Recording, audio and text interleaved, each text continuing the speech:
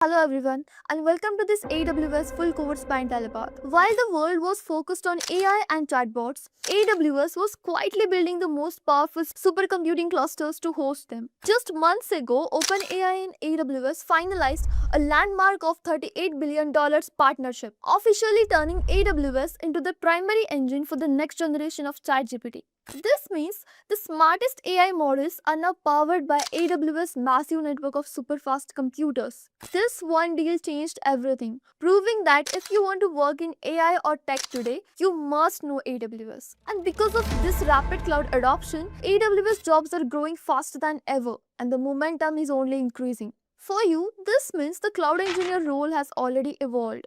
In India, Amazon is now the largest foreign investor, pouring over $35 billion into our digital infrastructure through 2030. And this isn't just creating jobs, but a high stakes, high paying career in DevOps, cybersecurity, or AI. With entry level salaries of up to 8 LPA mark and for specialized roles climbing more than 25 LPA, making it a perfect time to get AWS certified. And that's why Intellipaat has designed this course for you. So we'll start with cloud computing fundamentals, dive into core services like IAM, EC2, S3, and RDS, and then move on to the advanced topics VPC, load balancing, auto scaling, and serverless using Lambda. You will also explore AWS security best practices and complete a solid project to showcase in your portfolio. So, by the end of this journey, you will be ready to apply your AWS knowledge and showcase your skills confidently. So, without any further ado, let's get started. In 2006, Amazon took a bold step that completely changed the world of technology. They launched Amazon Web Services or AWS with a simple idea. What if businesses could rent computing power and storage over the internet, just like electricity or water? Now, it might sound very obvious today, but back then it was revolutionary. Before AWS, companies had to buy expensive hardware, set it up, maintain it, and they still faced challenges if the demand suddenly increased. With AWS, businesses could scale up or down instantly, paying only for what they used. This marked the true beginning of modern cloud computing as we know it today. Today, AWS is not just a service, it's the market leader in the cloud space, powering startups, Fortune 500 companies, governments, and even global platforms you use daily like Netflix, Spotify, and Airbnb. AWS alone commands nearly one-third of the global cloud market share, which is more than Microsoft Azure and Google Cloud combined. But why is this important for you? Because as cloud adoption grows, so does the demand for AWS professionals. According to recent reports, India is facing a major skill gap. By 2026, the demand for cloud computing professionals could be almost 60% higher than the available supply. That is why in this roadmap, I will guide you step by step covering the technical skills, services, projects, and certifications you need to become an AWS cloud engineer. I will also share some free resources in the end to help you get started. So let's get started with this No BS AWS roadmap for 2025. Step 1 is core technical skills. Now, before we directly get started with AWS, you need to understand some basics as these are your building blocks of cloud. Start with Linux commands. Since most AWS workloads run on Linux, knowing navigation and basic commands is a must if you want to clear interviews and actually work on servers. Then move to networking fundamentals like IPs, DNS, request response cycles, security groups. These are core concepts, and without them, troubleshooting AWS might feel difficult. Add some basic Python programming to help with scripting and automation, which will also give you an edge in projects and interviews. And finally, learn virtualization because it's the foundation of cloud computing itself. Once you understand this, AWS services will make much more sense. Spend 2 to 3 weeks here. It'll help you understand AWS better, making interviews and hands-on practice way smoother even if you're a beginner. Once the technical concepts are clear, we move on to step 2, which is cloud and AWS fundamentals. Now, this is the time to start developing an understanding of what cloud is, what cloud computing means, why businesses are using it, and the key benefits like cost savings, scalability, and speed. So we start with the fundamentals of cloud, like how virtualization in the cloud works, then understand three main cloud types: public, private, and hybrid. We also get familiar with the big three cloud deployment models, that is IaaS, infrastructure as a service, PaaS, that is platform as a service, and SaaS, that is software as a service. After this, start exploring AWS global infrastructure, regions, availability zones, and edge locations. Understanding this will help you make smart architecture decisions later on. Now that we understand the basics, it's time we move forward with setting up our free tier AWS account, explore the console, and get comfortable with dashboards like EC2, S3, and IAM. And then we also get an overview of the overall layout. This step is important as it provides you with the vocabulary of the cloud. Now, completing this step could take another 2 to 3 weeks. The next step on our roadmap to becoming an AWS cloud engineer is learning the core service domains of cloud. This brings us to our step 3. This is where your AWS journey really begins, with understanding the building blocks that hold everything together. This foundation is made up of 4 core pillars: compute, storage, networking, and security. These pillars define how your applications run, how your data is stored, how resources communicate with each other, and how everything remains protected. Once you have a clear understanding of these, learning the rest of AWS will become much easier because almost every other service is built on top of them. Let's start with compute. This is your execution engine where your applications actually run, using services like EC2 and Lambda. Here you focus on learning EC2 instance types, AMIs, auto-scaling, and use load balancers to keep your application stable and handle traffic efficiently. Next is storage, which helps organize and protect your data through services like S3 and EBS. Make sure you understand S3 lifecycle policies, versioning, hosting, and EBS snapshots. A practical project here could be deploying a blog application on EC2 while storing files in S3, giving you real experience in managing scalability and storage. Then comes networking, which ensures your resources communicate efficiently. Learn about VPCs, subnets, security groups, and Route 53 for DNS management, and use CloudFront for faster content delivery. Once you're comfortable with networking, move on to security. Here you practice creating IAM roles with least privilege access, encrypt S3 buckets using KMS, monitor activity with CloudTrail, and detect threats with GuardDuty and Security Hub. Alongside these services, it's important to understand the AWS shared responsibility model, which clarifies what AWS manages versus what you're responsible for. You should also learn the well-architected framework, which guides you in designing systems that are secure, reliable, and scalable. This stage will again take around 4 to 5 weeks, but by the end, you'll understand what each service does, how they interact, and why they exist. You'll be able to confidently build resilient, secure, and scalable basic AWS systems. These are the skills that directly translate to hands-on experience and make you interview ready. So once your applications are securely connected, the next big challenge is managing data efficiently, which brings us to our step 4, databases and serverless architectures. Databases organize your data efficiently, while serverless lets you run code without managing servers or infrastructure. Here you learn RDS for relational databases, DynamoDB for NoSQL, which helps in handling data, while serverless computes with Lambda and API Gateway. A practical project is a serverless photo uploader using Lambda, API Gateway, S3, and DynamoDB, giving you real-world experience with modern cloud architectures. Learning all the skills we just talked about could take anywhere from 2 to 3 weeks. The foundational concepts and core services we have covered so far are enough to get you ready for the Cloud Practitioner certification. If you're aiming higher, you can start preparing for Solutions Architect Associate or Developer Associate, depending on whether you want to focus on infrastructure or application development. Moving on to step 5, infrastructure as code and monitoring. This is where you shift into DevOps and automation, thinking with services like CloudFormation, which lets you define infrastructure as templates, build once, and recreate anywhere, while CloudWatch continuously monitors metrics, logs, and alarms. Also learn AWS config for compliance, and you're now operating at enterprise-grade reliability with DevOps level practices. You can practice this by automating a full application setup with CloudFormation and monitor it with CloudWatch alarms. Completing this step, you're solidifying your solutions architect skills and moving closer to the DevOps engineer professional certification. And once you're able to automate your workflows, the next step is integrating them into advanced architectures. So moving on to step 6, where we discuss advanced architectures and CI/CD. Now we move beyond individual services and start designing production grade systems and thinking like a real cloud architect. We will now learn to build multi-tier architectures and implement CI/CD pipelines with services like code pipeline, code build, and code deploy. And then we experiment with hybrid cloud setups connecting on-premise systems with AWS for larger organizations.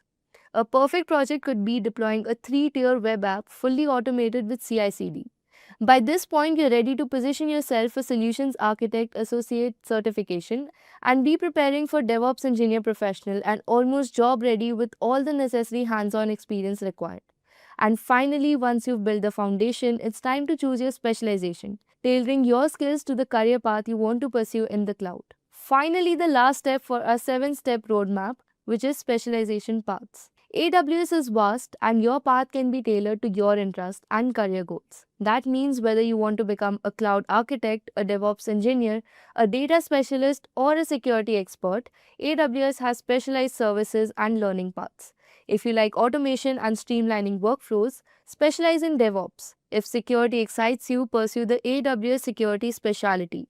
For data focused roles, go with data analytics, and if AI system interests you, take the machine learning specialty certification. The goal of this step is to help you identify your area of interest, align it with the right AWS learning path, and start building expertise in that direction. And finally, as promised, some career tips and free resources to help you in your learning journey. Build your portfolio and showcase your work. What I mean by that? Upload CloudFormation templates to GitHub, record short demo videos of your projects, and share articles on LinkedIn or Medium. Add certifications to your profile, join AWS user groups, and participate in forums. This visibility will help you set apart and demonstrate your expertise. And now, some free resources. So, if you're looking to just learn and train, then AWS Skill Builder is a great platform. But if you are looking for creative ways to learn, you can do so through game modes by visiting AWS Cloud Quest. Here, you will be required to complete actual cloud challenges through games. And for the projects, we have workshops.aws, which helps you build beginner to advanced projects for free. And if you're a student or switching careers, AWS Educate will give you credits, simplified consoles, and a beginner friendly path. And right when you're ready to go deeper, well architected labs and ramp up guides let you practice real world architectures and follow role based paths like Solutions Architect, DevOps, or Security. So, we have covered everything from absolute fundamentals all the way to specialization. Each stage builds on the last, combining concepts, certification, and hands on projects. Follow it consistently, and within a year, you'll have the skills, the portfolio, and the credibility to work confidently with AWS in real world environments. Remember, the goal isn't to learn every service, it's to master the right ones in the right order and prove your expertise with projects and certifications. So, hello and welcome to this AWS Fundamental course. So, before we directly dive into AWS, let's understand why do we even need the cloud computing and the AWS. Okay, and for that, let's consider a scenario where suppose that you have a brilliant idea that solves a major problem and you decided to build an application to build up on that idea. Okay, maybe it's a social media, or maybe it's a smart tool for students, or maybe it's just your portfolio. Okay, now you're excited. The coding for that project is also going great. Everything seems to be on the track. But now, the main question here is where should I build this app and where should I run this app? And what are the resources that will be required for building that application? Would that be costly? Traditionally, before cloud computing, the answer for this was not easy, as you would have to buy the physical servers, then set them up into the data centers, make sure that they have electricity, cooling, internet connectivity, backup systems, and someone to call upon, and also a huge maintenance team that takes care that if something breaks, the things can be handled immediately. Right? Now, all of this wouldn't just be expensive, but it would be also high maintenance, messy, and super slow. So, what should we do for that? Then came cloud computing as a solution for this problem, where you don't need to worry about buying, maintaining, or upgrading any kind of physical servers or any kind of hardware, like database, even if you want. You just need to rent what you need and when you need via the services provided by the cloud provider. In this case, we are going to study about AWS. So the cloud provider we have here is AWS. Okay. Here, whatever you want will be on the basis of pay as you go. And Amazon Web Services was the pioneer that changed the entire game. And suddenly, instead of owning the hardware like physical servers or databases, you could just rent whatever the services required. For example, compute, storage, databases, security, networking, etc. Whatever you need, you can just rent it over the internet. And that is what is the power of cloud. And that's what AWS is all about. Suppose that you need a server, launch it in just 2 minutes with the EC2 compute service. Then suppose you need now 100 servers, cool, no problem. Just scale them up with the auto scaling. That is a feature of EC2 instance itself. And now suppose that you're done with the work and you don't require the servers anymore. Just shut them up and no worries of extra upfront costs or any kind of headaches of maintenance, right? And that's how easy it is to work with AWS. So the simple idea behind all of this was just renting IT resources, like you rent electricity or water over the prices of whatever amount you use, just like that, instead of owning them up. So this was the thing that transformed the tech industry forever, because now you have all the resources that you want, such as compute, storage, networking, security, databases, etc. on your hands, that you can scale up or down according to your needs and as per your specifications. Now let's see AWS in more detailed manner, okay? So AWS or Amazon Web Services is Amazon's cloud computing platform that provides on-demand pay-as-you-go access to a wide range of IT resources and services over the internet, such as computing power, storage, databases, and much more. So AWS was launched by Amazon in 2006 and it offers over 200 plus services. And very soon it became the market leader, holding the largest share of the cloud market, around 30% over the total cloud market. And it offers a vast range of cloud services that is used by startups, enterprises, and governments worldwide, including Netflix, Airbnb, Samsung, NASA, and even some small startups. And guess what? If you're watching Netflix or ordering the Zomato, chances are you're already using the cloud behind it. Or you're using AWS to be specific, without even realizing that everything this is powered by AWS itself. That's why learning AWS skills can be a power move in 2025, as it offers real opportunities and you can apply to the job roles like cloud engineers, DevOps engineers, backend engineers, site reliability engineers, data engineers, because all of them expect AWS skills in their criteria. And that's what we are building here. Okay, so before directly dive into the hands-on part, let's look at the four main types of AWS core service domains. So the core cloud service domains provide foundational IT resources, primarily compute, storage, alongside services like databases, security, management tools to power cloud applications and infrastructure. So why this plays a major role? Let me explain you that first. Now AWS has over 200 plus services, and for a beginner, all of the services at the beginning can feel like overwhelming, right? But now here's the trick. Instead of memorizing all of these 200 services, which is of course impossible, you should know the four main core service categories so that you can categorize everything else based on these four core domain skills. Okay, so once you get this service domains right, you will know exactly where each service fits in the bigger AWS picture, and instead of confusing in all the 200 services, you know that which one to focus on and which are the most important ones. Okay, so the first one we have is compute or the compute service, which is called as the brain of your AWS cloud. Now, to understand the compute in a better way, think of it as a processing power. And whenever you need to run the code, host an application, or process certain kind of data, you use the compute services. And now the main AWS compute services are: first is EC2, which is Elastic Compute Cloud, which acts as a virtual machines in the cloud. So after EC2, we have AWS Lambda, which is a serverless service that lets the functions run only and only when they are triggered by external events or external factors. After that, we have ECS and EKS. So ECS is an Elastic Container Service and EKS is an Elastic Kubernetes Service, which are the container services like running the Docker containers at the scale, or you can use it for the container services that are in the cloud. Okay. After that, we have Elastic Beanstalk, which is a simplified app deployment service that handles scaling and infrastructure completely by AWS. So these are used for hosting the website's backend, running a machine learning model, or even streaming or video processing. After that, we have storage, which is the memory of your AWS cloud. This acts like a storage for data, files, assets, etc. that you run on the cloud. So this service domain contains all kind of services that are used to store your files, backups, and the data that is live. And AWS gives you multiple storage options for different kinds of need.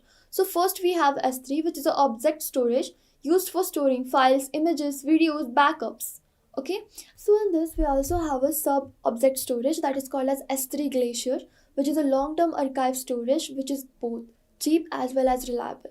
After that, the next storage option we have is EBS or elastic block storage, that is attached to the EC2 like a hard drive or kind of extended type of volume. Like you have SSDs, HDDs, memory cards, just like that. It's the extended version of your storage that you can attach to your EC2 instances or any kind of compute thing that you want to store data in. And lastly, we have EFS, which is the elastic file storage that is used for sharing multiple kind of EC2s at a single time. Okay, so this is used for storing product images for an e-commerce site or keeping the backups or even hosting a static website with the help of S3.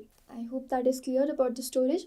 Moving further, we have network and content delivery service domain.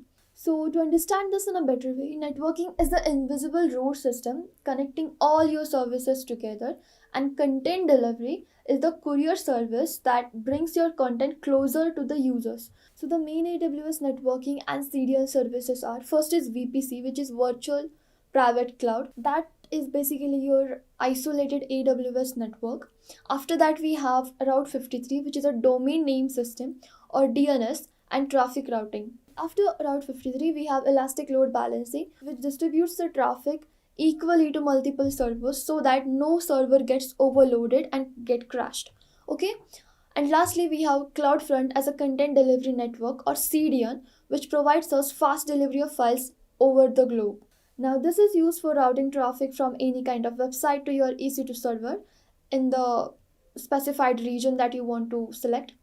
And while delivering images from nearest edge location, we use the CloudFront. And lastly, we have security and identity management, which is the guard of your AWS cloud, or basically it protects your AWS cloud from all kind of possible risks. So now to understand this in a better way, think of this as a lock and key system which is used for controlling. So basically it helps you to control that who has access to your system and what they can do or what permissions they have with that. And the AWS security and identity services are, first is IAM, which is identity and access management, that is used to manage the users, roles and policies inside your cloud network or inside your infrastructure. Then we have KMS or key management service, which is used for the data encryption purpose, that is protecting your data by encrypting it. So that is the work KMS or key management service does. And then we have AWS Shield, which is used for DDoS protection and tightening the security of your entire cloud infrastructure. And then lastly, we have WAF or Web Application Firewall, which acts as a shield to your entire cloud infrastructure. And security and identity access management domain is all about giving developers access to S3, but they're not allowed to any other services apart from S3, which is a storage service.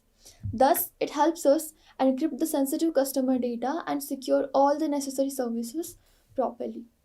Now, to wrap this main core service domains, so compute is basically the brain of your entire cloud infrastructure. Then storage is the memory device or memory storage for your entire cloud infrastructure. Then networking is basically the routes and kind of the thing that gives you access, that from where the data can be passed, who can access your data, what kind of permissions you want to grant, who can view your website contents. All these things are handled in the networking service domain. And lastly, security acts as a guard of your cloud infrastructure, or basically it protects your cloud infrastructure from the potential risks for the cloud native systems. Now, each one of the 200 plus cloud services will fall into one of these categories. Okay, like we saw what are the major services inside of this core service domains. And this way, instead of getting lost in all this big 200 plus services, you will always know where you are in the AWS and which are the main services that you should always keep track about. Alright, so now that you have understood this core service domains, what AWS is and why there is need for AWS so much in today's tech landscape, let's now understand how you can set up the AWS account and the configuration regarding that. Okay, so I'll be guiding you for that step by step. Now for that, let's first go to AWS Management Console. You can just type here.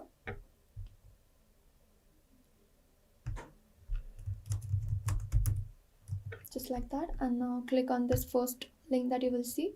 So now let's create an account. So click on this.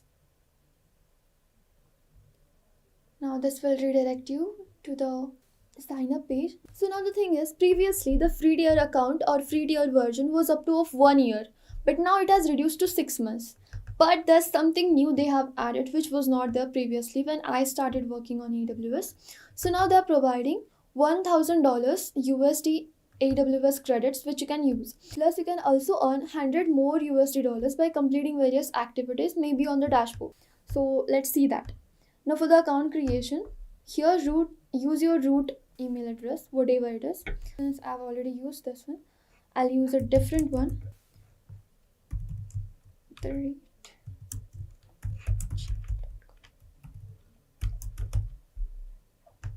And account name, yeah, you can keep the same.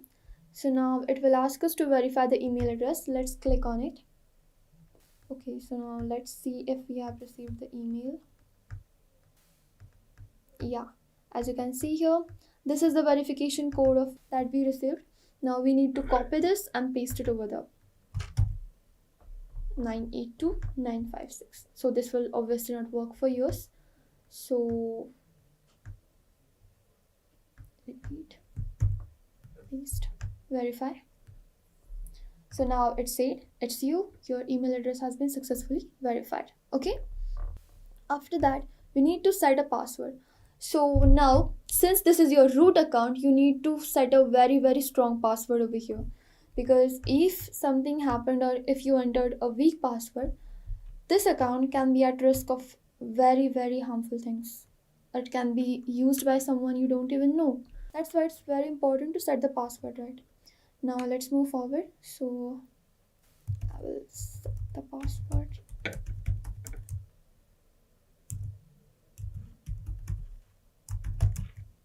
So this is my password now. I'm setting.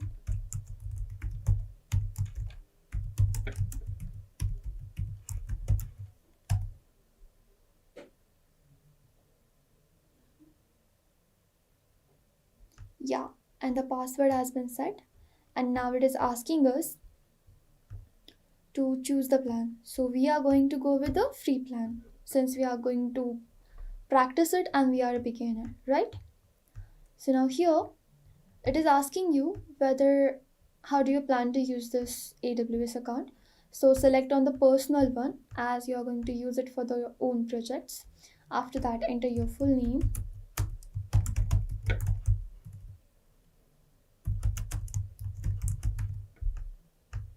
select your country code, India,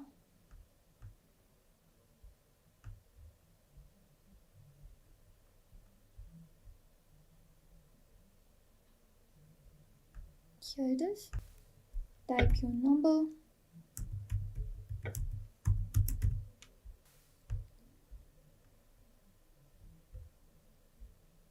your country or state, that will be India for us.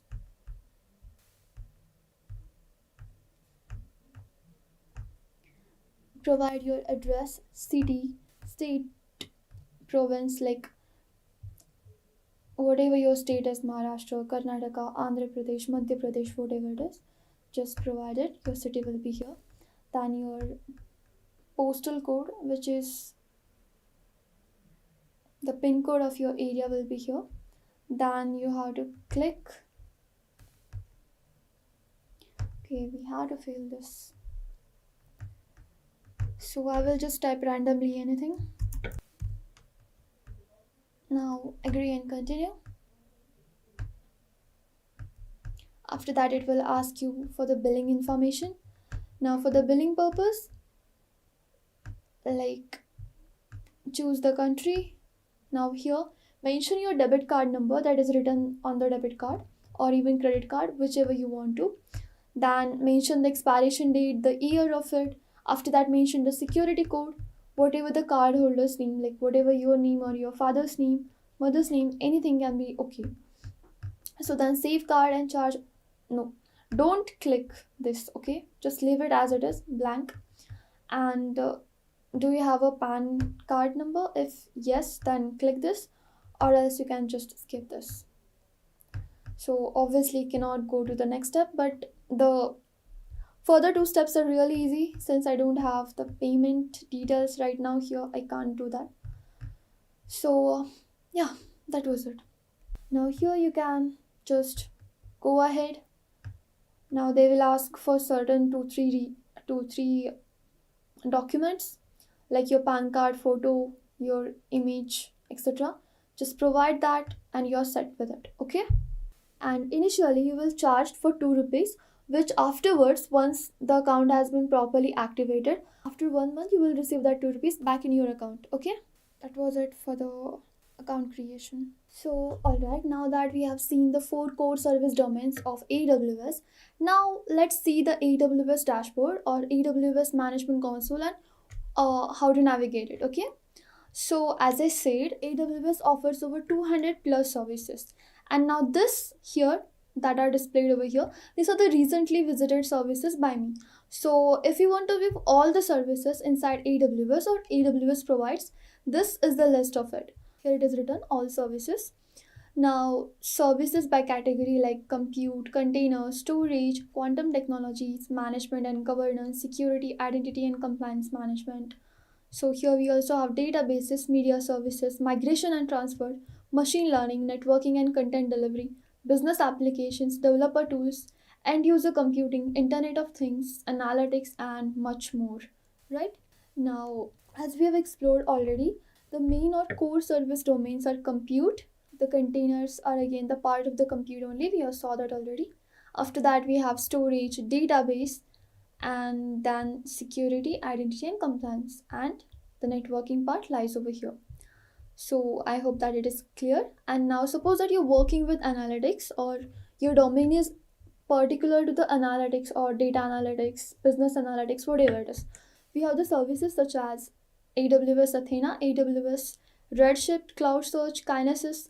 These are the most used analytics services. Okay, and apart from, if you're a developer, we have a developer tools here as well, such as code commit, build, deploy pipelines. So this is used for the DevOps pipelines, maintenance, as well as building and deploying the applications or web applications as well. Okay, now apart from that, for the networking purpose, VPC and CloudFront are the most used one.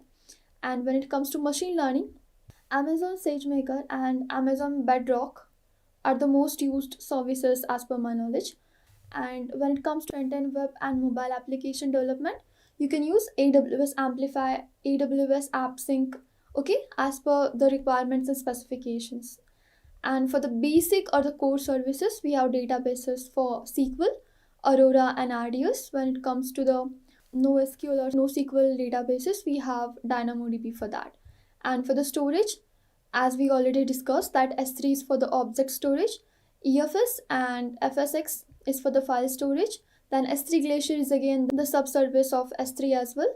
And for the containers, we have already studied what ECS, EKS are, right? And then we have also studied that what compute services are there, how it helps us, and what kind of power it provides us, as it helps us in processing whatever the processing work is there. Okay, now again let's go back to the console home. Again, the most important thing is the regions. So we have a lot of regions over here, and there are 17 regions that are not enabled for this account. It means there are more regions for this. So now why it is so important to focus or be aware of which region you're working on? Because whatever resources you create, it is specific only and only to that region. For example, the first we have here is Northern Virginia. So suppose we go into this this region. Now this region is enabled for my console, like management console. Now whatever resources I create on EC2, whatever the things or billing management or budgets I create on billing and cost management, or whatever services, permissions that I enable, whatever roles I create on IAM or store some kind of files, assets or data on S3 will be specific to Northern Virginia region only. You won't be able to see or access it through the Mumbai region. You understand that? And that's why it is so important to be specific to one region only. Since I'm working from India or I live in India, Mumbai is the one that would be the most suitable for me. So I have chosen it to be Mumbai. And here you can see each one has a code. Mumbai has a AP South one, and you can see in the URL it is mentioned clearly over here https ap-south-1, which means I'm working entirely into the Mumbai region. And you can select the regions as per the latency. So latency means, suppose that I'm living in India, thus the nearest region or nearest location to me is Mumbai.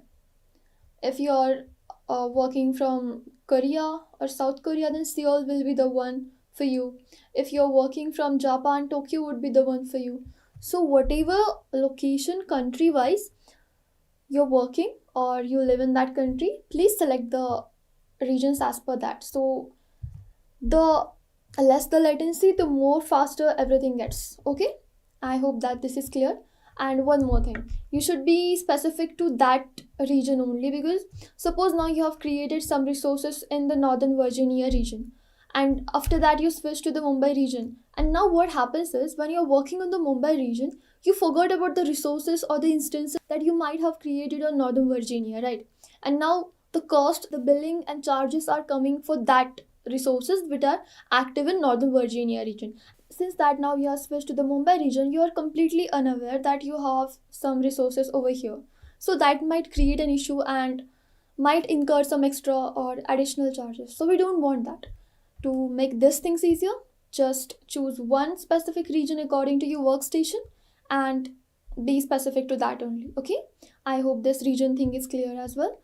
Apart from that, here you can track your costs and usages per month as per the month. Now I was doing some work on Kubernetes, so I needed the T2 medium instance, and that's why it costed me some of the charges. All right, so it totally depends on what kind of resources or what kind of services you're using, and monitor whatever the things you're using with the cost and usage metrics. Okay, and that's why I said be specific to the region. Since I'm working with Mumbai region only and only, I'm aware that okay, these are the costs that I have to manage, or these are the costs that are being charged. Okay, now that is it.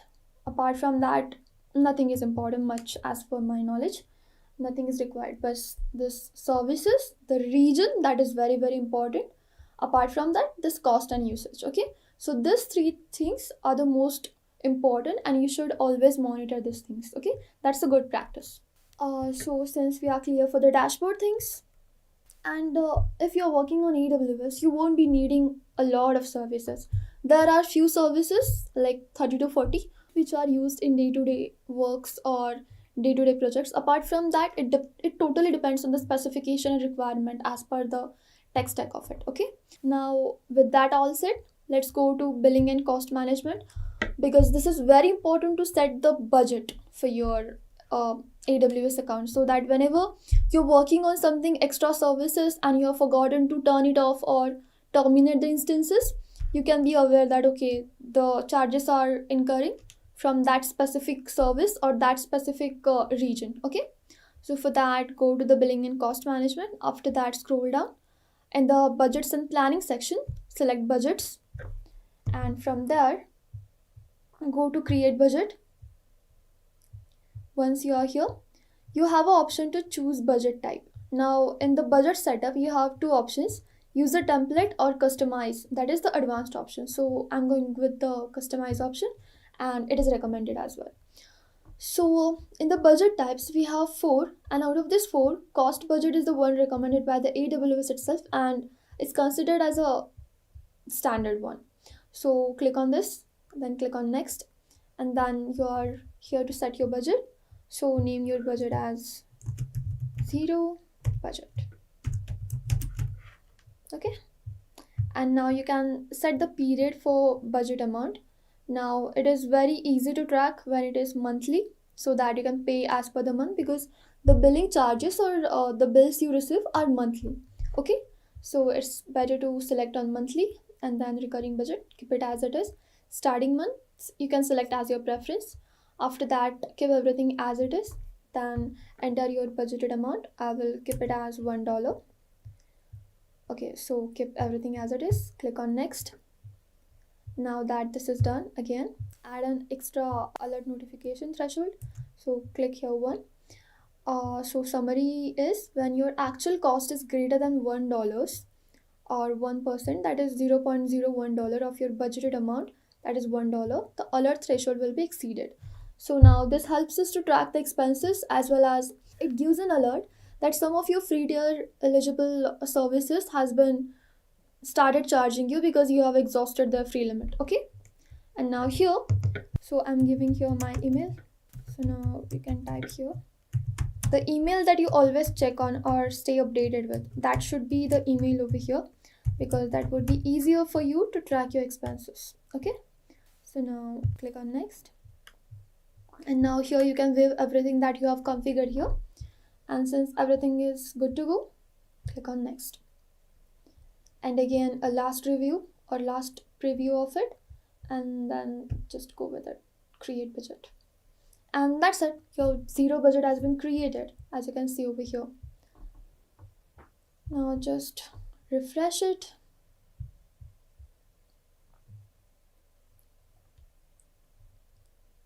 and you're good to go. See, everything is set now. So now whenever you will cross free tier eligible limits, or exhaust the free limited, or exhaust the free tier limitations and started getting charged for that, this will notify you. Okay, so that you can be saved in time before you are charged with heavy amount. So that's it. Now let's go to our console now. So that was the billing and cost management. And after that, let's go with our IAM, which is a security service. And since AWS is really sensitive to some of the services kept open, or you forgot to switch off or terminate the instances, you can be billed heavily, or sometimes a lot than you can expect. So if you don't want a big bill on your name, it's very important to keep everything on check. And that is where we have IAM, or identity and access management. So IAM basically answers two questions, that is, who are you, that is the authentication, and what you can do, that is the authorization. So what you are authorized to do inside an AWS console, like what are the permissions you have, what are the policies you have. And the next is authentication, that is your user or role.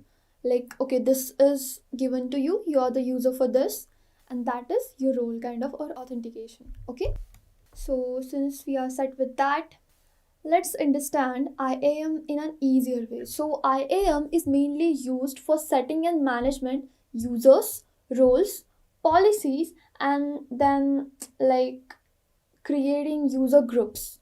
Okay, so to understand it in a better way, just imagine it as a corporate office where the employee are the users, or IAM users specifically, and then we have different kinds of departments.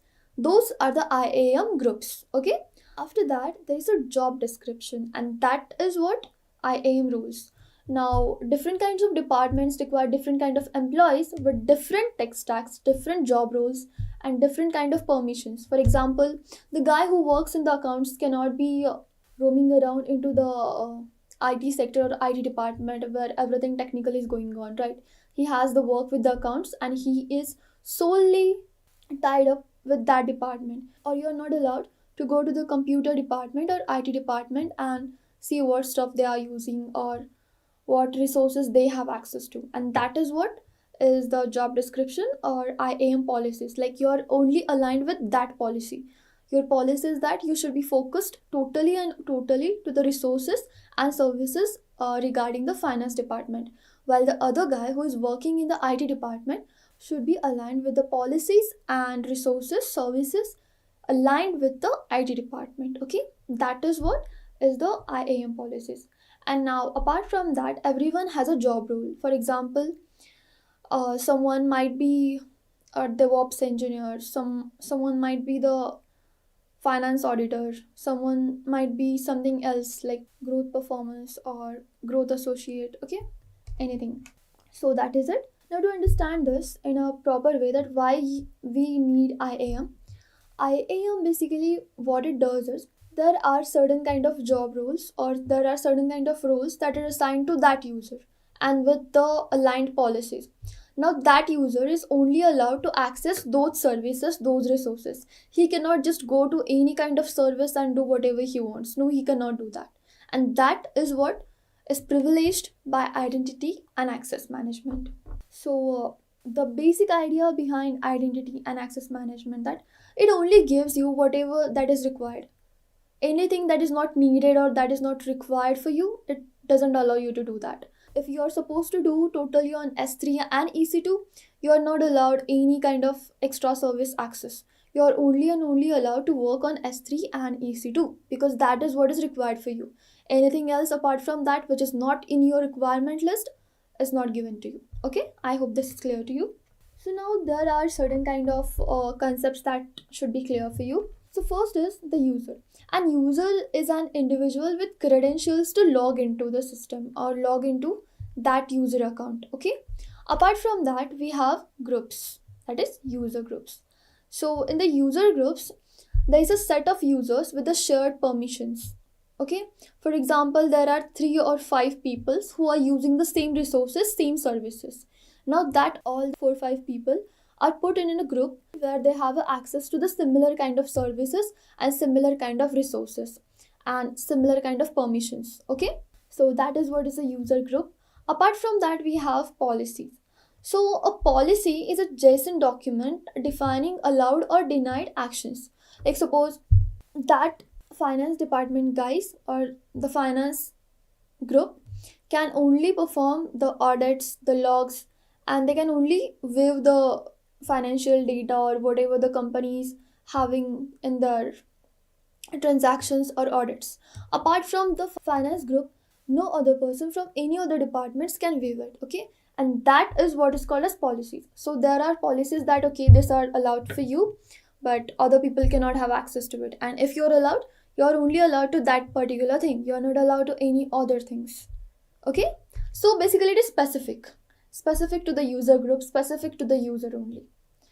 And apart from that, we have roles. Now roles is a temporary permission assigned to AWS resources or users.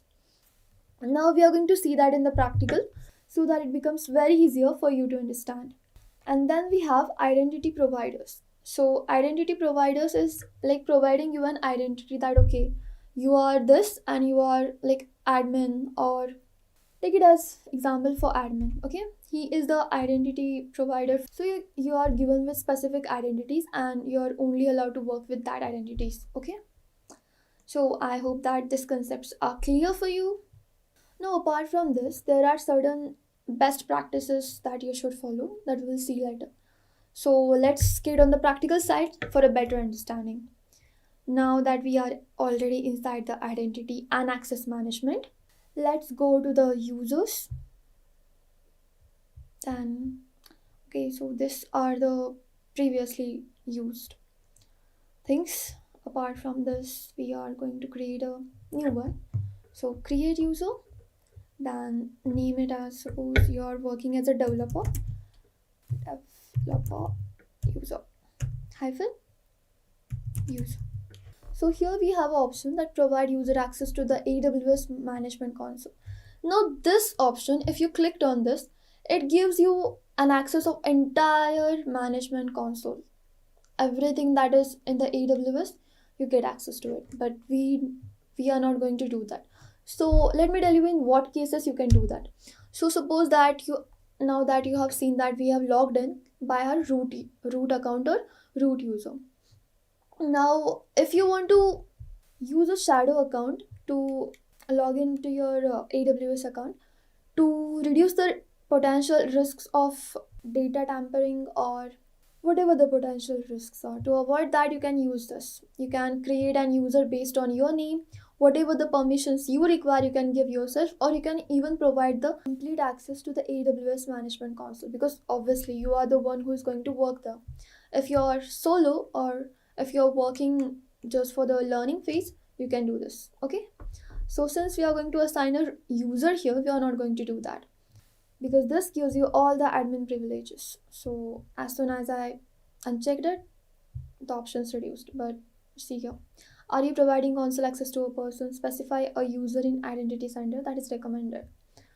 And I want to create an IAM user, that would be for US. Okay, so since we are not going to use that, we'll just skip that. So then next,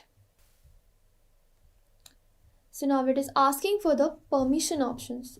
So now it is asking you permissions, that should we add user to a group or just copy permissions or attach policies directly. Whatever it is, you can do that. For now, I'm going to do is, okay, add user to the group or copy permissions. Like these are the previous permissions that I gave to the users. Are we going to copy the permissions from the previous users? No, we are not going to do that. Apart from that, we have third option, that is attach policies directly. Now when we configure the user, we can do that later, like we can assign the policies, but you can here directly assign the policies as well. So what we are going to do is add user to the group. Now have you created the groups? No, we have not created any groups. So let's create a group as well. So the group name will be developers. Okay, and then for the policies, as you can see that you can even search for it. So what is required is developers mainly work on EC2, Amazon EC2. So as you can see, administrative access, full access, apart from that, access to pull images from the EC2, only read-only access, policy to enable task auto-scaling. We have multiple options just for the EC2 service. You saw that? Okay. Apart from all this, we are going to provide the full access of EC2. And apart from EC2, we also require the VPC as well. So AWS VPC.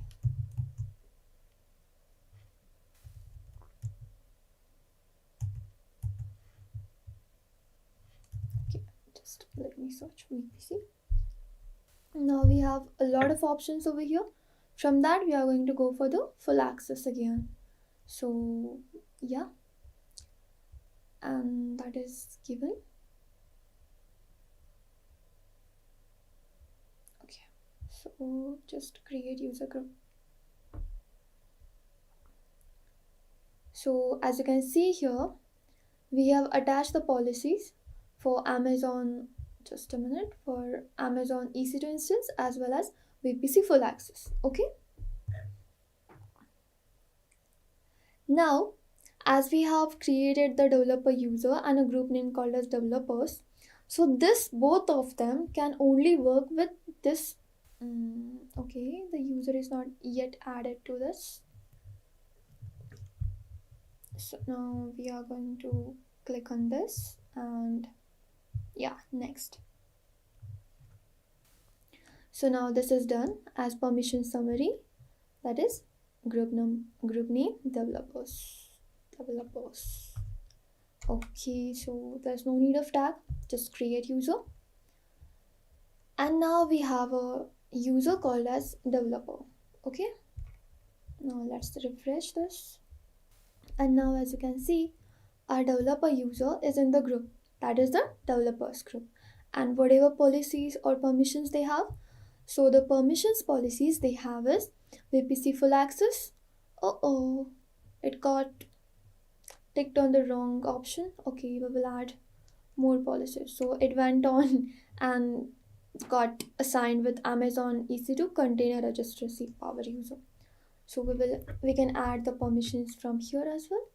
So we'll click on add permissions, and now from here we'll click on this, search for the EC2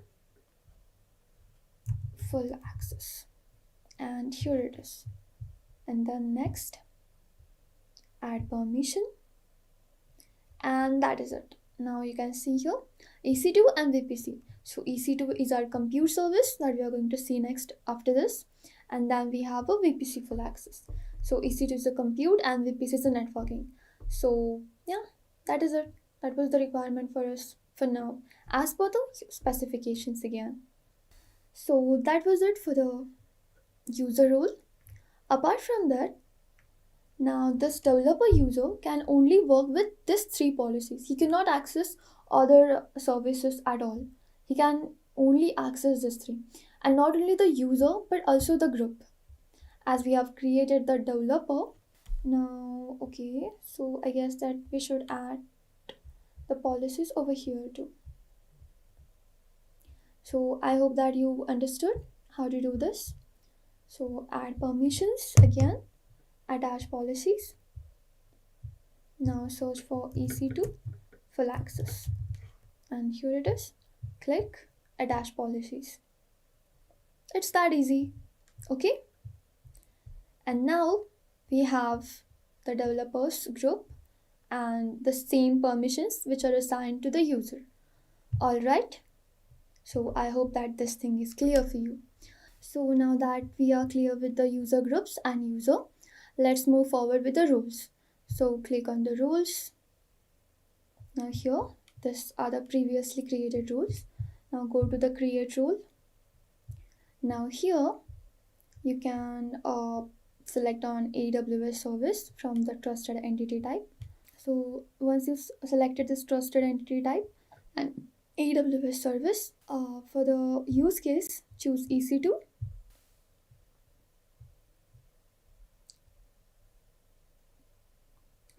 Then, okay, we'll use it completely. Don't need any scheduled instances. So once you're inside the policies, now here we are going to again go for the Amazon VPC.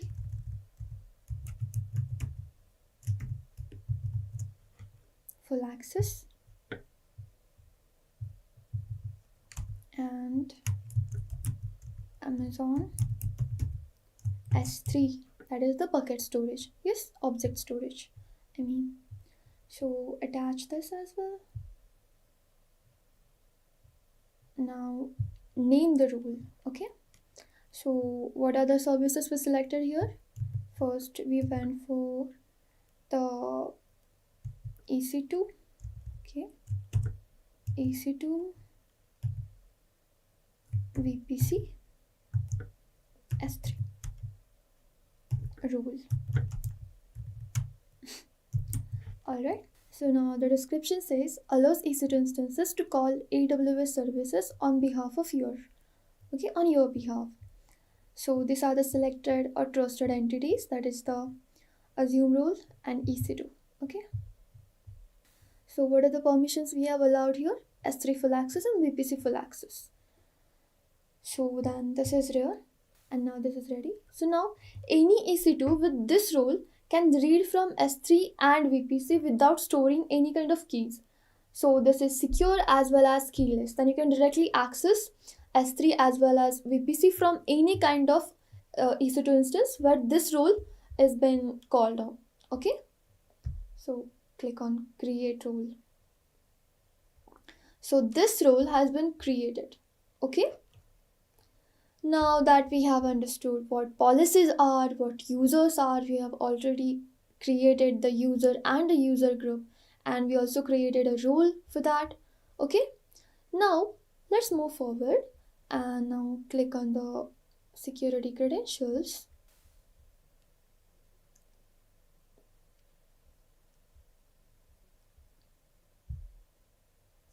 Okay, for that we'll go to the developer. Then we'll go to the security credentials. And this is what the security part now. Now we are done with the identity management, right? And the access management. Now it comes to the security part. And right here, when you click on the user, you can see there is a block called as security credentials. From here, you can enable the MFA, that is the multi-factor authentication. Now, it totally depends on if you want to do, but it's a good practice. So now go to here, and now here you can go with the passkey or security key, and without that Not a single person or a user can access this user, and that is why it is always and always recommended when you're working with a lot of sensitive or confidential information, confidential projects, and high end security or meta projects. Okay, sorry, mega projects. So as you can see, passkey authenticator app hardware TOTP token. So click on this as we are going with it. So it here asks for the device name. Now whatever the device name you want to give, you can give, and then click on next and you're set up with that device. Okay, so that is it, nothing much. Now whenever you will try to log in into this account or the assigned account to you as per the user specifications, you will need both password plus one time code that will be here on this device. Okay, now that was it for the IAM as for the beginner perspective. And now here's one interview question that is majorly asked by the interviews, and kind of it's a favorite question, I must say. So the question is, what is the default behavior of IAM? Now the answer for this is IAM denies everything, literally everything. And that is why you must explicitly mention and allow that what you want or what you want to allow. Okay? So make sure that you remember or keep this in your mind because this is mostly asked in the interviews. With the wrap for this IAM model, with IAM you can decide exactly who can do what in your AWS account and what kind of permissions they have, what kind of policies they have, what kind of access and what services they can access to, and what kind of groups they belong to. Okay, so this is what is designed or assigned or managed completely by the IAM, and that is why it is named as identity and access management. Okay, so I hope that this is clear. Now let's move to the next service, that is compute. So once we are done with the security, next is naturally comes to compute service. So now let's move forward with the EC2 or Amazon Elastic Compute Cloud. Now this is the compute service provided by AWS.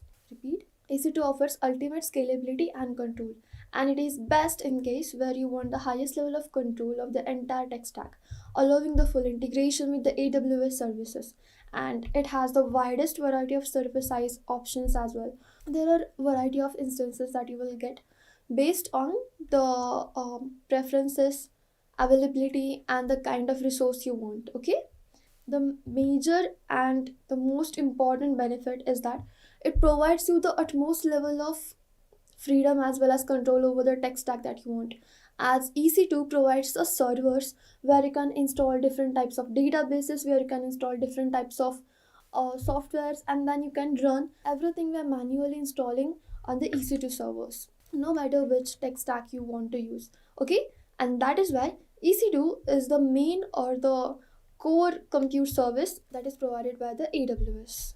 Now let's see the related services as well. As I said that EC2 is a compute service. Now there are again four kind of compute services. So we also have AWS Lightsail. This is the best in case you want a completely managed infrastructure, such as that is managed by completely AWS, that is provided for simple web applications, websites, or even development environments at a fixed monthly price. Okay, so for the lightweighted applications or for the simple web applications, Lightsail or AWS Lightsail is the best in that case. Apart from that, we have AWS Lambda. Now this is a serverless option. Now here also everything is managed by the AWS itself, and it is the go-to compute service when it comes to the serverless architecture. Now what is serverless architecture? So serverless architecture is the type of architecture where you don't have to manage everything or have to worry about scaling up and downs of the servers. Everything that is required is already provided by the AWS itself. Okay, and here you can run the code without even thinking about servers, and you can also build the event driven architectures here. Okay, after that we have Elastic Beanstalk. Now Elastic Beanstalk is another kind of compute service which is mostly used for deploying Node.js applications as per my experience. And speaking of what is in the documentation, then if you want to write and deploy code for web applications with JavaScript or write your own code in Java, .NET, Go, Ruby, PHP, Node.js, or even Python. For that, Elastic Beanstalk is the best one for it. Okay. And if you want to build merge stack applications, mean stack applications, this is the go-to compute service in that scenario. Okay. Now coming to the last one, that is Elastic Container Service. Now in this criteria we have two, that is Elastic Container Service as well as EKS, which is also known as Elastic Kubernetes Service. Okay. Now this option is best if you want a completely managed container as well as container orchestration platforms with global scalability. So Elastic Container Service is basically similar to the Docker but in the AWS. As well as when it comes to the EKS or Elastic Kubernetes Service, it is similar to the Kubernetes but for the cloud purpose, and that is why it is called as EKS or Elastic Kubernetes Service. And now that you have got a proper understanding of the types of compute services, let's move with the main one, that is EC2. Alright, now let's click on launch instance since we are going to create an instance on EC2 instance. So for the name purpose, let's name it as my first EC2 server. Okay. Now coming to the next, that is application and OS images. So what is it? Now Amazon Machine Image or AMIs basically provide you with the OS or operating system images, application server and applications for your instances. And there are a lot of available AMIs over here, and you can select any of it based on the preferences as well as the specification for what kind of project or tech stack you're building this for. It also provides Amazon Linux, Mac OS, Ubuntu, Windows, Red Hat, SUSE Linux, Debian, and more flavors of Linux as well. Okay. So since I'm going to go with the Linux one because that is what it is, because I have practice on that. So Amazon Linux, like select it, and make sure that you select the only one that is eligible for the free tier version. Okay. So since this is default one, I'm going to keep it as it is. After that, you can see the description for that over here, and it provides everything, that is the OS which is used, operating system, and 5 years long-term support, optimized for AWS and designed to provide secure, scalable, etc, etc. And after that, look for the architecture. Now choose the architecture based on the system you're working on, as per the compatibility you have. Okay. So I'm going to use it as it is, like 64-bit x86 as it is. Now as I said, there are multiple types of instances provided by the EC2 dashboard or provided by the EC2 service. When you will scroll it down, you will see multiple instances over here. Okay. So you have to choose it based on your preferences or your requirements, and make sure that since you're practicing or you're a beginner, or or if you're a beginner, make sure to click on the free tier eligible instances only, because there are some instances. Okay, AWS has changed its plans now. There is only one free tier eligible instance. So yeah, keep this in mind that you should only use the free tier ones, or else if you use any other, that may charge you or cost you really a lot of money. So the last time on my experience, I'm telling you, I used this T2 medium. I had a requirement for a Kubernetes setup, and it costed me a lot of money. So make sure that you select the free tier ones. Okay, so that was it for the instance type. Now moving forward with the key pair, uh, since I have created this previously, it is showing over there, but we are going to create a new one. So create a new key pair, and now what should I name this now? Okay, so I'm going to name it as server key. Okay, you can name it anything that you want. So click on create key pair, and as you can see, it has downloaded. Okay, so once you are done with the key pair, next is the network settings, and this is really important because that decides what kind of traffic is going to come to your website or hosted site. Okay, so as you can see here, there's a VPC, Now this is providing a new VPC that is created by default with the instance. We don't have to do that specifically, but you can edit that if you want by choosing here. Like if you have created any of yours, you can choose it. Okay, since we are going to go with the default, let's keep it as it is. Okay, so there's no preferences, everything should be as it is. You can also choose availability zones, subnets, everything according to your specifications. So now coming to the firewall or security groups, now there are two options, either use our existing one or either create a new one. Since we are starting from the scratch, let's create a new one. Okay, so click this create security group and you can name anything for the security group. Let's take it as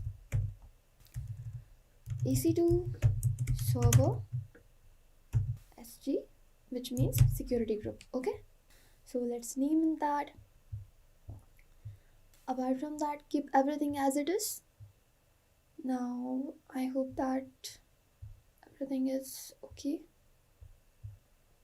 Yeah, so this is the SSH one and keep it as it is, don't do anything over here. You can add security group rules such as we will add HTTP and HTTPS. Okay, since they are required for bringing the traffic from all over the internet to your website, so that we will be able to see it from anywhere of the world. Now keep it as anywhere. Will require one more, that is HTTPS. And what is the full form of HTTP and HTTPS? Hypertext Transfer Protocol, and this stands for Hypertext Transfer Protocol Secure. Okay, source type, we want traffic from anywhere. Okay, so with that said, now coming to the configuration of storage, here the maximum limit is 30, like 30 GB of storage.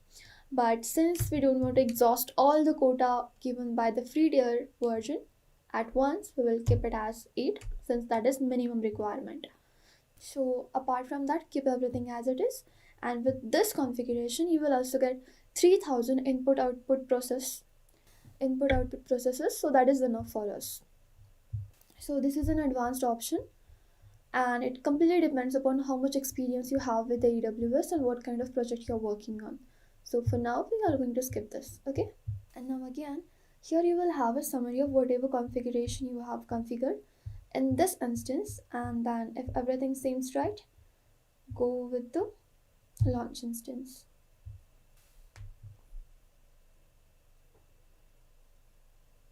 And it says successfully initiated launch of instance. Now go to instances. Yeah, and now this is our instance that we created just now. Now here you cannot just connect, because unless and until this status check has passed both of the checks that we will see how they connects, after that only the instance is ready to use. Okay, so until then just wait. You can keep refreshing this so it can update the status.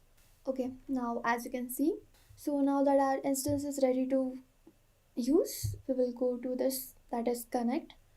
Now with the help of this we can connect our EC2 instance. Now here we have two options, that is first option is we will SSH, but for this you will have a requirement of putty, and since we don't want to go in that details, we'll go by the easier option that we have is, now keep everything as it is and just click on connect. And so now that you can see on the screen, our EC2 server, that is basically a Linux server we have created on EC2 instance, is ready to use. So okay, let's go with the first command, that is sudo yum. Okay, yum update first hyphen yes. So sudo basically means that it gives you all the admin privileges, or it makes you a root user in this. Okay, and then we have sudo yum install httpd -y. So http is basically an Apache server. As you can see here, everything is installing. all the dependencies, and yeah, here it is, completed. So after that, we are going to say sudo system control, that is systemctl start httpd, that is the start the apache server that we just installed. And next is sudo system control enable httpd. So it will start the apache server, and now it is enabling the apache server. Okay, and yeah, the system link has been created and it is ready to use. But still, just for the verification, let's check the status of the apache server.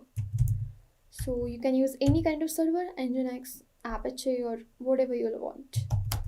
So sudo system control, that is systemctl status of apache server, that is httpd, and yeah, it is active and running. Now that our server is ready to use, let's just display a message first. Okay, for that the command is echo inverted commas and then a little bit of html, that is the heading tag, and hello. This is Suna here,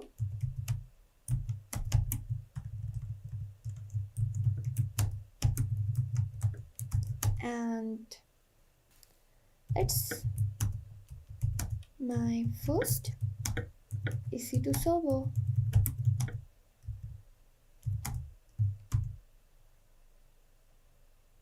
Hi, and that's it. Okay, and this is ready to use. Okay, so after that we'll give it a sudo t command with path, that is variable. Now www,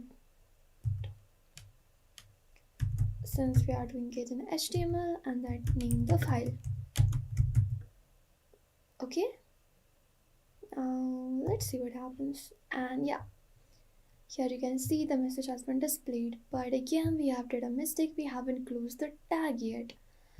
Okay, so for that we'll go and give it the command again, and this time we'll do it properly. So h1, after that h1 tag closed, and then we'll display the message, that is hello. This is Suna here,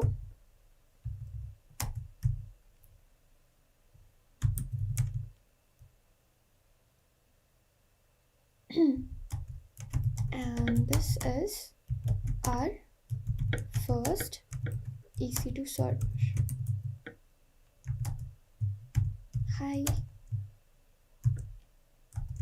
Yep, good to go. And then let's give it the path,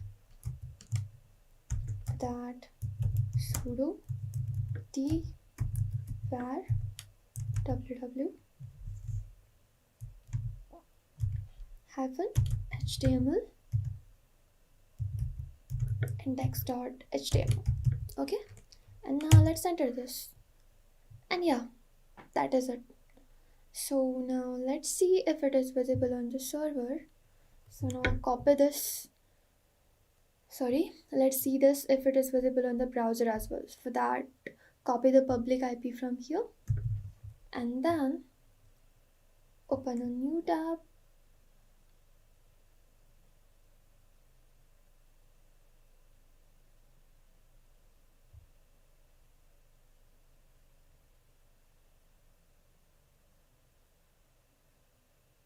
Okay, let's see if it still works.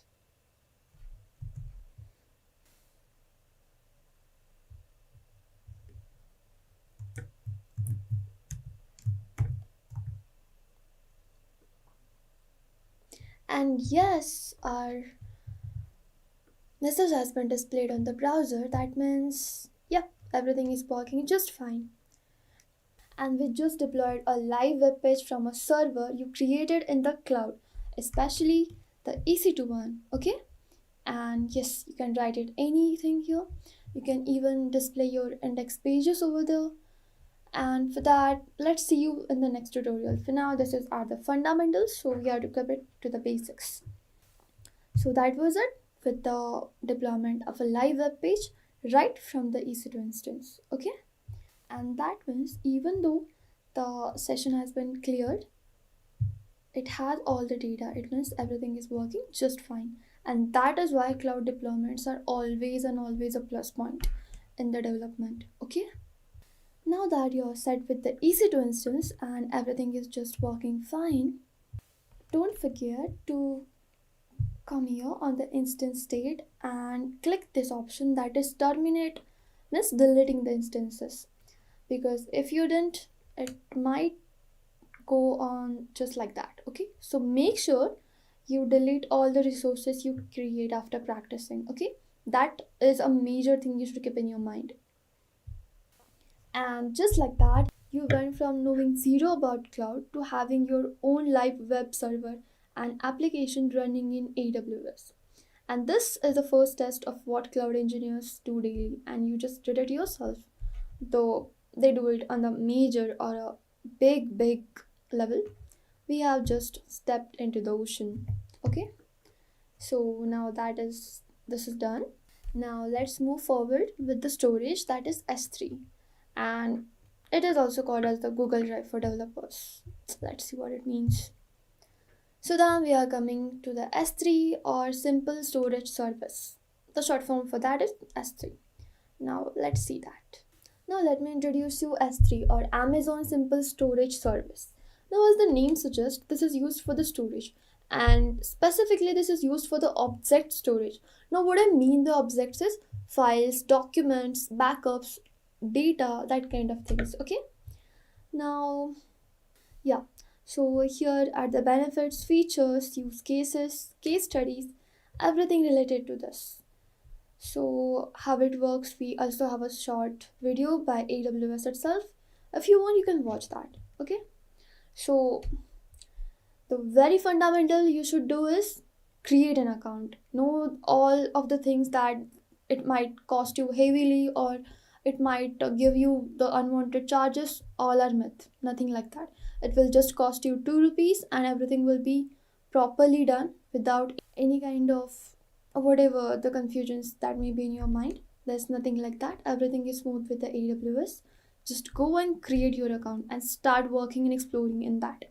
It's that simple. Once you start exploring it, you will find it very easy to understand and grasp it, okay? And of course, AWS has a lot of promising opportunities coming forward. So since I hope that you understood what S3 is, I mean, just for the introduction, store and retrieve any amount of data from anywhere of the world, okay? Now enough for the theory part or introduction. Let's dive into the practical implementation of this. So click on this create bucket,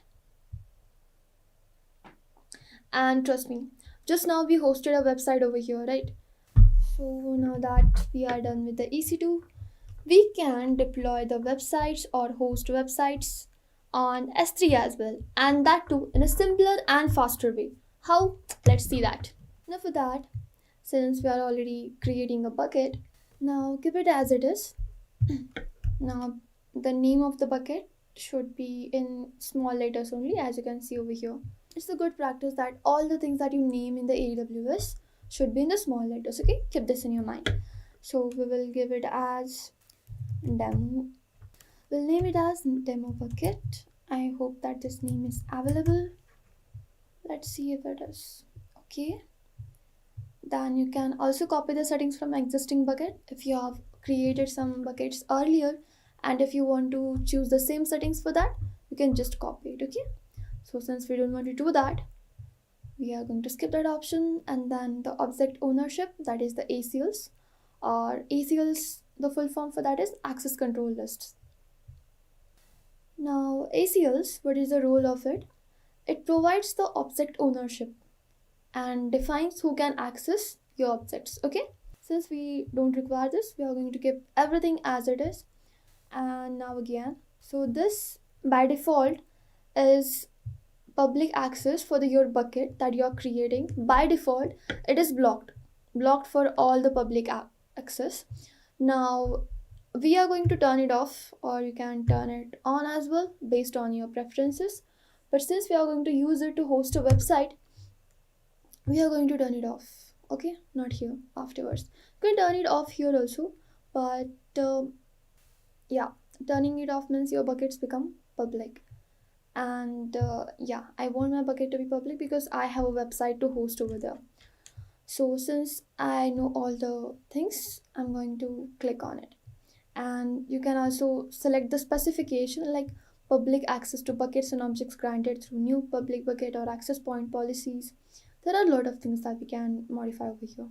So since I'm going to keep everything as it is for now and just turn off the public block public access and acknowledges, then bucket versioning we are going to enable it because this is the plus point of using S3. Now how? So versioning, it means keeping multiple variants of an object in the same bucket. In the simple words, if I have to explain this, so what it does is all the versions that you have uploaded or created of your websites or maybe your files, even if you update it, all the versions that you uploaded previously remain there even after you deleted them. And that is what is versioning. And that is why it is very, very important to enable the bucket versioning. If you want all the versions that you have uploaded or all the versions of an application that you have deployed or hosted on S3 to be there, you will enable it. Okay, I hope this is clear to you. Now, apart from that, we are coming back to the default encryption. Now, since S3 is used to store the objects like files, backups, data, or documents, assets, etc., it is very, very important to encrypt it since there might be some kind of confidential or some kind of very, very sensitive data in that files. Okay, so you can choose that. That is server side encryption with Amazon S3, managed keys, and then we have encryption with KMS, that is key management service, and dual layer side encryption with key management service keys as well. So you can select it as per your thing. I'm going to keep everything as it is. And then we have this bucket key option. So using an S3 bucket key for this one reduces cost by lowering calls to KMS. Like it connects it to the KMS and then the cost for that is reduced. Okay, nothing so hard in this. And you can also lock the object that if you want it to be accessed only and only by you. So since there's nothing important for now in this, we are going to keep it as it is and just move forward and create bucket. And make sure the region you select is the same one. Okay,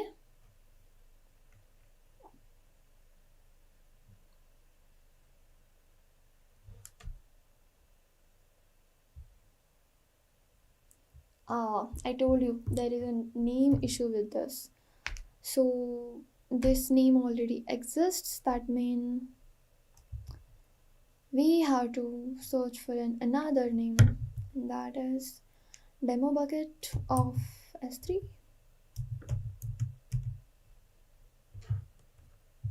Now let's check if it is available.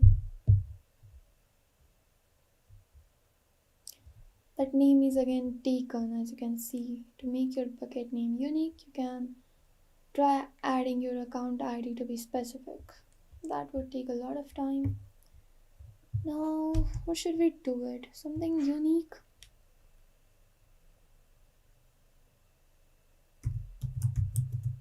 Bucket name. Demos. Demos 3. I hope this is not taken by anyone. This is also taken.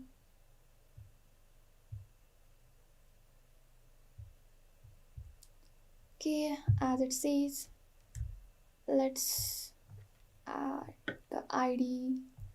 Now my bucket hyphen the last digits of our ID, that is 8831. Alright, now let's check if this is available. And yeah, that name was available. So from here, we are going to click on this one, since this is our preferred bucket. Now that we have created our bucket successfully, our next step is to upload the objects that or the files that we want to host. So if you want to host a website, what will be your uploads over here? I'm going to upload a static because S3 is used only for the static website hosting. So if you think about it, we need HTML file, that is index.html, CSS, .js file, and then whatever the assets we have used for hosting the website, right? So now let's do that. Let's go back and upload, like click on the upload. Then okay, so these are the files. So I'm going to keep it at the side window and upload all the assets over here. Then the images, index file, the script.js file, the styling files, and that's it. All the required files and folders are into our upload folder now. So now let's upload them. Click on upload, and yeah, it is taking time, but everything is getting uploaded. So this is a static website that I have used for this tutorial purpose, or for the, showing you how should we host the websites, or specifically speaking static websites in S3. Okay, because S3 is only used for hosting the static websites. The dynamic ones such as MERN stack or with the React or even the mean stack, we cannot upload or host over here. Okay, so keep that in your mind. Sorry, deploy. Yeah, so as you can see, all the files are already here. Now what we will do is we'll go to the properties, then we'll go to the bottom of this, yeah, then edit, click on edit since we are going to host this.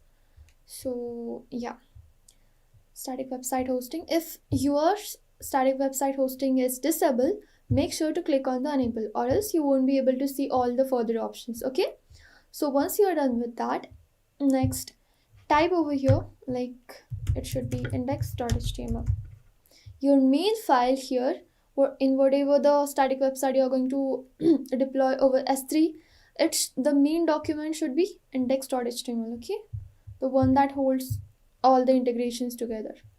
So apart from that, keep everything as it is, save changes. Okay, so this is also done.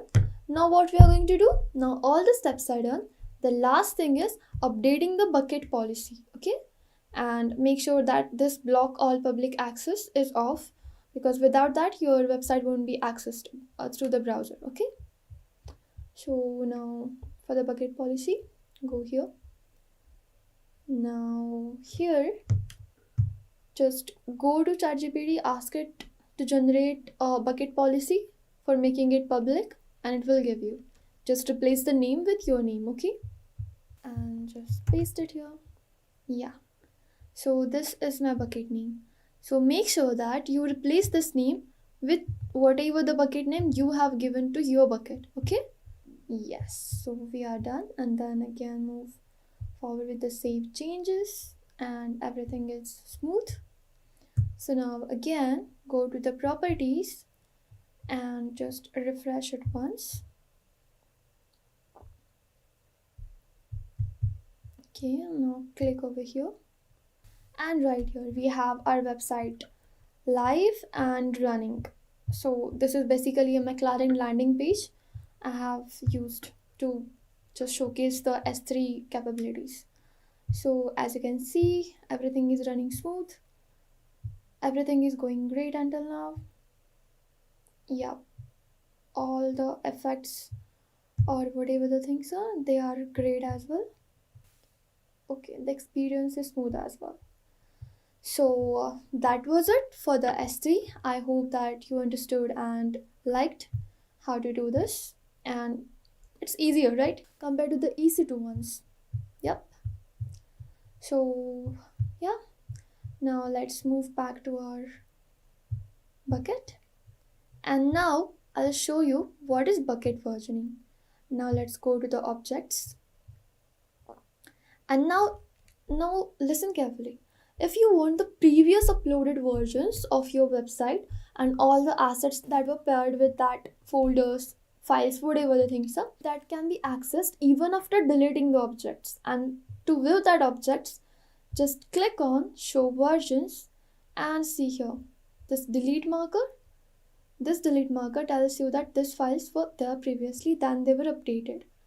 I uploaded it previously just to show you how the versioning works, and since you can see this and also the time over here. Okay, so I hope that you are clear with how versioning works, and this can be really helpful to preserve your older version so that something breaks or something, some of the features that you want from the previous version, that can be stored immediately without any kind of hassle. Okay, so that was it for the S3, and there are a lot of things into this also, but since it's just for the fundamental purpose, that was it for the S3. Now I hope that you understood S3 bucket really well. And just like that, within just few clicks, we hosted our website globally without managing any kind of servers, updates or scaling, just with the help of S3. So S3 is not just for files, it's the backbone for storing as well as delivering the static assets for millions of apps. Okay, now if you want to go for React or Angular based, you can go for the Amplify as well as the Elastic Beanstalk ones. Okay, with the help of them you can deploy those applications over there. Now that you can store and serve the files over here, let's talk about where your data can be stored, like the database or the structured storage, and see that how you can also manage your databases with the zero maintenance. And for that we have two databases. For the SQL type of databases we have RDS as well as Aurora, which is a clustered form of database. And then for the no SQL, for something kind of like MongoDB, we have DynamoDB and document database, okay, in the AWS. Now let's see those now. So you can search over here RDS, that is relational database system. Yeah, Aurora and RDS. Okay, everything is going great. So far, you have launched a web server now and hosted the static website on S3 as well. But now, what if your application needs to store user data like usernames, passwords, orders, messages, the things like that, or pictures maybe? So, for that, you could install a database manually on your EC2. So that we have already gone through the EC2. I told you that on the EC2 server you can install the softwares, the languages, the databases, everything that you want over there, right? So suppose that you are installing a database like MySQL over the EC2 instance, or PostgreSQL or MariaDB, but installing the database over the EC2 server, that means you have to configure it yourself. You have to manage the backups yourself. You have to handle the scaling of the database as well by yourself, and also fix the crashes if it occurred. And that is where we need a handled and properly managed database by AWS, and that is RDS or Relational Database System or Database Service or AWS. Okay, so here AWS takes care of all of it by itself. Now, if I have to give a real life analogy to make you understand you in a better way, that why installing the databases on the EC2 can be harder than manually operating or manually configuring. Now, to make this a little bit more simpler, like what is the difference between the database that you install and manage and configure on the EC2 server, everything manually, and the RDS or Aurora that is provided by the AWS as a database service. Okay, now to understand this, think of like cooking everything yourself at home when you are very hungry. So that is what is similar to installing database over EC2 server. Of course, EC2 is great when you want the total control of the full whatever the tech stack you're going to use it for your project or development, okay? But when it comes to fast and easy retrievals and easy integrations, RDS is best in this case. Think of this like hiring a full-time chef for cooking you whatever you like, just like that. You will decide the recipes, like your data structure, But AWS handles everything on its own, like cooking, cleaning, and keeping the kitchen running. Okay? Now to launch the RDS instance over here. Now, since we are already in the database or Aurora and RDS dashboard, as you can see, there's an option, create a database. Click over there. Now, in this, all of it, you can choose whichever engine type you want, and the database creation method, keep it as standard create, because that lets you choose more options, and it can be really repeat, and it can be helpful when you want to configure it everything carefully. Okay, now for the engine options, since we are going to go with the MySQL, you can use anyone like Aurora, PostgreSQL, MariaDB. As I said, everything is available over here, Oracle, etc. We are going to go with the simple MySQL, okay, and the standard one it is also. Now for the version ones, keep it as default because this would be the latest one and the recommended one. So the engine version, that is of MySQL, that is 8.0.42. Okay, now keep this as it is. So once you are done with this, when it comes to templates, it depends, like you want the database for production level, development or testing level, or just for trying out, and that is what is used for free tier. Okay, and as you can see, once you click this both options disabled by itself, and that is why it is safe to use for free tier, and it won't cost any kind of charges to you. So yeah, availability and durability is default selected now since we choose the free tier version. So now coming to the naming point or identifiers, let's name it as my first RDS database. Okay, now once the name is given, the master username, that is given by default as admin, keep it as it is. Apart from that, now coming to the credential management, make sure that this is self-managed because that would be easier to track your activity on your database and it's easier to control everything. Okay, so now coming to the password, you can type randomly anything that you want, password being password, it should be like that.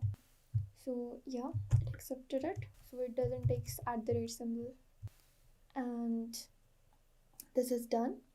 So the instance configuration, it is done by default, I guess, but yeah, we have options to choose from. I will keep it as it is for the default. And when it comes to the storage, allocated storage, it's not required that much, 8 would be enough, 8 GB of course. And general purpose SSD, good to go. Connectivity, don't connect to an EC2 compute resource, and if you want to connect, you can also select on this. Since we have already kept that instance running, and I have kept that purposely so that we could connect it. Now that connect to an EC2 compute resource is already selected, now you can choose the instance, and this is the instance we created previously, right? Now see how simple it is to integrate your database with your EC2 instance or with your compute service. Basically compute is your service, okay, so it's easier, and this is the one we created, so we'll select that. Some VPC settings can be changed when a compute resource is added. Okay, that's fine. And now the DB subnet group, will keep it default requirement.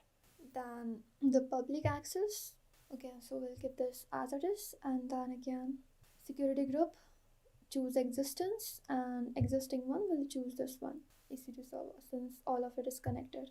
Okay, and default one, okay, that will work. So everything is done, I guess, as for authentication. Okay, and if you want to keep the logs as well, you can use CloudTrail for that, but okay, for now we don't need that, so we'll just keep it as it is. And you can even do the enhanced monitoring on the database, because database is obviously a sensitive kind of service, right? The Amazon RDS free tier is available for you for 12 months. Each calendar month the free tier will allow you to use. Okay, so I created the account 6 months back, so I have the 12 months. The ones who will create now will only have 6 months, as we already saw that. So once we are done with that, we'll click on the create database. Now it is asking, should I save your password? You should never save your passwords, so never. And now this, we don't require this, and yeah, the status is it is being created, so we'll click on this and keep refreshing it, because that is how we'll know that our database has been created successfully. Okay, So as you can see on the screen, the database has been successfully created and is configuring. So now as you can see, the database has been created and the status is available. So now our database is available for the use. Now let's click on this. So yeah, you can observe everything is active, running and available. And MySQL always runs on the port 3306. If this is not available, it runs on 3307. So remember this is commonly asked in interviews. Yeah, so monitor is also enabled and everything is going just right. The CPU utilization, current activity connections, everything has been displayed properly. Cool.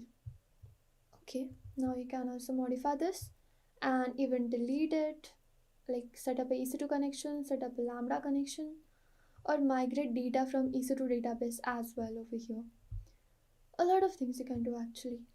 Okay, or exports in Amazon S3, everything is possible. So now let's see the connection details. Now this endpoint is very important for us. Okay, so make sure that you copy this and paste it somewhere safe because we are going to need this further.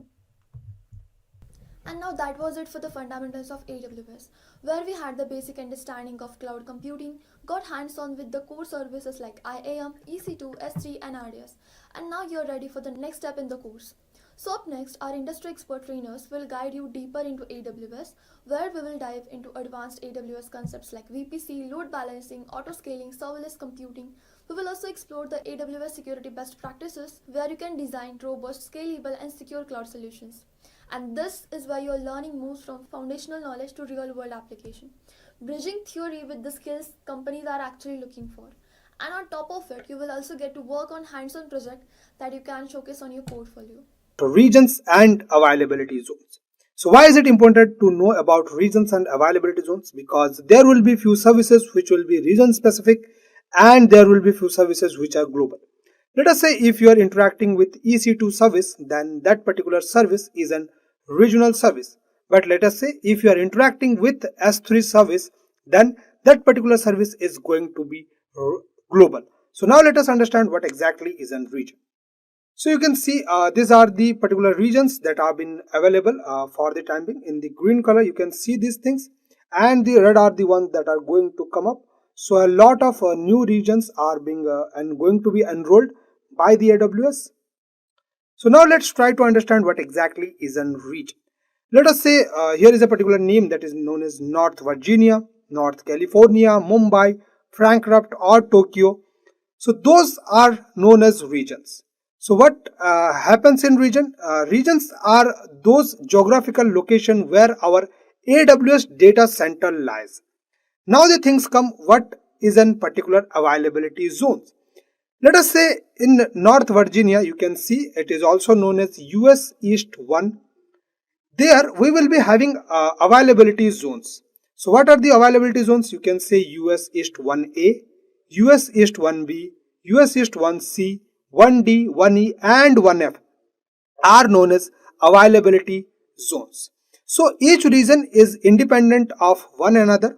So we are having availability zone because let us say if one particular availability zone goes down, then there will be other availability zones to maintain the flow of the state of whatever architecture we are having, so that basically our particular website does not goes down or our architecture is available for most of the time.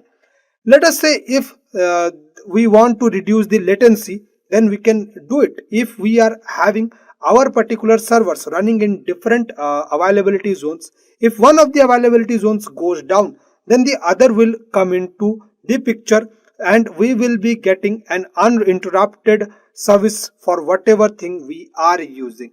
So this is what region and availability zones are. EC2 instance type. So before that, let us understand what exactly is an instance type. So instance type is a combination of CPU, memory, storage and networking capacity. It gives you the flexibility to choose the approximate minimum resource for your particular application. Let us say if you are having a physical machine, So in your physical machine, apart from your operating system, you have a lot of different specifications. Like you might be having the storage options that is being available to you. You will be having the networking setting option that is being given to you. Similarly, you will be also having CPUs running. So let us say if you are trying to create a virtual machine, so while creating a virtual machine you need to specify all of these things, because we have seen, let us say if you are creating a virtual machine, so you get the option of choosing an AMI. Similarly, you will be also getting the option of choosing the particular specifications for your particular machine. So now if we will move forward and if we will see here, then in instance type we get 5 different type of instance type: general purpose, memory optimized, storage optimized, accelerated computing, and compute optimized. Now if we will go for the general purpose instance type, here you will get a mixture of everything. It can be memory, you will get relatively storage options, you will also get the option of managing the particular load.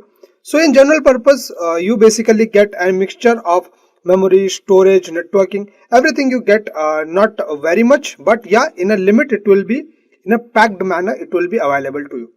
And if we will go for the memory optimized, from its name it is very much explanatory. If you are going for the memory optimized, then the memory that you will be getting will be pretty much more as compared to the other instance type that is being available.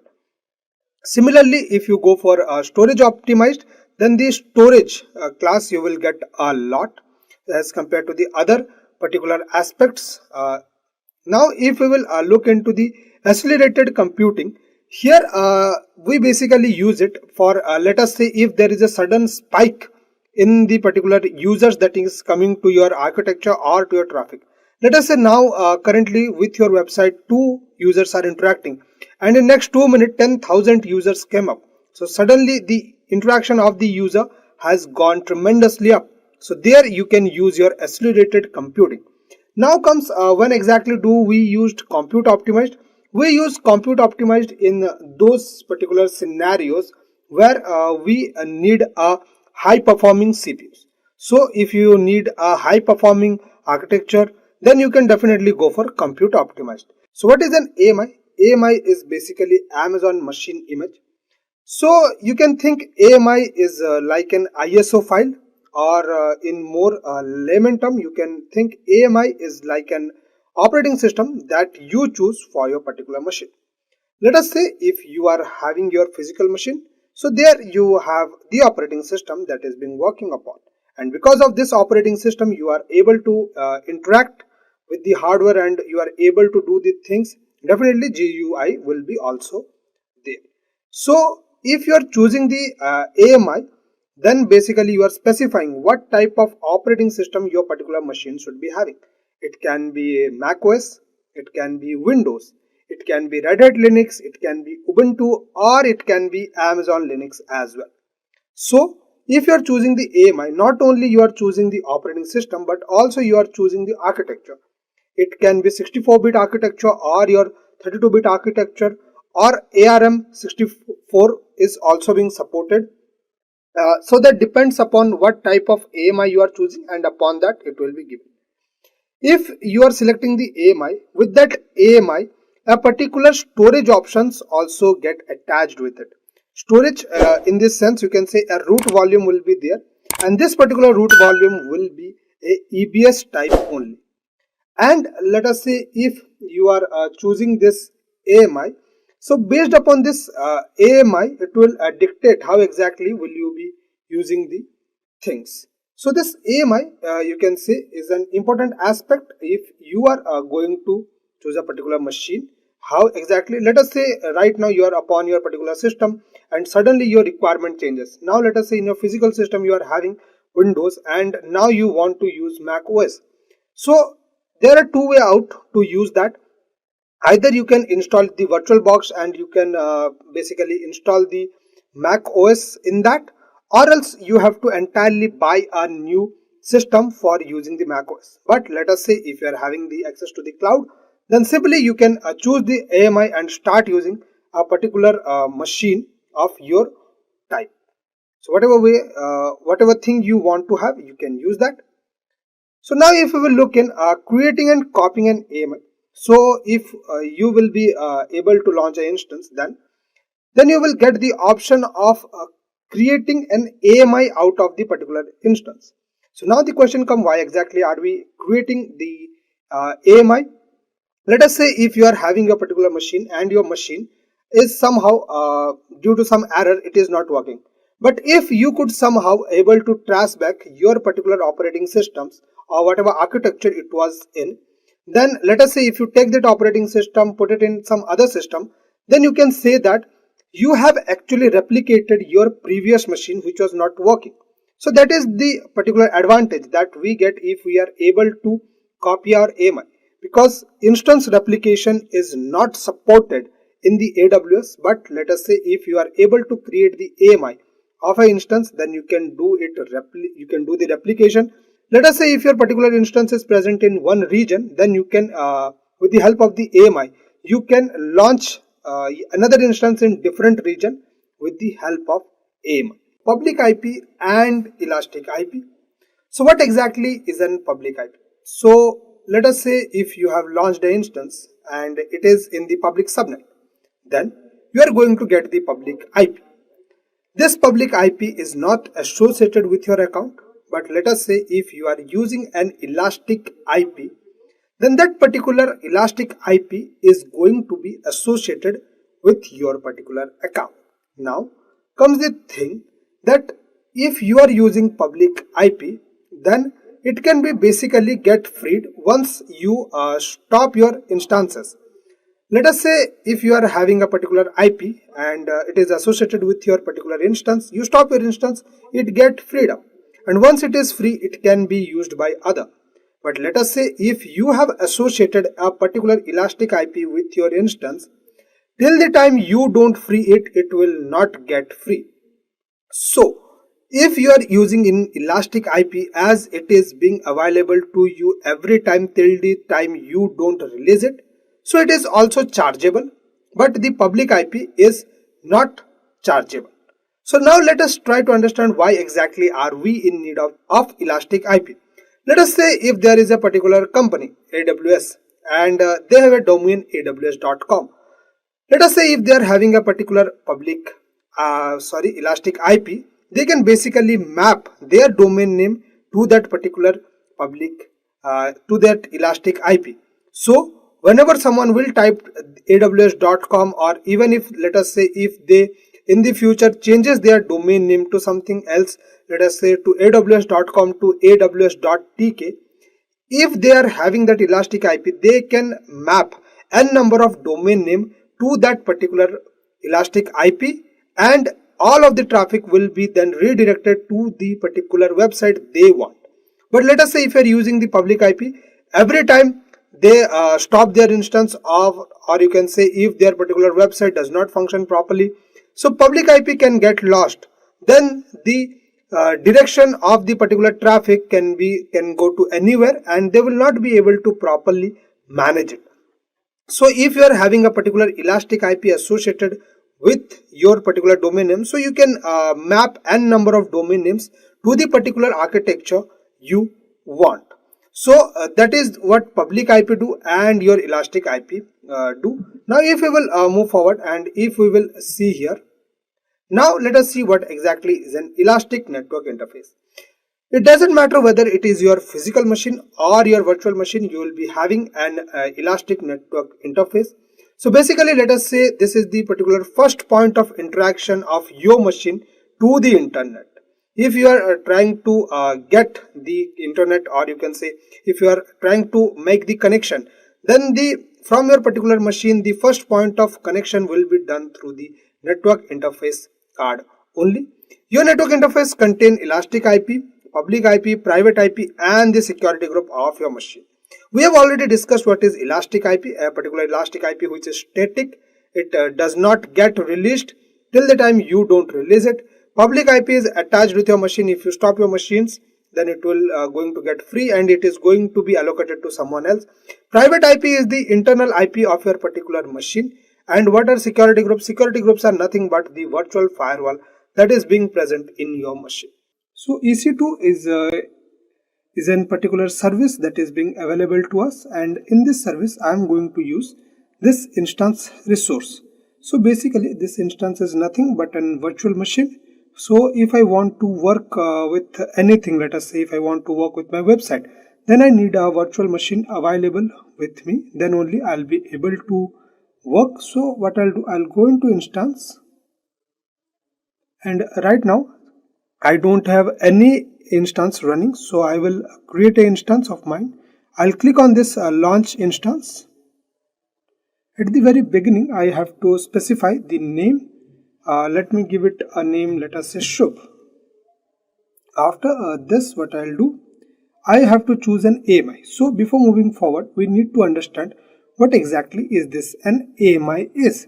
So basically this AMI is nothing but a type of an ISO file. You can think like that, or you can think like it as like an operating system that you are choosing for your machines. I get different types of operating system. I can choose Amazon Linux, I can choose Mac OS, I can choose Ubuntu, or I can even choose Windows. But in this session I'll be choosing Ubuntu. This AMI contains every information that we require for launching an instance. Just like, let us say if you are having a physical system, there you have operating system. It can be either Windows or it can be upon Mac OS. So similarly, when we will be launching our virtual machine, we also have to specify the type of particular virtual machine operating system we want. And here I will be choosing Ubuntu.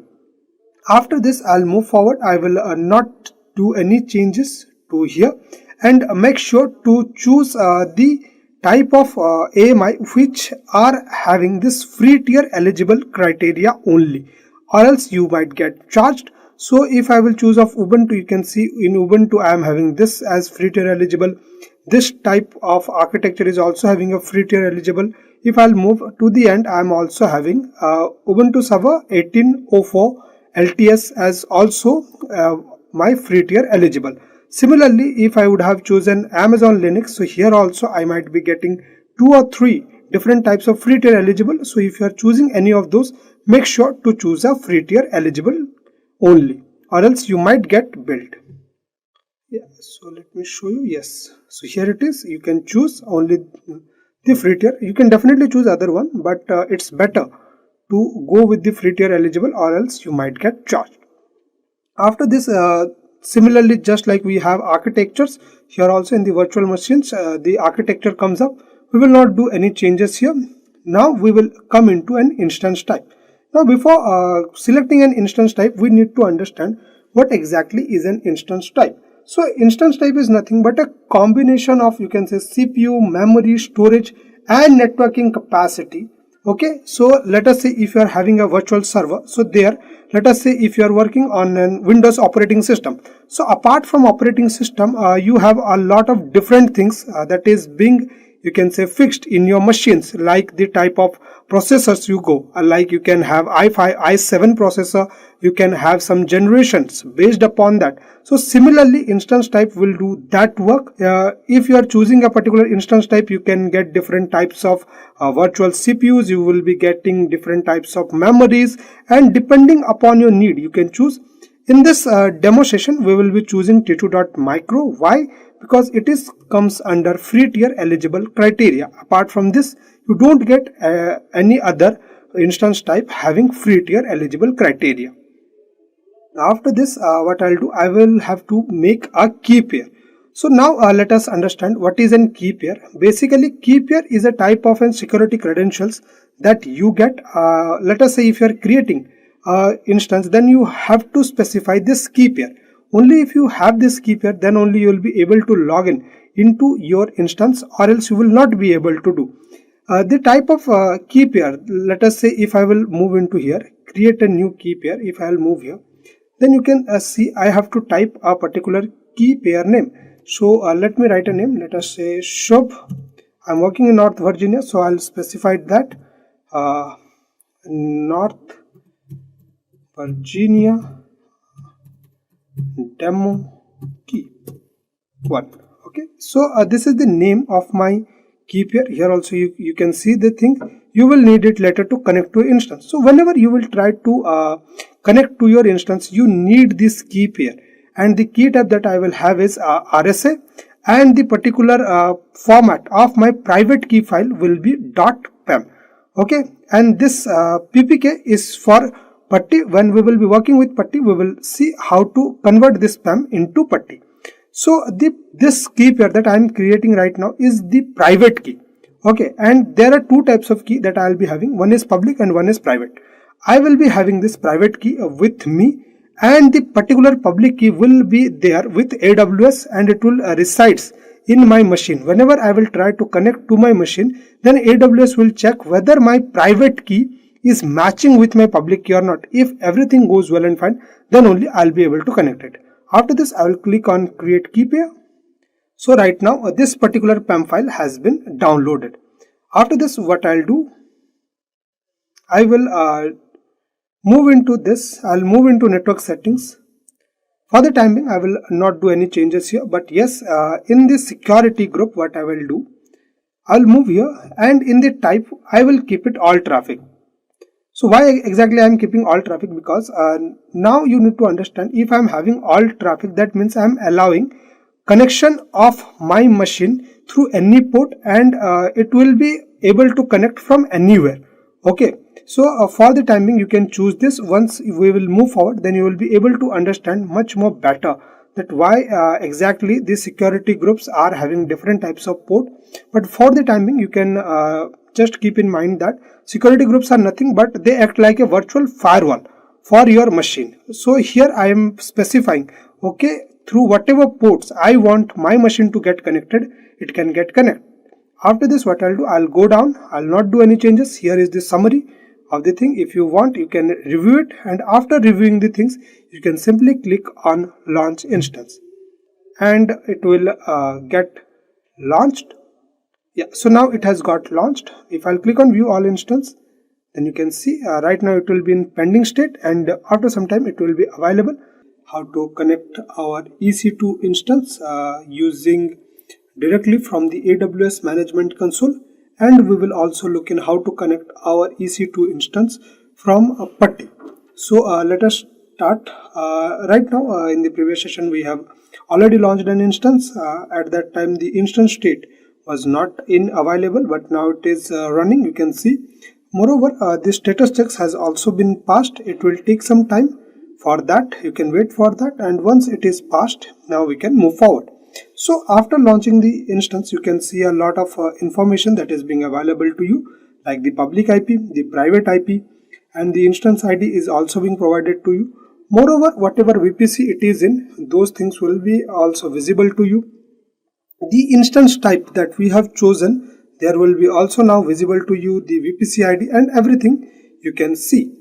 After this, the security group, if you will move in, you can see that this was the security group which we have chosen, launch wizard 13. Here we have allowed all traffic, so that is also now available. Similarly, you can choose each and everything available here. So let us see how exactly to connect this EC2 instance. So simply I will choose my instance. After choosing it, I will go into connect. And here I will be getting 4 different types of options, but I'll be choosing EC2 instance connect. After that, I'll click on connect. Now the things will be now connected. Yeah, so now I have successfully connected it. And now after connecting, the very first step that you should be doing after connecting your machine is updating it. How to update it? You can type a particular command sudo apt get update.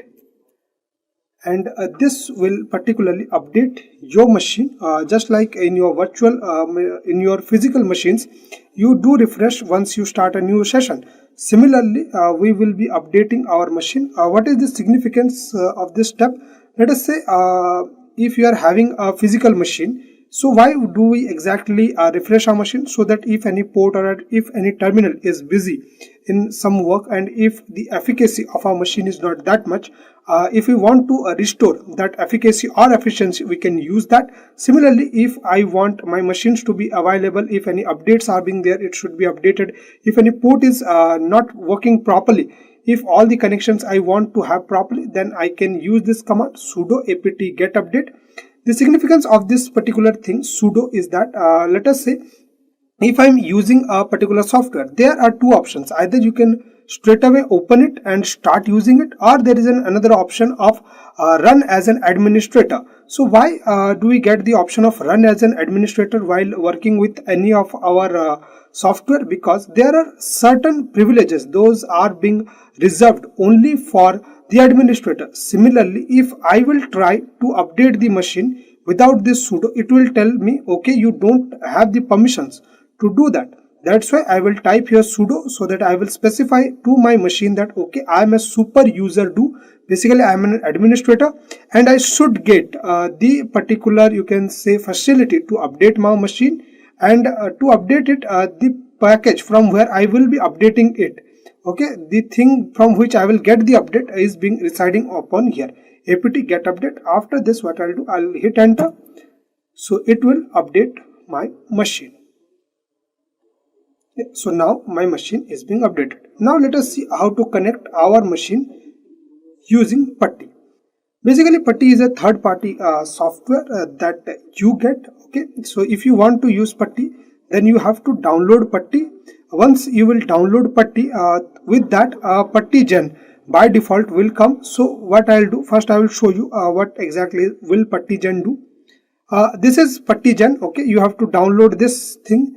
Putty, you have to download from the web browser. You can download it, and once you download it, then you have to basically put your PEM file here. If you people might be remembering, the particular type of file that we have chosen for our machine is a .pem file. Okay, this one will be having a .pem file extension at the end when we have downloaded it. But if you want to work with your Putty, then we need to have a .ppk file, because ppk stands for Putty private key file. So my PEM file, I have to convert it into .ppk file, and once I convert it, then only I'll be able to use it. So what I have to do, I will go to my Putty Gen. After moving into Putty Gen, I'll click on load, and once I will click on load, I will go into downloads, and here I will do it all files. So once I'll do it all files, I will be able to see the .pem file that I have created. I'll click on open. After this, a pop-up will happen. I'll click on OK. And here what I'll do, I'll click on a save private key. After this, it will ask again, a pop-up will happen. I'll click on yes, and after this I have to save it. Okay, the particular name that I have given for that, the same one I'll keep it. And the only thing that I will change here is I will not have a .pem here, because I need a particular ppk file. Yeah, so it is here. After this, I'll click it save, and it has now got saved. Okay, so after this, what I'll do, I'll open my Putty. So this is the Putty that I need to open. So after opening Putty, what I need to give the public IP of my machine. So I will take the public IP of my machine. I will select my machine. After selecting it, I will take the public IP of my machine. After that, I'll paste it here. And after pasting it, I'll move into SSH. From here, I will move into authorization. And from here, I'll browse in, and I'll be able to see it. Make it all files. Okay. Let me check in where exactly it is. Okay, so here it is. So I'll choose it. I'll click on open. And after this, I'll click on open. So I'll be getting this pop-up, and that means that everything is successfully done. So I'll then click on accept. After this, I will type here Ubuntu as my login. Why I am typing here Ubuntu? It is because the type of machine that I have chosen here is Ubuntu. And if you want to know how to see the username, you can go into connect, and here you will be able to find the username, that is Ubuntu. So after this, I will hit enter, and I have successfully logged in into my Ubuntu. If you want, we have already updated our machine. So if you are getting into the Putty and this is the first time you are trying to log in into your instance, then you should update it. Then the same command you have to paste here, sudo apt get update. After that, you have to hit enter. So it will update our machine. The small updation has only come because we have already done the updation earlier. So I am currently I have logged in into my AWS management console, and now I will be moving into resources of instance. So here I will create an entirely new instance. So I'll first move into launch an instance. After moving into launch an instance, I'll be specifying a name. Let us say I am doing it for Windows. So let me choose Windows. So after choosing the name, here comes the important aspect that we need to see, the AMI. In this session, we will be going with Windows AMI. And what is an AMI? If we will look, AMI is nothing but it is a type of an operating system that you choose for your machine. AMI also contain every information that you require for launching an instance. Similarly, this is because an virtual server, so we are choosing the AMI. If it would have been a physical server that you people or me will be working upon, we can also have this same type of operating system that you want. Either you can go with Mac OS, Windows, or whatever you like. So here I am choosing Windows. After that, I will keep it under the free tier eligible criteria only, or else I might get billed. So I will not do any changes here. I want the latest version to be enabled, so I will go with whatever default setting it is be. After this, the instance type, I'll be choosing t2.micro only because this is the only instance type which is available under free tier eligible criteria. And what is an instance type? Instance type is basically a combination of CPU, storage, and other lot of things. Let us say if you are having a virtual machine, and if you are purchasing a physical machine having an Windows operating system, after that you see a lot of specification. What are those specifications? It can have i5 or i7 processor, it can be a 9th gen or a 7th gen operating system enabled machine. Similarly, if you want to have a lot of different types of virtual CPUs, memories, that thing you can choose using instance type. But currently we'll be working on with t2.micro because it is present under free tier eligible criteria. After this, we will be looking into key pairs. What is a key pair? Basically, when we will go in and create a new key pair, let me give a name. Let us say it is Windows. So what basically is this key pair is, basically it is a private key pair that is being given to me in the PAM format. Okay. So what is the significance of this key pair? Let us say if I am launching my machine, then this key pair will be matched with my public key. The particular key pair that I will download now will be a private key pair. Okay, private key file it will be. But whenever I will try to launch an instance, then this private key file will be checked on with a public key file. So there will be two type of file. One will be public, one will be private. The private will be with me and the public will reside with my instance. So whenever I will specify this private key, then the particular AWS will check whether the private key and the public key are matching or not.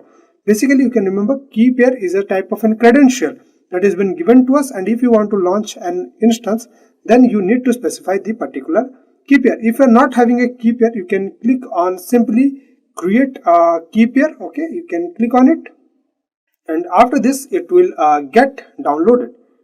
After this, I will not do any more further changes. I will keep whatever it is in the default setting. After that, I will just go down and I'll click on launch instance. How to connect our EC2 of Windows type. So I'll refresh it. So you are able to see that currently the instance state is running and the status check has also been got passed. So after this, what I'll do, I'll select my particular machine. After selecting it, I'll go into connect. So here I have to go into RDP client. After going into RDP client, for connecting our machine, I need an remote desktop file. So I will click on download. So my remote desktop file has now got downloaded. What I'll do, I'll open it. So after opening it, I will click on connect, but before connecting it, what I'll do is that I will get the password of it. So what I'll do, I'll click on get password. So if I'll click on password, then it will ask me, okay, upload your private key file. So I'll click on upload, and once I'll click on upload, I will move into the particular location where I am having the particular key. So this is the particular private key that I require, windows.pem. So I'll select it, and after this I'll click on open. So this private key will get pasted here. After this I'll click on decrypt password. So after this, if you will see, I have got the password. So after this I will come back to my remote desktop connection, and after that I'll click on connect. So it will open up with all of the things that it requires, and after it what I have to do, I have to specify the password only.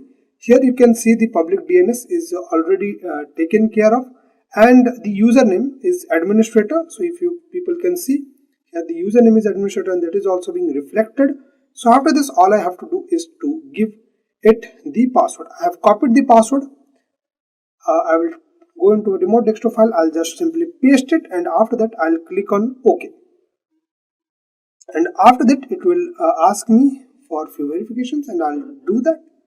And once I select every yes option, then I'll be able to connect into my particular Windows EC2. So now it will prepare up. So this is a major benefit of, you can say, of cloud.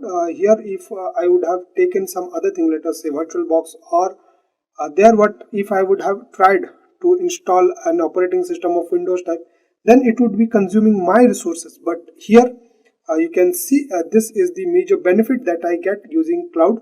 I am using an AWS account, and upon browser I am running this particular you can say the operating system based upon Windows.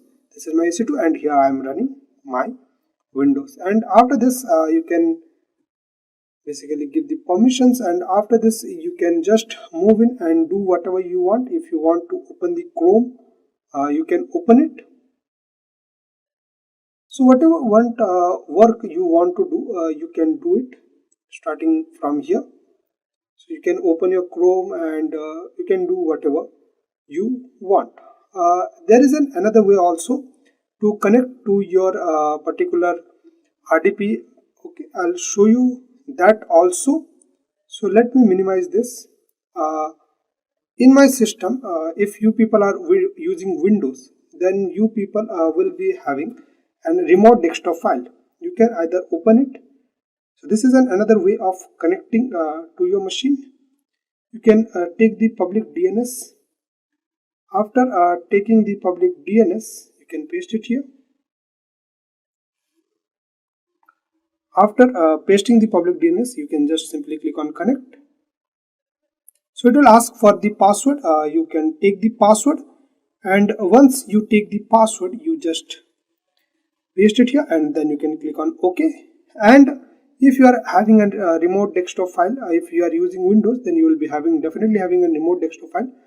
So you can also connect it using this. Okay, so another connection was in progress, so that's why I'm not able to do it. So let me show you that also. Let me stop the previous connection that I am having. Okay, let me try it again. Okay, so let me try to connect it once again. I will be pasting the password again. After that, I'll click on OK. Now I have successfully logged in using this RDP also. So these are the two ways through which you can connect. If anyone is using Mac OS, then what they have to do, they have to go to the iStore, and from there they have to download the remote desktop file, because in Mac OS the particular remote desktop file is not downloaded by default. You have to download it, and after that you have to give the public DNS name, and you have to give the username. After that you have to give the password, and you will be able to connect it. How to create an AMI, and how to copy it into another region. So for doing that, what I'll do, I'll go into launch instance. So let me launch a particular machine of Ubuntu type. So I will name it as Ubuntu.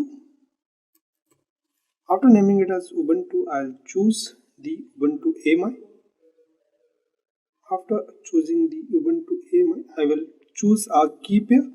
So let me choose the key pair that I have created. So here it is. So I'll choose it. And after choosing the key pair, I'll not do any other changes. So I don't require it. So after that, I will click on launch instance. So now I'll go into view all instance. So right now it is in pending state, this one. So once it will be in running state, then I shall be moving forward. So now the thing comes is that why actually are we trying to copy an AMI? It is basically because we cannot take a machine from one region to another region. But just think, let us say if I am having a machine, though I cannot take it from one region. This is I am currently working in North Virginia. Let us say if I want to take this machine into another region, though I cannot take it, but if I will be somehow able to take the operating system of this machine, or you can say AMI of this machine, then you can say that I am able to replicate this machine into another region. So that is what the significance of AMI copying will do. So I will select my machine. After that, I'll go into action. Here in the action, I get an option of image and template. I'll go into image and I will click on create image. After that, I will give it a name. Let me give it a name somewhat like Ubuntu AMI copy. After that, if you want to give a description, you can give it. Let me give it copying AMI. And after that, we need not to do any other things. So what I'll do, I'll click on create image.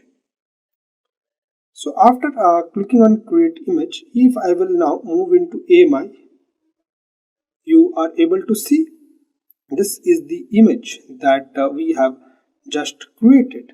Okay, so here you can see the AMI name that we have given, Ubuntu AMI copy.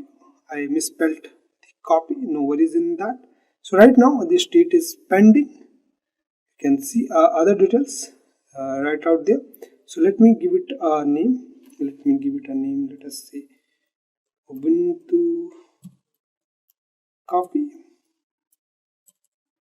To copy, and I'll save it. Now currently the state is in pending. So I shall wait. Once it will be available, then we will look in for more things. Okay. So I waited for a few minutes, and now the particular state is available. Okay. So once you have the AMI, you can do a lot of different things. You can simply launch an instance if you want. But before doing that, what I'll do, I will try to copy the AMI. So I'll click on copy AMI. So the AMI name will come automatically. So now you have to choose the destination region. Let me choose destination region of Oregon. I will choose it, and after that I'll click on copy AMI. So you can see the AMI copy operation for the particular AMI ID is initiated. It can take few minutes for AMI to get copied. So if now I'll move into Oregon region, so you will be able to see the particular AMI that we have created there is being available here. So if I will name it, let us say Ubuntu AMI. So I'll save it now. I shall okay, so the state is pending right now. If now what I can do, if I want to launch the instance from the AMI, I will be able to do it, but it will not allow me because for the timing, if I'll go and if I'll start launching it, it will give me an error because the state is currently in the pending state. Okay, the AMI state is now in pending. So now what I'll do is that I shall wait and once the AMI will be in the available state, I shall then see. So I waited for a few minutes and now you can see that it is available. So once it is available, then I shall go and launch an instance from the AMI.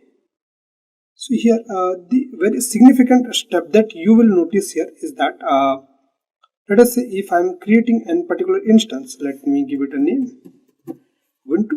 So if I'll try to create an AMI, this time I don't get the option of selecting any AMI because I already have an AMI that is being selected. So this is what you get when you already have an AMI.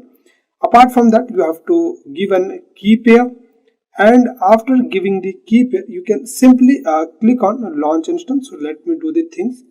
I think I already have a key pair in this region. So yeah, so let me select it, and after that what you can do, you can simply launch an instance, and the particular instance will be available to you. So if I go here and view all instance, so this particular instance is now available to me. So this is how you can copy an AMI and you can launch the instance. So EBS is Elastic Block Store, or you can also say it Elastic Block Storage. So basically this is an raw and unformatted storage option that is being available to you. Let us say if you are having your physical machine, in your physical machine you are having a RAM. So RAM, as we all know, is the fast accessible memory that is being available to your machine. Similarly, EBS acts like a RAM to your virtual machine. It is the fast accessible memory to your virtual machine. So that is what EBS is. So and other thing that, let us say if you want to use your EBS, then at the beginning you have to format it because it does not comes with the formatted option. So you have to format it, then only you will be able to start using it. Let us say if you are using your root volume which is being attached to your machine while launching your instance, then that root volume is already in the formatted manner. But let us say if you attach the EBS manually, then you have to format the EBS first, then only you will be able to use it. Now if we will look into the feature of EBS, then there are a lot of features. The first feature that comes up is that depending upon the IOPS and throughput, you can choose what type of EBS you want to have. Other than that, you can have your EBS in the same availability zone of your machine is there. So basically the accessibility will be faster. Apart from that, let us say if you are using your EBS, then you can also specify the particular storage option that you want to achieve in. Now let us say if you are having a particular physical machine, so there you will be having a storage option. After that what you do, you just do the partitioning of that storage. So that thing has been demonstrated you here. Let us say if you are having a storage option, then you can partition it to different types of drives, C drive, D drive, E drive, whatever you want. And once you have made that partitioning, then you can move into that drives and start making the particular folder inside it. And once you make the folder inside it, then you can start storing any number of data you want. It may be file, it may be a txt, or it may be a video, whatever way you want to have it, you can have all those things. Now if we will look into the Linux or Unix file system, this is how the things are there. There will be a root volume, and upon that root volume you create a directory. So whatever thing we refer folder in the Windows file system, that is we basically go with the name of directory in our Linux or Unix. Once you create the directory, then you can go to that particular location and start having the particular data you want to store it. So this is how the things look in the Unix. We already know that EBS is a raw and unformatted storage option that is being made available to us. Now let us say if you are using the storage options, then upon two things you will be looking at. One is throughput and one is IOPS. Now what exactly is an throughput? So throughput is basically a parameter upon which you decide that what is the amount of data that is being transferred either from or to the storage device per seconds, or you can say in minutes. So based upon that you can decide that how much of data transferring are you able to do. And the other aspect that you check in is the IOPS. So what exactly is an IOPS? IOPS is basically input output per second. So it basically gives you a particular number that upon per second how much of input and output can be done upon your particular storage options that is being available, that is basically upon an EBS, how much of the input and output can be done. Now if I will move forward, so here we are going to have the 4 different types of EBS volumes that are being available to us. Now if we will see the first two, general purpose and the provisioned IOPS, they are having SSD. Now what exactly is an SSD? SSD is basically a storage option that is being available to us. So if we will see what is SSD stands for, SSD stands for solid state drive. And what does HDD stands for? HDD stands for hard disk drive. HDD is also a storage option that is being available to us. Let us say if you are having small or random input output, then you will be preferring SSD over the HDD because it performs better when it comes to small or random input output. But let us say if you are having a large streaming workload, then definitely you will be performing HDD. And let us say if you are using SSD, then the performance attribute is IOPS. And if you are using HDD, then the performance attribute is going to be throughput. Now coming on to general purpose SSD, then the baseline performance is 3 IOPS GB with a minimum of 100 IOPS and a maximum of 10,000 IOPS. The burst performance that it can give you is 3000. Now let us understand what is an burst performance. Let us say if there is a particular, you can say mean for the particular performance, and if your particular machine is unable to reach that much of mean level, so whatever is being you can say the mean is 10 and your machine is able to perform up to 8 only because there is not much more workload, then that 2 units is being reserved. And when in the future your machine is going to need more number of performance, then that 2 unit is going to be get released. Similarly, if you are using general purpose, then you will get a mixture of everything. But let us say if you want a little bit high performance as compared to the general purpose, then definitely you can look for the provisioned SSD. It will be performing, it will be giving you the performance far better as compared to the general purpose SSD. Then we are having the throughput optimized HDD.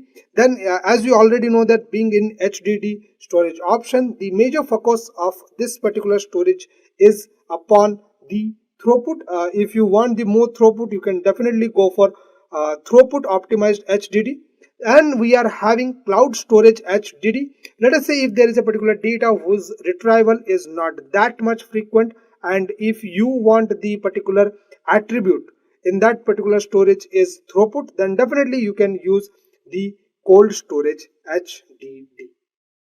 Now as we already know that EBS, if you want to use, then your particular machine and your particular EBS have to be in the same availability zones, and you can attach one EBS with only one machine. But let us say if you want to attach multiple EBS, then definitely you can use provisioned IOPS IO1 volume, and for using that the particular machine configuration has to be AWS Nitro system based Amazon EC2, and that also have to be present in the same availability zone. If it is there, then definitely you can go for the multi-attach of your EBS. Now let us say if you are having this multi-attach feature being available to you, then you can perform better sharing of the data, and the accessibility is also be good because those things are present in the same availability zone. Now let us see what exactly is an EBS snapshot. So snapshots are nothing but the backup of your particular volume. So EBS, we already know that it is similar to our RAM storage that we get in our physical system. Let us say if there is some of the data present in my EBS, and let us say due to some chaos or due to some problem I lost my EBS volume, then how will I be able to retrieve it back? Only if I have taken the backup, then only I'll be able to do it. So you get the option of taking the snapshots of your particular EBS. All the snapshots are incremental except the first one. And where exactly is your snapshot being stored? It is stored in the Amazon S3. Now let us say if you are having the EBS snapshot, then you can basically copy your particular snapshot or your backups from one region to another region, and you can even use that particular backup. How exactly? Let us say if you are having your particular snapshot in US East 1, you take the particular backup to the US West 2. There you retrieve it back into the volume form, and then you attach that volume to your machine. So then you will be able to use your particular EBS volume there. So that is how you can copy the things. And after that you also get the option of managing your EBS by using data lifecycle managers. So basically you can define when exactly the backups needed to be taken, not manually. You can do all of those things. You can automate every of the thing, and the best part about this thing is that it is free of cost. So you can schedule that, okay, in what how many number of days a particular scheduled backups would be happening, and all of those things then will be stored up. So if you are taking the particular snapshots in a regular interval of time, then you are protecting your data, and whenever you want you can just take it, or you can say you can just put it back into your machine if you want it. It will also help you in auditors or in internal compliance whenever if anything comes out. And let us say if you want to reduce the storage cost, then you can do it by deleting the outdated backups. If you don't need any particular backup, you can simply delete that. And if you will look to the quotas of AWS Data Lifecycle Manager, then you can create up to 100 lifecycle policies per region. You can attach 45 tags to your resource, and you can create one schedule per lifecycle policy. So basically you are getting a lot of options. So you can definitely use the Data Lifecycle Manager for managing your EBS. So now let us see what is EBS encryption. Let us see if you are having a particular volume, then you can encrypt it, and whenever you will require it, you can decrypt it. So if you are using the things in this particular fashion, then you are protecting your data from any of the malware attacks. So you can protect your data and you can keep it very safe. And the one thing that needed to be noted is that it is supported only for the volumes, not for any of the instances. If you will see, this is an Ubuntu machine that I have already created. So after this, what I'll do, if I'll move into storage, so you will be able to see that I am already having a particular EBS volume. So this is the root volume, and it doesn't matter whether it is root or not. It is your EBS volume only. So this is the by default EBS volume that's get attached to your machine when you will be trying to create your machine. But let us say if I need to attach more EBS volume, then how can I do it? So that thing we will look in. So here you can see the root device type, and it is an EBS volume. So EBS volume is what? EBS volume acts like a primary memory to your particular machine. It will be the fast accessible memory, but with that we also have a limitation in EBS that it provides you with limited storage capacity only. And if you will see another thing while working with EBS is that, let us say if you want to attach any of your EBS volume with your machine, then you need to specify your EBS volume in the same availability zone as of your machine. So right now if you will see, our machine is currently is in US East 1B. So while creating an EBS, I will specify my EBS volume also in the same availability zone. So for creating a EBS volume, I'll move into this volume sections. Here I will get an option of create volume. I will click on that, and after that I will go on to the type of size. Okay, size that I want to specify. Let me specify this size as 5. After that, as I already told you, the particular availability zone that I need to specify has to be the one in which my machine is there. because I'll be attaching this EBS volume to that machine only.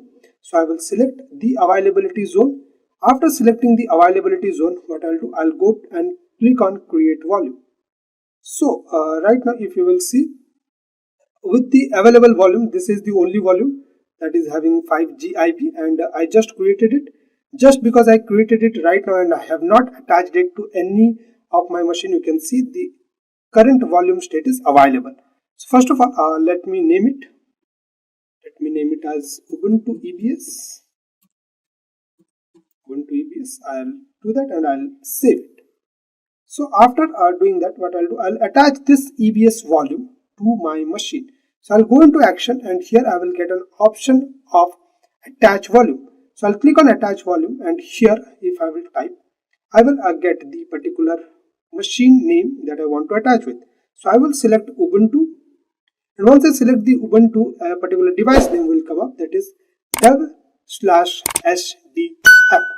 Okay, and after that, what I'll do, I'll click on attach volume. So right now, if I will go in here, you can see this is currently in use. So the same thing will also be reflected in my instance. If I will move back to here, and if I will select my machine, and if I will go into storage, earlier I was just having one volume, but now I have two volume. This is the particular volume having the 5G IB is the volume that I have recently attached it. So after attaching my volume, I have a lot of other things to do. What is that? I have to properly format it, because EBS is an raw and unformatted storage type. So I have to format it. After formatting it, I have to mount it upon a particular folder. Then only I'll be able to use the thing. So how to do that? If I will select my machine, after that I'll go on to connect. I will move into EC2 instance connect. After moving that, I'll click on connect. So after connecting, the very first step that I will be performing here is sudo updating it. Okay, sudo, I'll type for that, I'll type sudo apt get update, and I'll hit enter. So now my machine is updated. So after updating my machine, I will type a particular command lsblk to see the available storage options to me. So you can see this particular, under this name section, I am having a particular storage, that is XVDA. This is nothing but your default root volume that you have attached while creating your machine. And after that, if you will see, this XVDF is the particular, you can say, is the particular EBS volume that you have attached. Okay, and from the size also you can verify it. It's 5G. So after doing that, what we need to see is that whether this particular volume is unformatted or in format option. So how to check that? For checking that, we can do one thing. First of all, we will try checking the XVDA, which is our root volume. So by default, though root volume is EBS volume type, but it is already in the formatted manner. So how to check that? For that, we will type a command file -s /dev/xvda. So after that, if I'll hit enter, okay, so it is telling me I don't have the permission. So for that, what I'll do, I will type in, after that I'll hit enter. So you can see it is telling something like DOS MBR boot sector extended partition table. So what does this signify? That my particular EBS volume of root volume is particularly, you can say, in a particular formatted manner. But if I will do the same thing for my XVDF, for my EBS volume that I have just attached, if I will do the same, you will see something written as data. So what does this signify? That signifies that our system is telling, yes, there is a particular volume that is being associated with us, but I exactly don't know in what format it is available. So for that, what we will be doing, we will be basically making it in a particular format option. So how to do that? For that, we will type a command sudo mkfs. After that, we will type here -t ext4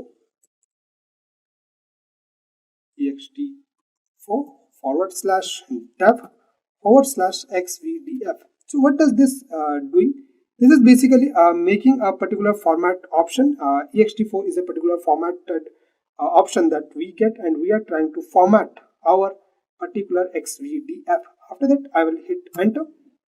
So now you can see the things like allocating group tables done, creating generals done, and whatever backups and all it needed to do for the formatting, it has been done. Now if I'll go back and if I'll paste this same file, same command that I was using earlier when I used the same command sudo file -s /dev/xvdf, it was telling okay, something is there, but I don't exactly know in what format option is it available.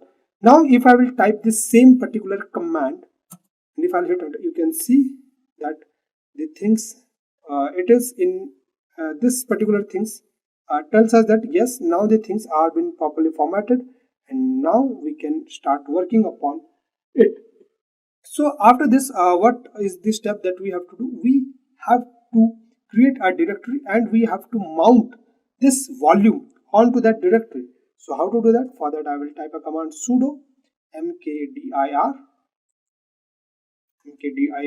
and the particular of directory name that I will give is EBS volume. After that I'll hit enter. So if I'll do here ls command to see whether this directory is available or not, you will be able to see EBS volume is available. So once this EBS volume is available to me, what I'll do now? Now I will start mounting my particular EBS volume. So how to mount it? I will type a command sudo mount. After that I have to specify the particular EBS volume that I want to mount on xvdf.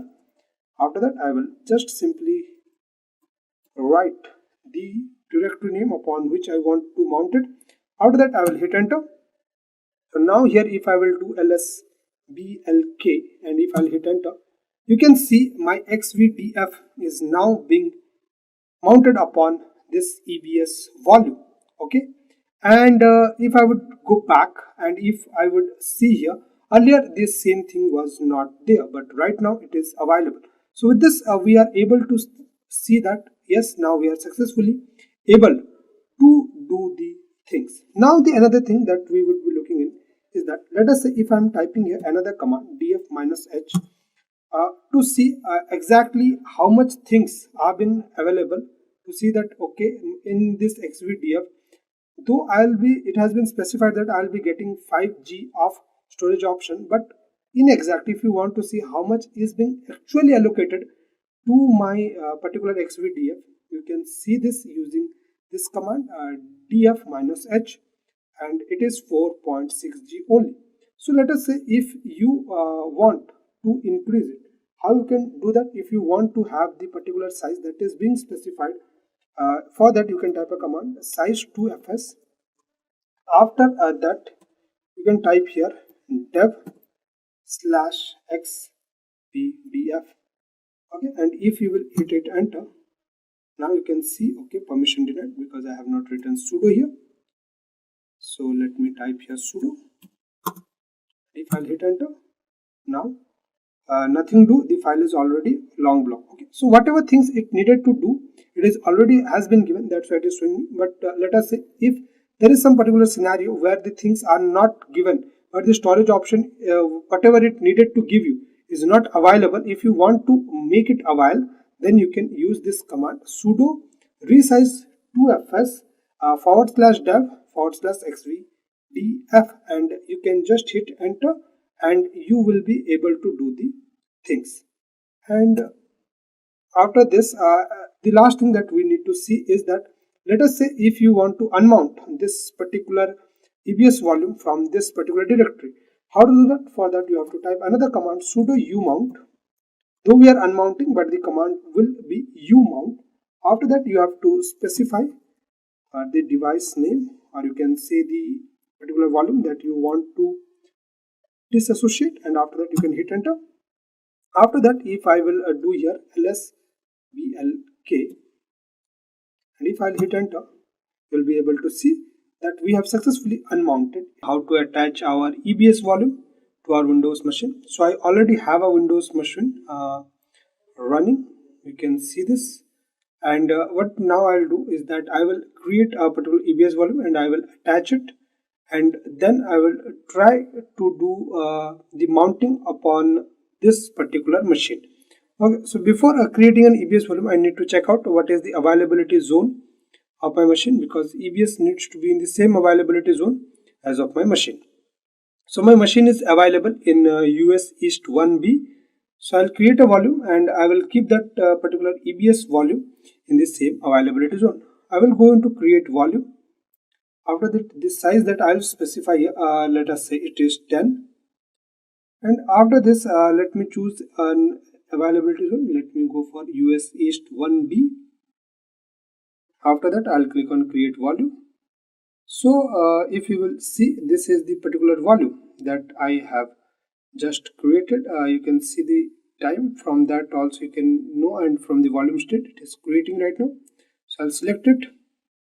After that, I will name it. Let me name it as Windows EBS. After that, I'll click on save. So let me check. Yeah, so now it is available. So what I'll do now is that I'll select the EBS and I will go into action, and here I will click on attach volume. So I will choose the instance that I want to attach with. I will choose the Windows. So the device name will come up, and after that I'll click on attach volume. So successfully I have now attached it. Now if I'll move into my particular machine, now if I'll go into storage, I should be able to see it. Yeah, you can see this particular machine that I've just attached. After this, what I'll do, I'll go into connect option. I'll go into RDP client. I will basically download the RDP for it. I'll open it. But before connecting, what I need to have the password. So I'll get the password. This is the particular, you can say, the file that I require, windows.pem. After that, I'll click on open. So this file will get open. After that, I'll click on decrypt password. So now I will be having the password. So for that, what I'll do, I'll open the RDP again, and after that, I'll click on connect. So it will ask me for the password. I will copy the password. After that, I'll paste the password here. After that, I will click on OK. Click on yes. Okay, so now I have successfully connected into my RDP. The RDP I'm in. So for the time being, I don't require it. Data. Okay, so I don't require all those things right now. So what I'll do, I'll close it. If you want to set it up, this is how you should set it up. I'll close it. Okay. So what I'll do is that as I have successfully mounted the thing, now if I'll come into this PC, you will be able to see this particular thing, this local disk C, and this is the root volume that is being attached to it. The particular root volume having a size of 30 GB. Now here it is showing 29. So this is what our root volume is. But now I am unable to see the particular volume, the particular EBS volume that I just mounted. So what I'll do, I will, though I have attached it, now I need to bring it here. So I can do it. I'll search disk management. I'll click on disk management. So it will open up. First of all, you can see this is the particular root EBS volume that is being available to me. So now, and this is the another volume, the particular EBS volume that I just attached. So before doing anything, what I'll do, I'll first bring it into online. Yeah, so it will now be online.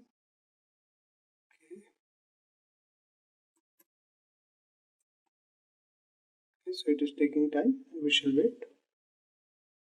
And once this will be available, what I'll do, I'll click on new simple volume, and after that I need to do few steps, and this particular volume will also be reflected there. Okay, let me click on initialize disk. Okay, I'll click on OK. Okay, so now it is present. Okay, so now it has gone to online. This was the thing that I was missing. How to this? I'll go on to new simple volumes. I'll click on new simple volume, and after that what I have to do, I have to just click on next, and I'll be clicking on next. I'll not do any other changes. Yeah, I'll be doing it, assigning the following drive letter as D. Okay, whatever you want you can do it, but I'm happy with D. After this I'll click on next.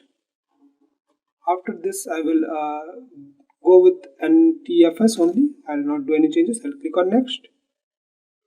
After this I'll click on finish. And now if I'll go back here, you'll be able to see the D drive is also available. How to create an snapshot, how to encrypt our EBS volume. So if you could see, I already having a particular instance running. Okay, it is of Ubuntu type. So basically the AMI that I have chosen here is Ubuntu. So if I will select my machine, and if I will go here, you can see the particular platform is Ubuntu, and apart from that, in the security group I have allowed all traffic.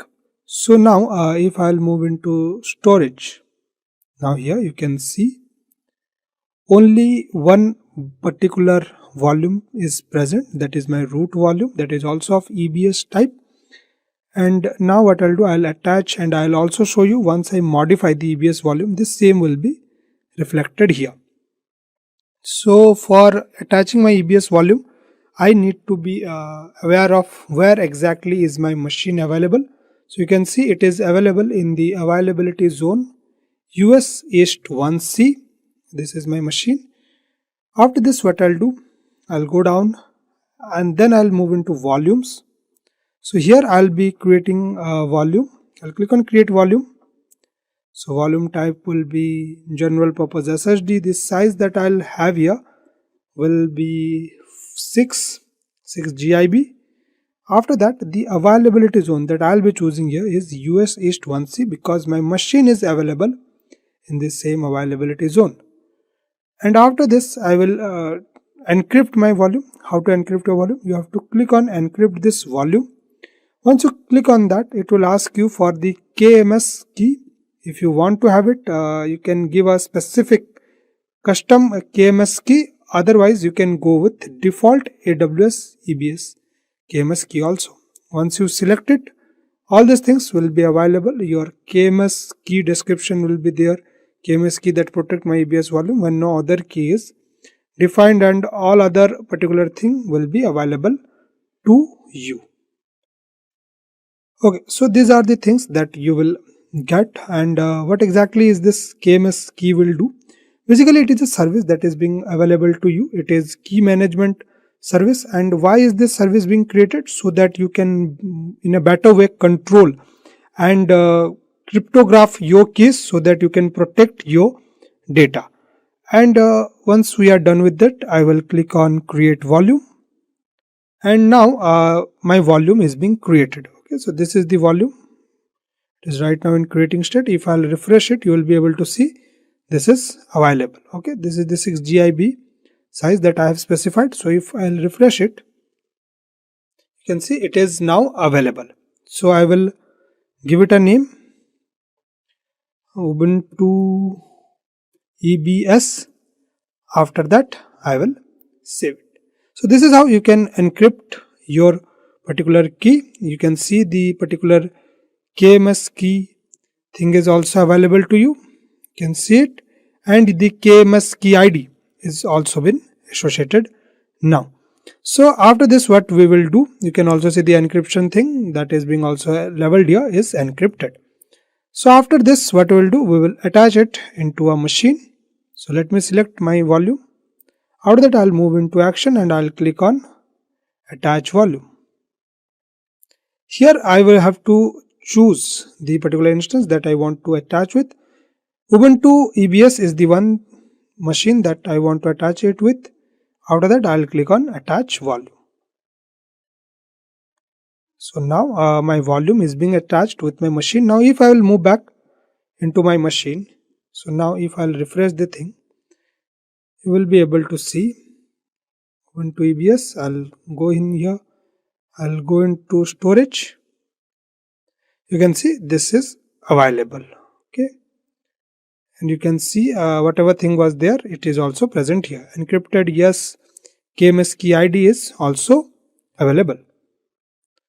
And after this, what I'll do, let us say if I want to modify this EBS volume, how I can do that? I will simply select my EBS volume. I'll then go into action. I'll then click on modify volumes.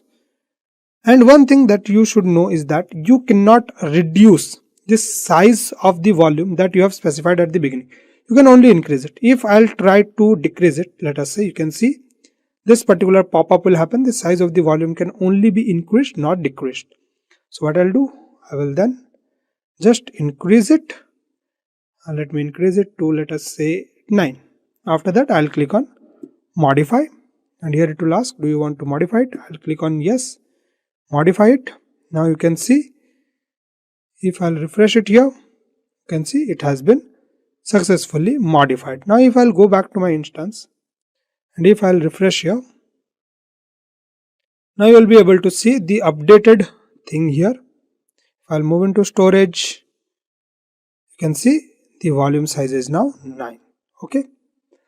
Now what I will do, if I will now let us create a snapshot and let's look in that. Let me select my EBS volume. After that, what I'll do, I'll go into action, and here I'll get an option of create snapshot. I will click on create snapshot. After that, I will be giving a particular description. Let me give it a description, which is say it is Ubuntu. It is Ubuntu snapshot. Ubuntu EBS snapshot. After giving the description, I'll click on create snapshot. If you want to give the tag, you can give it. Let us say if you have any key, you can give it. I don't have, so let me give it a name. And after that, if you want to give some value, let me give it a name as EBS snapshot. After that, you can simply click on create snapshot. So you can see successfully created snapshot from volume. This is the volume ID and this is your snapshot ID. After that, if I'll move into snapshot, so here you can see from the description, this is the snapshot that I have created. It is Ubuntu EBS snapshot. You can see snapshot status and everything. You can even see the encryption was enabled for my EBS, but that thing also got reflected here also. And what is this snapshot? Snapshot is nothing but a backup of your volume. Let us say if you created a volume and you want to have a backup of that, so you can basically create a snapshot. So let us say if your EBS volume get deleted mistakenly, then you can restore this snapshot and you can get your data back.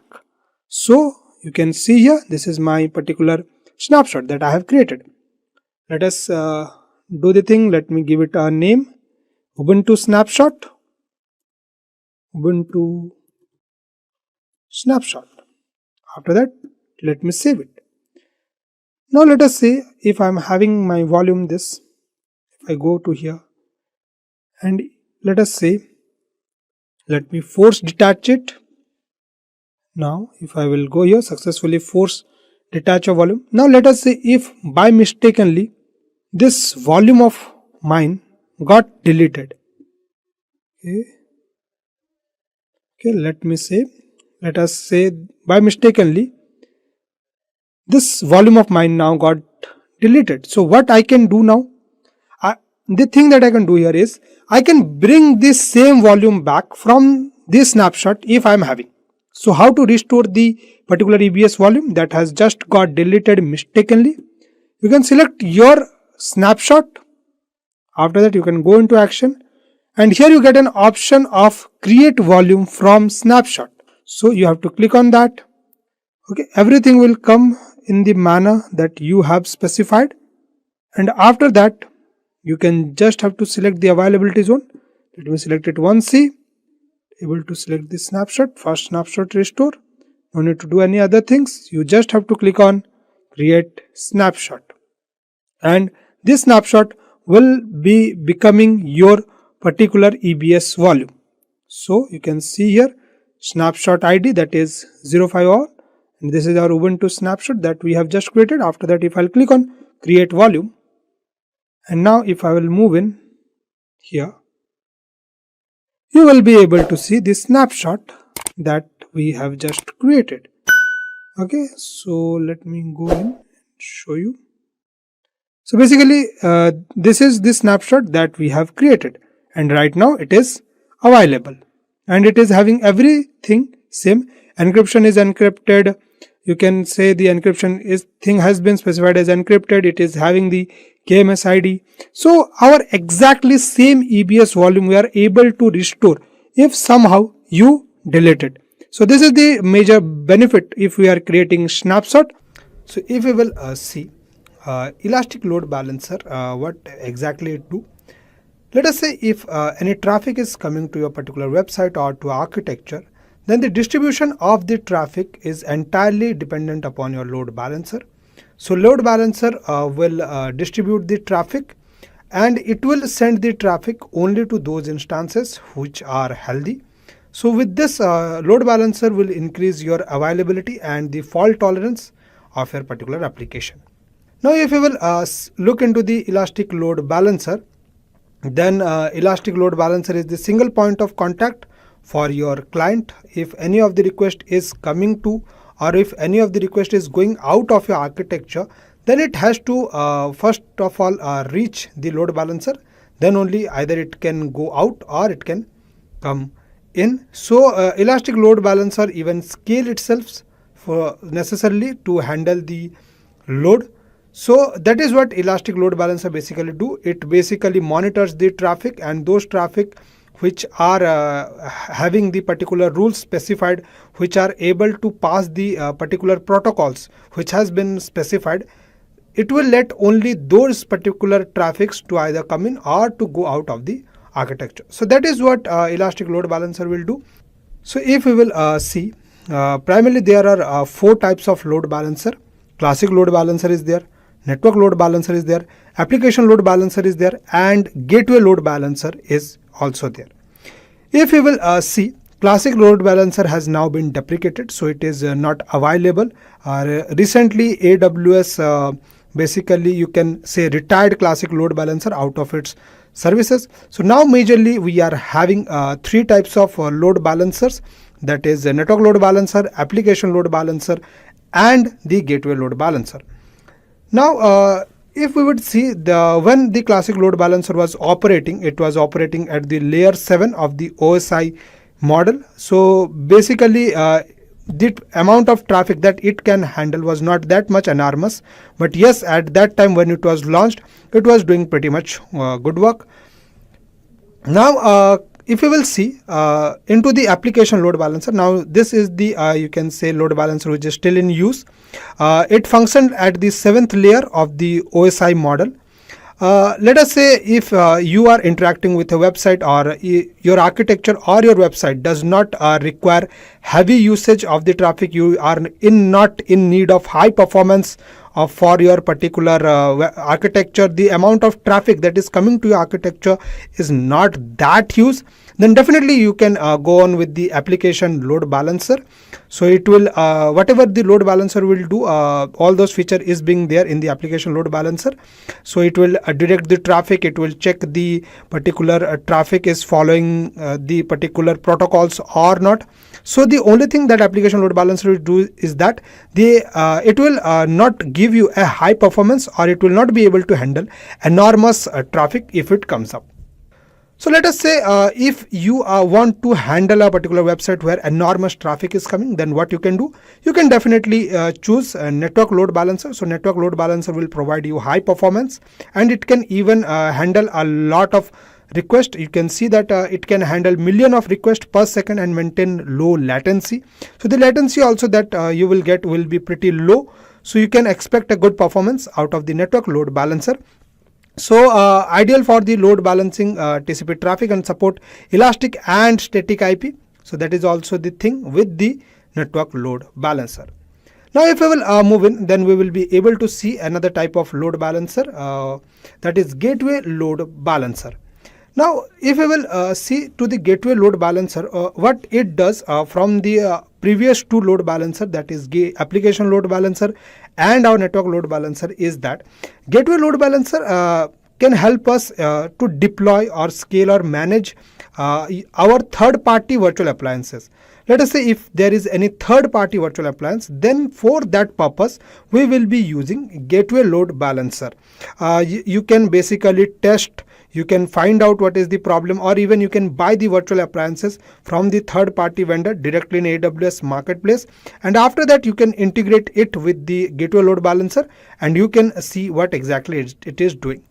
Also, gateway load balancer gives you the distributing traffic across the virtual appliances while scaling them up or down based upon the demand. So it will check the demand and it will then do the scaling up. And with this, what gateway load balancer is that it eventually decreases the potential point of failure in the network, and it also increases the availability. Now, if we will see, these are the benefits of our gateway load balancer that we have already discussed. That is, deploy third-party virtual appliances more quickly. We can scale them up. It increases the availability.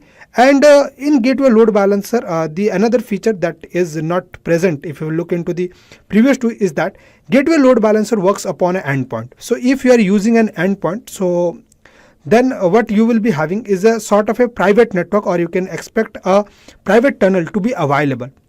This particular endpoints are being provided to you from the AWS, so the availability, the security and the reliability will be you can say is far more superior as compared to the other things that you will be getting from the network load balancer or from the application load balancer. So the connection, or you can say that you will get for the gateway load balancer will be far more superior. So if you are getting a particular endpoint for working, then you can expect that the connection will be not hampered. If gateway load balancer is working, then it will be majority of the times it will be available for you, so you can do whatever work you wanted to do. Now, if we will look into the steps of creating a gateway load balancer, it is pretty much easy.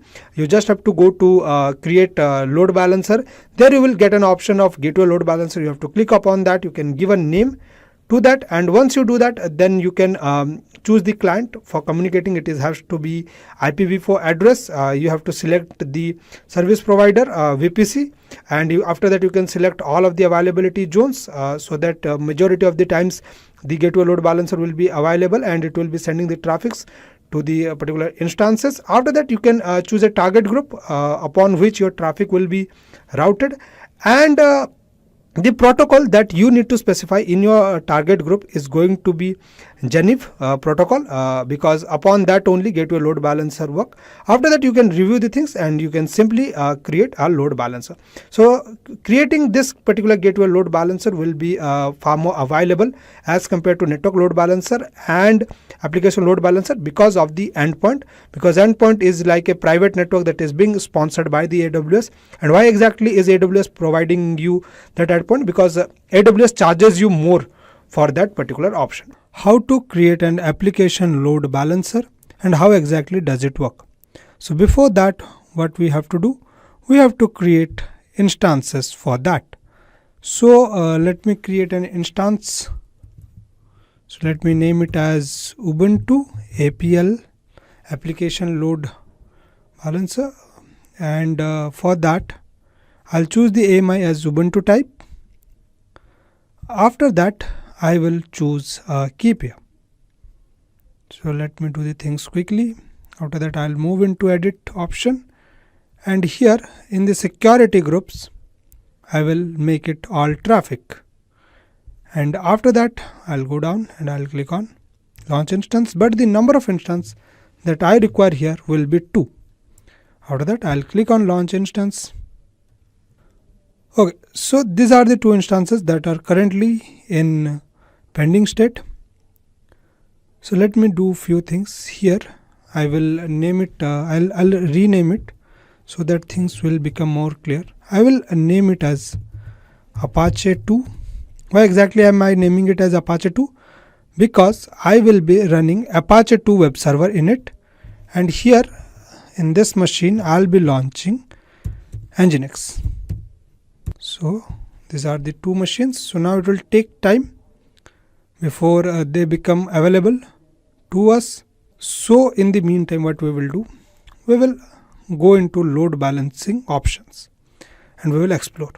So in this particular demo session, we will look in creating a application load balancer. So if I will click on create load balancer here, at the first I have to give the load balancer name, and the another thing that I have to give here is the target group. Either you can create the target group here, or you can have a target group and just associate it with your load balancer. So we will do the last option. So let me create a target group. Now what exactly is a target group, you need to understand. Now before that, you should be knowing what does this load balancer work is do. Load balancer has primarily two work. One is to check whether the traffic coming on is following the protocols or not. Let us say if a request has been made, whether that request is having valid permissions or not. So that thing our load balancer will check. And the second work that the load balancer will do is that routing the particular traffic only to those instances whose health checks are fine. So now let us understand why are we in need of this target group. Let us say if I am having 100 number of instances. Right now what I have did, I have only launched 2 instances. But let us say in real time scenario, I am having 100 number of instances. So if I will associate 100 instances with my load balancer, then my load balancer have to do a lot of other work and it will not be able to work in that much efficiency, and its efficiency will decrease. So for better management of this instances, what idea we came up with? We came up with something known as target group. So what will this target group do? Basically, we can associate our instances with this target group, and then the target group will do the health checks of our instances, and this target group will be associated with our load balancer. And if any request, or you can say if any particular traffic needed to be routed, then load balancer will be doing it through the help of target group. So let us create a target group, but before that we'll be waiting so that our machines are okay. So now our machines have also got the status check passed. So let us go and let us associate our machines with target group. So here I'll go in and I'll click on create target group. So choose a target type. So we will be going with instances because we will be attaching our instances with our target group. So here I need to specify the target group name. So let me give it a name as application target group. Application target group. And here the protocol that it needed to be chose is HTTP. Why? Because upon this only it is going to check whether our instances are running fine or not. If you could recall, then while creating our particular instance, I have allowed all traffic. So if you allow all traffic, by default HTTP will be also enabled. So you don't need to do anything.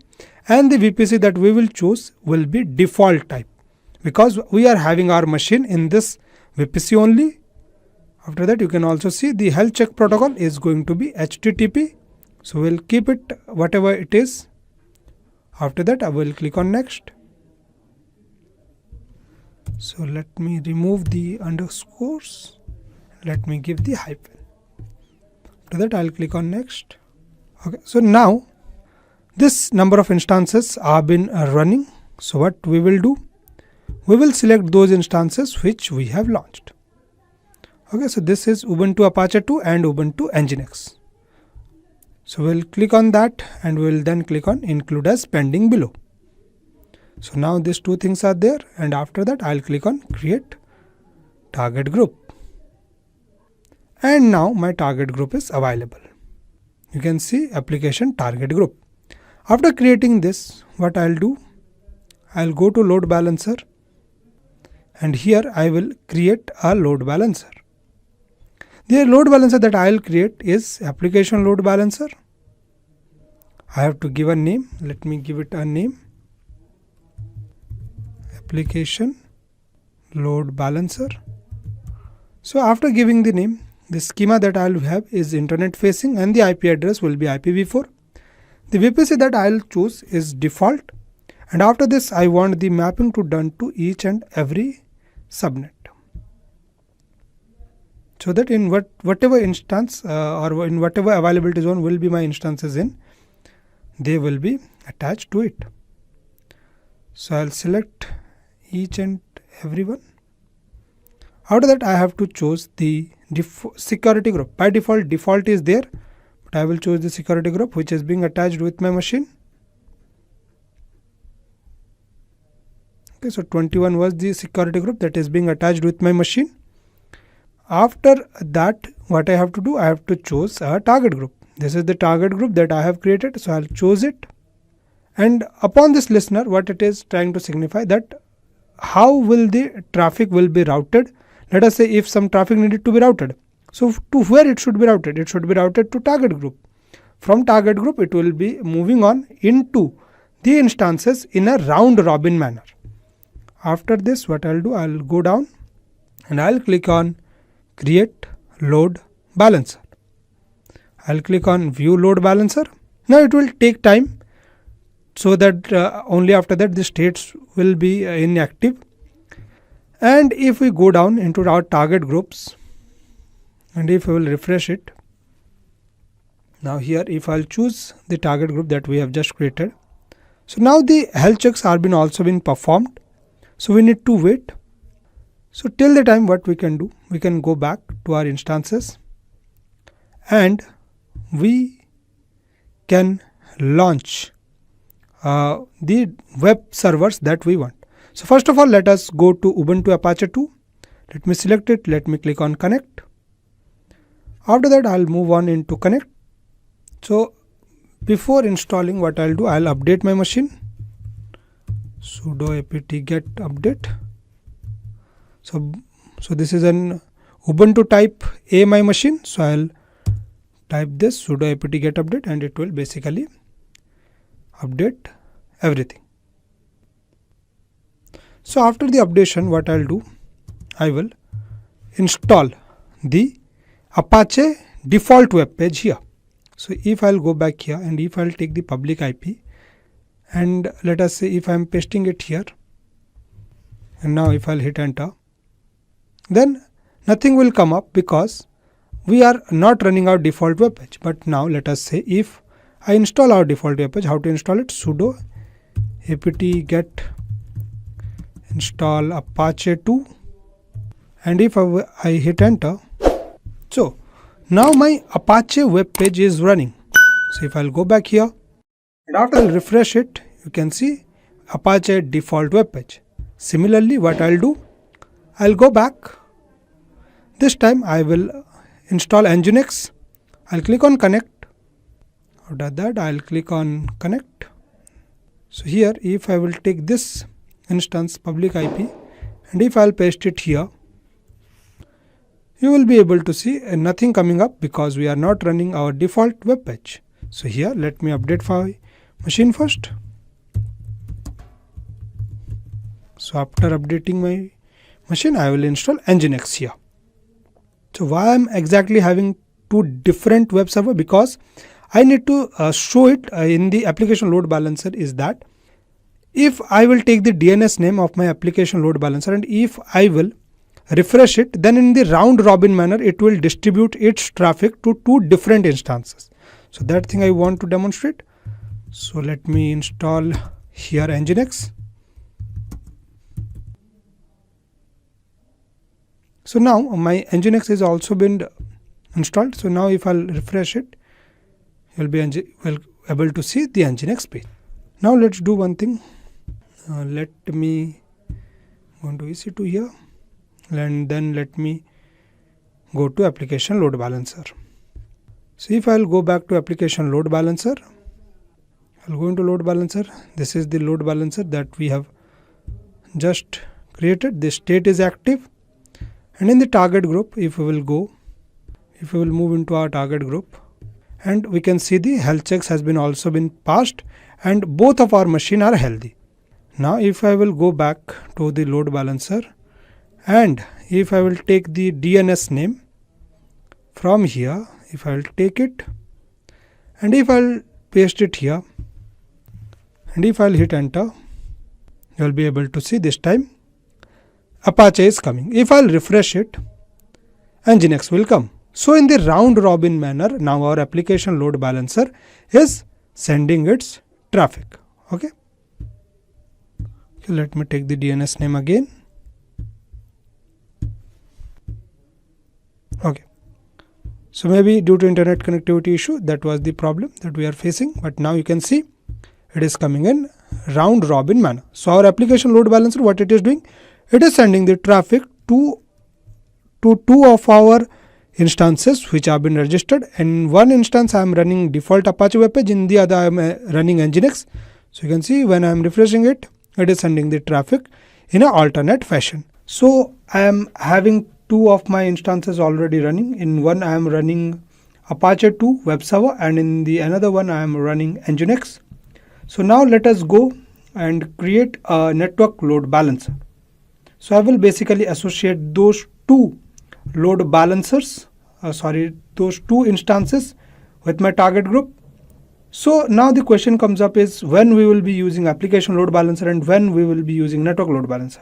Let us say if the traffic that is coming to your website or to architecture is more, then you should definitely go with network load balancer. And if the traffic is less, then you can go with application load balancer. Moreover, if you need more high performance, then definitely you can go with network load balancer. You can see here also ultra high performance can be provided to you from your network load balancer. Now let's click on create. After that we have to give our load balancer name. Let me give it as network load balancer only. Network load balancer.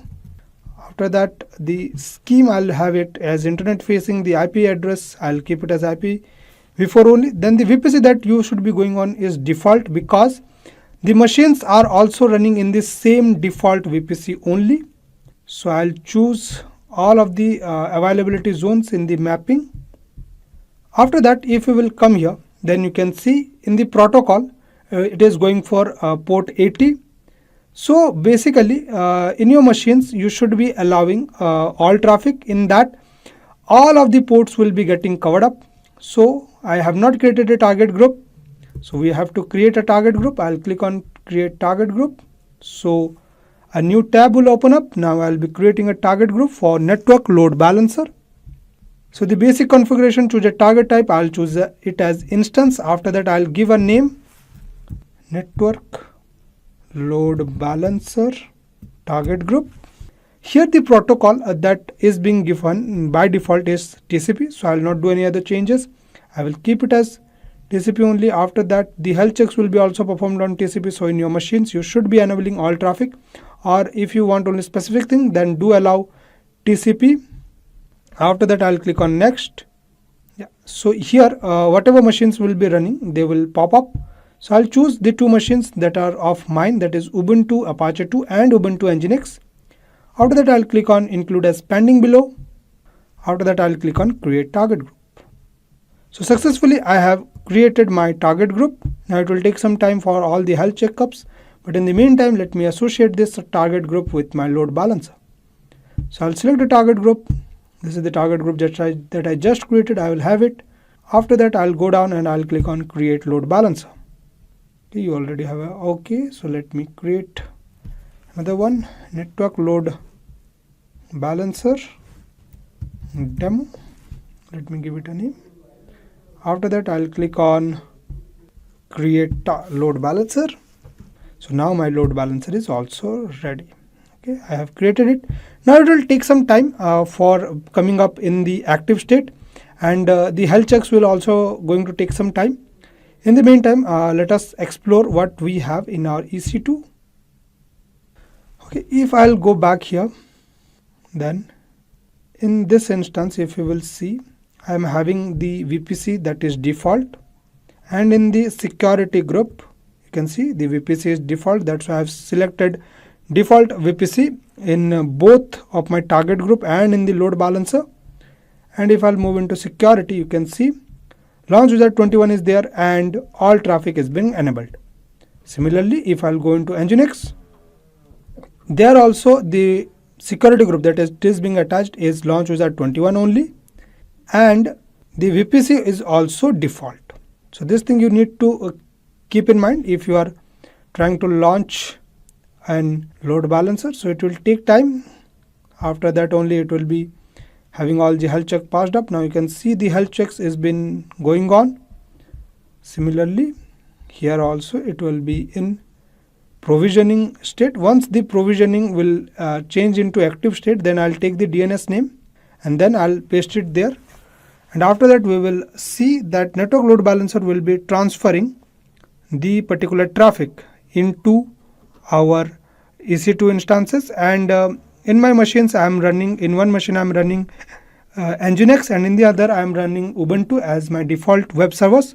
So we will be able to see it, but the traffic will not be routed in round robin manner as it was happening in network load balancer. Now we shall wait, and once the things are in available state, then we will move on. So I waited for a few more minutes, and right now you can see the health checks have been performed, and after that you can also see my load balancer is also available. Now if I will take the DNS name and if I will paste it in the web browser, you will be able to see either Nginx or Ubuntu will pop up, but it is going to take some time. So if I'll hit enter, it will take time to come up. Okay, it came quickly. Now if I'll refresh it, Nginx will not come up directly. So the things are not done here in round robin manner. So I need to refresh it a lot of time, then Nginx will appear. Yeah. So let me keep it on refreshing. Then a time will come when Nginx will pop up. So let me paste the thing again. Now let me keep on refreshing it. Yeah, so now Nginx came up. Load balancer architecture, weighted routing and connection training. So if we will see the load balancer architecture, what it basically does, let us say if you are having a particular website, then it will reside at the top, and whatever request will be coming depending upon the healthy instances, whether if any instance is healthy or not, it will check it first, and if any instance is healthy, then it will start sending the particular traffic to those instances. So instances can be present at different availability zones. So it will check in what particular availability zones those are available, and depending upon that, it will start sending the particular traffic to those instances, and the instances will be handling those traffic. Now we get an option of you can say traffic management in the load balancer. That is what we say either blue-green deployment, you can say, or you can also say it as weighted routing. What basically it does, let us say if 10 number of requests, or you can say 10 traffic is coming to your website. So basically you can define to whom majority of traffic should go. Let us say if you want a majority of your traffic to go onto a particular target group, so you can define those things in the load balancer. So that option you will get if you are having two target groups, so you can define that majority of traffic where it should go. So that is what we are having in weighted routing. We can specify which target group or which instance should get a majority of the traffic and which should not get the majority of traffic. So by this way you can make the particular decision of managing a website much more betterly, because you will be knowing where is your majority of traffic is going. So this is how weighted routing will look like. Now the blue-green deployment is just a terminology that has been given to the thing. So it's all about sending your particular traffic to whatever target group you want and how much you want. Now if we will look into cross-zone load balancing, by default cross-zone load balancing distribute the traffic to the instance in their only availability zones. So they don't go beyond their availability zone. So if we will enable this cross-zone load balancing from the particular name, it is pretty much self-explanatory that what it will do. It will not bound the sending of the traffic only to its zone only. So it will go out of the zone and it will start sharing the particular traffic based upon the loads. The particular instance having the smallest load will also get an, you can say, everyone will be getting a minimum, or you can say everyone will be getting a specific load. No one will be having much more load and no one will be having very less load. So everyone will come to a mean where the particular traffic will be distributed in a very appropriate manner, in a very systematic manner, so that none of the instance will go down. Just a quick info guys, Intellipaat is offering an AWS Solutions Architect certification course. This program is designed to help you master AWS services like EC2, S3, Lambda, CloudFront, VPC and much more from the top 1% industry experts. With this AWS program, Intellipaat has already helped thousands of professionals achieve successful career transitions. You can check out the success stories on our Achievers channel, link is in the description below. So if you're looking to start or grow your career in cloud computing with AWS, this course can be the perfect launchpad. Visit the course page link in the description below and take your first step towards becoming a certified AWS Solutions Architect. Now we understand that these are the virtual resources. Okay, we know that both of these are correct. Where they are, where are they stored physically? Where they are hosted physically? Okay, see, even though I'm getting this server virtually, but here you see there is something called as United States, North Virginia. Okay, so physical hardware of this two server is coming from where? The physical hardware of this two server is coming from North Virginia. So this simply means that in North Virginia, there is a physical data center. Okay, in North Virginia, there is a physical data center where this, virtual machines are being hosted.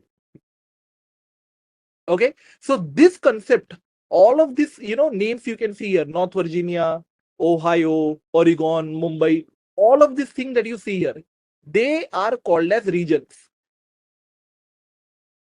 Okay, all of them are called as regions. Right? What is region? Region is just a geographical, just a location, nothing else. Okay, North Virginia's region. But region is made up of, so let's say this is the region. Okay, this is the region. Region is made up of availability zones.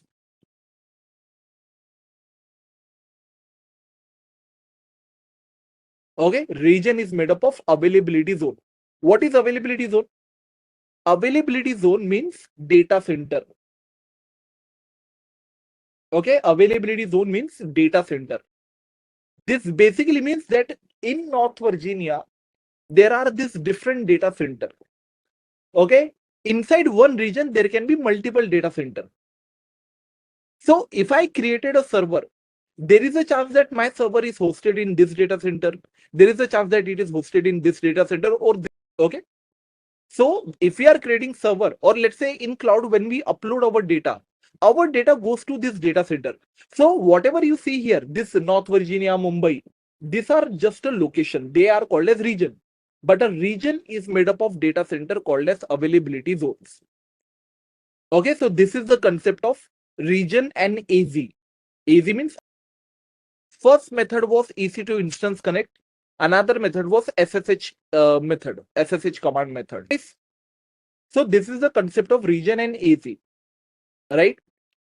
Now we work in one region at a time.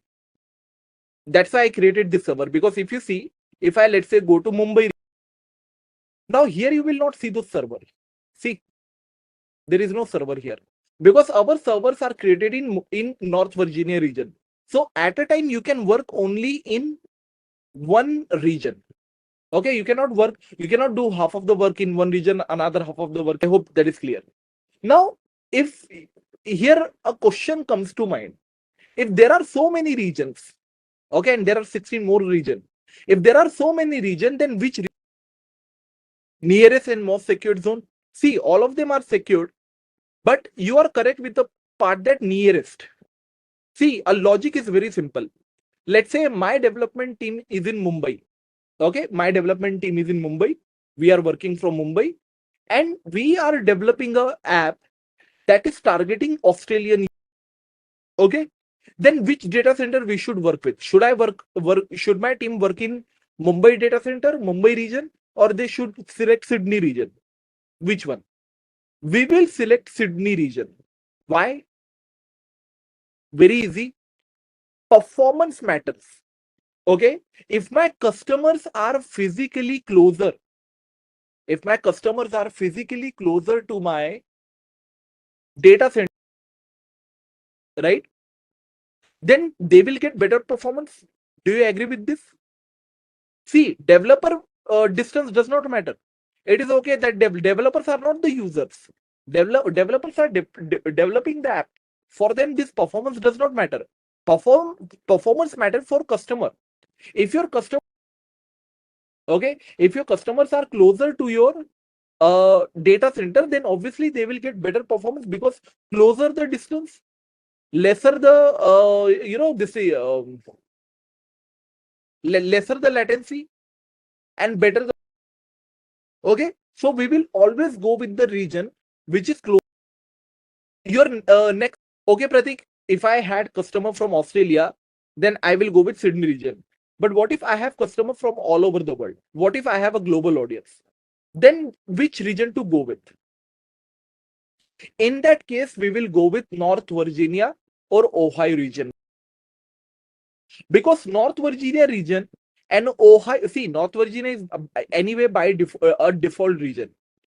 North Virginia region and Ohio region, these are the main US region.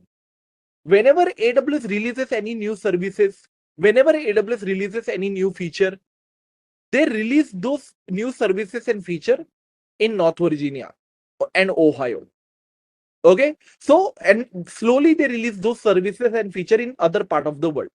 So if you always want latest update from AWS, then you can go with North Virginia and Ohio. These two are the preferred regions. Okay, so if you have a global audience, we always go with North Virginia or sometimes. Okay, so yesterday we created this server and I showed you I did yesterday. But if you select this and here you go to instate, yesterday if you remember, I clicked on this terminate instance, that is delete. When we click on this, our server is deleted. Okay, and deleted means what? It is permanently deleted. Once you delete your server, you will, right? Here we clicked on terminate. So this here you can see it is shutting down, and in few seconds you will see let it get done. You will see terminate message here. But even after termination, you will still see the server here for some time. Do not worry, just because it is there, it will not cost you money. As long as this is terminated, okay, it will be there for few minutes. After that, it will be removed. But do not worry, it is not costing you any money. But this is a permanent delete option. Obviously, if you delete something, it will not cost you money. But if I stop this, okay, what happens when you see, if a server is terminated, there is nothing can be done about it. We'll have to create a new server. But if a server is stopped, that server can always, okay, if a server is stopped, that server can be, right? So what do you think? When it is stopped, here you can see added again. But when it is stopped, do you think it is? Yes, it is not working, but it is still there in the cloud. This server is still assigned to you. So even though it is in stop state, it is still assigned to you and you can start it whenever you want. So of course, it will not cost you that much money, but still it will be costing you some amount, right? When your server is in stop state, it is still costing you money. Because the answer is simple. See, you rented out an apartment, okay? But you are not living in that apartment for 3 months. Now, does it mean just because you're not living there for 3 months, you don't need to provide the money? You don't need to pay the money? You don't need to pay the rent? No, right? That's your lookout. Whether you are living in that place or not. If you rented out an apartment, you'll have to pay the rent. So stop server is like that. It is stopped, but it is still assigned to you and you can start it whenever you want. So some, some bit of money it will still. Okay, so here you see it can be started again. Okay, very soon you will see the server. See, it is in pending state now. Now it will be in running state. See, it is running. So a stop server can always be started again. Right? So let me terminate this. and now I will create a new server. Okay, so now we will get into EC2 storage. Okay, so here I will provide the name EC2-EBS. Okay, see, regarding EC2 storage, what you need, this is the EC2. Okay, EC2 have a internal storage. Okay, it have a root volume, it have an internal storage. Okay, this yesterday we saw that there was a root volume called as EBS, elastic block storage, and the same root volume can also be attached externally. Okay, so if you remember yesterday when I was creating the EC2, at that time, so I will proceed without keeper today. At that time, you see this 8 GB. This, okay, this is the root volume. So this root volume is nothing but this EBS that is attached to the server. And we can add external EBS. So here, if I click on, let's say, add one more volume. Now, this is your external EBS, but this is the root volume which is attached to the server. Now, you tell me, everyone. Let's say this EC2 stores some data in this root volume, and the same EC2 stores some data in this volume. Data from our root volume. Can I say if my EC2 gets deleted, data from my root volume will also get deleted? But data from external volume should not get deleted. Do you agree? Seems this is a EC2 and this is an internal EBS. Okay, so this is the root volume. Okay, this is the internal volume which is attached to my EBS. And here is the external EBS which is attached over a network. Now you tell me what I'm trying to say. This EC2 stores some data in internal EBS. This EC2 stores some data in external EBS. If my EC2 goes down, can I say data from my internal EBS is also, but data from external EBS should still be there? Do you agree? Right? Because if the server goes down, obviously the storage attached to that server will obviously go down. But the storage which is not attached to it, which is connected over a network, nothing will happen to that storage. So when we create EC2, this root volume you see here, this root volume is the internal storage, and the storage that we attach separately, like this one, this is the external. Okay, this is the external volume, right? So I will create this server. Let me create this one.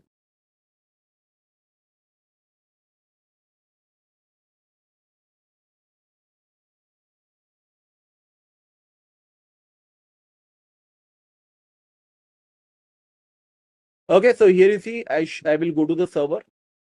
Here I will give the filter instance state is equal to running. Okay, so you see this is the server. If I select this server, if I go to storage, now you see I have bought the storage. This first storage is the root volume that comes with our server, and this is the external volume. Okay, now if I want to add more storage separately, can I do it? Or we can add storage only while creating? Yes, we can add, but edit. Very simple. So this is my server. Okay, and this is, we are covering EBS. This storage is called as EBS. EBS is a storage of EC2 and it stands for elastic block. Okay, now EBS is not some different AWS service. Okay, EBS is not some separate service. EBS is the part of EC2. So on the left side, you will see elastic block store. So if I go here you will see elastic block store. This is the EBS. And whatever EBS that you can see on my screen right now, these are the EBS that are currently there in my account. Out of these two EBS, these two, okay, look at this. These two are the EBS that are attached to my server. You remember this server I just created, EC2 and EBS. So these two servers, these two EBS are attached to my EC2, right? Okay. So this other two storage here, you see those other two storage, their volume state is available. Available means what? They are not attached to any server. Here you see these two servers are in use. Why? Because they are attached to my server. Okay, let me show you that server. Here you see, if I select this server, look at the name of the server, EC2-EBS. These two volumes are attached to EC2-EBS. Okay, look at their name, dev SDB, dev XVDA. If I go to this server and if I select its storage, here you see the same name, dev SDB, dev XVDA. So these are the two volumes that are attached to my server. That is why it is showing in use. But other two server, this first one and this last one, they are available. Available means what? They are not attached to any server, so they can be attached to some new server. Okay, but I will delete them. I do not need them right now, so I will delete both of those storage. Okay, and I will create a new one. So how to create a new storage and attach it to my existing server? Because we just saw that while creating server, okay, while creating server at that time, we can attach more storage. Okay, but if my server is already created, then how to attach storage to it? Very simple. See, here we will click on create volume. Okay, now look at this page. Just like yesterday we saw EC2 page, we provided the value. We'll come to snapshot after some time. Okay, we'll come to snapshot. We'll go step by step. First, we'll understand few other things. Then snapshot part will cover. Like yesterday, while creating EC2 also, there were many things that we provided. So while creating EBS also, there are many things we need to provide. And by the end of it, we'll get our subnets. Okay. Here is the size of your storage. So this is the part where you define the storage of your EBS. And look at the range. The minimum value can be 1 GB and the maximum value can be 16 terabyte. So here we understand one thing. Okay. Here we understand one thing, that EBS, okay, have maximum 16 terabyte of we are covering. Okay, the storage is minimum 1 GB, maximum 16. Okay, here is the size 100 GB. Here I can select, let's say, 4 GB. Of course, I don't need 100 GB. I will not go with it. I'll go with 4 GB. Right, so this will decide the storage of my volume. Okay, storage of my EBS. Then you see here of it. IOPS means input of simple language. IOPS define how quickly you can read and write data from storage. That's the simple meaning. Okay. So here you see we are getting somewhere around 100 slash back to this point. But IOPS define how good your storage will perform. Then you see here availability zone. Okay, here I'll select AZ1D. Okay, here you see snapshot ID. Ignore it. We'll cover this soon. Here I will give a name. Name will be, let's say, EBS demo. Okay, and I will create this volume. Okay, I will create this volume. You see, all I did is selected some storage, a 4 GB storage. Okay, and I'm going with all the rest of the default value. So here I will create the. So you see my volume is created. And if I go here, check it. So you can see it is available. Available means what? Available means it is not attached to any server as of now. And we can attach it to. Okay, it is available.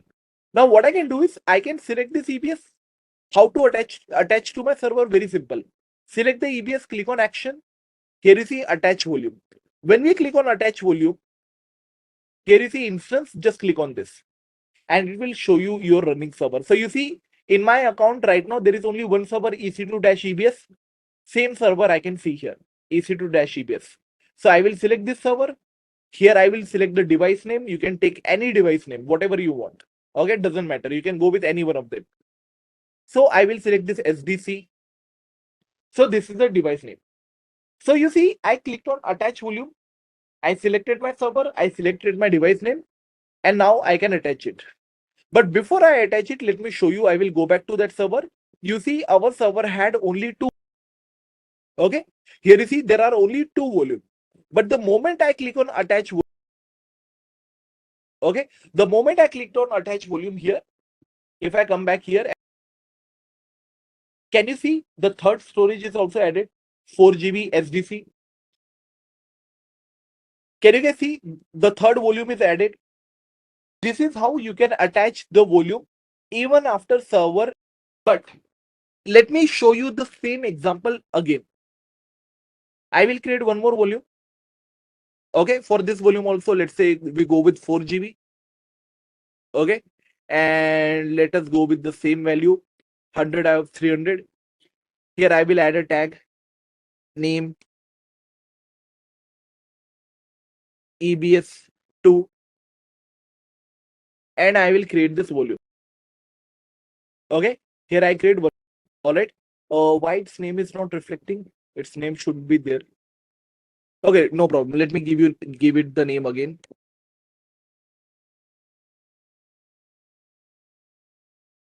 Okay. Now here I'll click on action. I will again attach it to my existing server. I'll click on attach volume. And here you see it is saying no matching running or stop server. Why do you think earlier it detected the server? Then why it's not detecting it anyone? Because answer is in front of good Balaji. Different availability zone. Sorry, when I created it first time, I changed the. What happens is I'll tell you the logic. Okay, so this is the region. There are multiple AZ in a region. Now let's say in this region I have my. Okay, in this region I have my EC2. Okay, now one more EC2 we have. Let's say in this region, in this AZ, sorry, one EC2 in this AZ, another EC2 in this AZ. Now in this AZ, if I have a EBS, then this EBS can only be attached to this server in this AZ.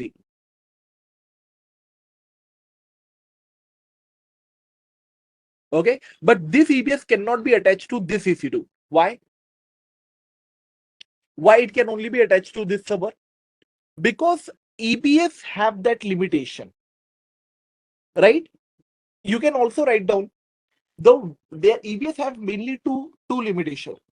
The very first limitation of EBS is that EBS can only connect with the server from same availability. Okay, if your EBS is in one AZ and your server is in another AZ, then they cannot be connected. Your EBS can only be connected to the server from same AZ. That's the first limitation. Second limitation is within the same AZ. Okay, within the same AZ, your server can be connected with. Your EBS can be connected with multiple. Sorry, within the same AZ, your EBS can only connect with one server at a time. It cannot be connected with down this. Okay, EBS have two limitations. First limitation is EBS can only connect with EC2 from the same availability zone, from the same. Okay, and even in the same AZ, it can only connect with one EC2 at a time. Okay, EBS can only connect with one EC2 at a time. It cannot be connected with multiple EC2. And this is a very big limitation. So that was EC2, that was EBS. EBS have two limitations, and we will see their solution as well.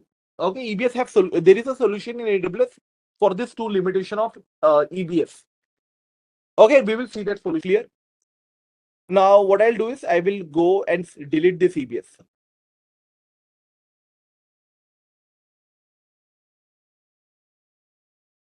Okay, I will delete. And by the way, this EBS, this EBS demo, which is attached to my server, if I click on action and try to attach it to another server, you see attach volume option. Come on guys, why it is not available? Because it is already attached to another. So that's why one more server. Okay, here you can see the practical proof as well. So whenever you want to attach EBS to another server, you'll have to detach it first from one server and then attach it here. So I will delete this EBS. We don't need this one anymore. I will delete this one. Okay. So let me create a new volume. Now, a very amazing thing that you need to understand about AWS cloud or any cloud for that matter is here you see there is an encryption option. Okay. this you need to understand, in cloud, everything that you get. See, you need to understand this one very beautiful example here, right? EBS is a volume, EBS is a storage, correct? EBS is a storage. Now, in this storage, what happens is we want it to be secure. We want EBS volume to be secure. We want it to be encrypted. Okay, we want the storage to be encrypted. Now, all you have to do is to select this option, and you're done. Okay, all you have to do is to select this option, and you're done. Okay, select the default key that you get here. If you select this one option, encryption is done. Okay, encryption is done. If you upload any data, the data will be automatically encrypted. You don't need to do any encryption. You don't need to maintain any encryption key, nothing. And when you download the data, your data will be automatically decrypted. You don't need to do any decryption. You don't need to maintain any key. In AWS, this feature is basically, it is called as managed service. The meaning of managed service is simple, that everything will be handled or everything will be managed for you from AWS. Okay, now see, generally what we do, we log in like this. Okay, tell me everyone, you guys log in like this, right? Here you provide your email address, correct? So when you log in like this, when you provide email address like this, you are basically logging as a admin, logging as a root user. Okay, here you are logging as a root user. But when you click on when you want to log in as an IAM user, you need to select this. Okay. Now, when you log in as an IAM user, basically you're logging into somebody else's account. Okay. Whenever you log in as an IAM user, you're logging into somebody else's account. So you need their account ID. First of all, you need their account ID. Okay. How to get account ID? You can get it from here. So my account ID is this. Okay. Look at this. This is my account ID. Okay. So here I'll give my account ID. Next. Now here you see we need to provide IAM username. We need to provide password. Okay, so in username will provide our user, that is John user. Okay, and here in password I will copy paste the password. Oh, sorry, I'll take the password from here. Let me show you this also. Here you see this password. Okay, this is the CSV file that was downloaded, and here you can see our username, password, and everything. Okay, so here I'll copy my password and I will paste it here. Now pay attention. Okay, now see, here I'll provide the password, sign in. So John user is trying to log into my account, and you see the very first thing that is happening, that this user is being forced to update the password. Okay, so here I will provide my old password. Here I'll provide my new password. Here I'll click on confirm password change. Okay, now here I will log into my this account. Now look at this. Here you see my account ID. This is the same account ID as this one. Okay, but here it is logged in as a John user. Okay, here it is login as a John user. Now you see one more thing here. If I go to my home page, here you see I can see the cost and usage.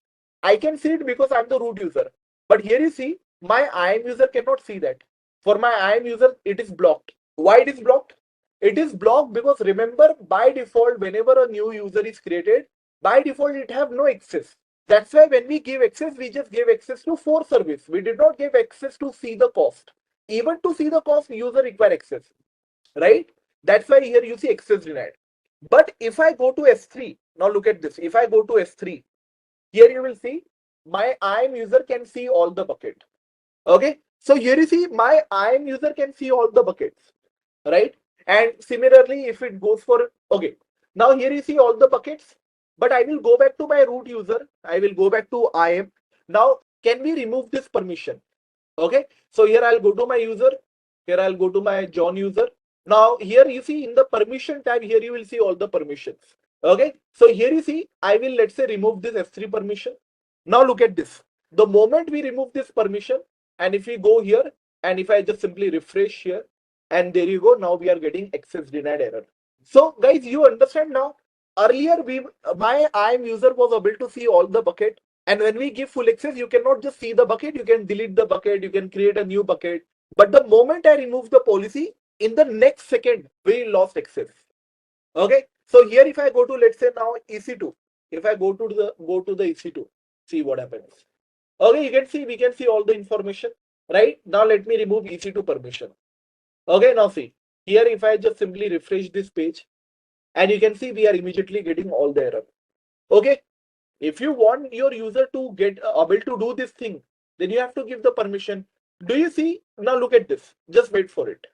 Do you see IAM is also not loading correctly? Here you are getting error. See, even key pairs are also not loading. API is basically all of this information you get through API. Behind the scene program is there. So this API is application programming interface. So that API fetches all the data. And when you do not have permission access denied error, you also get API error. So guys, you can see clearly we are getting all of this error and there is no way we can create the EC2. Okay, so let's say if I select if I go with proceed without key pair, and if I try to launch instance, see, we are getting error. Okay, because our user don't have permission. But the moment I give this EC2 permission again, EC2 and S3, look at this. Yeah, it is related to coding. API is all that is done in coding. Here I'll give EC2 full access and I will also give S3 full access. Now look at this. The moment I add this permission and if I simply refresh this page, can you see things are loading perfectly now? Earlier you couldn't see so many things. Earlier you couldn't see all of this thing. Earlier you couldn't see any of the key pair, but now key pairs are also loading. Why it is working now? Because you gave the permission, right? Now if I launch an instance will be launched. Look at this. I hope it is now perfectly clear for all of you. Okay, so now our instance is there. See, but understand this now. Many people get confused here. See, you try to answer this, okay, based on your logical thinking. John user created this server, right? But again, if I remove this EC2 full permission, okay, I remove this. Now, do you think John user can access or even delete this server since it is created by John? What do you think will happen? I remove the permission, but this EC2 was created by John. What will happen? See, forget about deleting. The John user will not even be able to see the server, even though it was created by that user. Obviously, he cannot delete. But forget about deleting, he cannot even see the server. Because even to see the server, you require permission. Understand the granularity of it. It's not just that you give the permission, user can create server. Even to see what are the different server, you need to give permission for it. It is at such a granular level. Okay. But can my admin or root user can see that EC2? Obviously, other people in your account, not just admin or root user, other people in your account who have access to EC2, of course, they will be able to see the EC2. See, right? So that was IAM user, guys. Now, next thing is IAM group. Okay. Now, what is IAM group? See, here I just showed you for one user. But what if instead of one user, multiple people are joining your organization? Now what? Instead of one user, multiple people are joining your organization. At the same time, let's say 20 people are joining and all of them are developers. All the 20 people are developer and they are joining the same project. Tell me one thing. Can I say all these 20 people, let's say they are at the same level. Can I say all these 20 people who are at the same level in the same project and all of them are developer? Can I say all of them will have the same permissions? Okay. But don't you think it will be very hectic to create all 20 user and give them give all of them same permission again and again? That will be very hectic, right? So rather what we will do is we will create a group. Okay, we will create a group. Let's say we are creating a group of, let's say, developers group, okay, for our project. So this is the name of the group. Now I will assign permission to the group. Earlier what we were doing, earlier we were assigning the permission policies to the user. Now what I'm going to do, I'm going to assign permission policy to the user, not to the group. I will assign policy to the user, okay, not to the group. So what I'll do here, I will give the permission, let's say S3 full access, RDS full access, EC2 full access, DynamoDB, EBS or EFS. Okay, like this multiple permission I will give, Lambda permission or SQS permission, SNS permission. Okay, like this multiple permission I will give, and we will create this users. We will create this group. Now understand this, policies is a kind of thing that can be assigned to the user or it can be assigned to the group. Now we have this group, okay? In this group, I will add user. Now when I add a user in this group, that user will get those permission. So if I go to John user, earlier you saw how many permissions were there. Now look at it. Okay. See, first of all, you see all of these permissions are here. Now look at this.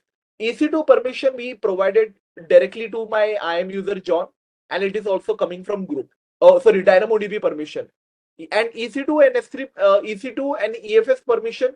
Here you see they are coming from the group. RDS and S3 both are coming from group, and they are also attached directly. SNS and SQS are coming from group. Okay. So if you want to give a user some extra permission, simply click on add permission and give it. Okay. See, if your group have 20 permission and in your group you have 10 user, then each of those 10 user will have all those 20 permission. Does it mean you cannot add any extra permission for any individual user? No, you can add. Definitely you can add. Let's say all the 10 user have 20 permission, but for one user you gave extra permission. So that user will have extra permission also. Understood, guys? Okay. Now look at this. So here is my user. Now what if, let's say, can we do something like this? Let's say I don't want this SNS permission that is coming from group. I told you, you can give additional permission to the user. But can I remove this permission from group and have other permission? I don't want this one permission. Can I do that? Let's see. If I remove this permission, you see all the other permission from the groups are removed, right? So you see it removed all the other permission. Why? Because your user itself is removed from the group. See, the rule is either you will have all the permission or you will have no permission from the group. If you cannot say that I want I want all the permission, but one or two permission I don't want. If your user is in the group, it will have all the permission. If you try to remove one permission, it will remove your user from the group. It's either or all. See, one more thing I'll show you here. Security credentials. Okay. Now you see, here we have multi-factor authentication, that is MFA. Now what is this MFA? MFA is a, guys, in your root user, you have a MFA, right? In your Microsoft Authenticator app is there, right? You provide OTP. Okay. Now AWS have made it mandatory for root user. Earlier it was not mandatory, it was optional, but you can assign it for your IAM user also. The MFA that you have for your root user, same you can have for your IAM user. Okay. See, what is MFA? Multi-factor authentication. See, just like whenever we do shopping, okay, we get a OTP code, right? Whenever we use a credit card or debit card, we need to provide OTP password, one-time password, right? Because that's a one additional layer of security. Similarly, whenever you log into your AWS account, what if somebody else got access to your name and password? Now any person can log into your account. So to prevent that, we will add one more layer of authentication. That is MFA device. Here I will give, let's say, my MFA. Okay. And here we will select Authenticator app. Okay. You can select other things also, but go with this one. This is better. Right. I'll go with this one next. Now here you see setup device. Here I'll click on show QR code. Now I will scan this. Okay. In my Authenticator app, scan this code. Now here I will provide the MFA code. What is the current MFA code? 562991. If you scan this QR code, all of you will see the same MFA code. And what is the second code you are seeing? 785976. Okay, so here we need to provide our consecutive MFA code. And once you provide this two consecutive code, this app will be assigned to my user. Okay. Now you see, from today onwards, this MFA is assigned to my user. Okay, everyone. Now let me show you this practically. So I will again log out as an IAM user. Sign out. Okay, so you see I logged out as a John user. Now I will again sign in. Okay, here I'll provide my John user credential. And now you see it is asking me MFA code. Did it ask earlier? No. It is asking now. Okay, what is the current MFA code? 536890. It was not asking it earlier. But now it is asking because now we have a MFA device assigned to our user. Okay. So even if my password get compromised, even if somebody else knows my password, they will not be able to log into my account because they will not have OTP. This OTP code will be in my mobile only. Okay. Now, moving on. One more thing I want you guys to understand is, see, here I'll give you a scenario. Have you guys read about fan out architecture?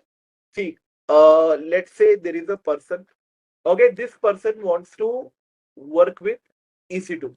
Okay, so let's say there is this person who wants to work with EC2. What we will do? How we will make this possible? can I say we will simply create an IAM user? Okay, when we create an IAM user and we provide EC2 full access policy, okay, when we create an IAM user and we provide EC2 full access policy, this person can work with EC2. Okay, now let's say from this EC2, from inside EC2, he wants to connect or work with S3. Okay, he wants to connect or work with S3 from inside EC2. Okay, now let's say I will give S3 policy also. Okay, I will give S3 policy also. Now, do you think it will work? No, it will not work. Okay, what will work is this. This will work. Okay, your user will be able to work with S3 directly. But from inside EC2, your user will not be able to work. Okay, from EC2, your user will not be able to work. Why this will not work? Because just like your user by default have no access to work with any AWS service, similarly, by default, no AWS service have access to work with another AWS service.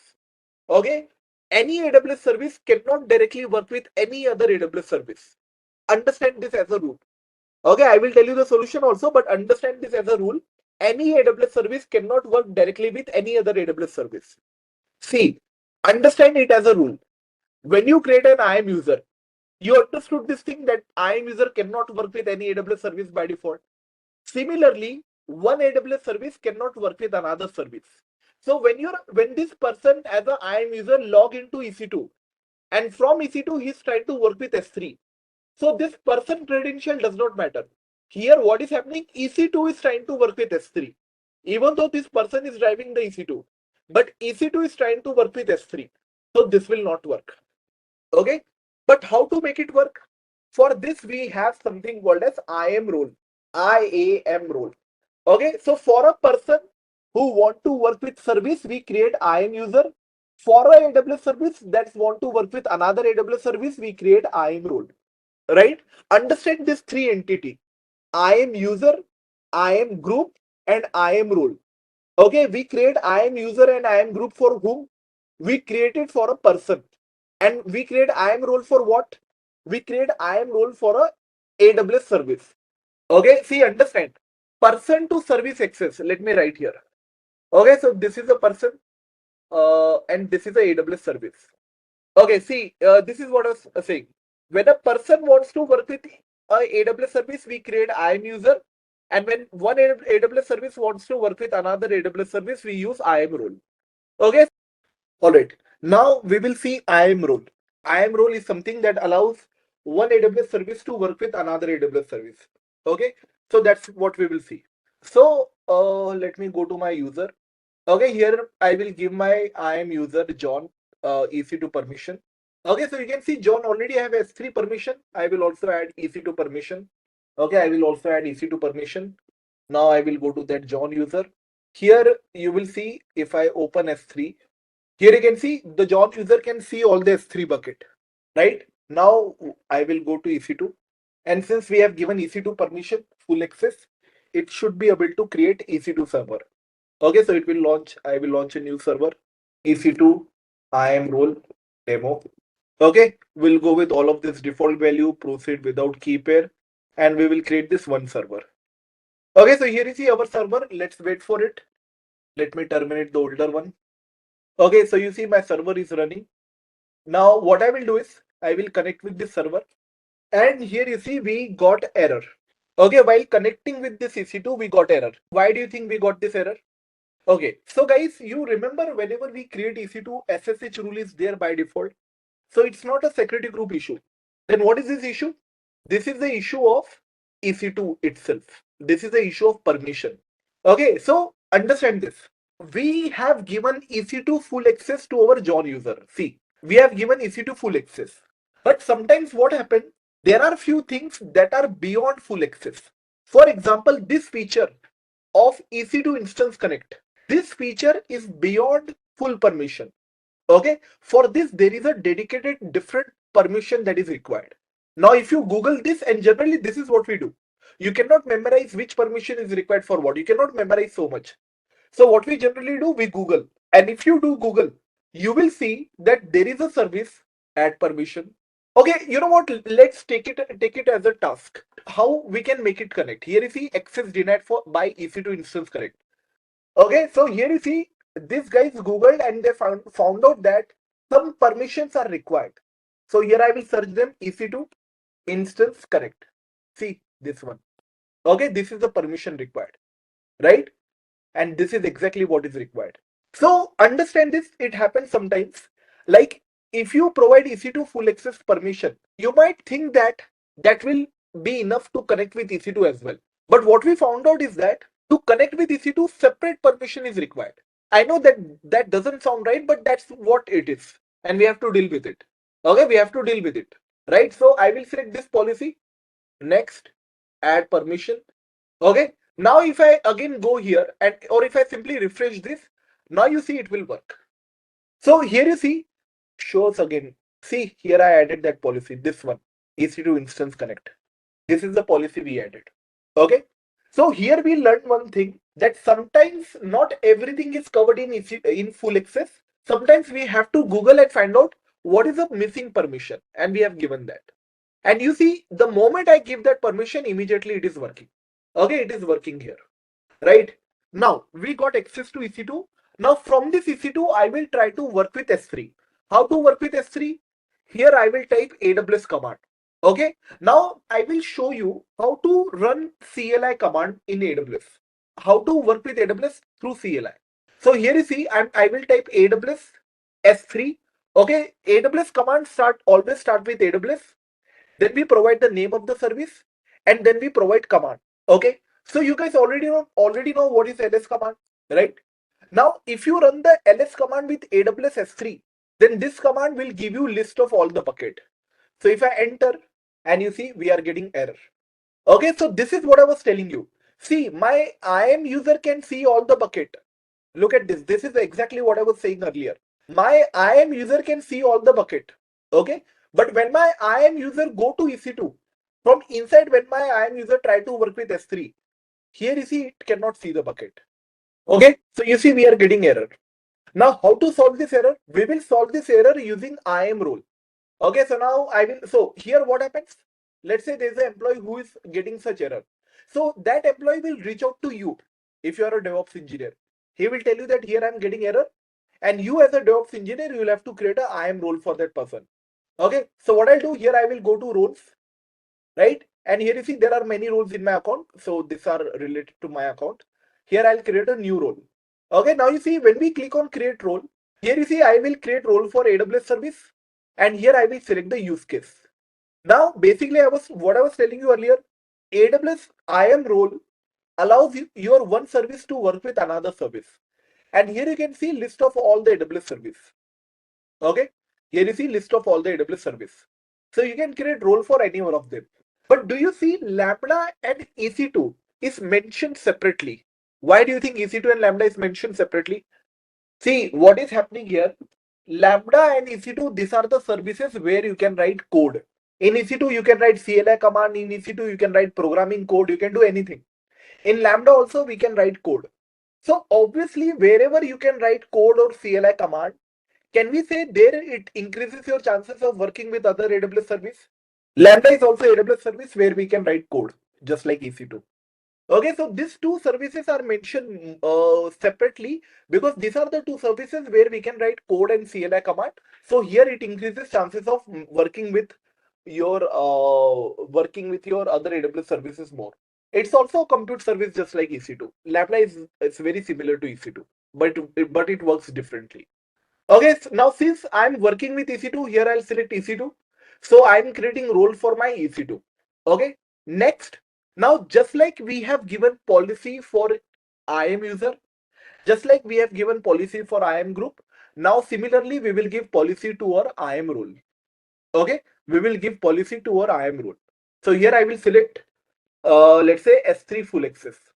Okay, so if you look at this diagram, okay, so here you see when S3 full access is assigned to your IAM user, your user can work with S3 directly, right? When EC2 service wants to work with S3, we need IAM role.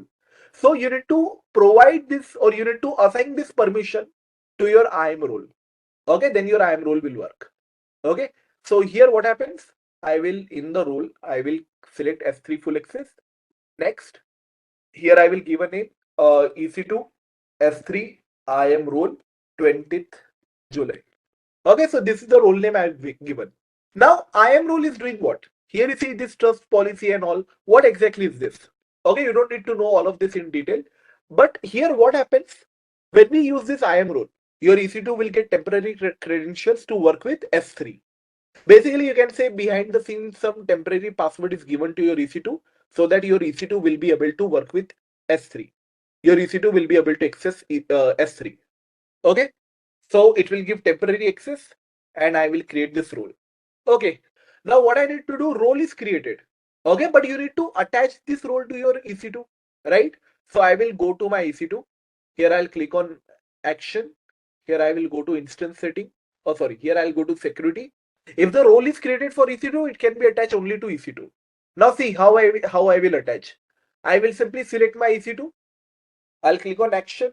I'll go to security and here I will modify IAM role. So by default, there is no role attached to your EC2. So here I'll select my IAM role. And there you go, we are getting error. What is the error we are getting? Your user is not authorized to perform IAM list instance profile. All the EC2, Dilip. Your choice. If you want, you can apply it to one EC2 where you required, or you can apply it to all the EC2. Another permission we need to add. Do you see, even to see the IAM role, we don't have permission. What is the problem here? For my EC2, I'm trying to attach a IAM role, but I cannot even see those IAM role. I'm getting error for that also. I cannot even see the IAM role. Because to even see the IAM role, you require permission. Making sense, everyone? Okay. Now, how to go about this? Because if you go here, if you go to your user, my user cannot see IAM role. Okay.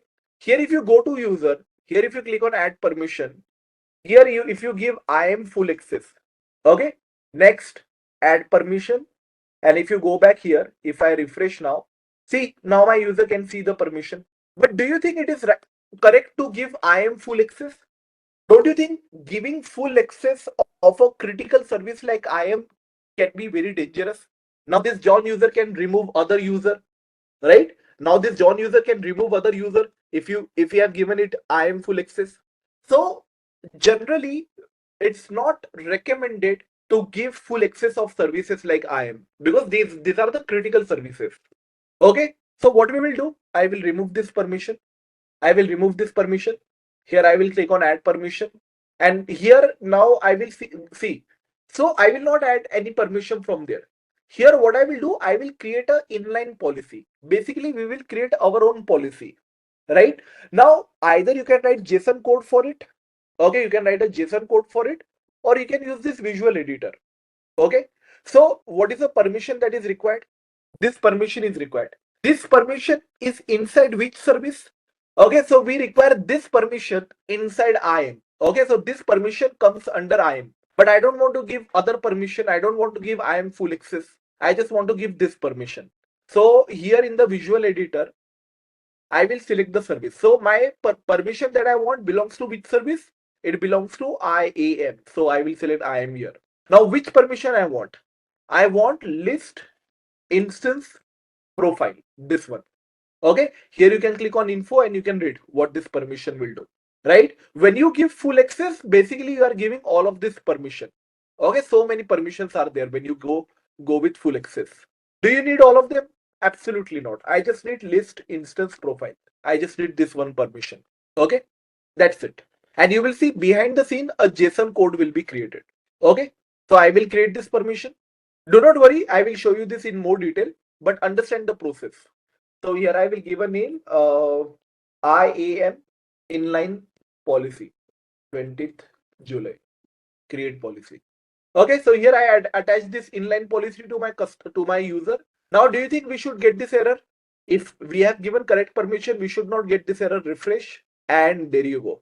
Guys, do you see it is working now perfectly fine? See, what we did is we clicked on here add permission. So when you click on add permission, you will attach existing policy given by AWS. But what you can do is you can click on create inline policy. Okay. Now you see here, select a service. I selected IAM services because the permission I required, that is this list instance profile, that permission was here inside IAM. So here I selected IAM service and here I'm selecting the permission I required. That's it. Click on next, your policy is created. Okay, and you see behind the scene JSON code will be created automatically. Okay, so let's say you don't want to give your user complete access of S3. You just want to give your user to allow your user to create bucket. What should I do? Here I will select which service. I will select S3 service.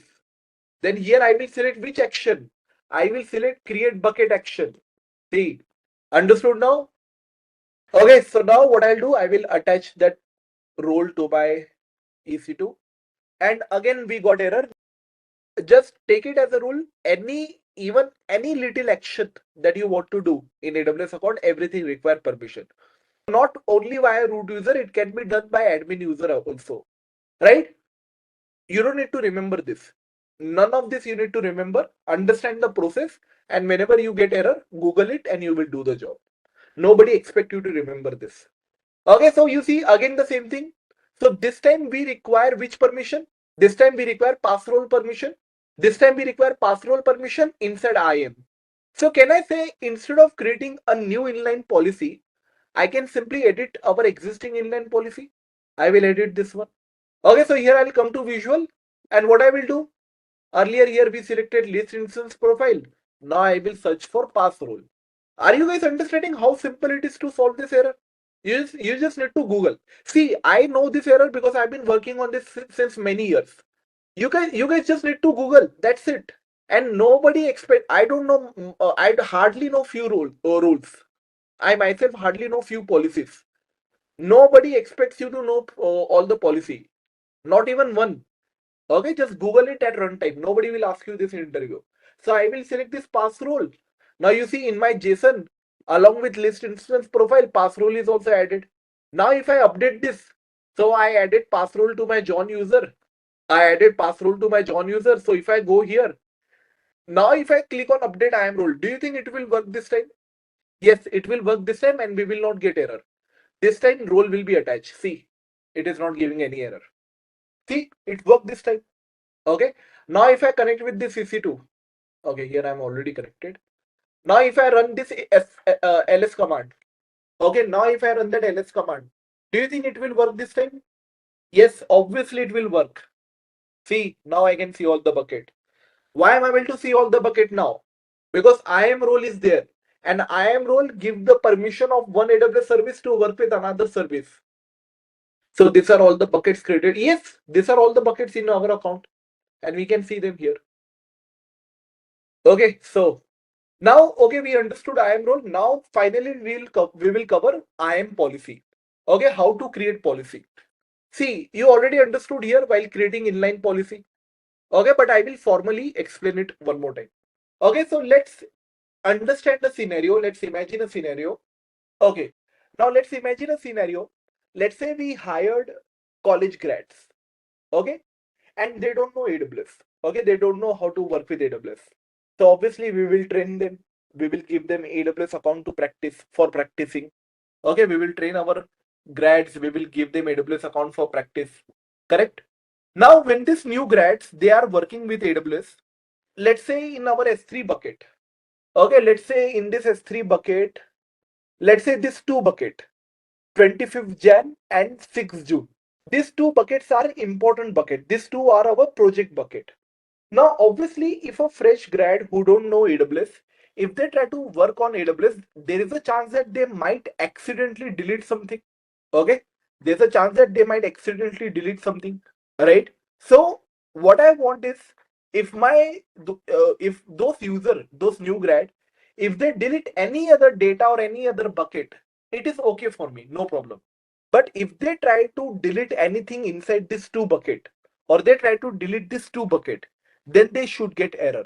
Okay, then they should get error. So what we are defining here is that we should give them full access of S3, that they should be able to create new bucket, upload object inside those bucket, delete existing bucket. But when it comes to deleting this two bucket or the data inside this two bucket, they should get error. Okay, then they should get error. So how to take care of this? For this, obviously, we cannot use the default policy. For this, we will create our own custom policy. Okay, great.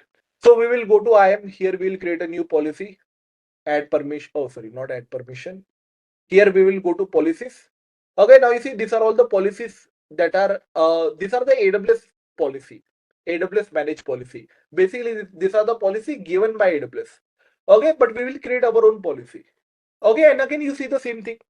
Now my scenario is related to S3. So of course I will select S3 here. Okay. So what I want my user to be able to do everything, all the action related to all the bucket except those two bucket. So what I will do here, I will select all the action. Okay. So S3, I selected service S3 action. I selected all the action. This will include all the actions. And here I will select resource, all resource means all the bucket. And here we got this policy. Do you think this policy will do our job? No. This policy will allow us to do everything, any action with any bucket, but that will also include deleting objects and those two bucket.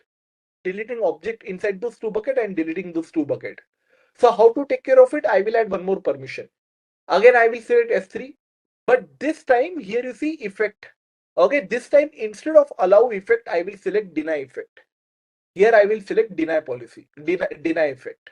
Okay, here I'll select deny effect, and I just want to deny two things. I want to deny delete object. Here you see delete object, and I want to deny delete bucket. These two things I want to deny. Okay, so in this allow policy, we allow everything. In this deny policy, we will deny only these two action. And do I want to deny delete on all the buckets? No, I want to deny delete on only those two buckets. I will copy their name. First of all, this bucket. I don't want to delete this bucket. Okay, I don't want to delete this bucket. And I don't want to delete any object inside this bucket. So here I will select any object.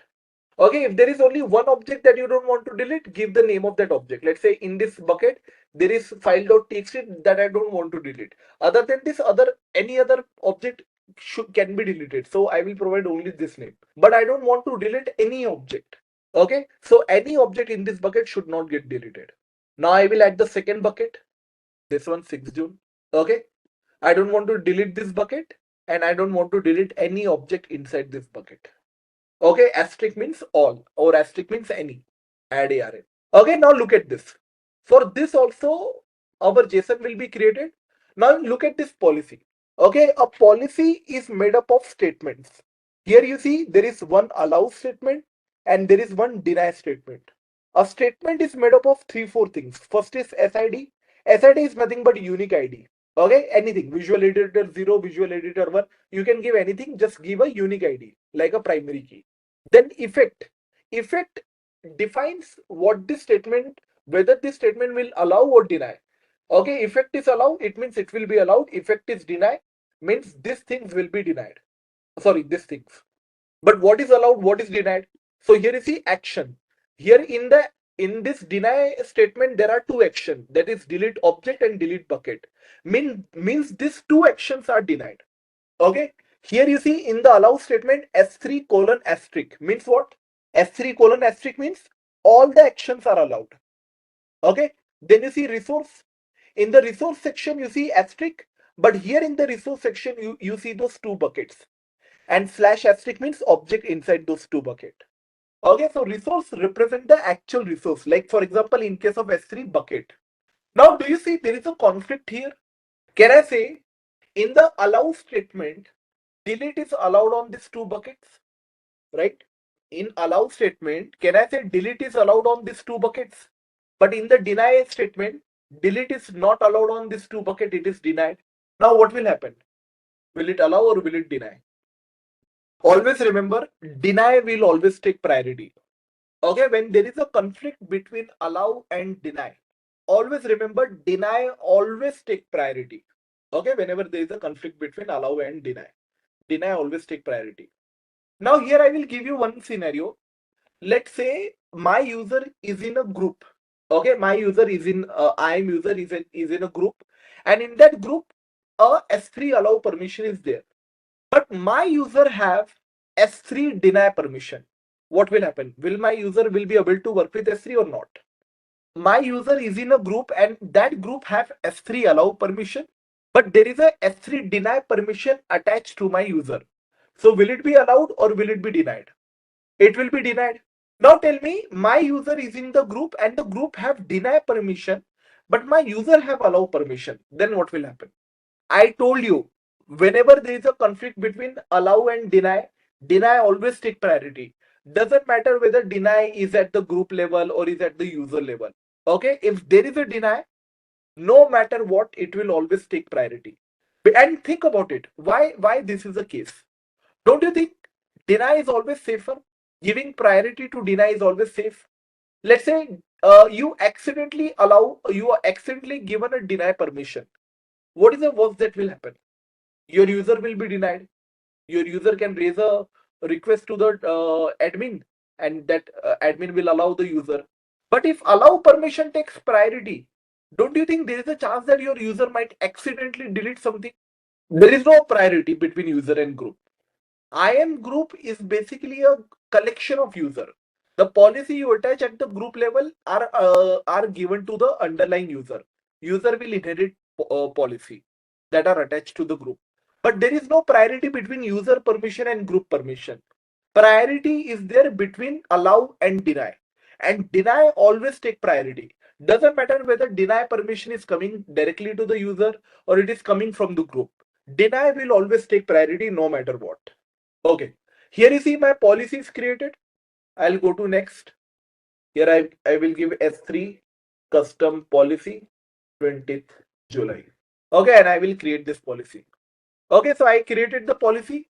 I will go back to my user and I will attach this policy to my user. Okay, so you see this is the policy that I just created. I will attach this policy to my user. Okay, so you see this policy is attached to my user. Now if I go here to S3 bucket. Okay, so see now here I'm logged in as a John user. Now can this John user delete other bucket? Can this John user delete file object inside other bucket? Yes, he can. Look at this. Yes, John user can delete object inside other bucket. Can this John user delete other bucket? Yes, he can delete other bucket. But can this John user delete this 25 Jan and 6 June bucket? Let's see. Can I delete file inside this bucket? The answer is no. You see, immediately we got access denied error. Okay, clear cut message, access denied. Can I delete the bucket itself? Of course not. You cannot even delete the bucket. To delete the bucket needs to be empty, but anyway, you cannot delete the bucket. Okay, but you can delete other bucket. Delete marker will be there when versioning is enabled, right? For the bucket, I did not enable the versioning. So delete marker was not created. Delete marker you get when versioning is enabled. How can you track IAM user from admin user? You simply go to IAM. Here you click on user and here you see all the IAM users. See, if you want to do tracking, then there is a AWS service called as CloudTrail. Here you see there is a AWS service called as CloudTrail. Now CloudTrail is a service. See, if you think that in your office account, you will do something late night, then you will delete it and nobody will know about it, you're wrong. Okay, everything that you do in your AWS account, everything is getting tracked. So here you see there is a service called as CloudTrail. CloudTrail by default, okay, you don't even need to set it up. CloudTrail will by default track everything that is happening in your account. See, it tracked my latest operation that John deleted this bucket. It tracked this operation of root user, that root user attached policy. IAM policy to John. It tracked that root user created a new policy. It tracked that John attached IAM role to EC2. Remember this we added. Everything is getting tracked. Okay. CloudTrail will by default store last 90 days of track. From here onwards, understand, any AWS service can be accessed by either root user or admin user or by that IAM user that have permission. If IAM user do not have permission, your IAM user cannot see work or see that service. Okay, guys. Just a quick info guys, Intellipaat is offering an AWS Solutions Architect certification course. This program is designed to help you master AWS services like EC2, S3, Lambda, CloudFront, VPC and much more from the top 1% industry experts. With this AWS program, Intellipaat has already helped thousands of professionals achieve successful career transitions. You can check out the success stories on our Achievers channel, link is in the description below. So if you're looking to start or grow your career in cloud computing with AWS, this course can be the perfect launchpad. Visit the course page link in the description below and take your first step towards becoming a certified AWS Solutions Architect. Okay, we are going to understand auto scaling group. Okay, so auto scaling group. Now, for that auto scaling group, let me go back to my EC2 because I told you already, auto scaling group is not a different AWS service. It's a part of EC2. So here on the left side, you will see auto scaling group.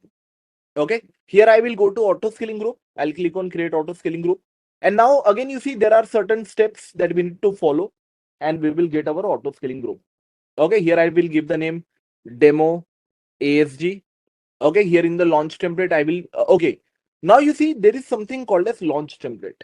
Okay, now what is this? See, in auto scaling group, what exactly auto scaling group does? What is the main function of auto scaling group? See, auto scaling group will add more and more server when the load increases, and auto scaling group will remove extra server when the load decreases. That is the job of auto scaling group. Okay, when the load increases, add more server. When the load decreases, remove extra server. That's the job of auto scaling group. Okay, now removing server is easy. Okay, removing server is easy. Removing server is not a big deal. You can easily remove server, not a big deal. But adding new server is a big task. Why? Because the question is, what kind of server you will add? Okay, what kind of server it is going to add? That's the question. Okay, obviously we want to add same kind of server that we already have with the same configuration, with the same application, with the same software, right? We need to add the same kind of server. That's the point of auto scaling group. Okay, we don't want to add some different kind of server. Okay, so how do we define that? How do we define what kind of server we are going to add? That's the main question. Okay, so to deal with that, we have a concept of launch template. Okay, to deal with that, we have a concept of launch template. Okay, so here I will go, on the left side, you will see here is a launch template. Now, what is launch template? Launch template is a blueprint, okay, of what kind of server we are going to get. Okay, launch template is a blueprint of what kind of server we are going to get, right?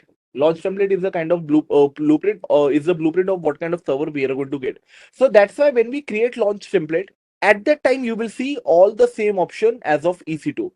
You will see exactly same option that we see when we create EC2. Okay, exactly same option. Here I will give a name. Let's say demo launch template, demo LT. Okay, 15th June. Okay, this is the name of the launch template. Here you see in the AMI, I will select my Amazon Linux AMI. Okay, so you see exactly same option as EC2. Okay, exactly same option as EC2. But are we creating EC2 server here? No, we are not creating EC2 server. All that we are doing is we are defining the configuration. Here we define that we want Linux AMI. If I select Windows AMI, then what kind of server we will get? We will get Windows server. Okay, we will get Windows server. If I select Ubuntu, we will get Ubuntu server. Okay, so here we define AMI. Okay, so if I whatever AMI I define, that kind of server I will get. After that, here in the instance type, okay, in the instance type, I can define what kind of instance type I want. T2 micro, T2 nano, all of that. Okay, whatever I select here, that kind of server I will get. If I select T2 micro, then whatever number of server my auto scaling group create, I will get that kind of server. Okay, if auto scaling group create 100 server, all of them will be T2 micro. Okay, if auto scaling group create 100 server, all of them will be Linux AMI, because that's the configuration I defined here, right? Here in the key pair, I can select, let's say, let's not select key pair. Okay, we can select that also later, right? Here you see I'm saying don't include in launch template, right? So as you can see, I'm defining the same thing. Basically EC2 I'm defining, but it will not create EC2. It's just a blueprint, right? After that, here you see all the same option. Let's go with all the default options. It will select, let's say, default security group. This will be replica of your initial server. Okay, obviously we want this AMI to be replica of our existing server. Otherwise, what is the use of it? Then here in the EBS, we can select our volume. Here you see 8 GB. This is the root volume. If we want, we can add more volume, or we can keep it to only root volume. Okay, here we can add tags. Let's say I will add a tag name EC2 launch template. Okay, name EC2 launch template. Right. So this is the configuration I'm defining. Now you tell me one thing. Okay, let's say I already have 2 server running in production, and those server are hosting some web application. Okay, I already have 2 server and they are hosting some web application. Right. Now the new server that get created, okay, the new server that get created, those new server, obviously you guys will agree with me, they should also have the same web application being hosted. How can we make sure that the new server that are created, they will also have the same web application? Can I say in the user data, I can define the entire script of hosting the web server, connecting with database, everything I can define here. So whenever a new server is created, it will create the server and it will execute the user data script, and we will get the exact same replica. Okay, so here I will create this template. Okay, so you see my template is created.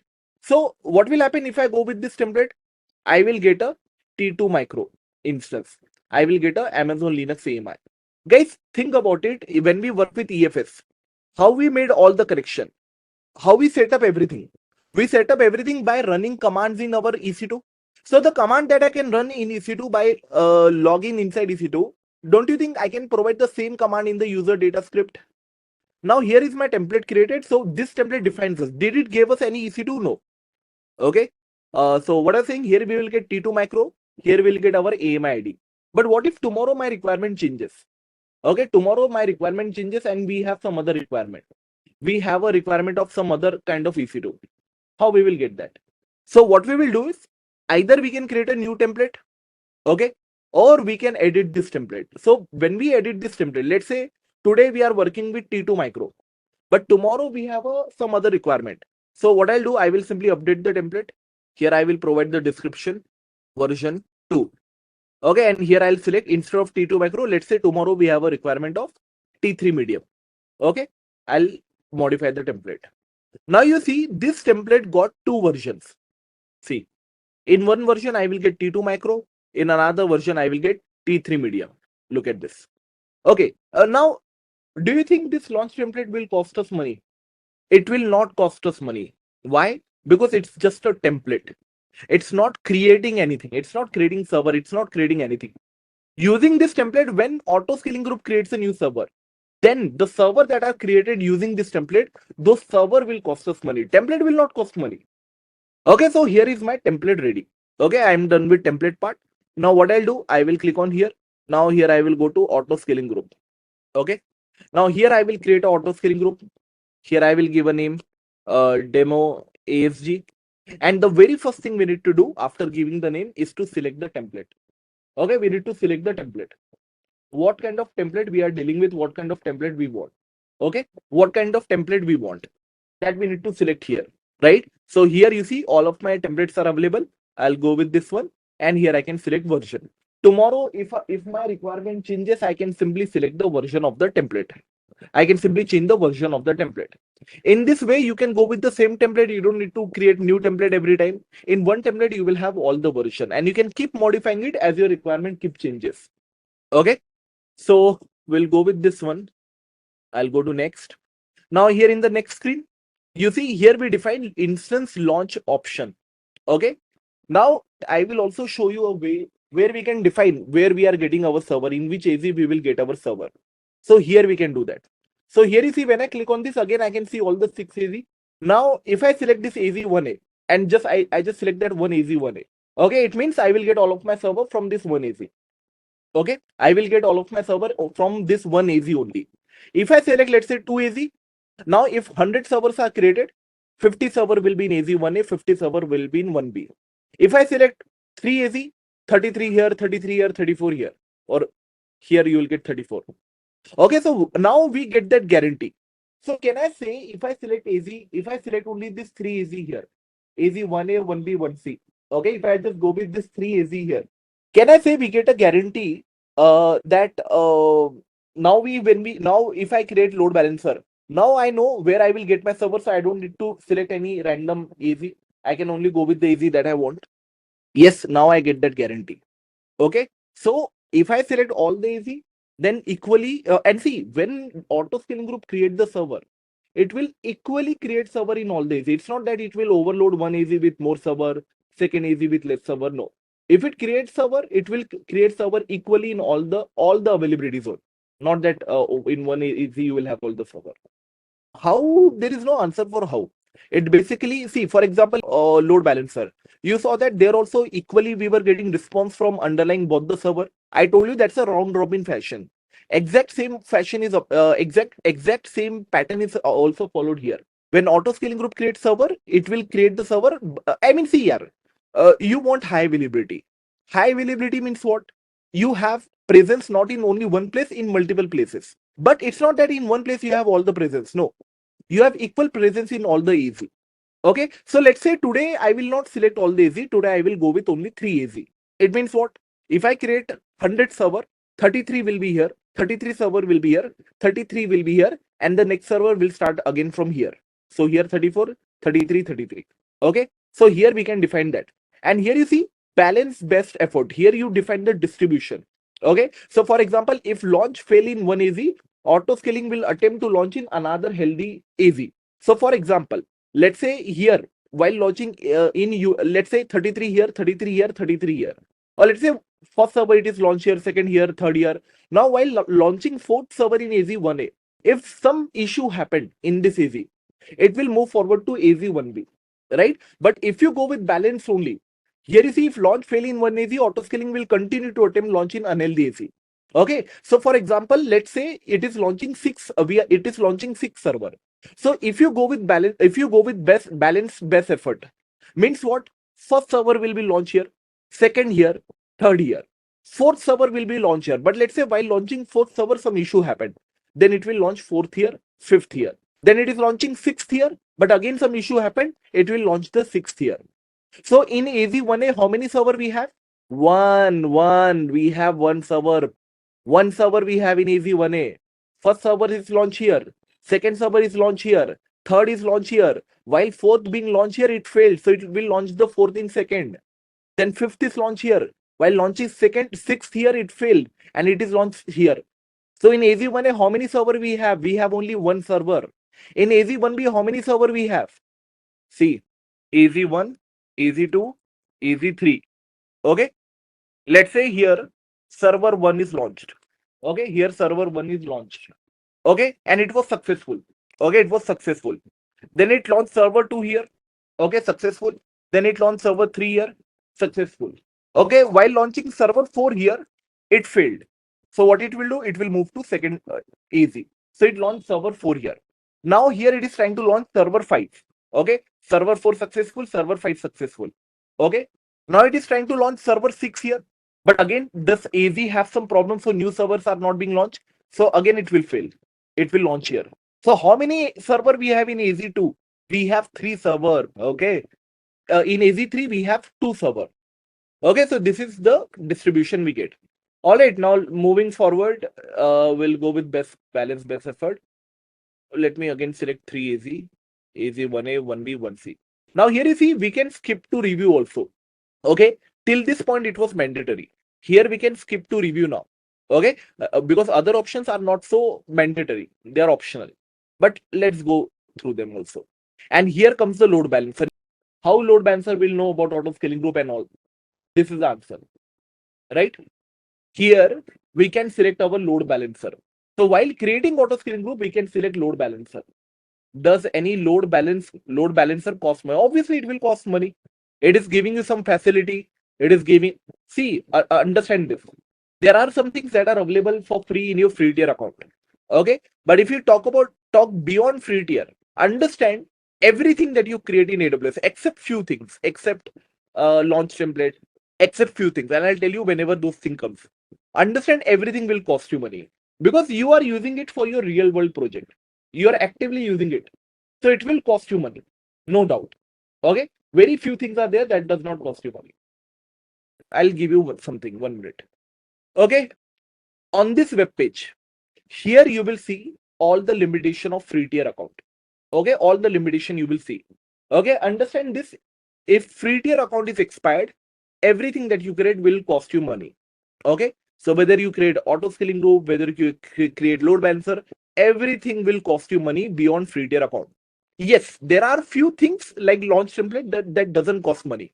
And whenever we came across such concept, I will tell you that this particular concept doesn't cost money. But rest of all the things will cost you money because you understand you are using it for real world software from which companies are earning billions of dollars. So of course, AWS will not give it to free. One habit I want you guys to include: whenever you do any practical or whenever you start studying or whenever you do any practical, just search for the service that you're working for. So we are still covering, let's say we are covering EFS. I will search for EFS. And now here I get the information, okay, EFS is available until 5 GB. If you store data more than 5 GB, it will cost you money, but before 5 GB, EFS is available. Okay, you can click on this and you can see even more detail, like up to how much things are available for free and not. Here you can go to pricing page and you can see in detail. Okay, but don't try to memorize any of this thing because this thing constantly changes.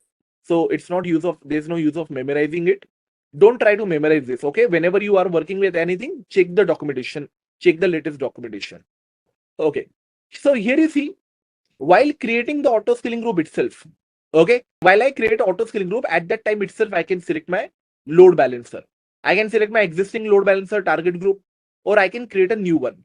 Now pay attention. When I create a new one, let's say here it will allow me to create a new ALB. First of all, see, it is not allowing me to create CLB. It is allowing me to create ALB, right? Here you see, while creating the load balancer, here we can select our all this option, and exactly same option we had yesterday. But do you see something new here? Why only these 3 AZs are selected? Because in the auto scaling group, we selected 3 AZ. If we want, we can select additional AZ. Although it is not of any use, but if you want, we can select it. But we can't uncheck this 3. Okay? We can't uncheck this 3. Why? Because these 3 AZ are the one. Okay? These 3 AZ are the one that are where our auto scaling group will launch the server. Got the point? These 3 AZ are the one where our servers will be launched. So we can't uncheck them. They have to be selected. Other 3 AZ, it's okay even if you don't select them because they are not the one where our auto scaling group will launch the server. See, if you select others, then it can support some other servers in those other AZ, right? But in real world, it's not that useful. I mean, obviously, we want to send traffic to the server that are created by this particular auto scaling group. We don't want to send traffic to the server that are from outside or that are not that does not match with this one. Okay, so here all the 3 AZs are there. These 3 AZs are selected. Now moving forward here, I will not create the load balancer. I don't want to mix both the thing at once. Okay, but here you can select the exact same load balancer that we created yesterday. Right now, during learning, what we will do, we will cover every concept one at a time. Okay, we will not mix up the concept. Okay, we will cover concept one at a time. But when you have your project session, there you will see all of this thing being combined. Then VPC, ignore this part, ignore all of this part. This part anyway we are going to cover. Okay, and now in the next step, okay, this is important. This is very important part. The next step, guys, what is DDoS attack? It's a fake traffic that comes on your server, and because of this fake traffic, what happens? Your server will get down because your server will be overloaded. Okay, your server will be overloaded, right? Now, how to prevent that? Let's say we don't have anything else. I told you there are some services that will help us prevent this. Okay, or let's just say we can't prevent the DDoS attack. How do we save ourselves from getting lost? What do you think? See, the problem with the DDoS attack is what? You are getting fake traffic. Okay, you are getting fake traffic, right? Now, if you have something like auto scaling group that will keep creating new server when your existing server get overloaded, don't you think fake traffic will keep coming in? Auto scaling group will keep launching new server and it will increase more and more cost. Do you agree with that? Because AWS is very powerful. AWS can launch unlimited server. But the problem is that you will have to pay money for that fake traffic, for those useless servers. So that's why here we have group size. Group size means what? Here we can define minimum capacity. Here we can define maximum capacity. What is the meaning of this? Minimum capacity means when the load is zero. Okay, when the load is zero, the number of server will go down. Okay, till this minimum value, that is 2 server. If you are getting zero traffic, if you are getting no traffic at all, then at minimum you will have 2 server at any given point in time, even if you are getting zero traffic. But if the load increases on your server, okay, it will add maximum 7 server. That is our max capacity. Okay, that is our max capacity. If the maximum desired capacity is reached, what will happen is your existing 7 server will get overloaded, because auto scaling group will not add any new server. And if the 7 servers are getting all the traffic, then they will obviously get overloaded. They might fail also. But AWS will not cross this limit. Okay, this 7 server will get overloaded because obviously you are not launching any new server. So if the 7 servers are there, then they will get overloaded if your traffic is keep increasing. Okay, so I hope you guys are clear with this minimum and max desired capacity. What is this desired capacity here? This one. This desired capacity is your initial value. Okay, this desired capacity is your initial value. So here if I define 4 means what? Auto scaling group will launch with 4 server. 4 means what? Auto scaling group will launch with 4 server. Got the point? Desired capacity is your, in short, initial capacity.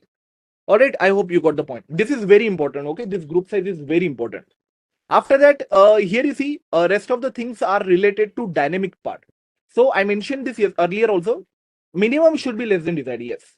See, here you see rest of the things. Here I want you guys to understand we are covering only the we can divide the auto scaling group in 2 parts. Okay, this is static part that we are covering and the dynamic part. Got the point? Static part does not increase or decrease. Okay, so we'll keep all of this thing as default. We will go to next. And now here is the notification option. Now what is notification option here? What is the meaning of this? Notification here simply means we can add. So basically what is the requirement here? When the load on your server increases, auto scaling group will add server. But you guys know that this can happen at any time. This can happen at morning 3 o'clock or morning 5 o'clock. At any time it can happen, right? Okay. So we want a notification for it, because at morning 3 o'clock, if my auto scaling group adds new server, how will I know about it? That's a simple thought. How will I know about it? Right? So there has to be a way in which we are getting emails. Okay, in which we are getting email. So whenever the server auto scaling group add new server, we should get an email, and that can be done here. Okay, so that can be done using something called as SNS, simple notification service. And SNS is a separate AWS service. Okay, you understand my point, right? There is not even a single service that you can say you can start from beginning. Every service is dependent upon one another. Okay, every AWS service is dependent upon another. So this SNS part also we will cover later. But right now just understand it is used to send notification. And the last part here we can add tags. I will add only one tag, name, ASG, EC2. Okay, so you see my auto scaling group is launching. Meanwhile, I will go to EC2 and you see these are my yesterday's server. Okay, let me terminate them. Now you will see how many server we should see now. Auto scaling group is launching. How many server we should see?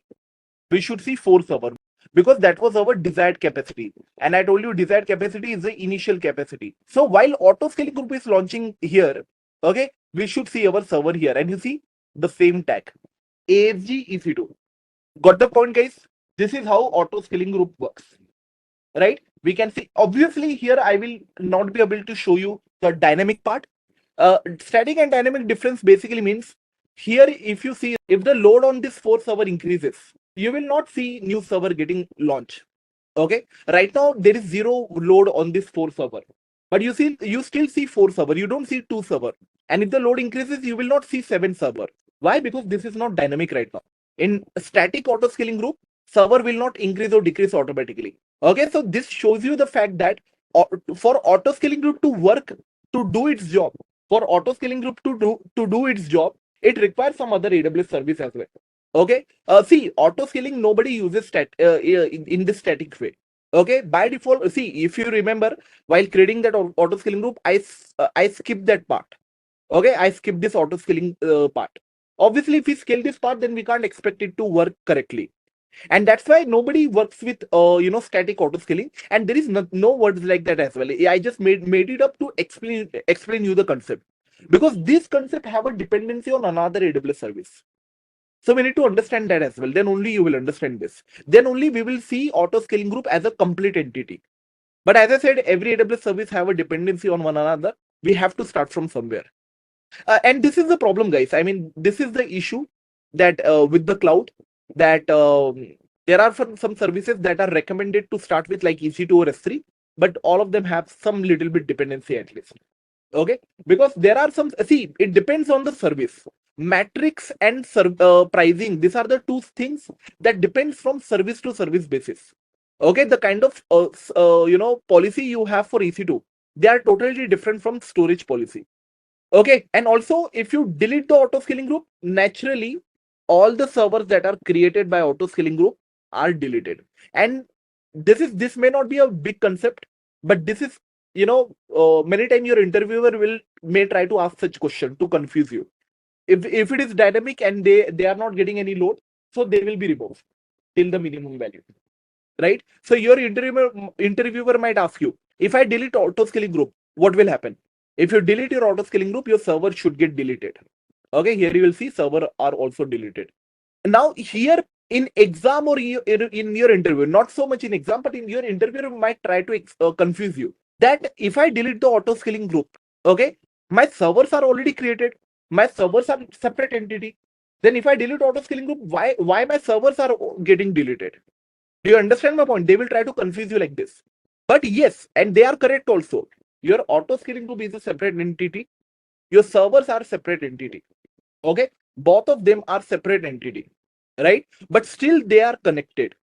That's why if you delete the source from where servers got created, and this pattern you will see everywhere in cloud. Okay, in our course, very soon we will cover some services like CloudFormation. Okay, you will see this pattern in our AWS as well. Whenever there is a source that creates some resource, if you delete the source, resources are also deleted. Guys, there are two types of cloud. Okay, actually there are three types, but mainly there are two types: private cloud and public cloud. Okay, private cloud and public cloud. What is public cloud? Public cloud is basically your cloud like Amazon, AWS, Microsoft Azure. Okay, these are public cloud. Means what? Public cloud are those cloud where you utilize the data center of some other company. That is Amazon. This AWS is what? AWS is nothing but AWS have their own data center all over the world and you are using them. Okay, and private cloud is the cloud created by a company. Okay, let's say you are working for one organization, they created their own private cloud. In private cloud, does people from outside get access? No. In public cloud, outside people can create their account, not in private cloud, right? Now, can we say private cloud is by default in theory? Private cloud is more secure than public cloud. Do you agree with this? Public cloud, everyone is using. NASA uses AWS. Okay, NASA uses AWS. So so does it mean they are anywhere less in security? No. In fact, I would argue public cloud provide much better security than your private cloud. Okay, but how? VPC is the answer. VPC is a AWS service that provide that security. Okay, VPC is a service that basically make your public cloud into a private cloud for you. Okay, VPC is a AWS service that makes sure that even if you are working on public cloud, okay, let's say I create my account and Tarang also created his account, and both me and Tarang are working from, let's say, North Virginia region, and let's say coincidentally my server and Tarang server is created from the same hardware. Behind the scene, the hardware is same. Okay, now even though Tarang server is coming from same hardware as my server, it doesn't mean that his server and my server will get mixed up. It doesn't mean that our server will get mixed up, right? It doesn't mean that our data will get exchanged. How we are getting those security? We are getting those security because of VPC. VPC is the service that basically give you the experience of private cloud, even though you are working on public cloud. Got the understanding? Okay. See, to to understand VPC, we'll understand first the problem that all of us are working on AWS cloud. Okay, all of us created our AWS account, right? All of us are working in North Virginia region. There are thousands of people that are working in North Virginia region. Then isn't it making any issue? Isn't it causing any issue when all of us work on the same hardware from the same region? No. Why? See, the concept is simple. This is AWS cloud. Okay, let's say this is entire worldwide AWS cloud. This is my account. In my account, I create a database in North Virginia region. Okay. Similarly, this is somebody else's account and they created EC2 in their account. Now, since their EC2 and my database are from the same region, isn't there any chance that they might access my database? The answer is no. This will never happen. Why this will never happen? Because when you work on AWS, when you create your AWS account, okay, you get your own dedicated VPC. Okay, you get a VPC in your account. Actually, this is inside account, but I'm keeping it outside as of now. Okay, every AWS account in AWS, every AWS account in AWS gets its own dedicated VPC. Okay, it gets its own dedicated VPC. Why? This is by default. And what is this VPC? This VPC is the private network boundary. This VPC is the private network boundary within which you operate. Okay, within which you operate. Now, when you so what happens? Even though you and your another AWS account are working from the same region, even though both of your, let's say, underlying hardware is exactly same, still they cannot access your account. Why? They cannot access your account because every account is protected by VPC. So no other and nothing from outside of that VPC can access your resource. No other AWS account can access your resource in your VPC. VPC provides you a private cloud. Okay, so you can understand in a way that when you work on AWS, which is a public cloud, in that public cloud, you get your own. Okay, your account, my account, all of our accounts are protected by VPC. That's why even though we are working on public cloud, nobody from outside can access our account. You got the answer for why public cloud is as secure or even more secure than private cloud. This is the answer. VPC is the answer. I will not compare it with social media account because it might confuse you in the technical part. That's a little different thing because the social media account comes at a software level. Here we are understanding things at the platform level. Okay, so we operate within VPC. Now, what happens if I go to my account? I will go to the VPC here. If we create our AWS account, we get a default VPC in every region.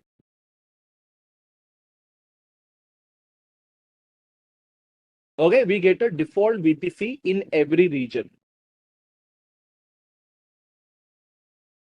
Right? So you see in my North Virginia, there is one VPC. If I go to any random region, let's say I go to Tokyo, here also you will see a VPC. So this is called as default VPC that we get in every region by default. And this same VPC you have in your account. Okay. This same VPC is there in my account in every region, and the same VPC you got, same configuration VPC you got in your account. Okay, now please don't go and check it right now. You can trust me, it is there in your account as well in every region. Okay, but this default VPC we cannot use for our real world project because default VPC gives you a lot of things. That's a good point. Okay, default VPC gives you a lot of things by default, but it cannot be modified much. It cannot be used for our purpose. Okay, so if you are working on a new project, the better thing is to create a new VPC, custom VPC.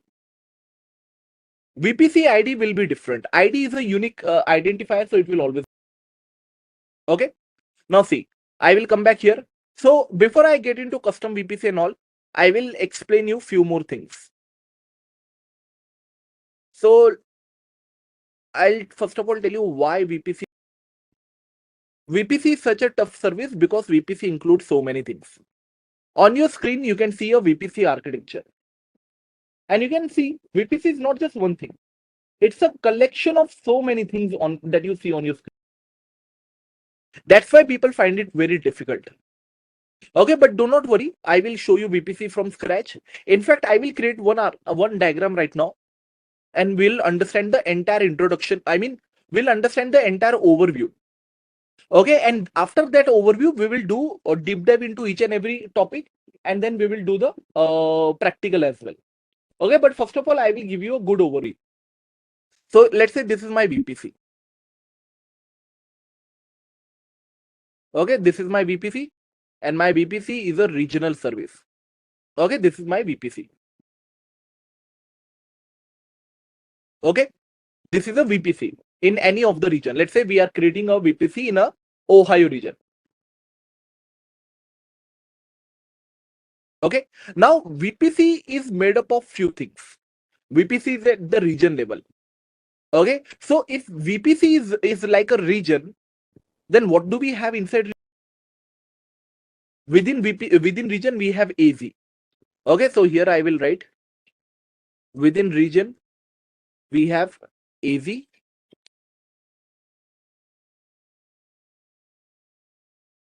and within VPC we have something called as subnets. Okay, what is subnet? Region is a bigger area, AZ is a smaller area, VPC is a bigger network, subnet is a subnetwork or smaller network.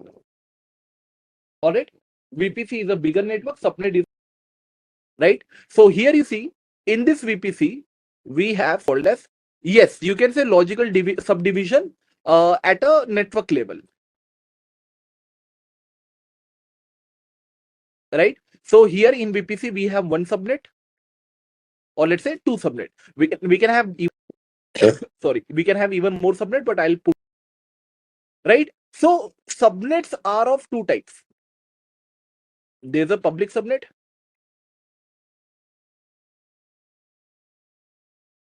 okay, and then there is a private subnet. Subnets are of two types. Right now, just understand. See, detail we will see later. Right now, just understand subnets are of two types. There's a public subnet, there's a private. Okay, public subnet, private subnet. Now, what is the meaning of public and private subnet? Or what is the use of it? See, the EC2 server we can create are of two. Okay, EC2 server we can create, they are of two types. We can create a public server and we can create a private server. The server you create in public subnet is called as, this is a EC2. The server you create in public subnet will be a public server, and the server that you create in private subnet will be a private server. Okay, again, what is the technical difference between public server, private server? What is the technical difference? We'll see later. But right now, just understand, servers are according to subnet. If you create a server in public subnet, you'll get a public server. If you create a server in private subnet, will. Okay, so this is public server, this is private server. Now, here I will ask you guys one question. Let's say in public subnet, we have two public server. Can I say these two server can easily talk to each other? Compared to public server, gateway is a different thing.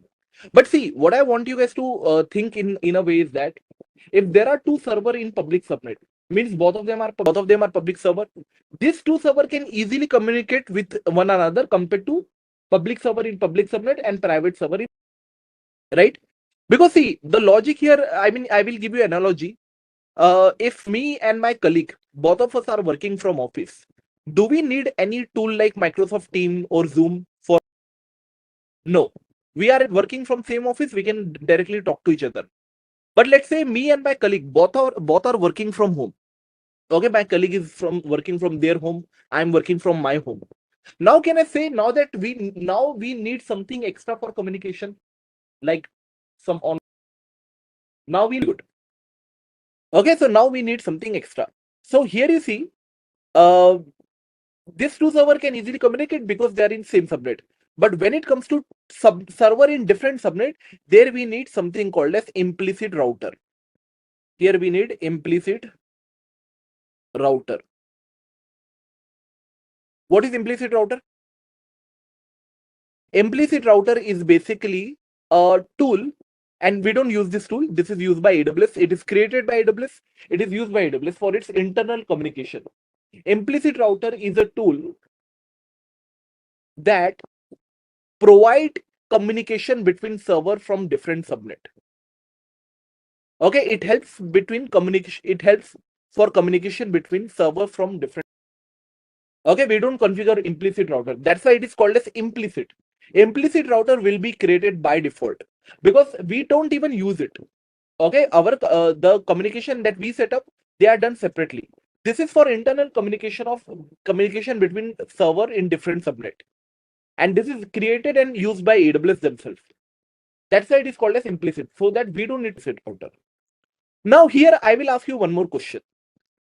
Let's say in this public server, okay, we want to let's say we are creating a website, we are running a web application, and in this public public server, we have our web application running.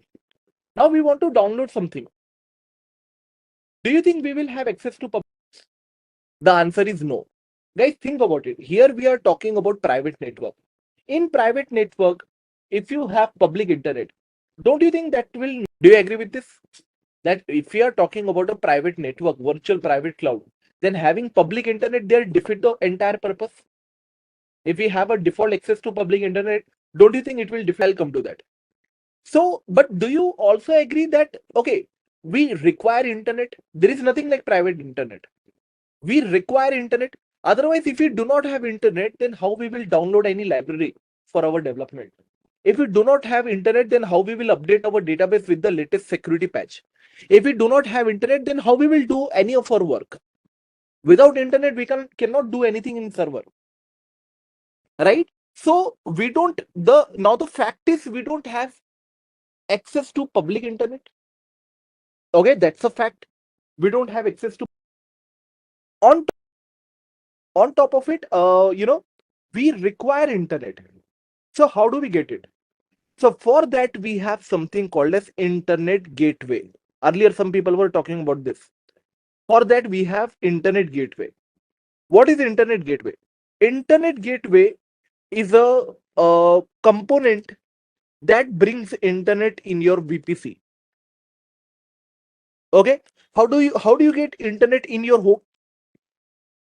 How does all the device in your home get internet? When you add a Wi-Fi router, then you get internet.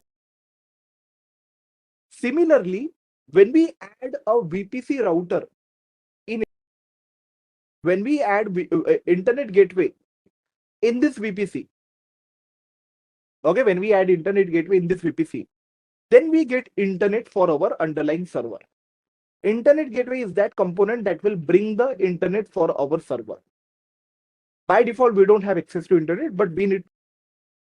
How do the server of same subnet communicate with each other? We'll see. Right now, just focus on what I'm covering. As I said, right now I'm just giving you overview. One by one, we will see all of this thing in detail, and I will also show you practical. But right now, just focus on what I'm showing you. Just understand the introduction of all the components. Then we'll see each and every component in. Right. So internet gateway, you can compare this with your Wi-Fi router. You apply Wi-Fi router at your home, and all of your devices get internet. You apply internet gateway to VPC, and all the component in VPC. Right. But here comes. Okay, how does my public server know that there is something called as internet gateway that is giving? How does it knows about it? Because your server have no idea about internet gateway, no idea. It's just that's how it works. So how to make sure, how to already know? For this, we will use something called as root table. Okay, let me put a diagram here. For this, we will use something called as root table. In root table, we will have target and destination.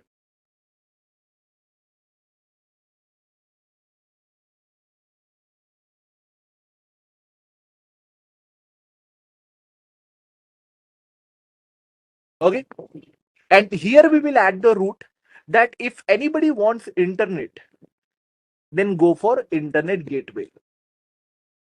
If anybody wants internet, then go for internet gateway. Okay, this is the route we will add.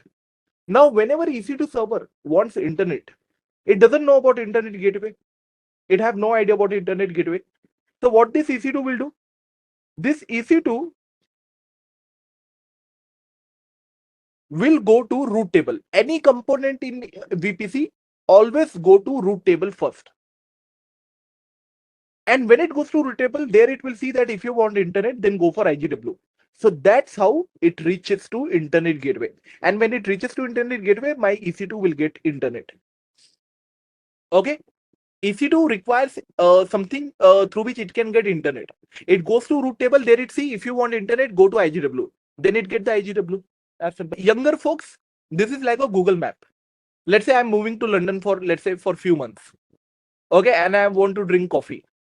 I don't know any cafe in London. I don't know where I can get the coffee. So what I will do, in my Google map, I will just type coffee or cafe near me. And Google map will give me the list. So can I say Google map is like this route table where all the routes of all the places is there as a directory? Okay, so route table also we discuss. But did you notice I was talking only about, you can give route for anything. All the components in your VPC, you can give route for, right? Now in this VPC, did you notice I was talking only about public server? What about private server? In this private server, we might be hosting a database also. What if tomorrow a new version of our database? Okay, we need to update the data. Okay, now talking about private server. In private server also I need internet. So can private server use the same method? The answer is no. Okay, the answer is no. Okay, technical reason we will see later.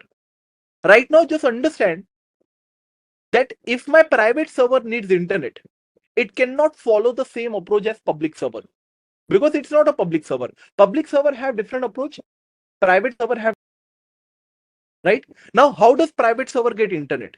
Private server gets internet using something called as NAT Gateway. Okay, and understanding NAT Gateway concept is little difficult for most people. So I will give you a simple example. Okay, I will give you a real world example. Okay, up until now, I have given you real world example in many places. I've given you real world example for implicit router that me and my colleagues are working from our respective work from home. So we require something like Microsoft Team for communication. For internet gateway, I give you the example of Google Map. And now for, I will give you one more example. So let's say this is my home. Okay, this is a home. Now this home is divided into, let's say, two parts. Okay. Now, let's say I got infected by COVID. Okay, nowadays COVID cases are again rising. Okay, so let's say I get infected by COVID. Now what I'll do in this home, this is my, let's say, bedroom. This is my private bedroom. Bedrooms are private, but yes, this is my private room.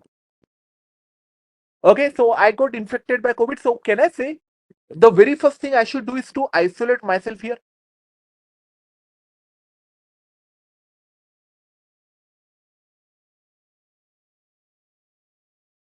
Okay, I will isolate myself, and in other rooms my other family member will be there.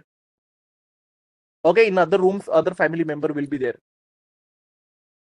right? Now let's say here is my brother.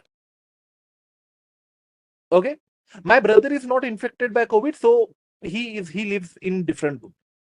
Now near my home, I know this example sound very silly, but trust me, you will understand everything. Near my home there is a pizza shop, and the sole purpose of this pizza shop is to provide pizza, nothing else. Near my home there is a pizza shop, and the sole purpose of this pizza shop is to provide, right? Now can I say my brother who is not infected by COVID, he can easily go out and get the pizza from this shop? Yes, but can I go out? No, I'm infected. If give me the answer, how can I get the pizza? The person who's in, I can I say I can ask my brother, since he can go out, he will go out and bring the pizza for me. This is the right. Everyone pay attention. Can I say this home is like the VPC? And if this home is like VPC, can I say this private room is like a private? And if this private room is like private subnet, can I say the person isolated here is like a private sub? Can I say if this is a private subnet, other room we can consider them as public subnet? Can I say this pizza shop whose sole purpose is to provide pizza is like internet gateway whose sole purpose is to provide here? So what do we call this brother who is bringing that pizza for our private server? This brother is called as NAT Gateway. NAT Gateway is that brother who will live in public subnet. And since NAT Gateway is in public subnet, it can go and get the internet like your public server, like this. But unlike public server, it will not use internet for, okay? It will not use internet for itself. Rather, what it will do? It will bring the internet for private server. Okay, so to answer the question, how does our private server gets internet in VPC? Our private server gets internet through. Now see, if I show you, give you one example here.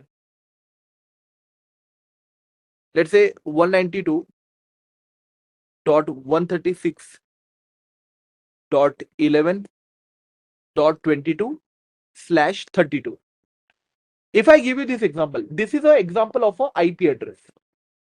Okay, but how many IP does it represent? It represents only one IP address. Okay, it represents only one IP address. See, this part is called as network. Okay, and this part is called as host ID. This 32 is called as host ID. Now, what is host ID? See, network ID, we know it's an IP address. It is made up of 4 blocks, and every block have a range 0 to good. Okay, you get a range from 0 to 255. Every block in this IP have a range from 0 to 2. Okay, but why this is one IP total? See, host ID represent the range of your IP addresses. How many IP you get? That is defined by how many IP you get is defined by, right? Now 32 does not represent any range. I know I just said that it represents range. I said host ID represent range, but 32 represent no range. Here we get only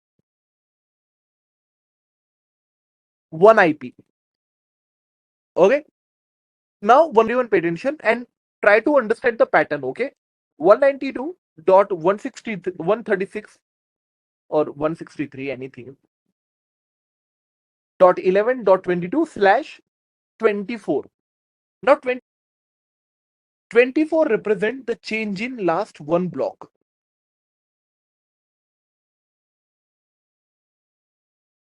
24 represent change in last one block. So you get a range from where to where? You get a range from 192.163 or 53 whatever .11.0 up to 192.163 or sorry 153.11.255. Okay, your last block will change, and of course if it change, it will change completely. So total how many IP we are getting? We are getting total 256 IP, correct? Didn't get it? No problem. I will give you more example. Okay, so 255 plus this 0, you get 256 IP. Okay, one more example. 192.163.11.22/16. Now 16 means what? Anybody would like to answer? 16 means last two block will. So if last two blocks are changing, then we will get from 192.163.0.0 192.163.255.255. Now all the permutation and combination of this that many IP address you will get, or somewhere around 65,000 IP address you will get. 65,000. Here you got 256 IP, and here you will get around 65,000 IP. Yes, 65,536. Here, anyone? Do you see any mathematical? Yes, octet, right? One more example. 192.163.11.22/8. Now, what does 8 represent? 8 represent change in last 3 block. So you get a range from 192.0.0.0 up to 192.255.255.255, and whatever the permutation combination, that many IP, right? So this is called a CIDR, classless interdomain routing. See, CIDR is a very big networking concept. Okay, it includes a lot of things. It includes a lot of things, but we don't need to understand all of that. We will understand only this concept. What is the concept? The concept is, if you change the host ID, your network ID, your range of IP address will, okay, your IP address, the range of IP address, how many IP address you will get, that will. This, if you want to see, I will share something with you. I will share an online tool where you can verify all of this. Okay, let me.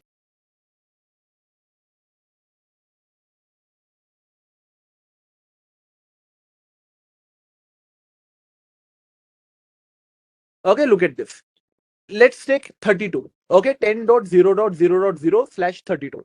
If I calculate this CIDR, how many hosts we are getting? We are getting only one host. 10.0.0.0 is our starting address, and 10.0.0.0 is our last IP. Because we have only service, Ankit. Instead of 32, if I go with 24, what will happen? Can I say last block will change if I go with 24? Do you see last block is changing? So how many IP we got? We got 256 IP. If I go with 16, what will your last 2 block will change, guys? See, and we are getting 65,536 IP. Okay, here if I put 8, last 3 block will change, and this many IP. But does it mean only this number will work? 8, 16, 24, 32. Does it mean only this? No. Other number will also work. It's just that this number represent complete change. 24 represent complete change of last block. 16 represent complete change of last 2 block. But what if I, when I provide 24, you see last block is changing. When I provide 23, you will see the second last block will begin to change. Look at this one. When I provide 23, the second last block begin to change. When I provide 22, you will see it will change even more. See, now it changed to 3. And you see our number of hosts are also increasing. If I provide 21, you will see it will change even more. It changed to 7. If I provide 20, it will change even more. There is no how here. That's how it works. That's how it works. This is the concept of CIDR. That when you manipulate, when you change the host ID, your network ID will change. Your number of IP address you are getting will change. How your number IP address changing? Because these blocks are changing. Okay, as you can see, as I'm lowering the number, the second block is changing more and more. Earlier, now it was 15. Now it is 31. If I make it, let's say 18, now it is from 31, it changed to 63. If I make it 17, it changes to 127. And when I make it 16, it will change completely to 250. All right. So today we will see all of this component in detail. Okay. We will see all of them one by one in detail. And we will also do their practice VPC. Okay. So what I will do, I will go to VPC. In last session, we created VPC demo, right? Demo VPC, we look at this. here what I will do now, you see we have this default. In our last session I showed you, and I hope you also verified it from your side. When you create a AWS account, you get this default VPC name. Tried this, right? And all this default VPC have the same CIDR range. Okay, in every region you get a default VPC. Every region. Now what I will do, I will create a new VPC. Okay, here I will give a name demo VPC. Okay, here I will select the CIDR. Now you know what is CIDR after that. Why VPC is asking? CIDR is IP range. Okay, so if I'm creating a VPC, I need to assign a range of IP address to the VPC to create IP. Very good, Nafisa. Because in this VPC, when we create EC2, when we create database, from where do you think their IP address will come from? Okay, all the resources that we create inside this VPC, where do you think those resources are getting their IP address from? They will get their IP address from this CIDR that we provide. So here if I provide 10.0.0.0/16, then your servers, your resources will get their IP address. Okay, all the resources will get their CIDR. Sorry, all the resources will get their IP address from this CIDR. Right, then here you can see we can provide CIDR for IPv6 as well, but we will not provide that. We'll keep it to IPv4. Okay, then you see tenancy. Now what is tenancy? In tenancy you see there are two options, and by the way in IPv6 we don't need to define anything. You can just simply select Amazon provided IPv6 CIDR block, so you will get IPv6 CIDR block from AWS side itself. Okay, but right now we will not define it. Now here you see what is tenancy. There are two options in tenancy. Okay, there is a default option and there is a dedicated option. What is the meaning of this? See, you guys remember the reason why cloud is cheaper than having our own local data center? What is the reason for that? Correct, very good. So what happens when multiple different people working in different accounts are using AWS cloud? What happens is, let's say all of them created the server in the same region, in the same AZ. There's a very high chance that all of their virtual server is created from the same, right? Why? Because cloud, you might get your own individual server. It might feel like you got a new server, which is not shared at all. But behind the scene, cloud, the hardware that it is using is being shared across multiple accounts. So when you go with default tenancy, you get that shared resource. You get that shared hardware. But if you go with dedicated tenancy, now you will get dedicated hardware.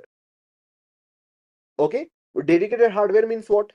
Whatever resource you create in this VPC, that will be created on a dedicated hardware. It means that underlying hardware will not be shared with any other people, any other person. Right? So when you go with tenancy, you get the option of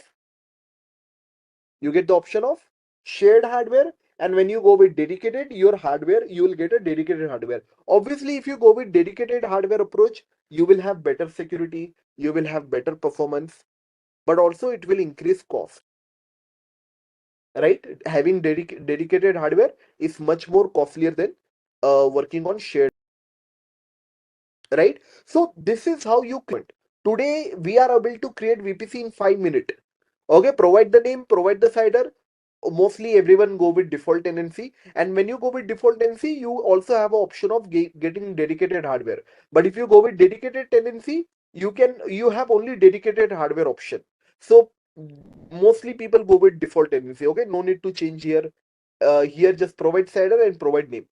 Understand how simple it is to create a VPC. But you need to understand, pay attention. Here I'll click on create button and our VPC is created. As simple. Okay, our VPC is created. Now what? What is the next thing to do? After VPC, what is there? What? After VPC comes subnet. Okay, so here if I go to your VPCs, here I have two VPC. First is default VPC of this region of this account, and second is my demo VPC. Okay, now in this VPC, I want to create subnet. Okay, how to pay attention? Okay, I will give you. Okay, now see, before I create subnet, I will tell you a simple concept. Okay, subnet is a subset of VPC, correct? Subnet is a part of VPC. So let's say VPC cider, okay, is let's say 1 to 1000. Okay, I'm taking simple number. I'm not taking actual IP address. I'm taking simple number. Let's say VPC cider is 1 to 1000, right? So can I say subnet cider will be between this range only? Let's say 1 to 200. Subnet 2 will be from 200 to let's say 400. Subnet 3 will be from sorry, this should be 201. 401 to let's say 600, like this, right? Can I say subnet cider will never go beyond the cider of okay? So always remember this is the rule. Okay, and here also some calculation will be done, some formula will be there that we don't need to know. Okay, I will show you online tool of how to do it. Right? But here understand one thing, that uh, if we are creating subnet, which is a subset of VPC, right? So naturally, the cider of subnet will not go beyond cider of VPC. Okay, so let me show you guys. Here I'll come to VPC. Now here in VPC, I will go to subnets. In subnet, now you see there are total, already there are 6 subnet. Why? Let me go to other region. Let me go to Ohio, North California, and Oregon. If I go to Ohio region, here you will see. Now here you see, here we have 3 subnet. Okay. In North Virginia, we had 6 subnet. Here we have 3 subnet. Here, if I go to North California, here we have 2 subnet. Okay. And here we have 4 subnet. Okay. Now these subnets these are the default subnet. Why? Why this? Yeah, I will tell you. So default subnet depends on default number of availability zone. Okay, default subnets depends on default number of availability zone. Okay, in Oregon by default there are 4 AZ, so there are default 4 subnet. In North California there are 2 AZ, so there are default 2 subnet. In Ohio there are 3 AZ, so by default 3 subnet. And in North Virginia there are 6 AZ, so there are 6 subnet. Okay, so this depend on number of AZ. But are we restricted by this? Does it mean in my demo VPC I can create maximum 6 subnet? The answer is no. It's just that AWS follow this rule. I mean, they follow this as a kind of a way to create number of subnet. So AWS follows that. We don't need to follow it. Okay, you can create up to 200 subnet, or you can create only one subnet. Your choice, based on your requirement. There is no rule that we have to follow this. If you delete default subnet, they will be deleted. But don't do it, okay? Because in our course, you will do most of your practice in default VPC. So if you make changes there, you will get error in your other demo. Right? So here you see there are 6 subnet because there are 6 AZ, but we don't need to follow this rule at all. Okay, we can create subnet according to our requirement. So here I'll click you guys some question. Okay, so you see while creating subnet, it is asking me to select VPC. Now, does it mean if I select default VPC, I can create more subnet? So see one thing, look at here. If I select default VPC, it is giving me option to add more subnet. Now you agree that we are not restricted by. It is just that AWS followed that number, but if we want, we can add more subnet. It is in front of you. Okay, but I will not add this in default. I will add it in. Okay, here I select my demo VPC. Now here in the subnet name, I will select, let's say, we will create first of all public subnet. Okay, we will create public subnet, and here we need to select AZ. Okay, so remember last time I told you, just like within region we have AZ, within VPC we have subnet. So subnet and AZ are at the same level. So when you create subnet, you need to define to which availability zone this subnet will be aligned to. So let's say I'm selecting AZ1A. See here I can see 6AZ. Now in the name also I will add AZ1A. Okay, just for easy identification. So here I'm creating public subnet. Here I selected AZ1A. Okay, this is the CIDR of my VPC. Now I need to provide CIDR of my with answer. Now here what happens if, okay, now there are many tools like this. What you see on your screen is one of the tool. There are many calculator, many tool like this. Okay, now I will show you in this tool how to calculate the CIDR of your, okay. Now first of all, what you have to do, here you see network address block. Here you need to provide your CIDR. Okay, here you provide CIDR of your VPC, right here. Now what I'll do here, I'll provide 10.0.0.0 slash I will provide 16. This is the CIDR of my VPC. Okay, and here I will provide number of subnet. See here by default one is selected. So from this one CIDR, I'm getting only one subnet. So can I say one subnet will have the same number of, that is 65,536 IP address?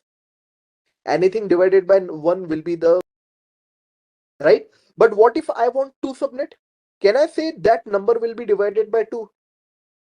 Now how many IP we are getting in each subnet? 32,000. If I divide that by 4, if I want 4 subnet, now you see in each subnet I'm getting 16,000. Okay, do you see? I just need to provide how many subnet I want, and I'm getting all of their IP address calculated. Do not worry about this. I will show you how to use this. But do you understand that here I provide CIDR of VPC and here I provide number of subnet. All the calculation will be done automatically. How to use this calculation till this point? And how many IP I'm getting in each subnet? 4096. Okay, so automatically everything is getting. Now here you see this subnets that you get. Why I'm telling you that we use this online tool and we should not do manual calculation here, because here you will get perfect value. For example, this subnet is starting at 10.0.0.0 and it is finishing at 10.0.15.255. Now second subnet is starting at 10.0.16. Is there any overlapping? No. Now second subnet is finishing at 31.255. The third one is starting at 32. The third one is finishing at 47.255. The fourth one is starting at 48.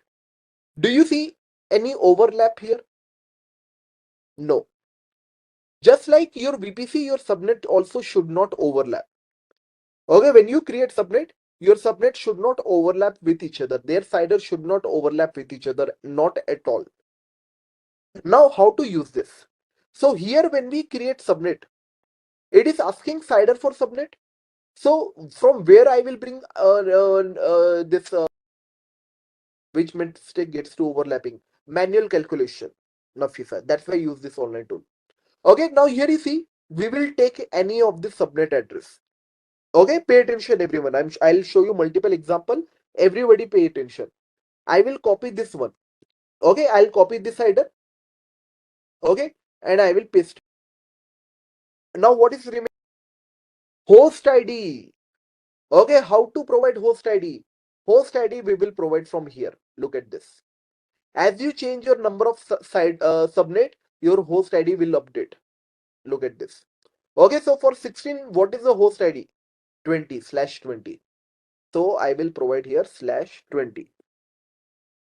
Okay, so this is how you create subnet.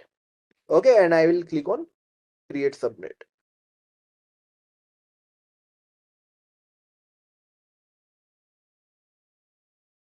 Range. Okay, now see how to create subnet. Select the VPC for which you want to create subnet. Okay, now this time I will create private subnet, so I will provide the name private subnet. Again, I will create subnet in the same AZ. Now, if we have 6 AZ, I told you it doesn't mean that we need to create. Okay, doesn't mean we need to go with 6 AZ or 6 right? So, what you need to understand here is it not necessary that you will go with only one subnet per AZ. If you want, you can go with multiple subnet. So again, I will select AZ1A here. So I already created public subnet. Now I will create private subnet in the same AZ. Now how to provide CIDR here? Very simple. Use online tool like this. Okay, what we do here? Here we provide the CIDR of our VPC. So my VPC CIDR is this. Then here I provide how many subnet I want. Okay, so we decided, let's say we want 16 subnet. Now I can take subnet a network ID from here. Okay, we can take network ID from here. Okay, so earlier I took this network ID. Now I will take this network ID. Right? I provided network ID. Now host ID I need to provide. How we will provide host ID? We will provide host ID from here. Okay, here is the /20. Why I'm taking this one? Earlier I told you because this is the CIDR of your subnet. This is the host ID of your subnet. Okay, as you change your number of subnet, this will also change. So that's why I selected this one /20. Why I will take /16? Don't you think this belongs to my VPC? Will you provide VPC host ID in subnet? No, right? Your subnet host ID will be different. You take it from here. Example. Okay, so here you see what does it represent? CIDR notation here it represent basically your host ID. Which host ID will belong for this particular subnet? So for this subnet, I am selecting /20. That is fine. Are you understanding? This time I will show you again. I will create how to create subnet. How to create subnet? Click on create subnet and here select your VPC for which you are creating subnet. Now here provide the name of your subnet. Let's say again this time I will create public subnet, but this time I will create subnet in another AZ, AZ1B. So here in the name also I will add 1B. Now how to provide CIDR for subnet? Use online tool like this. Okay, how to use such tool? Here provide CIDR of your VPC. My VPC CIDR is this. Then select how many submitting it every day. I hope it is clear for everyone. Now I selected how many subnet I want. Now I will take host. I will take network ID from here. Do I need to go sequentially? Is there any rule like that? No. I can randomly take any one of them. Just make sure you do not repeat the same because CIDR should not repeat. So I will take this one. Now how to provide host ID? You tell me. How to provide host ID? Host ID you will provide from the CIDR notation here because this host ID will change based on your number of subnet. Okay, so host ID I will provide from here. Okay, now in the same page I can add one more subnet. Okay, so this time private subnet. Private subnet. Now tell me, here I created public subnet in AZ1B. Is it mandatory that private subnet will also? Can I select some other AZ, let's say AZ1C? Yes, no such rule. Your choice. Okay, now here I'll provide CIDR network ID from here. Let me take this one. Okay, and host ID I will take here now. And by the way, here you see, here it is shown. You are getting 4096 IP. So this is how we.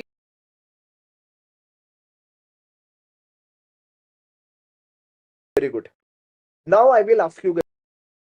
There is something wrong here in the side of NACL.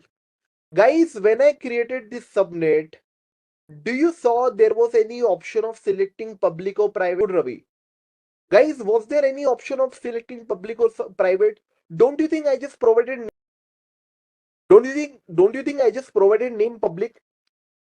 If I just provide name public, will it make it public subnet? What if I provide semi-public? Now, what is the meaning of that? Right? I just provided the name public or private. Just by providing name public or private, it doesn't make it public or private subnet. So what is this? What are these subnet? Are they public or private? All these 4 subnet that we created, all 4 of them are by default private subnet. Okay, it is our responsibility to convert them into a public subnet.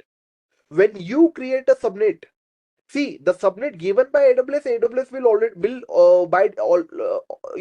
will already convert it into public subnet. Okay, but the subnet that you create, they will be by default private.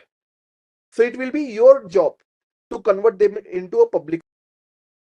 Okay, it will be your job to convert them into public subnet. So all 4 subnets are private subnet. Now, how to convert them? Very simple. Okay, how to convert private subnet into public? Very simple. I will select the subnet. Okay, NAT Gateway also know. NAT Gateway is there to give internet for private server. NAT Gateway is there to give internet for private server, not for converting private subnet into public subnet. Okay, see, I'll show you. Select the subnet. Here I'll click on action. Here you see subnet setting. Now, when you go to subnet setting, here there is an option called as auto assign IP setting. This one option we need to select. Okay, this one option we need to select. Okay, enable auto assign public IPv4 address. When we select this one option, our subnet will become a public subnet. Now, how to see that? I will give you proof. Okay, don't worry. I will give you technical proof for it. But by selecting this one option, our subnet will become a public subnet.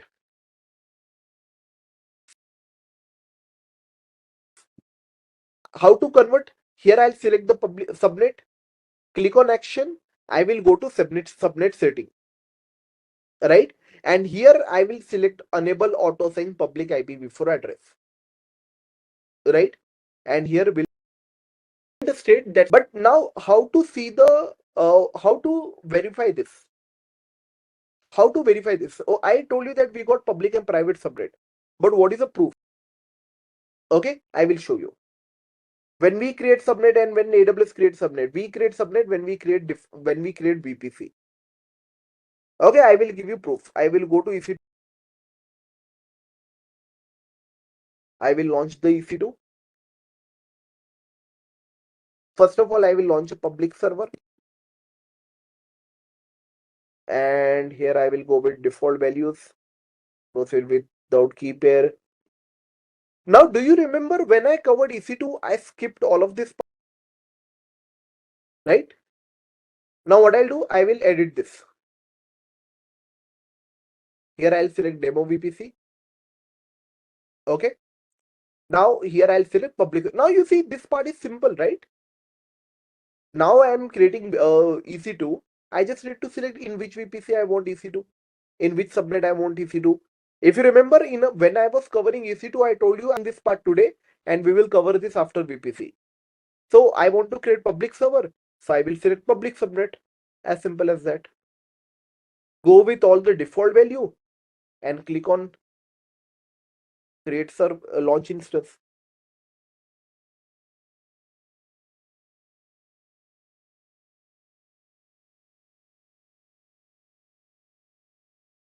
Okay. Now I will launch one more instance, and this will be private server.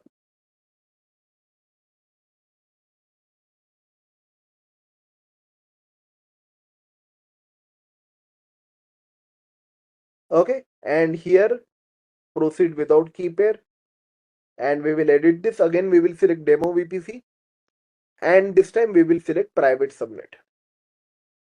Okay, this one, and go with all the default value, and we will launch instance. Now here I will tell you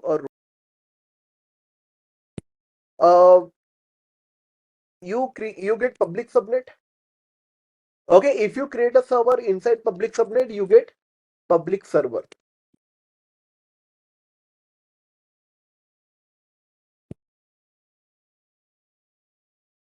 Okay, and same goes for if you create a server in private subnet, you get a private server. Right? Now, what is public server? Public server is the one that have both public and private IP address. Okay, and what is a private server? Private server is the one that have only private IP address.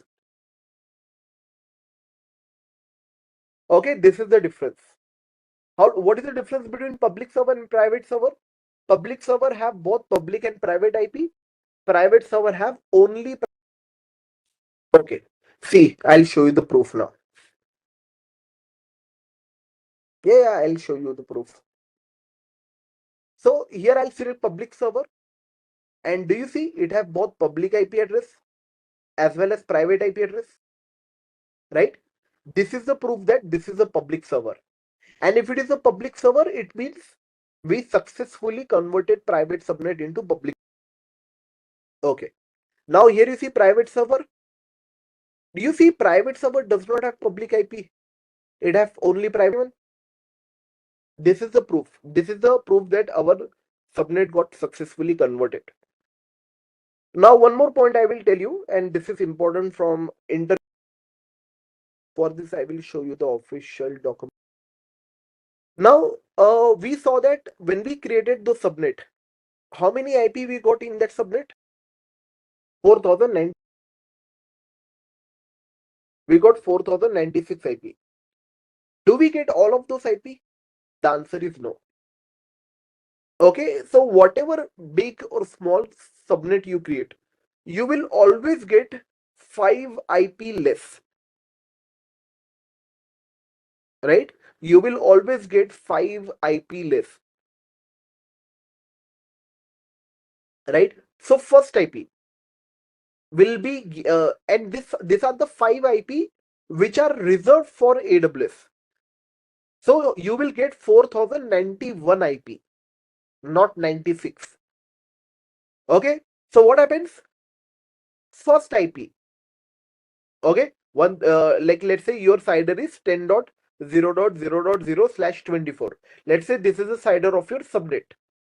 Now in this CIDR, the first IP 10.0.0.0 is reserved as a network address. Second IP 10.0.0.1 is reserved as a VPC router. Okay. Third IP 10.0.0.2 is reserved by VPC for DNS server. Fourth IP 10.0.0.3 is reserved for future use. And after that, directly the last IP 10.0.0.255. This is the broadcast address. So first 4 and last one. First 4 and last one. So total 5 IP addresses are reserved for AWS. Very good. Okay, so always remember, whenever you create subnet, you get 5 IP lists. First 4 and last one. And just understand, just memorize one word for them. Last one is broadcast address. First one is network address. Second one is for VPC router. Third is for DNS server. And the fourth one is for future use. Okay, in fact, let me just put it here in the notes. Okay, so let's say subnet CIDR of 10.0.0.0/24. Okay, if you go with this, yes, 5 address in every subnet. First one, first IP,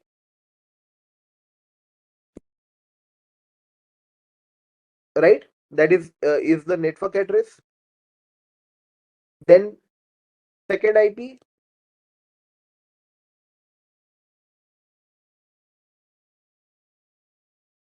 then third IP, then fourth IP, and then last IP. First 4 and last one. Right? First one is network address. Second one is reserved for VPC router. Third one is reserved for DNS server. Okay. Fourth one is reserved for future use. And the fifth one, last one, is the broadcast address. Okay, just remember this much.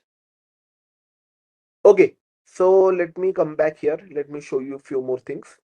So here is my server created. Okay, now pay attention. Okay, I will try to connect with private server. Okay, and I will use EC2 instance connect method. So here I'll click on connect button. And here you see instance is not public subnet. So we can't connect.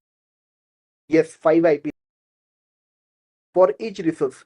Rohit, within one subnet, you can have hundreds of resources, right? Then how you will create subnet for each and every resource? Remember the hierarchy. First we create VPC, then we create subnet, then inside subnet we create server. Then how you will create new subnet for each server, right? Remember the hierarchy. Okay, so you guys see here we are not able to connect with. Okay, I'll click on private subnet. I'll click on connect button, and here you see no public IPv4 assigned. Instance is not in public subnet. So we can't use EC2 instance connect method here. Okay, so first of all, your EC2 instance connect method does not support private server. Okay, this method does not support private server. It works only with public server. So if I go to instance here I'll select public server.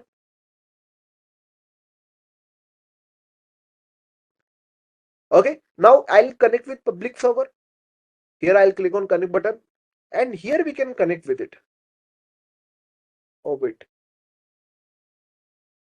public server, click on connect button.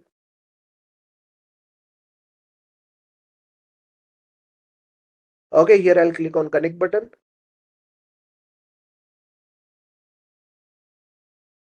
So with public server we can connect.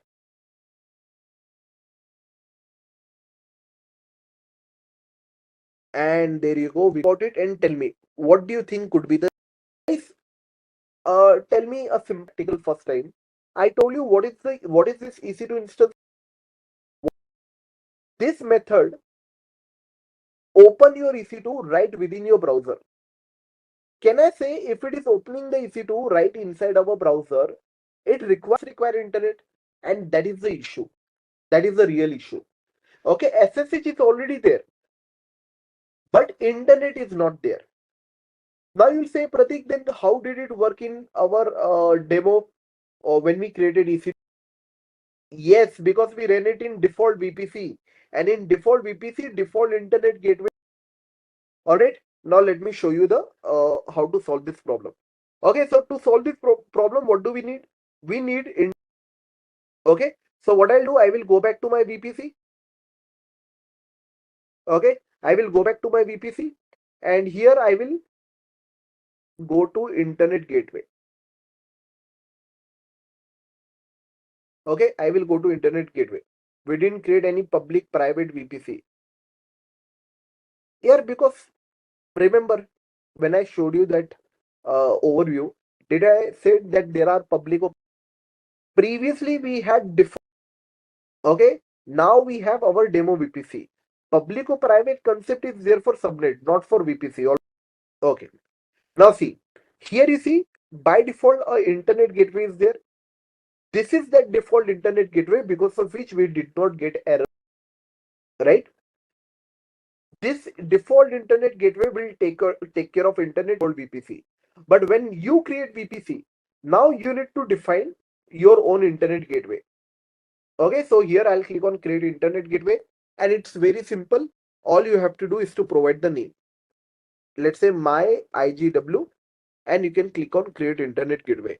That's how simple it is. Click on create internet gateway and we are done. Our internet gateway is created. But are we done with it? No. Okay. Once your internet gateway is created, that's the first step. Second step is to attach it to VPC. First step is to create internet gateway. Second step is to attach it to the VPC. So I will select this. I will click on action and I will click on attach to VPC. And here is the demo VPC. Now here I will point out one interesting thing. You remember when I was creating Subnet, at that time there was it was showing me both the VPC, but while attaching internet gateway, it is showing me only demo VPC. Very good, because your default VPC already have an internet gateway. Now I'll say, Pratik, default VPC also has one VPC can have multiple subnet. Okay, one VPC can have multiple subnet, but one VPC can have only one.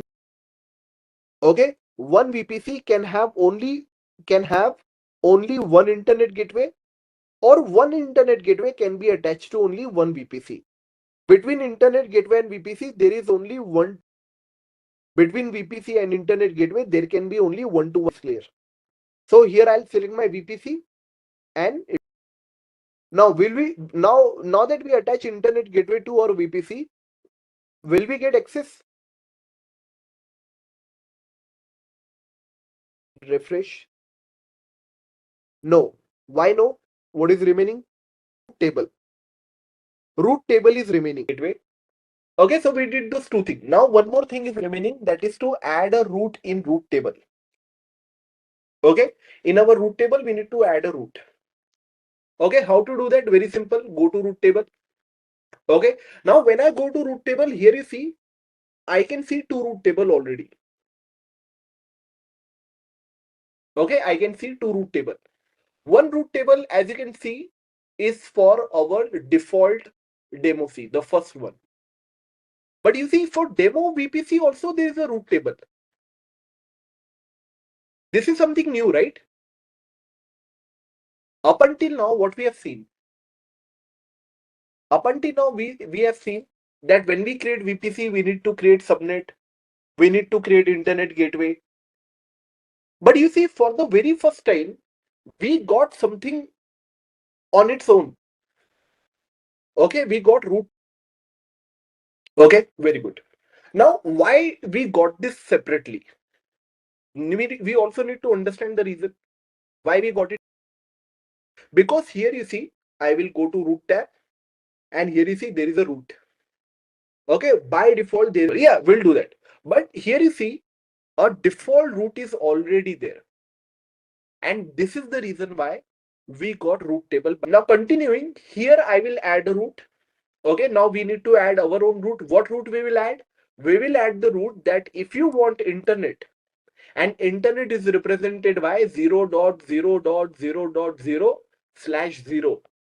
This represent internet. Okay, if you want internet, then go for internet gateway. Right? If you want internet, then go for internet gateway. Don't you think this is exactly target destination? I messed up. Destination here, target here. But don't you think this is exactly what I mentioned here? If you want internet, go for internet gateway. Obviously, here we can't type internet. So here internet is represented by this 0.0.0.0/0. And here we select internet gateway. Okay, so click on save changes. Do you think answer? I will click on save changes. Now if I go to that EC2 again, let me try to connect with this again. Click on connect button. Okay, so I'm connecting with public server using EC2 instance connect. And pay attention now. This time it will work. Why? Because we fixed the problem of internet gateway. Okay, as you can see, it is working. We fixed the problem of internet gateway. How we fixed it? Very simple. 3 steps.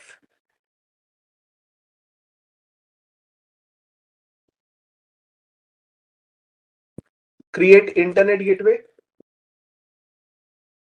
And internet gateway, you guys saw, we just provided the name and we got it. Okay, we provided the name and we got our internet gateway. We didn't have to do much. Why? Because you can imagine internet gateway is a ready-made software made by AWS. All you have to do is to just create it. That's it. Okay, so we created internet gateway, then we attached it to our demo VPC. Okay, and here we learned one thing, that one VPC, between VPC and internet gateway, there is one-to-one mapping.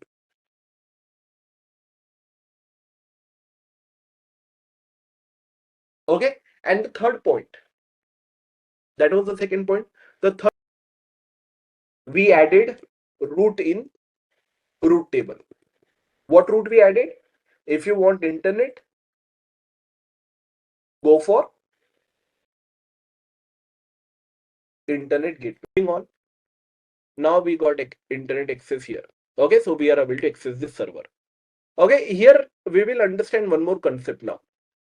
Okay, so everyone please understand this, very, very, very important.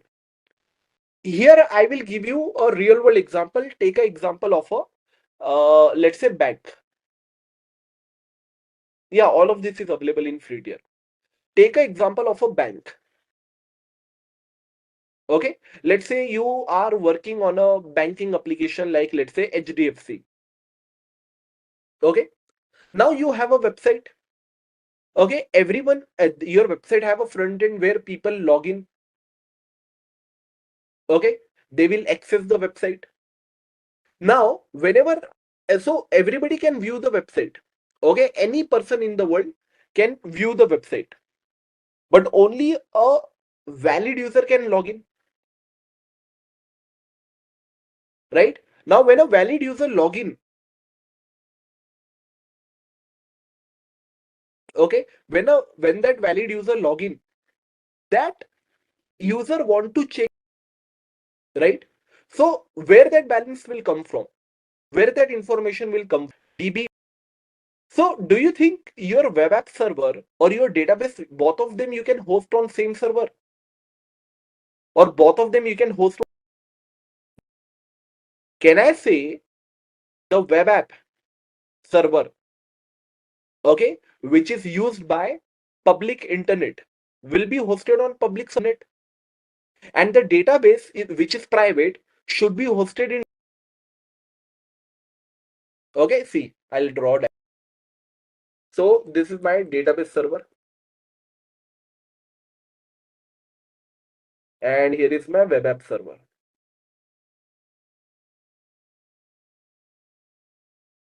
Okay, this is my database server, this is my web app server. Web app server will host the front end of my website, so you guys agree that this should be publicly accessible. Database, no matter what, it should not be publicly, right? So database server will be hosted in private subnet. Database server will be hosted in private subnet.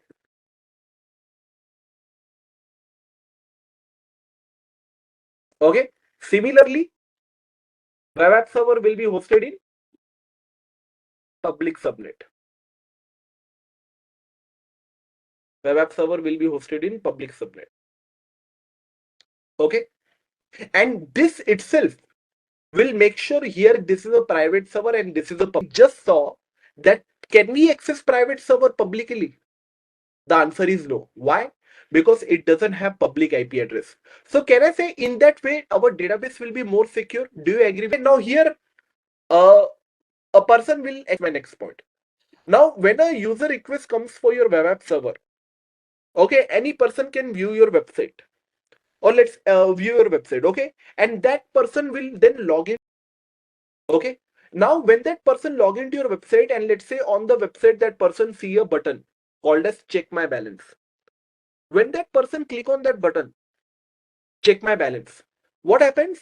a request from web app server goes to right, and database server will reply balance of that customer, right? But how to allow this?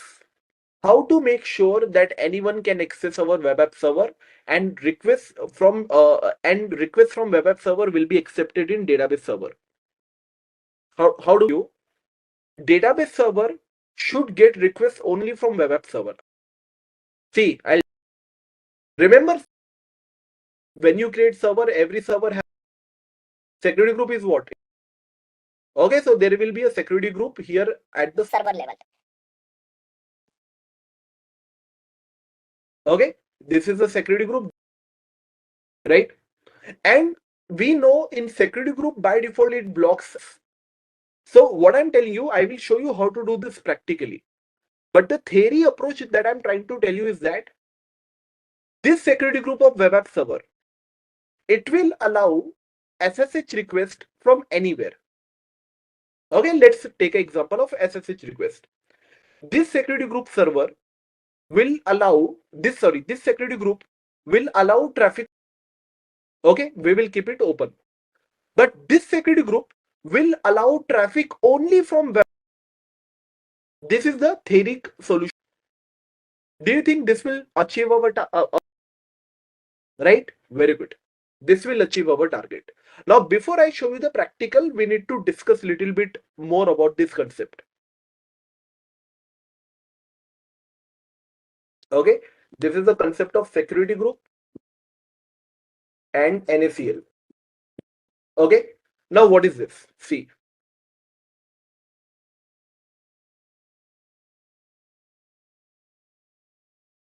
this is a subnet.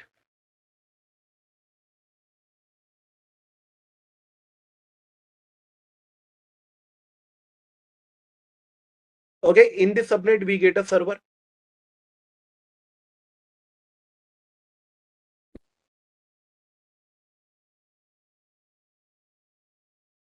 Okay, in this subnet we get our EC2.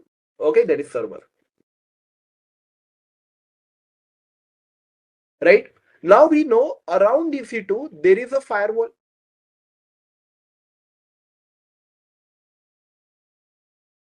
Okay, around our server there is a firewall, and at the subnet level there is also a firewall. Okay, understand this. Up until now what we saw, that there is a firewall around EC2 and that firewall is security group. Today I am telling you something new. Today I am telling you that there is a firewall at the subnet level as well.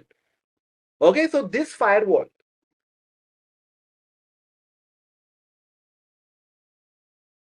okay, this firewall at the EC2 level or server level is called a security group, and this firewall at the subnet level, this is called as NACL. What is NACL? NACL means not salt. NACL means network access control list.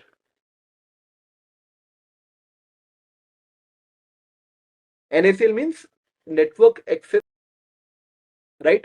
Now, when a request comes for your EC2, whenever a new request is coming for your EC2, okay, the request always comes to your NACL first. It goes through NACL, right?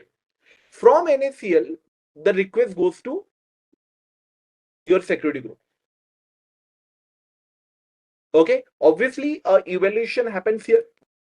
If your request pass this evaluation, then only it is moved forward and it will go to security group, right? And obviously security group is also firewall. It will also do the evaluation here. Okay, if it pass the evaluation, then only your request will go to the actual EC2. Then only the request will go to actual. Is this flow clear? This is called as inbound request, incoming request. I hope it's not very complex. It's simple enough. right? Now similarly, just like there is a request coming to our EC2, there can be a request that is going from EC2, right? There can be a request that is going from EC2. Now here there is no evaluation that will happen, and I will give you a reason for it later. Okay, but this request goes to NACL, and here a evaluation will happen.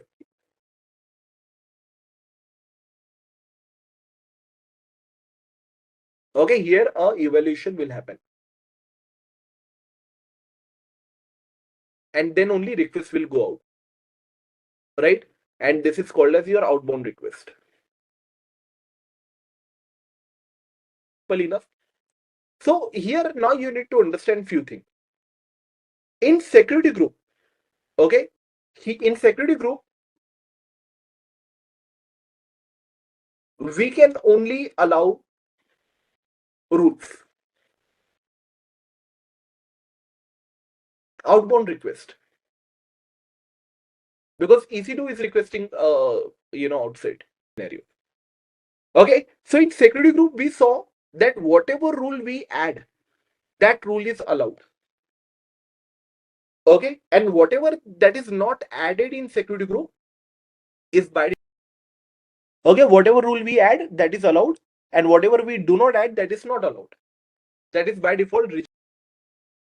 Okay, in NACL there is much more flexibility. Here we can explicitly allow as well as deny the rule. Okay, for example, if I show you practically, if I go to security group,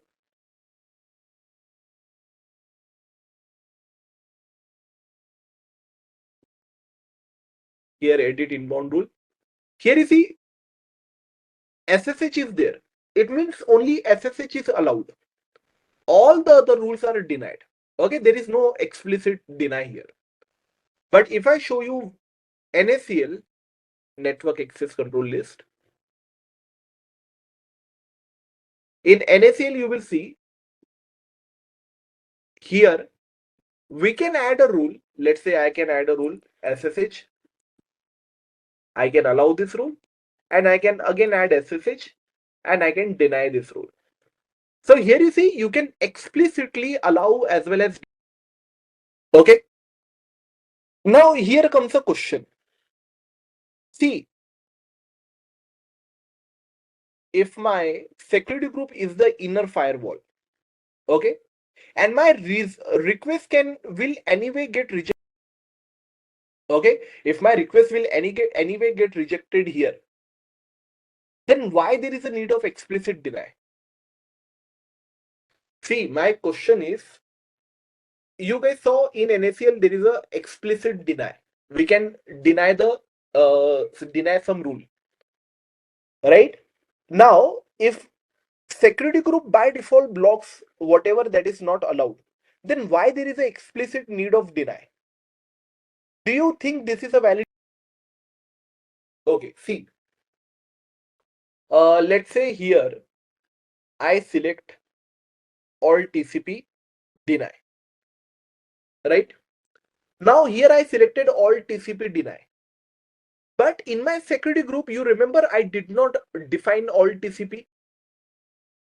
And if I did not define all TCP in security group, can I say it is just by not adding this in security group? Can I say it is by default? Yes. Then what is the use of explicit deny here? Okay, see, I'll give you the answer.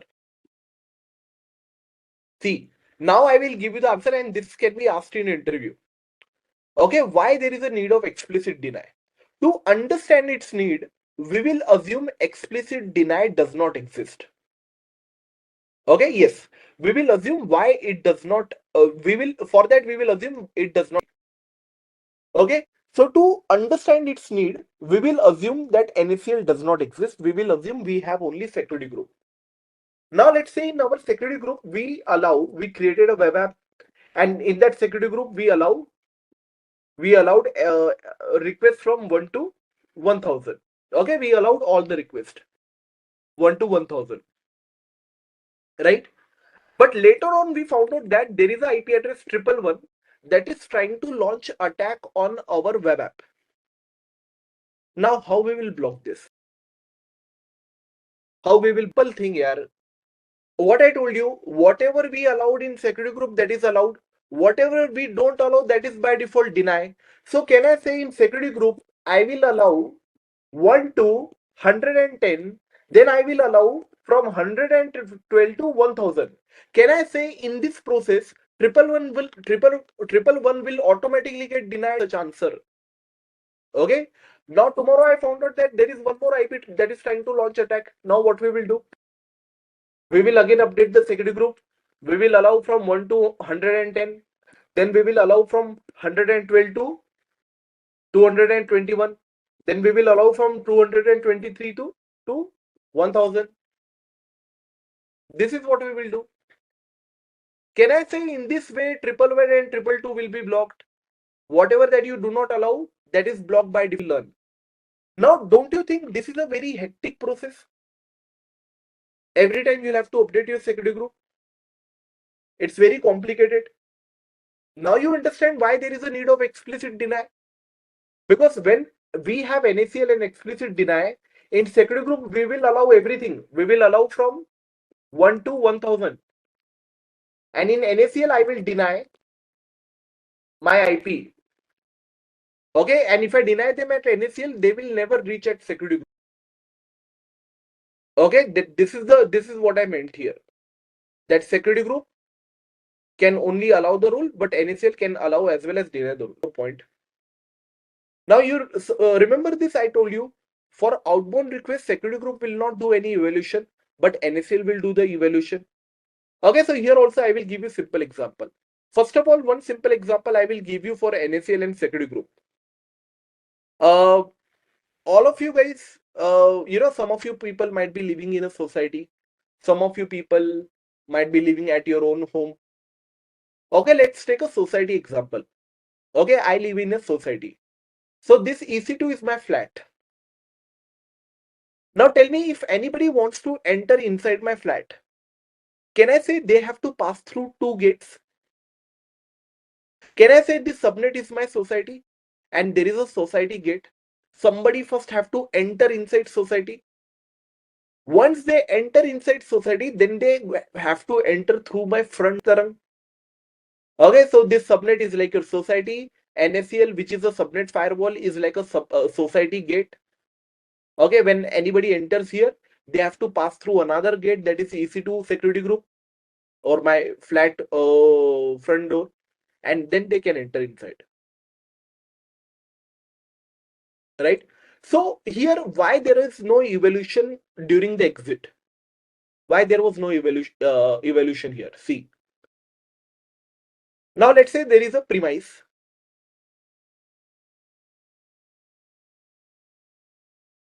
Okay, there is a premise, and in this premise there is a security guard. Okay, in this premise there is a security guard.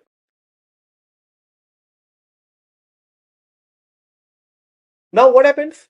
Whenever anyone is trying to enter in this premise, this security guard will ask for your ID. Okay, basically he will do your evaluation. Okay, he will do your evaluation. He will ask for your ID, and once your ID is validated, you have a valid ID, you will be allowed to enter. Okay, you will be allowed to enter. But when you exit, okay, when you exit, at that time also, will it ask for evaluation? Do you think it should ask for your ID again when you exit? It already checked you when you enter. It should not check you again. Right? Why? Because this security guard, let's say, remembers you. He remembers that I already scanned this person. Okay, so I don't need to scan him again and again. Can I say this security guard is like security group? That is checking only when the person enters, but when person exits, it is. Do you think it is like that? Yes, it is like that. Okay, here the reason is this security guard remembers you that already scanned this person. What is the reason here? Here the reason is security group is a stateful firewall. It maintains the state. That's why it doesn't need to scan again and again and again. But let's say there is another security guard who checks when you enter, but he again evaluates you when you exit. Okay, this another security guard will check you when you exit as well. Can I say NACL is like that security guard? It checks you when you enter, it checks you when you to check again. Because security group maintain the state. That's why it is called as stateful firewall. Okay. NACL does not maintain any state. Why? Because it is stateless firewall. Got it, guys? This is stateful firewall, this is stateless firewall. Stateless firewall doesn't maintain the state, that's why it needs to scan again and again. Stateful firewall maintain the state, that's why it needs to scan. Just a quick info, guys. Intellipaat is offering an AWS Solutions Architect certification course. This program is designed to help you master AWS services like EC2, S3, Lambda, CloudFront, VPC, and much more from the top 1% industry experts. With this AWS program, Intellipaat has already helped thousands of professionals achieve successful career transitions. You can check out the success stories on our Achievers channel. Link is in the description below. So if you're looking to start or grow your career in cloud computing with AWS, this course can be the perfect launchpad. Visit the course page link in the description below and take your first step towards becoming a certified AWS Solutions Architect. What is the customer VPC? What is the customer VPC? The customer VPC, which we are going to create according to, and we are freedom to choose our own CIDR range. Prince, we will going to cover it. Yes, if you're going to use a static IP address or any public IP address. Nowadays, all the IP address, public IP address is a paid one. Previously, the only AWS charging for the static one. Now they are charging any public IP, they start charging it. So this customer VPC is created by you, isolated network, or you can choose your own CIDR. You can choose your own CIDR. Okay. By default is in private in nature. Okay. But one thing you should be remember. The CIDR minimum is 128. Maximum you can use /16, not more than that. In between, you can use the CIDR. You are not able to use 29, you are not able to use 30, you are not able to use 31, you are not able to use 32. Okay? You are not able to use 15, you are not able to use 14. It is restricted by AWS. Only between this range, you are able to create your VPC. Correct. Minimum means minimum IP address you're going to receive. If I'm going to write /28 and I'm going to write /16, which range will be going to provide the minimum IP? This range will be going to provide the minimum IP na? 32 minus 28 is equal to 4, 2 to the power 4. How many IPs? Okay. If I'm going to use 32 minus 16, 2 to the power 16, how many IPs? Is more than 655 something? Correct? Now, can we create our own VPC? Let's start the demo. If the VPC concept is clear, can we create it? Or we just need to wait? Tell me. Or I need to give you study about subnet as well. Range is requested by the user. Range is created by the user, not requested. We can choose our own CID and create it. How we going to choose it? I'm going to tell you. Don't worry. Tomorrow I will going to tell you. Let's create. Only 2 people are saying let's create. So let me say that let's create it. Quickly I'm going to create, then we are going to discuss the subnet. So what you need to do? You need to open your console.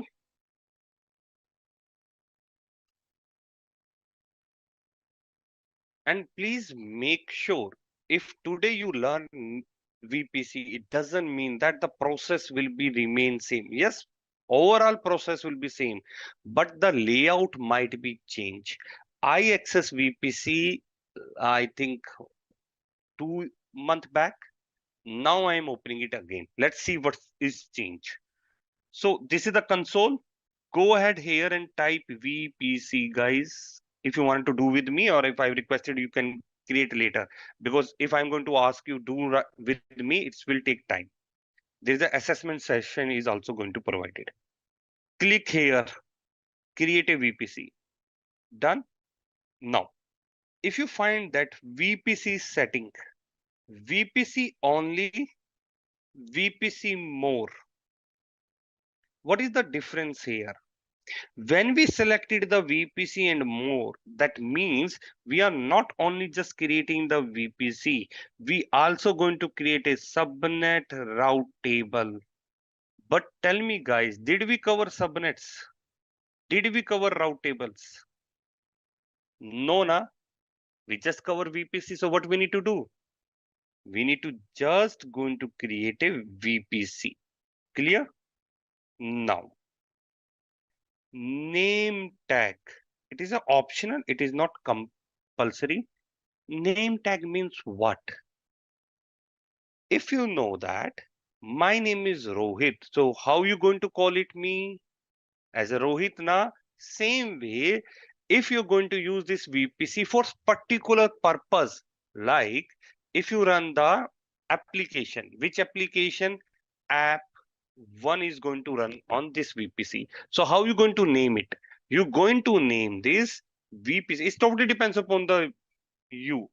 Either slash, either dash, whatever you want to use it.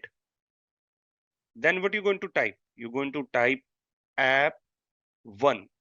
It's a prod VPC, dev VPC, test VPC. At least you're going to write something. Why you need to write like that? Because today you create it as a test VPC. Just put a name. Tomorrow you go and somebody else join this company. Or via reading this name tag, or that person is able to understand which purpose you created it. Yes, you can create as many as application. It is not restricted, but is always recommended to propose single VPC dedicated to the single application. Nowadays, account is dedicated to the single VPC. Okay, great. So let's talk about done. So I'm going to write the name. So I'm going to write here what we're doing. We are doing demo. And if you want to give the date as well, you can do that. But I'm going to keep it as a demo only. Once it's done, okay, where I'm in New Virginia. No, I just want to use Mumbai one or Singapore. I'm going to use. We can going to use Singapore. So I'm going to use demo. Now, what I'm going to put here, guys? What is written? CIDR block. Two things are written. CIDR manual, CIDR from PAM. First of all, let's talk about CIDR manual. Manual means what? You just calculated your own CIDR, how many IP addresses assigned, and you're going to put like that. If you have a network team, so you're going to ask to network team, hey, network team, we require to create one VPC, or could you please create a VPC for me? Either they will going to provide the CIDR range, or you need to create it. So that is a manual calculation. What is this PAM allocation? Anybody aware about this? IP address manager. Any idea what is this IP address manager? If somebody is from network team, do we have a network guy here? Do we have any network guy? Means network expert who is working on the network field? No? Okay, let me explain. Whenever the network team involved, they are going to maintain their CIDR IP allocation. Either they use some tool or either they use some Excel sheet where they are going to maintain their all the IP ranges. Why they maintaining it? They should understood that which IP is assigned to where. And in future, if they require some IP, they will see, okay, which IP is free or which CIDR range is free. Done. Same way, AWS created one software that is known as IP address manager. This is not part of your syllabus, but I'm telling you, if you're going to select this, what going to be happen? In this IP manager, you already created the CIDR range, already defined, everything is created. You just need to select the IP manager pool, and from that pool, you're going to receive the CIDR notation automatic, because I didn't create it. So that is why I don't have it. So automatically from drop drum, you're going to get the whatever the free IPs are available. Clear, guys? In our case, we are going to use this manually. Let me use 10.0.0.0/24, and let me change the name as well. I know, let me put RM.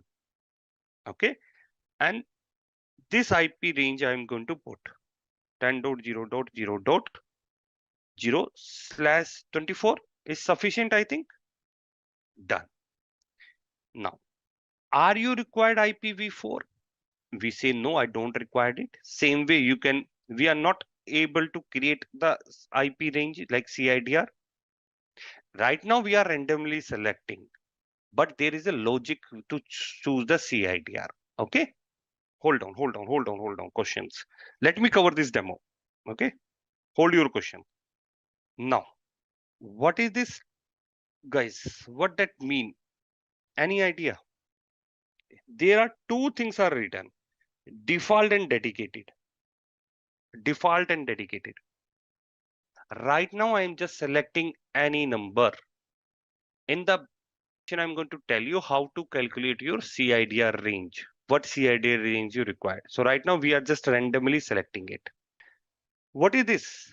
Default means we are going to use the shared resources, which is shared with different user. And whenever we say that dedicated means the dedicated resource is assigned to you. If the dedicated resource is assigned to you, you need to pay heavily because one single server is assigned to you. So that is when this physical server is belong to your organization, and then you need to pay more. So my recommendation is just use the default for demo. Now, name tag, add a tag.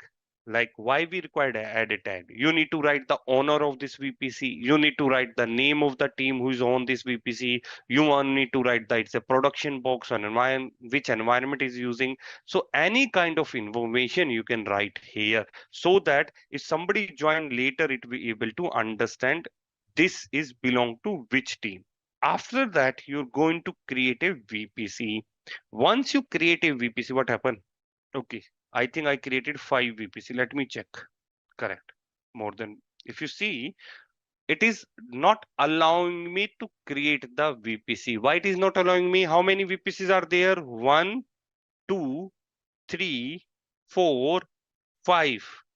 By default, in one region, you are able to create only 5 VPC, but you are able to increase the number as well. You can request the quota.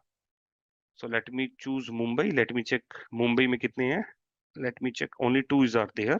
So let me create it. Create a VPC. I'm going to put demo quickly. I'm just typing the number 10.0.0.0/16 I'm putting. Why I'm putting 16? I'm going to tell you why. And demo I write and create the VPC. Done.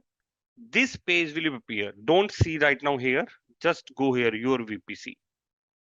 Now, did you find my VPCs there, demo? I created maximum.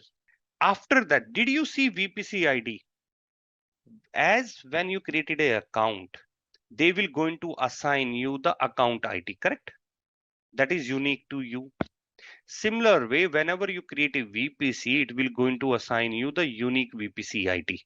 That is belong to you only. I have 3 VPCs are there. One is the default VPC, 2 are the custom made by me. Done. Each and every VPC have a separate unique ID. I'm hoping it is clear. How they are maintaining it in the backend AWS, account ID return. After that, region ID return. After that, it is written the VPC ID, and via which they are isolating you. This is the virtual boundary they created. Same way, because we are using same data center, na? If there are two, you created one VPC, I created one VPC, how they are going, AWS understand which VPCs belong to which. That is why they created a unique ID for each and every service which you're going to create. Now focus here, guys. This is the CIDR I choose. Above also I created the same CIDR.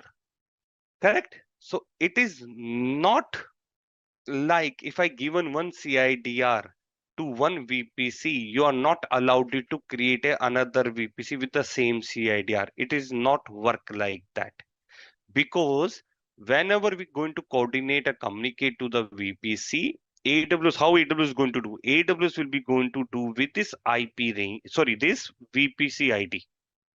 VPC is free of cost. 2, 3, 4, as many as you can create. There is no issue. But what is the issue happen here? These two VPCs are not able to communicate with each other. Okay, understood? VPC. Any confusion? In the future, if you need, you assume that your IP range is full. Whatever the IP you assign to your system is already occupied. You need more IP. Then how you going to do that? You're going to talk about CIDR. Did you see CIDR section? How many CIDR is allocated here? Only one CIDR is located. If you want to add more, go to the action, edit the CIDR, and you can edit the CIDR, add more CIDR range to this VPC. You can add it. Clear? Okay.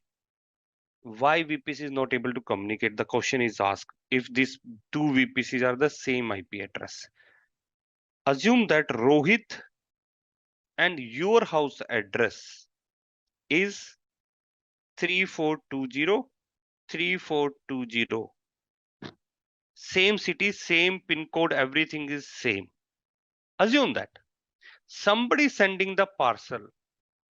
Our parcel is aware I need to go here or I need to go here. Where is going to send the parcel? Is it confusion or confusion? Yes or no?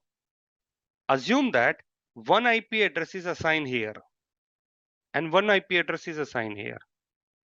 If they need to communicate with each other, are they able to do that? No. Because this says that this request is for me, he say that this request for me. So that is why these two are not able to communicate. Any confusions, guys, till now? Any confusion till now? You are talking about the why these are not able to communicate, correct? I'm going to explain in the VPC peering. Don't worry about it. I'm again going to explain it. Don't worry, I'm going to cover it. If it is clear, can I now start discussing other things like subnets if everybody agree? It's very easy to understand, na? Easy, na? Now if somebody going to ask me, if somebody going to ask you, is AWS is tough? Then what are you going to reply? No, it's very easy. It is the simplest technology which I learned in my career. Previously, I'm used to HP Unix admin. I'm a SME for the HP Unix. HP Unix is harder than this AWS. I'm going to explain it. Just hold on. Okay. You just need to select that, go to the action, and then delete the VPC. What is the error message is receiving? Did you select this here? Which one you try to delete? It is not possible that is grayed out. Might be something is wrong. Every VPC is able to see. Just try to select this VPC first. If just seeing it, it is grayed out without selecting. Once you only select it, it will visible. Let's focus to other concept. I just created in front of you. Are you able to create? I just created in front of you. Just hold down. VPC, we understood what is the VPC concept. Okay. We understood how it is work. Now tell me guys, I'm going to explain you in simple term. We have Okay, he opened one very big office. He startup. So Rohit decided what? Rohit decided that there is no sitting rule. There is no fixed seat for anybody. First come, first service. If somebody wanted to sit, he need to come office first. This is what Rohit decided. Okay. Multiple users are sitting. Now, you come here at 6 a.m. Or Rohit came here and Rohit are sitting here today. Tomorrow Rohit came at 7 a.m. He enter into the room. He see this seat is booked. He sit here.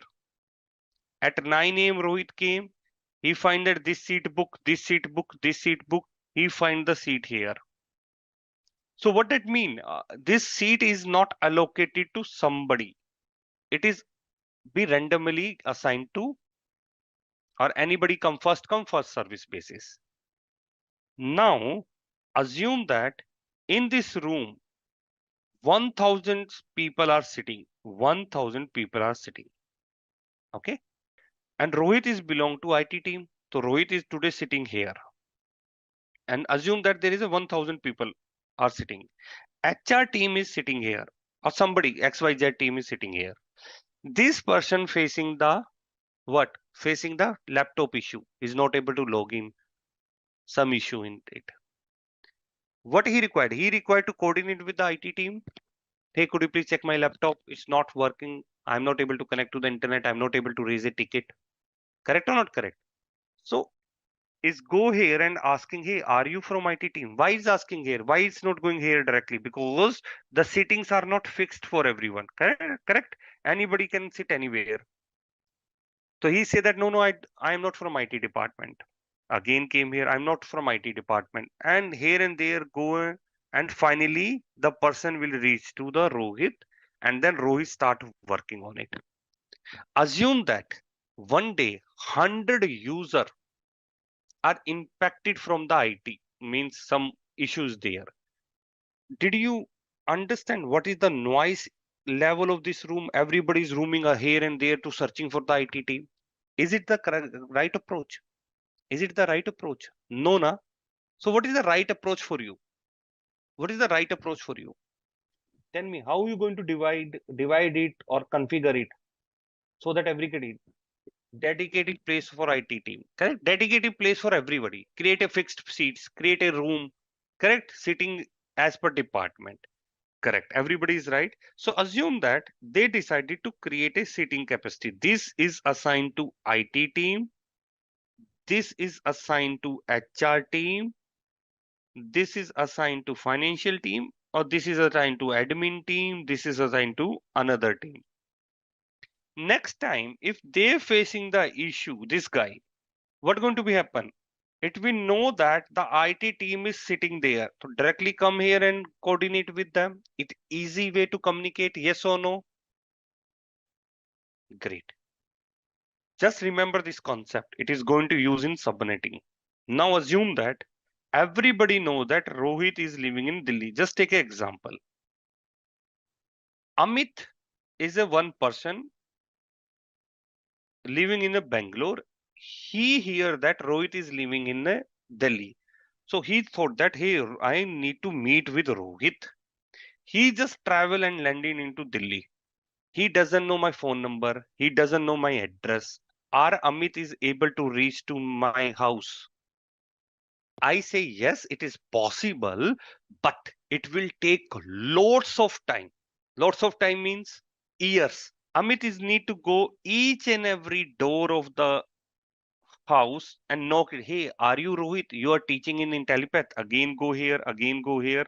And one day might be finally he reached to the Rohit house. One day, we are not sure when. Correct, guys? It's a wasting of time, wasting of the management of the system. So how we defining our city?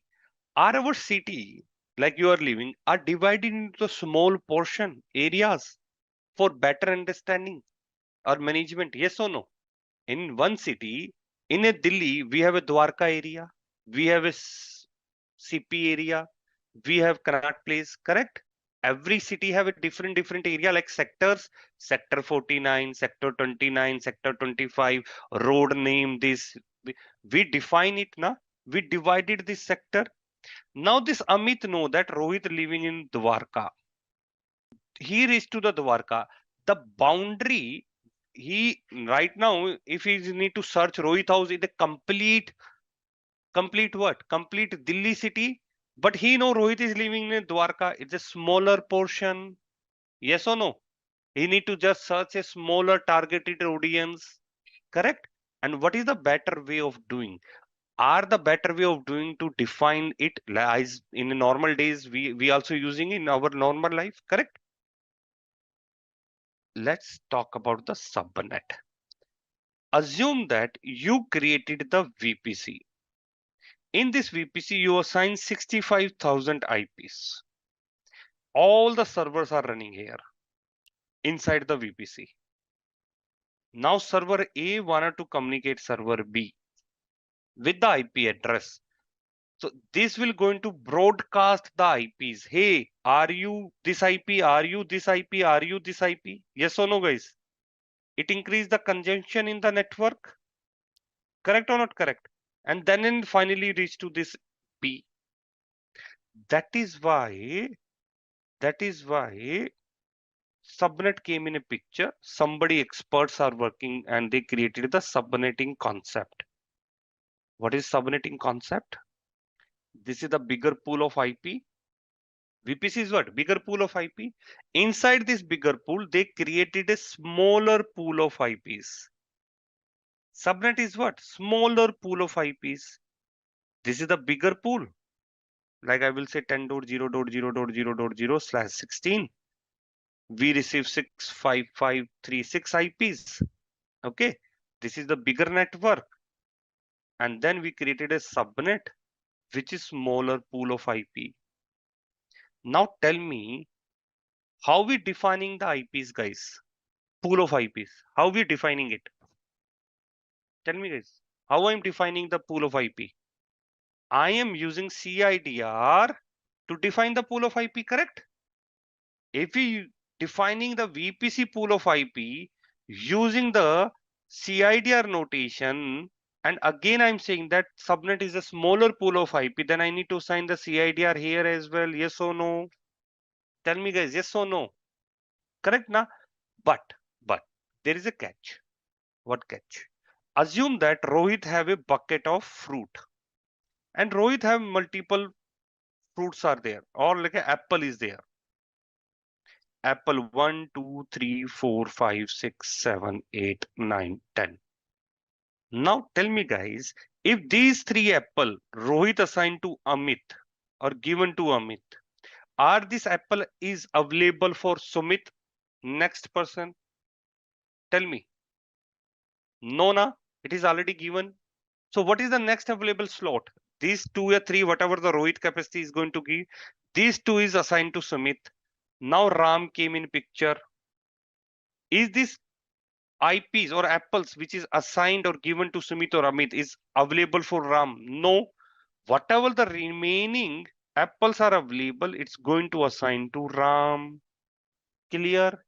So consider this bucket as your VPC.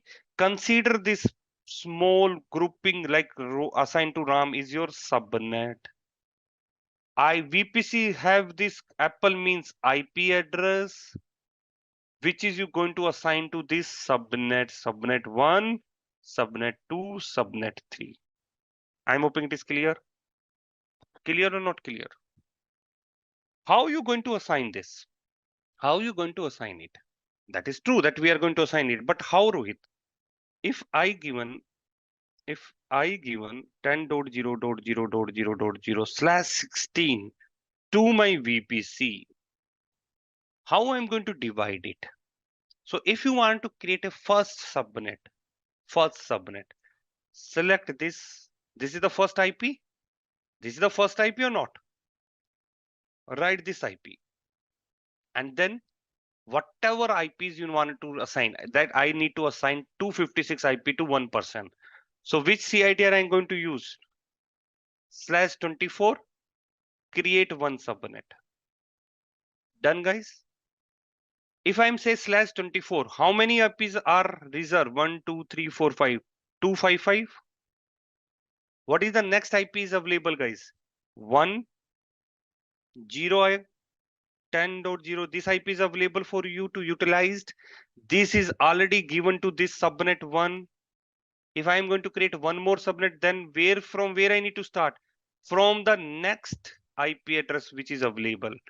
If you want assign 24, then it is assigned to subnet 2. I'm hoping it is clear, guys. Yes or no? Yes or no? Okay. So let me cover few things. I'm going to then cover the demo of the subnet, and then we will going to create one high level diagram so that our project, you can say that a small project type we are going to create. Now, subnet is part of the VPC. Subnet is a part of the VPC. No, subnet is not going to be 32. I'm going to explain you why. Just hold on a moment. Okay. It is just not more than just a range of IP address. And you need to consider one. We already know VPC is a regional service. All the AZ come under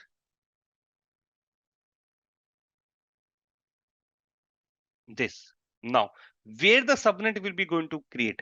The subnet is going to create inside under AZs. Why? Because whenever you're going to create a resource, actual IP reside where, guys? In the actual servers, actual physical servers. Where the physical server? It is part of the AZ. Your subnet will be going to assign on particular AZ. So subnet will be always assigned to a particular AZ. Clear? Clear, guys? Subnet reside within the availability zone. Okay? Which help you to reduce and high availability, which help you to create the high availability. Why?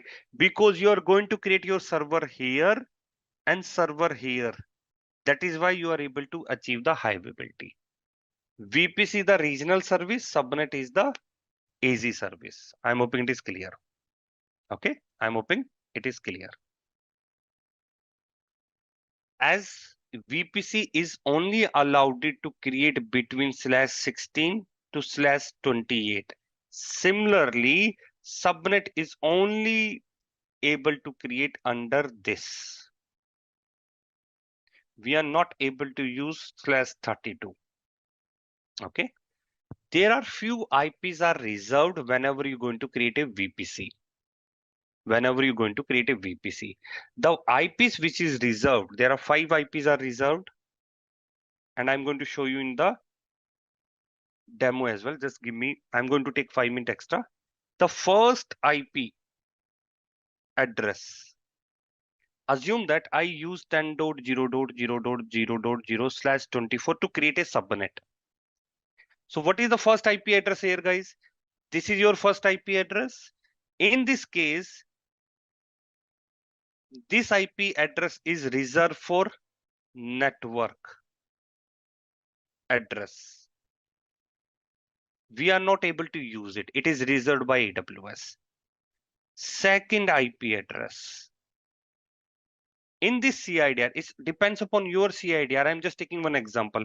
In this CIDR, what is the second IP, guys? Tell me quickly. 10.0.0. What is the second? 1. I'm just talking about IPs. I'm not talking about /24. /24 is a group of IP. I'm talking about single IP. It's the AWS standard. 5 will be reserved for each and every subnet, whatever you're going to create. It will going to reserve for VPC router. I'm going to explain you VPC router in upcoming session. Just quickly, I'm going to write it. Third IP address 10.0.0.+1 is equal to 2. It is reserved for DNS server. Fourth IP address is 10.0.0.3 is reserved for future use. And last IP address. In this case, what is the last IP address? 10.0.0.255. Okay, it is reserved for the network broadcast. Done? Clear? Great. And why this /22 is reserved? Like we say, na, only we are able to use /22, we are not able to use it.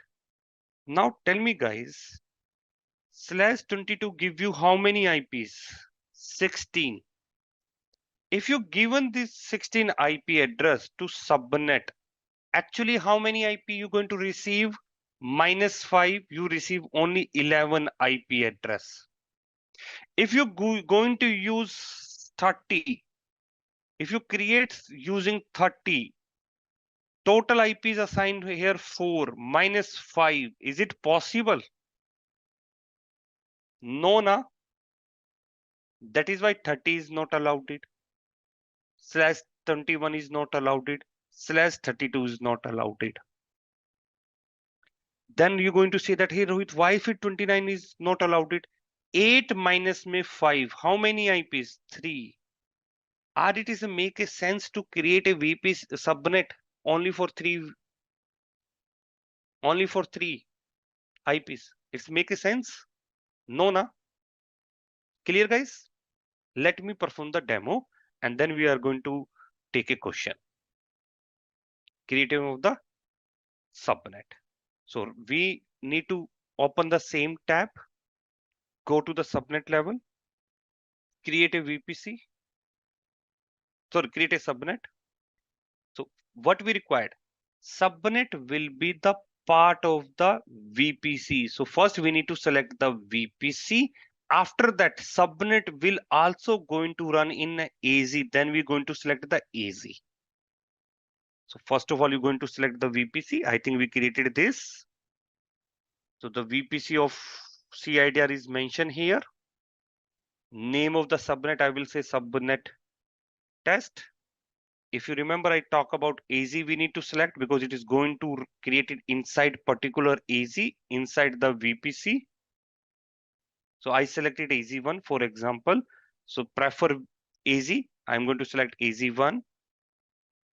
And how you are selecting your data center via like this. After that, what I need to do? I need to give the CIDR range. Either I give the complete CIDR range here, or I will create the CIDR range by selecting the subpart 10.0.0.0/24. It will also going to guide you how many IPs you're going to receive, and then you need to create the subnet. Done guys? Yes or no? Your subnet is created. The subnet name, subnet ID is unique to you, and the which VPC it is created, it is also mentioned it. So subnet we created. This last one, if you scroll here a little bit, guys, focus here. How many IPs we received? As per this rule, we have to receive 256 IP. But as I mentioned, -5 is the reserved IP address. It will give you to 251 IPs. Clear, guys? Yes or no? Okay. Yes or no, guys, please? Great. So now your VPC concept, subnet concept is clear. Next week onward, we are going to discuss how to calculate the CIDR for VPC, CIDR for the subnet. Calculation means how you define it.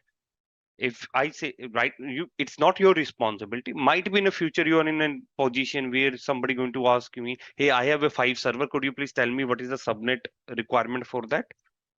And then we are again going to perform the create a one VPC. Then we're going to create 3 subnets. This is a small project we are going to do, and via which after that we are going to create one subnet as a public subnet and 2 others are private subnet. This is the by default subnet because VPC created na. If you, as I mentioned, when the VPC default VPC created, it's also going to create a subnet as well, and the /20 subnet is created. Did you find here /20/20? And you can see it. These all are the /20 V subnets. Any questions, guys? Okay. Why subnets are restricted to the AZ? This is your data center, correct? This is your data center, yes or no? Where you wanted to create your server? and where you want to create your server. Assume that there are two AZs are there. Assume that AZ2, AZ1. That and the subnet is allowed to span over multiple AZs. And for example, one server created here, one server created here. Done. We are not aware now because subnet is span over it. We just selected subnet from where the IP will be assigned. If this AZ goes down, are your half of subnet is goes down? Tell me. Are you able to achieve high availability? Are you able to manage the it? No, na. So better way of doing what? We have it 2 AZ, AZ1, AZ2, and subnet is just allocated here. So that if you're going to create some resources here and here, it will not impact the other subnet. If this goes down, only this subnet is impacted. Other subnet is up and running, no issue at all. Okay, we are going to start discussing about how to calculate VPC numbers, how to calculate the subnet numbers. For example, if I am going to ask you one thing, I am your customer, I came to you and saying that to you all that I have one application which I am planning to migrate. So before discussing this, let me cover one more thing because without that you are not able to understand. So before discussing about this, how many IPs and subnets is required, let me discuss about the 1 tier, 2 tier and 3 tier design. Do you aware about 1 tier design? How many people are aware about 1 tier, 2 tier?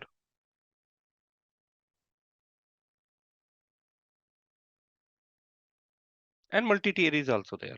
Okay, now tell me, when we using google.com, when we accessing Google, everybody accessing Google, the first, the page will be landed on the search bar where you typing something and enter it. Correct or not correct? So are you going to consider this a web tier, web page appear? The first landing page. First landing page. After that, once you enter something like you try to search Rohit Malik, then this web tier, web page is going to coordinate actual search engine, which is your app.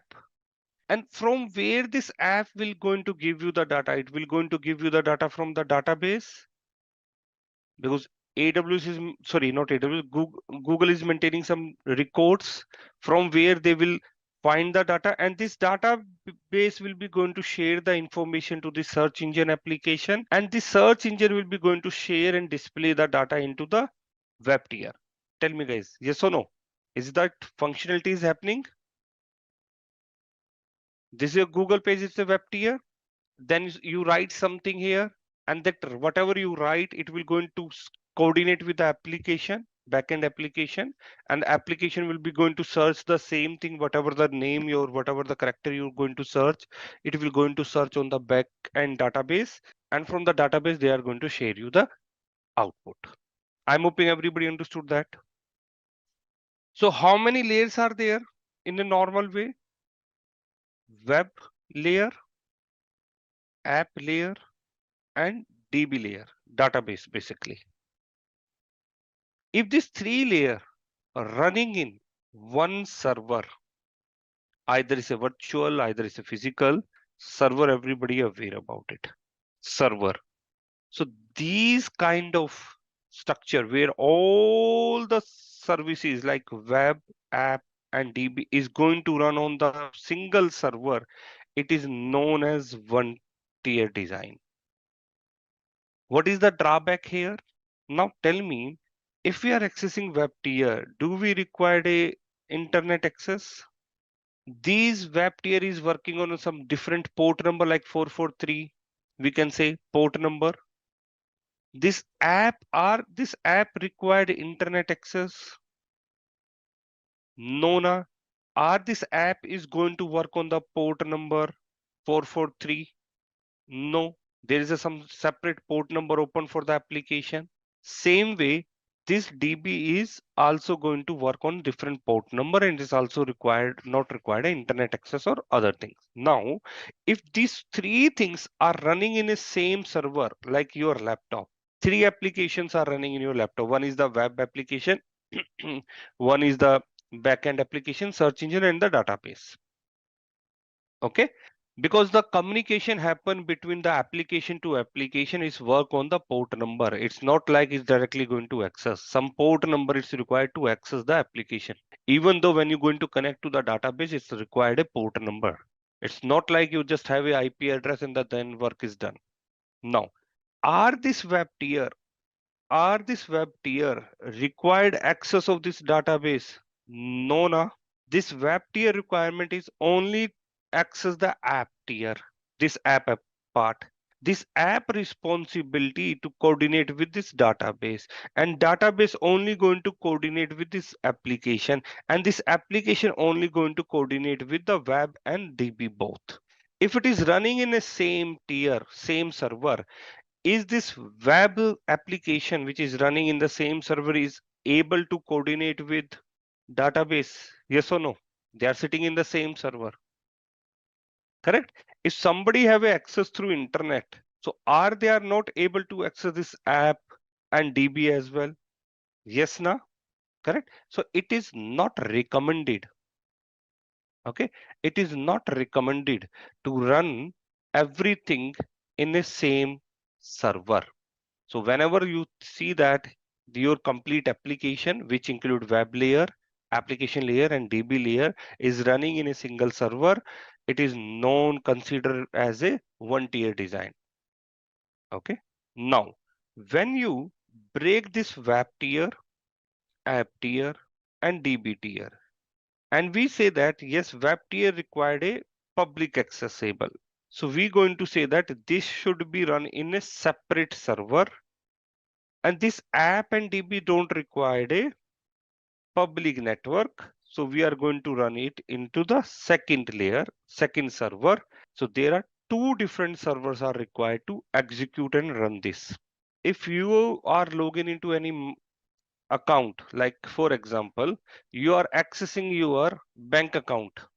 Okay. So your data will be saved where, guys? I am talking about the applications. I'm not talking about the network layer here. I'm only talking about Rohit application. Application run in the three layers. Web layer means user interface, you can say that. Application core functionality, and the backend is database where the data will be going to fetch. Correct?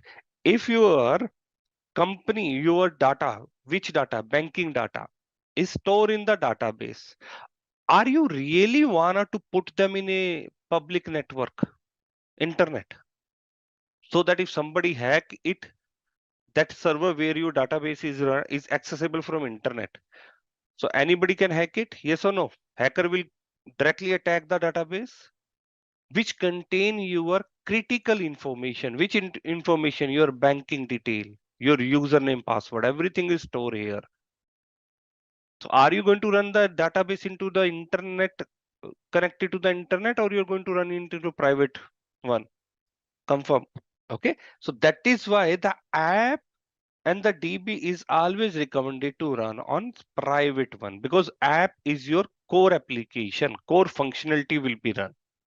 Web tier is only designed to get a access from internet. Then this web tier which is running here is going to coordinate with the application internally in the private network, not in the public network. I'm hoping this clear. When there are two servers are running, with one server containing web and other server containing app and DB, it's going to consider that two-tier design. Now, because this app layer, web layer is able to coordinate with this app layer in some particular port number, that means you need to open the port number on this server level as well. But DB don't work on that particular port number. DB run on only like one separate DB port number. So are you really required to put your DB into the port number which the server where the other ports are open? Like for example, MySQL is running in which port number? 3306.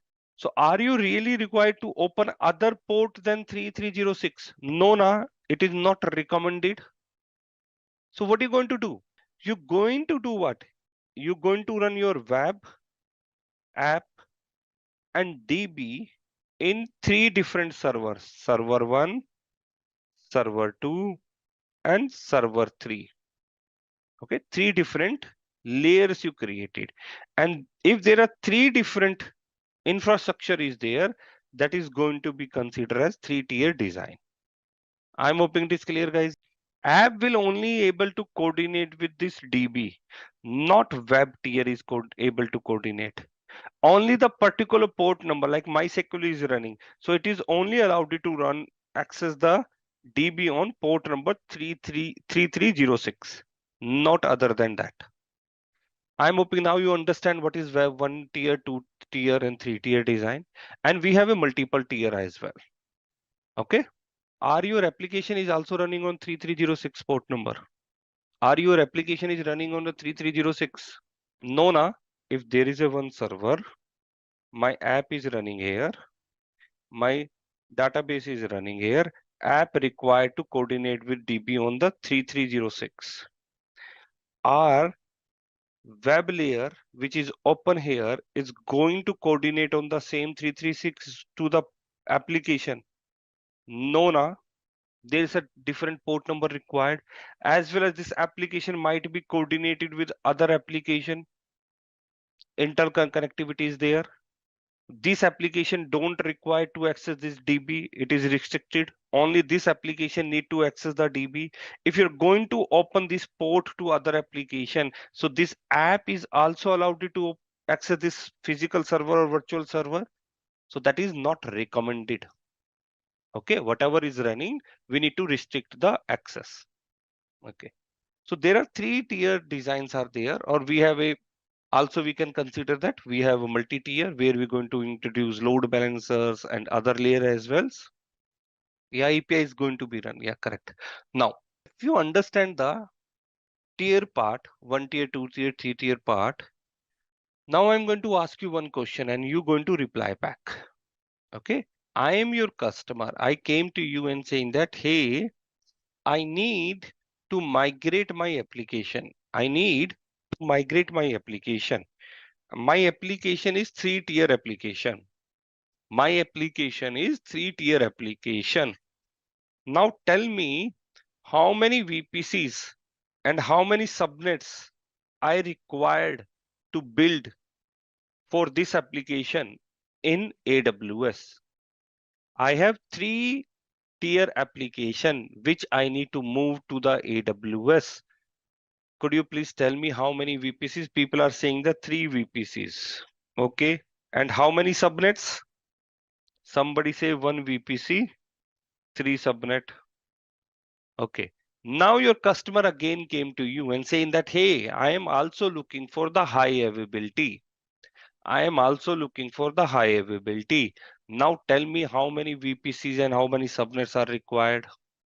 Your customer is also looking for the high availability. Now tell me how many VPCs and subnet is required to build it. 2 VPCs, 6 subnet. Okay, anybody else? 1 VPC, 6 subnet. Or do you need to ask something to the customer, or are you going to directly jump into the answering the question? Are you going to ask something to the customer or not? Did you ask me? Did you ask me anything? Why should you not asking? So if I am going to ask you that I have a 3-tier design application which I need to migrate to the AWS. So first of all, did you guys ask me what thing? How many environments are there? Did you ask me this question? Prod environment, dev environment, test environment, staging environment. You're going to ask me now because they are planning to migrate the multiple environments are there. You're going to ask the question, hey, in your application, which is 3-tier application, how many environments are there? Then only you're going to judge the correct number of the VPC. Yes or no? Okay, so make sure if somebody going to ask you anything, please ask questions. Even though during the interview they ask something, please try to ask as many as questions so that you can understand the concept what I am thinking. Okay, because I asked this question, what I am thinking and why I asked this question. Clear, guys? So assume that in your case, customers say that we required prod and dev environment. We don't have UAT test, staging, anything. We don't have anything. Correct? Now, so how many VPCs now you required, guys? Tell me. How many VPCs you required now? We required one VPC for the prod, one VPC for dev, because it is always recommended to divide your environment in two different network. One is dedicated for the production network, one is dedicated for the development network. Clear? Any doubt, guys? Now, let's talk about subnet. As I mentioned, Puneet, to create a network, it is always recommended there is a two separate network for two separate environment. If this dev and network is compromised, it is not going to compromise your production environment. Yes, if test is there, then we required one more. Okay. Nowadays, it is not only the VPC level you're going to give a segregation, you also going to give the segregation at account level. You created one dev account and you created one prod account. In this account means what? You have AWS account na? Same way you're going to create a two different account. One is dedicated for dev, one is dedicated to production. If I'm going to talk about the VPC in the account, dev account, I also required one VPC to deploy my environment. In the prod account, I also required one VPC deploy my environment or resources. So nowadays multi-account design is working. It is not like only single account we are going to use for deploy multiple things. One of my customer having 625 AWS account. How many? 625 AWS account. 625 AWS account. They created how? They created each application. They have dedicated production account, dev account, test account, or whatever the environment they have. Correct? Clear, guys? I'm hoping it is understood. So if somebody going to ask you how you going to divide it, at least if you say single account, to at least say that we are going to have a separate network. Now, subnet. How many subnet? As I customer ask you that 3-tier design means web, app, and 3 different servers are going to be run. So how many subnets, guys? One subnet you're going to dedicate it for web, one subnet you're going to dedicate it for app, one subnet you're going to dedicate it for what? DB. So you required 3 subnets. If you remember, in after some time, customer also requested, I also required what? I also required HA. Yes, in the DB might be they don't require it. Let me take both the example. HA is required. Now, if a HA is required, how you going to achieve HA in AWS? When we are going to use two different AZs. Okay, clear? So you are going to use AWS and AWS. If you are using Gmail, if you're using Gmail, for example, Rohit, I'm just taking example, gmail.com. It is not my mail ID, I'm just writing it. You can go into create Rohit plus test @gmail.com. Then Rohit plus prod @gmail.com. It will going to send you the mail on the same Rohit, this one, but it is treated as a different mail ID. To creating a account, you require a separate mail ID. It is not going to work, but you can use the same mail ID, but just add a plus. Okay, now we have a AZ1, AZ2. There are two AZs are there. If some server are running here and same server running here, then you're going to consider as a highly available HA. Yes or no, guys? We already discussed it, correct? And subnet is working as where? The subnet is the part of the AZ. Subnet is a part of the AZ, correct? So if one subnet I'm going to create here, so I also required one subnet here for the high availability. If the app layer I'm running one server here, so I also required one subnet. In this case, I also required one subnet. So how many subnets I required extra? Plus 3 for the high availability, because I'm going to consider the different AZ. Clear? Yes or no, guys? Clear? It is not part of your syllabus. This is the additional thing I am teaching you. It is not in your syllabus, because you ask multiple questions that how to calculate it, because calculation is not part of your syllabus, but still I'm providing it. In for the dev, do we require HA? No. So are you required additional subnet here? No. So how many VPCs we require to build it? At least 2 in this case, and 9 subnet as per the customer requirement. If the customer requirement change, this number will be changed. It is not going to be fixed. Okay, don't quote the same number to your customer. You first need to understand the customer requirement.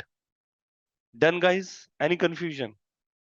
Sometimes customer is not going to ask you how many VPs and subnet I'm going to require. No, they're just going to provide you, I have a one application which we are going to migrate.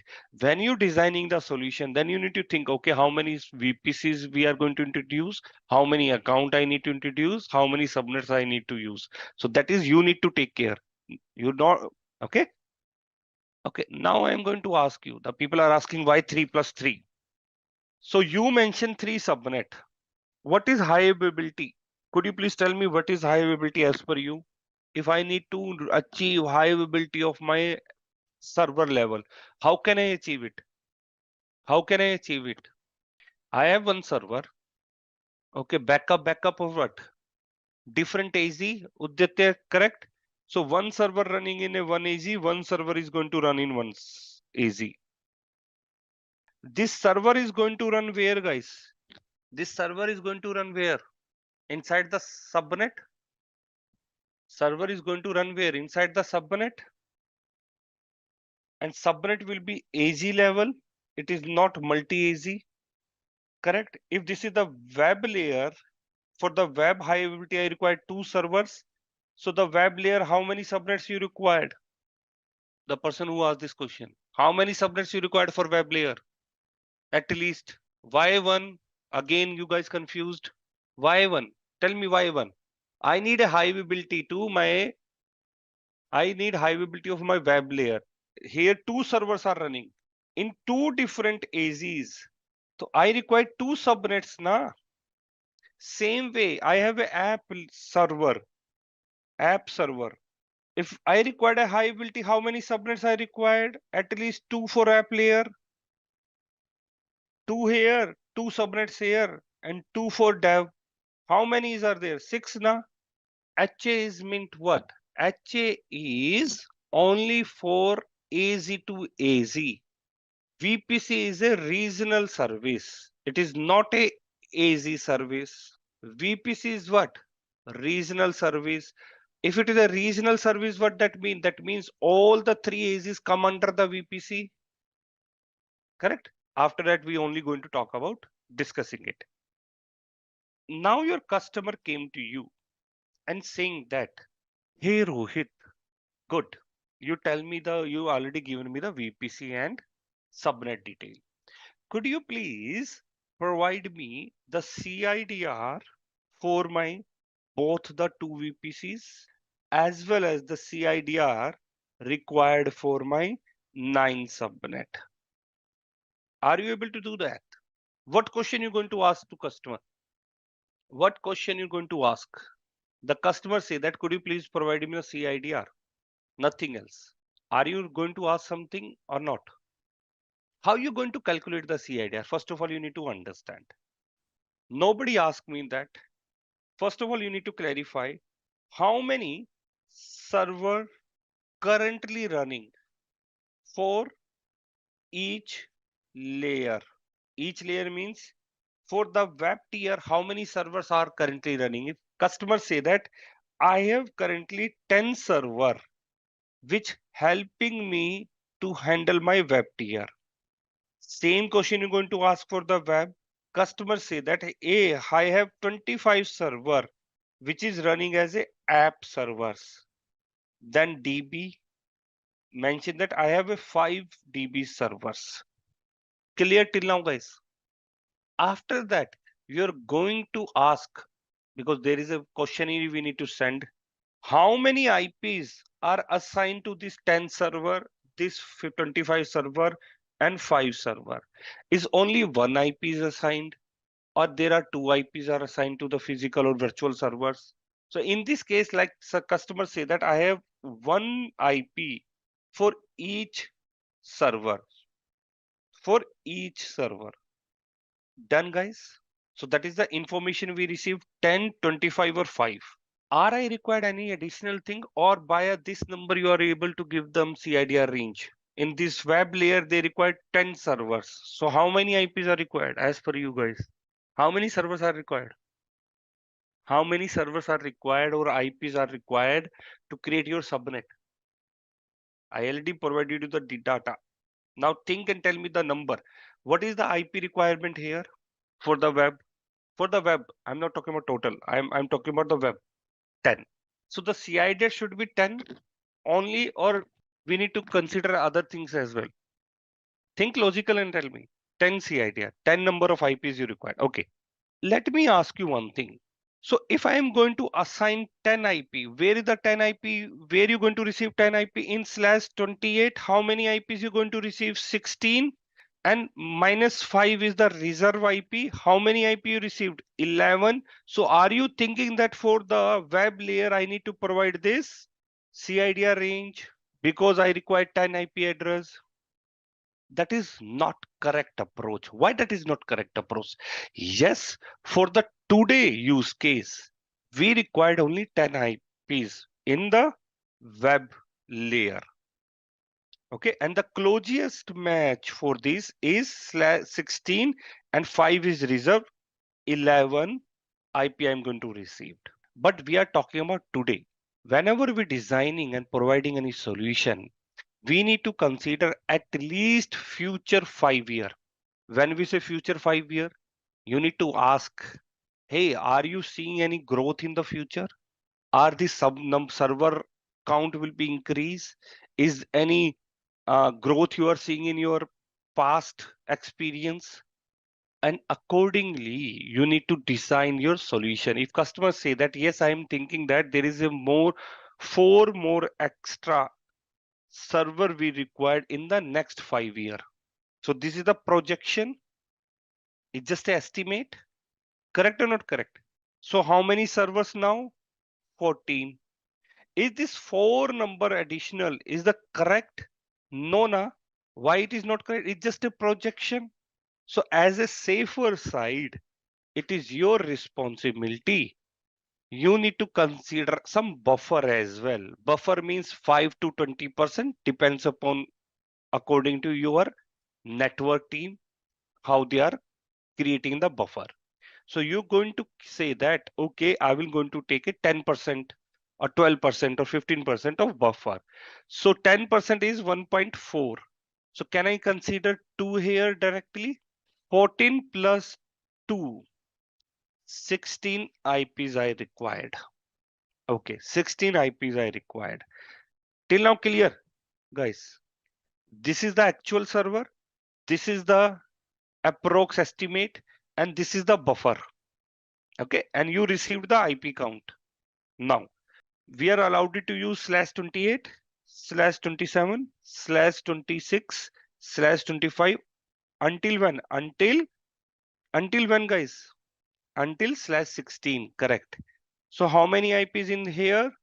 16, 32, 64, 128, and what's here 256. This is the IP. Now you required /16. So where the /16 fit? Are you going to use this /28? No. Why no? Because the 5 IPs are reserved by AWS. So you only going to received 11 IP. So what next is available? /27 minus by 5 is reserved. How many? 27. So the closest match is this one. So what are you going to plan? You're going to assign this /27 in web layer. Done, guys. One CIDR you calculated. Any confusion on that? Easy? Easy, na? Second, we require 25 for your app. 25 for your app. App required 25. Same question you're going to ask, what is the future growth? They say 10 more server, then buffer. 35 means I'm going to consider 4 more. Buffer, I'm going to consider 4 more, approx 10%. What is the total size here? 39. Okay. What is the closest match here? I'm going to use this 64 now. Minus my 5. I'm going to receive how many? 59. So I'm going to use this /26 for my app 1. Same thing you're going to done for your DB. Okay. Once you done this,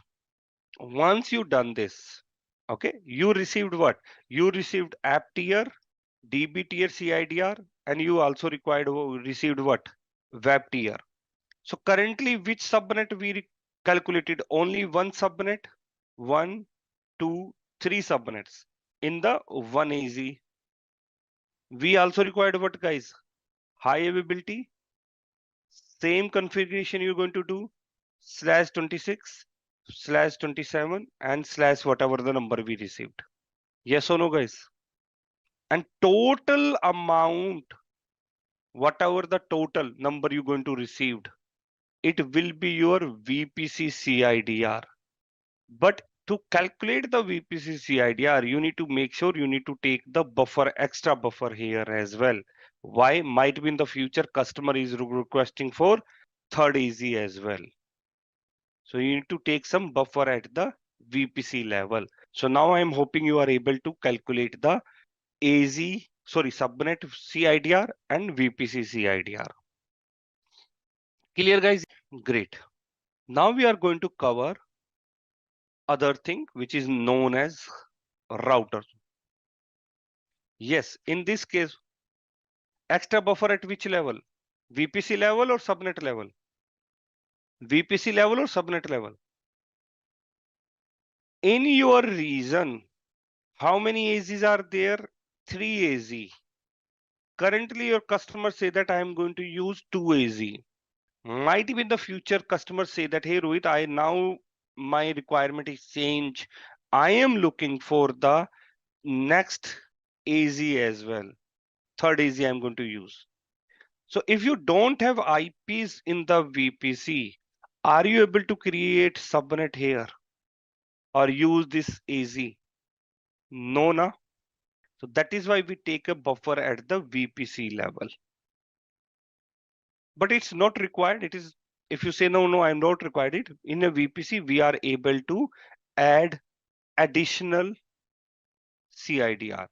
That is also you can achieve it, but it is always recommended to take a buffer. I already explained you whatever the total IPs you received.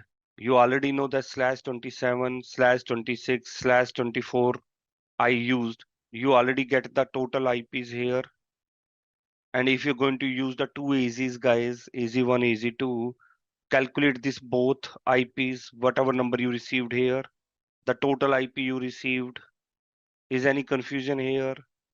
VPC is free of cost. Subnet is free of cost. There is no extra charges. Okay, guys, let me start the next topic. Until now, we discussed this. This is your VPC. This is your subnet 1, subnet 2. Done, guys? Now, some server is running here.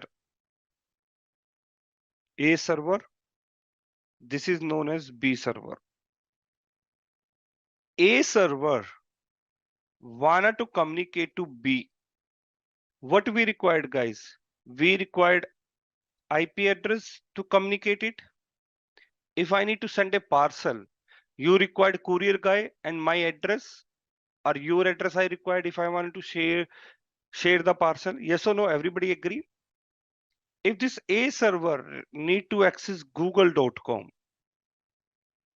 now tell me, are if this A server having this B server IP, are they able to communicate? Are they able to communicate? Take a simple example. Rohit is one person. Amit is one person. Rohit asked Amit, could you please provide me your address? So address I have. I never visited this address. Are Rohit is able to reach to Amit? Rohit is only address. What Rohit required? First, Rohit need to come out from the house and then it's required a complete path, route via which he can reach to Amit house. Rohit house, Amit house. So Rohit is going to do what? Rohit is going to open a map and then enter what? Enter Amit address. Then this map service, Google Map service will be going to coordinate in the database. Going to coordinate with in the database, yes or no? After if this address of Amit is listed in the database, then map say that yes, I have this address. If database doesn't contain Amit address, then it is very hard for them to navigate to exact location. True or not true? Somewhere some data will be going to store. Assume that Rohit is sitting here in the study room. In the living room, this is your Rohit TV. After some time, Rohit is frustrated and tired. He think, let me go out and take a entertainment. It's come here, sit here, and on this TV and relax and watching some videos. Now tell me how Rohit knows that he need to come to the living room if he wanted to see the television. And how Rohit knows that the remote he will be going to find in the Almira? Tell me. Because this information is stored in the Rohit mind, na? Because Rohit is the owner of this house and already he know this. It is stored in the Rohit mind. So whenever he think that I need to watch the TV, his mind say that, hey, you need to go to the living room because your television in the living room. So Rohit referring his mind, correct? Same thing applies here. That map is going to coordinate in the database where the information will be stored and then start navigating Rohit. Go straight, take right, take left, right, left, and then right, you're going to reach to Amit house. Done, guys? After reaching Amit house, Rohit take 3 to 4 hours to reach Amit house. Now Rohit need to use washroom. Are Rohit is able to use washroom directly? Are Rohit aware where is the washroom? It's the first time Rohit is visiting Amit house. No, na, because there is no record. Rohit never visited that place, so Rohit don't have any information in his mind. He has no database, no record. So what Rohit is going to do? Rohit is going to ask Amit, hey Amit, I need to use washroom. Could you please guide me? Where is it? Amit say, hey, go straight and take right. You're going to find the washroom. And from where this Amit will able to help him? Because this is stored in Amit mind. Same concept, please remember.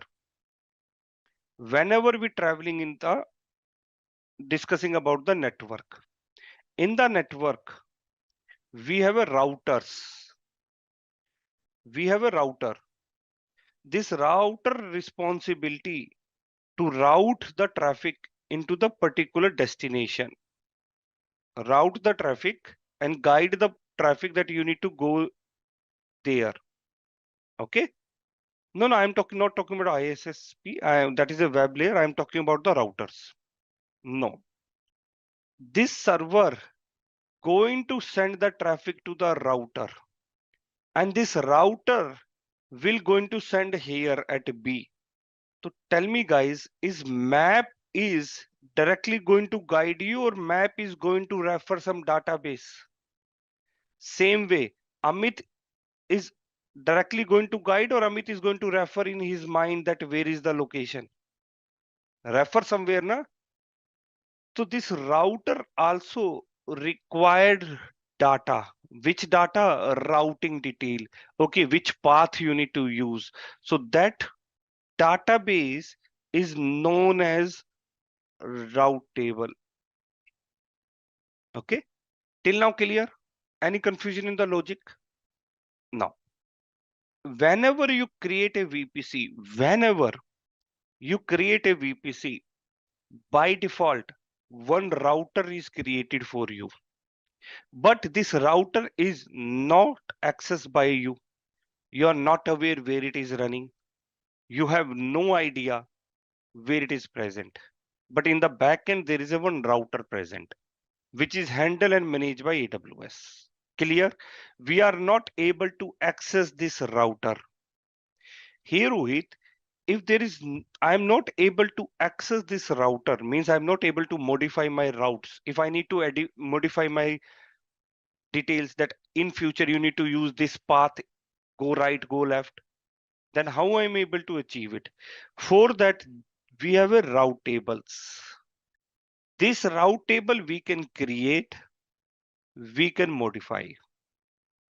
Okay, we have a full permission.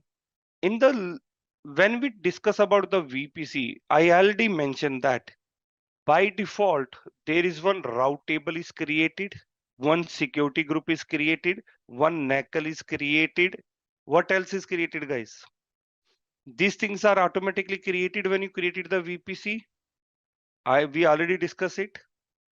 So whenever you created the VPC, by default there is a one route table is created as well. Done. This route table contain by default security group. I'm going to copy here. SG means security group, NACL means network ACL. In the security section, we are going to discuss it. What this route table contain? It will contain destination and target. Only two things is going to contain. Destination means what? For example, this A wanted to communicate to B. For A, what is the destination, guys? This B location. First, you need to understand the concept, then I'm going to definitely going to show you. Okay. A wanted to communicate to the B. So for A, what is the destination, guys? What is the destination? B. So B destination should be here. Target, where you going to send your traffic or where you need to search your destination.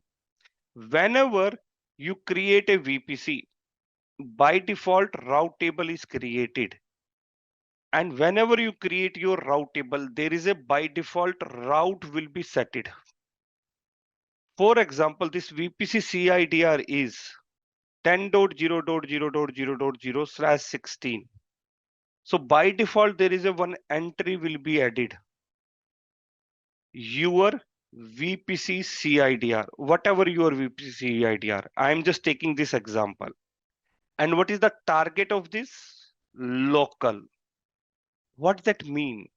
It's saying that if this is your range, if any IP in this range, if somebody wanted to communicate, it should be searched locally only.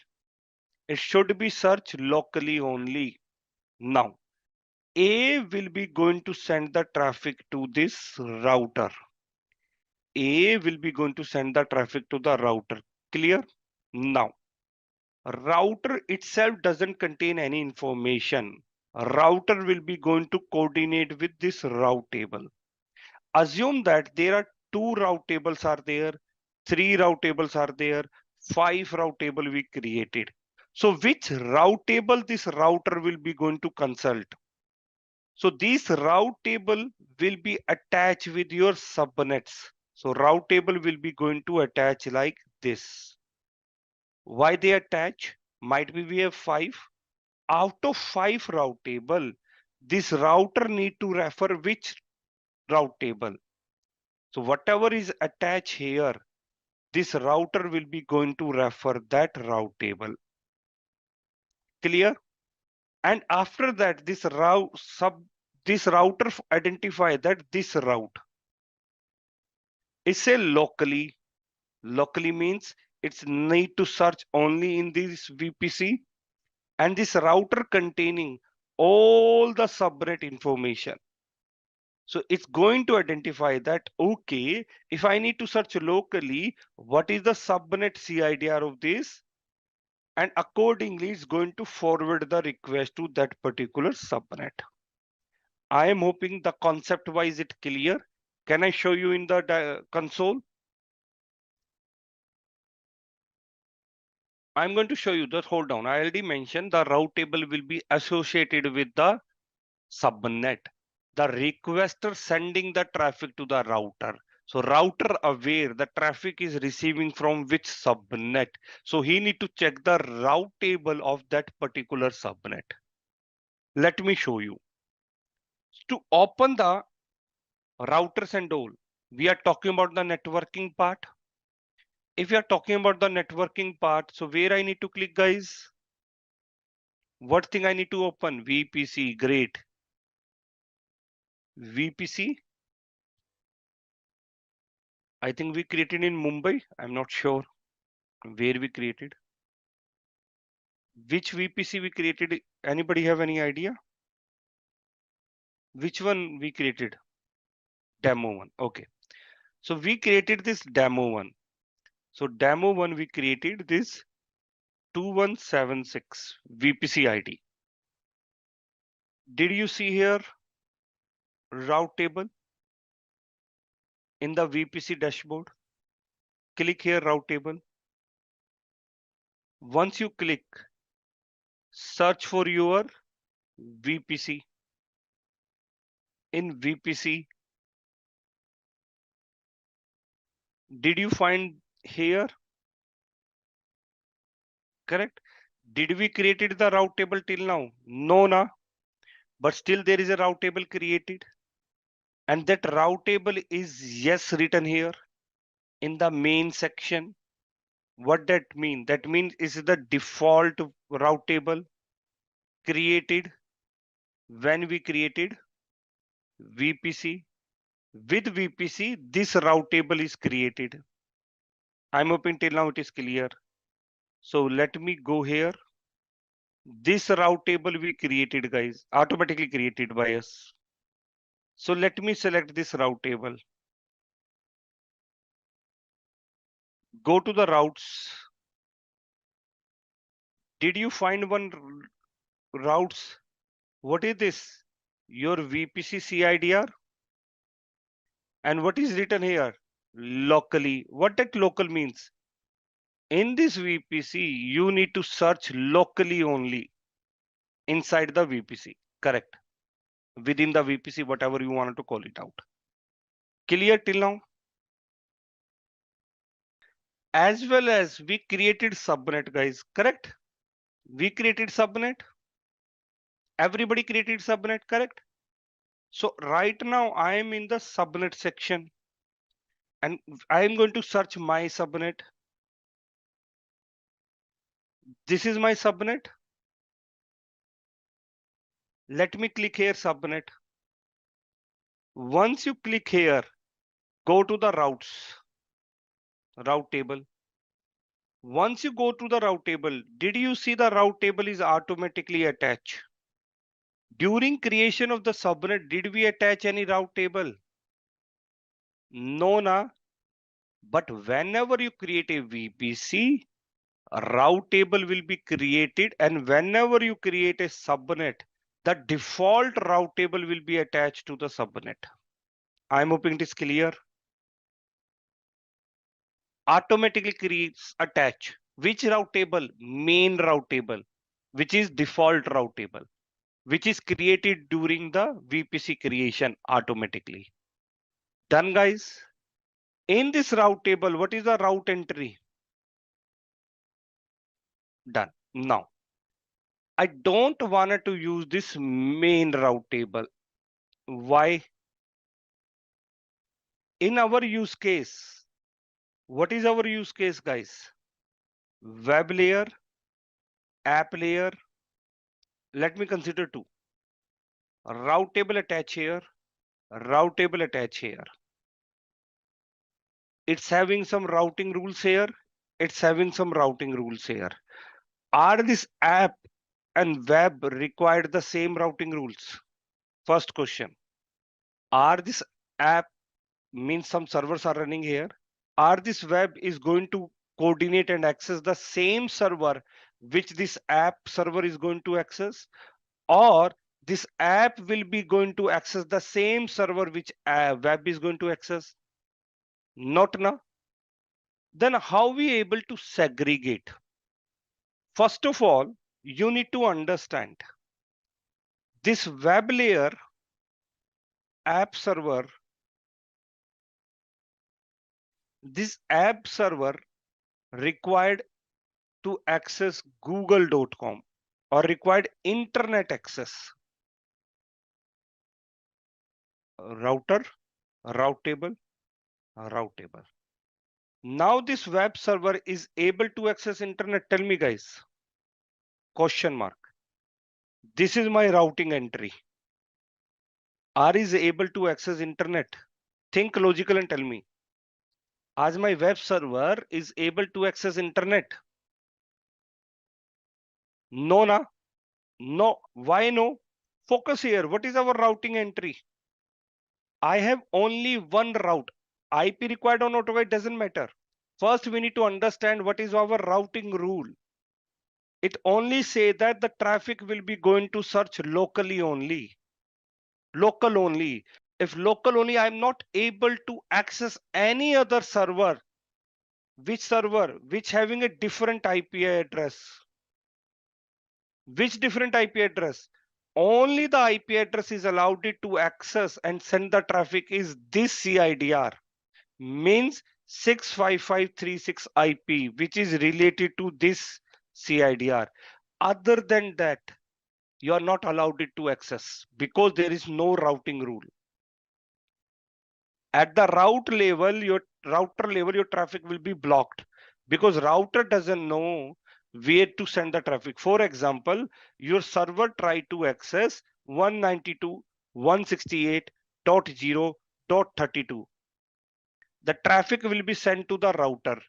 Router then coordinate with the route table. Route table is try to find what? This entry. But in this route table, did you find any entry? No. If no is there, are this router is able to help you to send the traffic? No, na. So it's going to do what? Block the traffic. You don't know where to send. Done, guys. So what we required? If I need to access 192.168.0.32, I need to add one more entry here so that my router is able to read this route table and able to identify that, okay, now Rohit is accessing this entry and target you need to mention. Okay, great. If it is clear, great. So let me do one thing. Let me create one route table for you. Let me create one route table for you. A route table is part of what? VPC. A route table is part of the VPC, correct? So right now, let me go to the route table. Go to the create a route table. Now, mention what? Route table name. I will say public RT. Anything you can put. As I mentioned, route table will be going to created where? At the VPC level. So what information you need to pass? Select your VPC. Done, guys. And then what you need to do? What I need to do? Create the route table. No IP address, just create a route table. Now, we created this route table just now. I'm just selecting this route table. Go to the routes. Did you find routes? Did we create a routes? Did we modify these routes? Why this route is automatically created? Whenever, because route table is going to create it inside the VPC. That VPC is providing that my CIDR is this and this route should be there. Because if you are going to present inside me, what that mean? That means at least you need to allow everybody in my boundary to access each and every one. I'm hoping it is clear. The entry of the VPC CIDR will be automatically attached and the local route will be there. Done. So now you guys understood that whenever we create a route table, the automatically VPC CIDR and the local route will be added. Because whatever the CIDR in which VPC you created it, the VPC CIDR will be mentioned. Great. Now, let's talk about one more concept and then we are going to come back to the route table again. Let me copy this and paste here.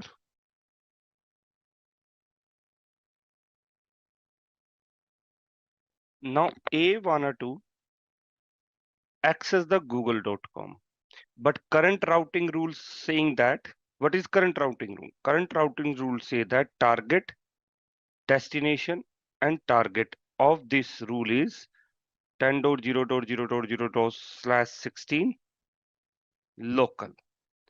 If it is local is there, are this google.com is able to access, you guys are able to access? No, na, you're not able to access because as we just discussed, the traffic will be reached here and then stop. Great. And when we try to access google.com, what we need to do? We need to go outside this VPC boundary now. We need to cross this VPC boundary. If we are not able to cross this VPC boundary, we are not able to access google.com. Because Google is not running inside this. Google is running in internet somewhere else. So first of all, we need to cross this boundary. I'm taking one example. Assume that there is a one house, Rohit house. Rohit is staying in this room number 1, room number 2, room number 3. In Rohit house, there is no main gate. If you remember, I think every house having one main gate from where you're going to come in and going out. Correct? There is a one main door. In this Rohit house, there is no main door.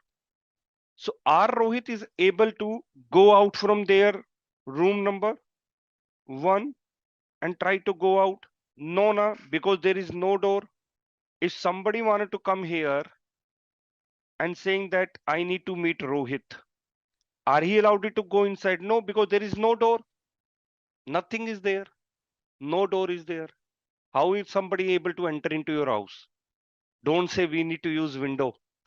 Okay. We don't have any access point from where he is going out. Now, Rohit is very frustrated for that. And Rohit say that it's enough. I need to go out from my house. I need to see the world, that how it is look like. And I need to meet my friends as well. No, door is not a port number.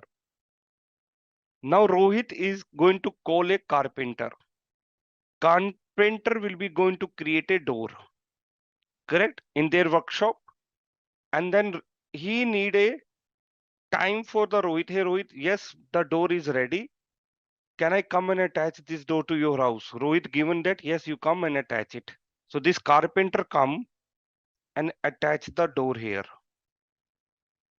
Now Rohit is able to go out. Yes, via this door. Are other people are able to go out? No. Why no? Because only Rohit knows that there is a one door attached. But these guys are not aware that their door is already placed. So Rohit need to inform them as well. Hey, in future, if you want to go out, you need to use a door. Yes or no? Without that information, they are not able to go out. Now, focus here, guys. Consider this house as a VPC. Consider this room as your subnet. Consider this door as a internet gateway. Consider this as a internet gateway. What is internet gateway, guys? Tell me. Now, are you able to answer me what is internet gateway? What this gate is going to do? This gate is allowed it servers to go outside and communicate to other people. If we are attaching the internet gateway to the VPC, VPC help is internet gateway. Internet gateway. So what that mean? That means what? It's allowing VPC to connect with the internet. Done? Yes or no? It's act as a doorway connection via which your VPC is able to connect to the internet. Done, guys? Easy. Now assume that you created a gateway and you already connected this gateway to the your VPC. Done. Now tell me, are the server A is able to connect to google.com? People are saying yes. Did you see the picture? This high level diagram. What is missing, guys? You attach the gateway. Are this router is aware this gate is there? Are this router is aware the gate is there? No, na. So who is sending your traffic? Who is sending your traffic? Router, and router is not aware. Did you see this table? Are it containing any gateway entry? No. So traffic will be stop here. What we need to do? I need to mention gateway here. And what is I need to mention here? If you're aware about the IP address of Google, then you need to mention that. It is only allowed you to just access one particular. We are not able to mention DNS. We only able to mention the IP address, CIDR range. So we need to provide the CIDR range of Google. If we are not aware, we need to access multiple a website and we are not aware what is the IP address. So what we need to mention? Anything exclude this one. Please send the traffic to the internet gateway 0.0.0.0/0. Done, guys. I'm hoping it is clear. There are now two entries are there via which if now A wanted to connect to the internet, it's send the traffic to the router. Router will read this route table and then send the traffic to the internet gateway. After that, this internet gateway responsibility to handle this request. Let me perform the demo for you. So currently we are in the VPC dashboard. How many VPCs we have, guys? We have 1, 2, 3, 4. 4 VPCs. I need to create internet gateway. Did you find internet gateway here? Click this internet gateway. Done. How many internet gateways present? 1, 2, 3. Correct. Let me create internet gateway. Write the internet gateway name. Test demo. You just need to create a name, nothing else. Create internet gateway. Look like your carpenter is preparing a gate. Test demo is created. Door is ready. Are this door is attached to the VPC? No. What I need to do? I need to attach it like a carpenter will come and attach the door to Rohit house. You just need to select this. Go to the action. And I think you find that attach the VPC. Total, how many VPCs we have? I need to search for the VPC. How many VPCs are visible here? Only one. Why so? Why so? How many internet gateway we already have? 3. And we just created one more extra. And this 3 is already attached to the VPC. It's proved that one VPC will always going to attach with one internet gateway. Always means automatic not going to attach. We need to attach it. But we are not able to attach multiple internet gateway to single VPC and vice versa. One internet gateway is dedicated to one VPC. Like one door is only dedicated for one wall. And attach it. Did you see attach? And it is attached to this VPC. Done? Everybody agree?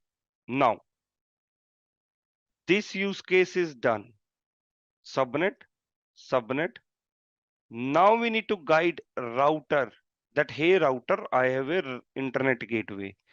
How I'm going to do that? I need to modify this route table. So where I need to go, guys? Into the route table section. Into the route table section. Search for our route table. I just created this route table. Go to the routes. Right now I'm in a route tables. Selected my route table, which I just created. Then go to the route section. And you're going to find that I have only one routing rule are there. Edit routes. One route is already there. I need to add a route. What I need to mention? Either if you already know the IP address or either you 000. Then what you need to select, guys? What I need to select here, guys? Tell me where I need to click. Internet gateway. This is our internet gateway. And what I need to do? Save the change.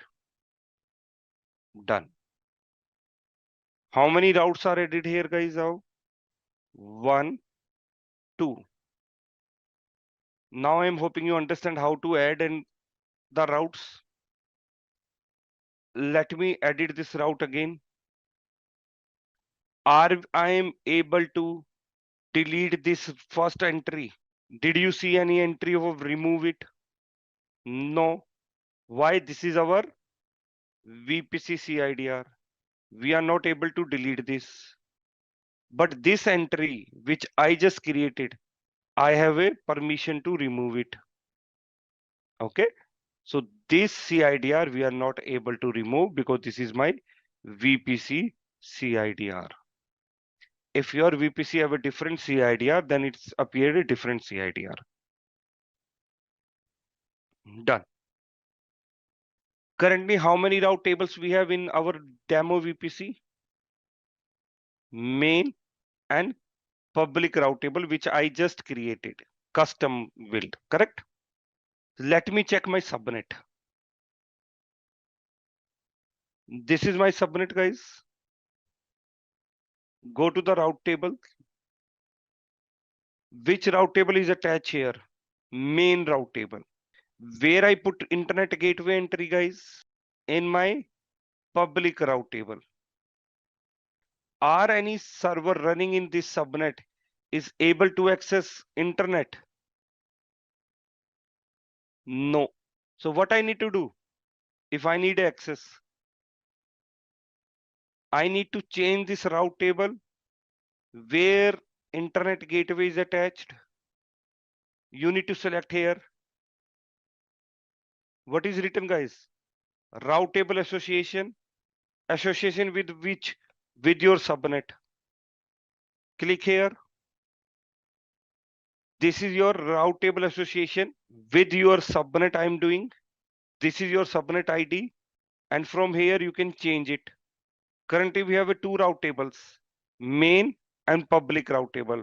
Once I select this, did you see the routing rules are changing when I'm selecting here? Changing now? Focus here, guys. Changed. Okay. So we required internet gateway and then I need to save it. Done. Now my subnet, which subnet, guys? This subnet is able to access internet. Why? Because internet gateway is attached.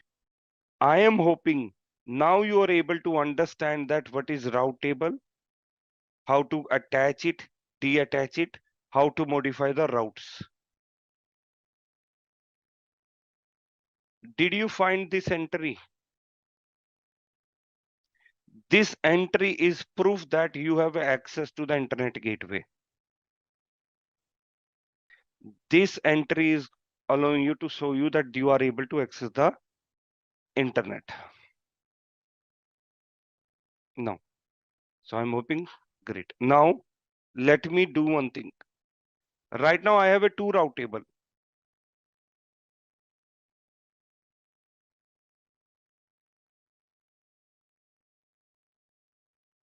One router entry, this one, and one is this one.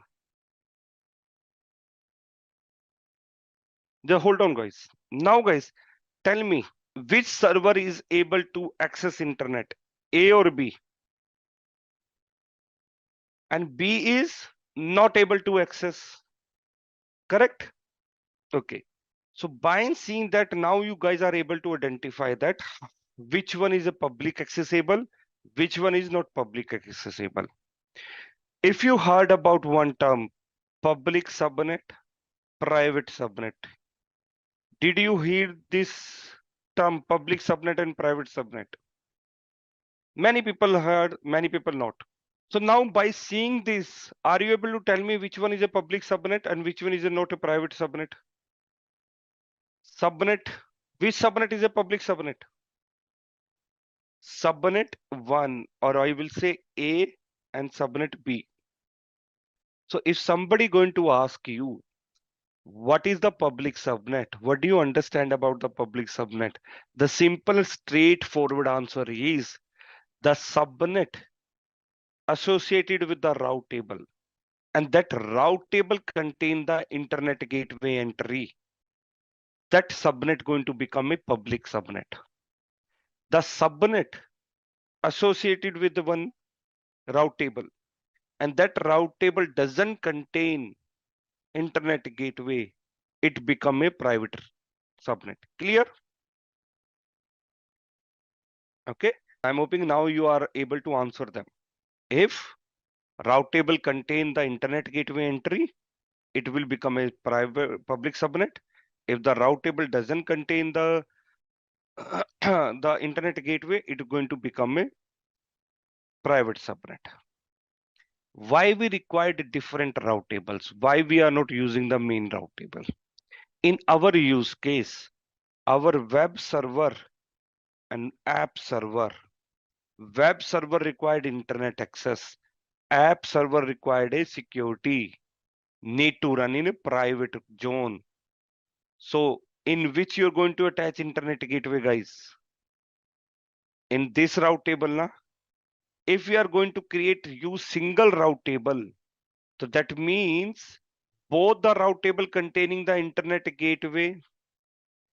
So via which your app server is also internet accessible. That is why we required a different route table for different applications.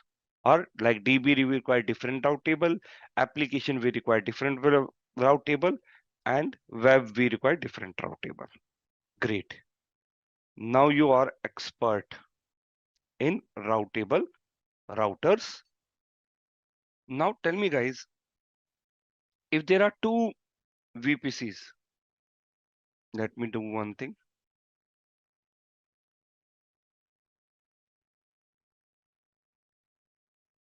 There are two VPCs, which is showing in this picture. Now, server A wanted to communicate to server C. Are they able to communicate? No. Okay. Are this A server is able to connect to the internet? Why no? Did you see here internet gateway? No. So I am hoping now you're able to understand the high level diagram. This is the HLD we are talking about. By seeing the HLD, you're able to identify multiple things. That I have a route table, I have a two servers, I have one internet gateway is not correct. So this is known as high level diagram, via which we are able to understand the flow of the traffic and how my infrastructure is look like in AWS. Now I'm going to again ask you one thing. Assume that IGW attach here, IGW attach here. It's contain IGW entry. It's contain IGW entry. It's only contain local.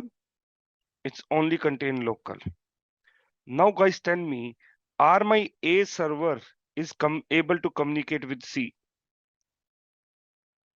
If I say yes, think logical and tell me how it is possible. Are this A is able to access internet? Are this C is able to connect to internet? These servers are able to connect to the internet. To connect to the internet, what we required, guys? In our house, there are two different network, public, private. This CIDR is what? Private IP address. We also required what? Public IP. Correct, guys? Yes or no? If this server assigned public IP and this server assigned public IP, then you are able to connect how? Via this. Done? Yes or no, guys? Okay, because both are connected via internet. Now, are this B is able to connect with this D and C? No. Everybody agree? Great. Now, if they are connected through A and C is connected to internet, are this network is secure? Is a public area? Anybody can attack it? Correct. And tell me, if they are both are running in the Mumbai region, both the VPC are running in the Mumbai region. Take one example. Are they are using the same data centers or not? Then why should I go outside using internet and then come into it? Do we have alternatives? Why should we are not able to connect to the privately? Same concept applies. Assume that you have a laptop, you have another laptop. This laptop wanted to communicate to this. You required a cabling, LAN cable. Correct, guys? Yes or no? After that, what? IP address here, IP address here. Are these both IP should be same or different? Tell me. It should be same or different? Different. Great. Similar way, consider this laptop as your VPC1. Consider this laptop as your VPC2. What we required? CIDR. But this CIDR should be different. No overlapping IPs. After that, what I required? I required a connectivity like a LAN cable. I required what? I required a peering connection.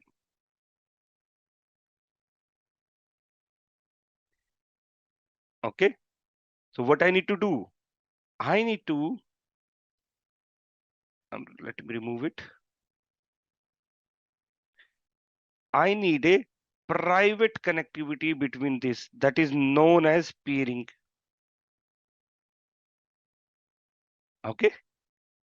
Once the peering is done, guys, now B is able to communicate with C or D. Tell me, guys, once the peering is done, if there is a cable between these two VPCs, as B is able to communicate to C and D quickly, you're missing one fundamental thing. You're missing one fundamental rule. What is the fundamental rule? You have a path.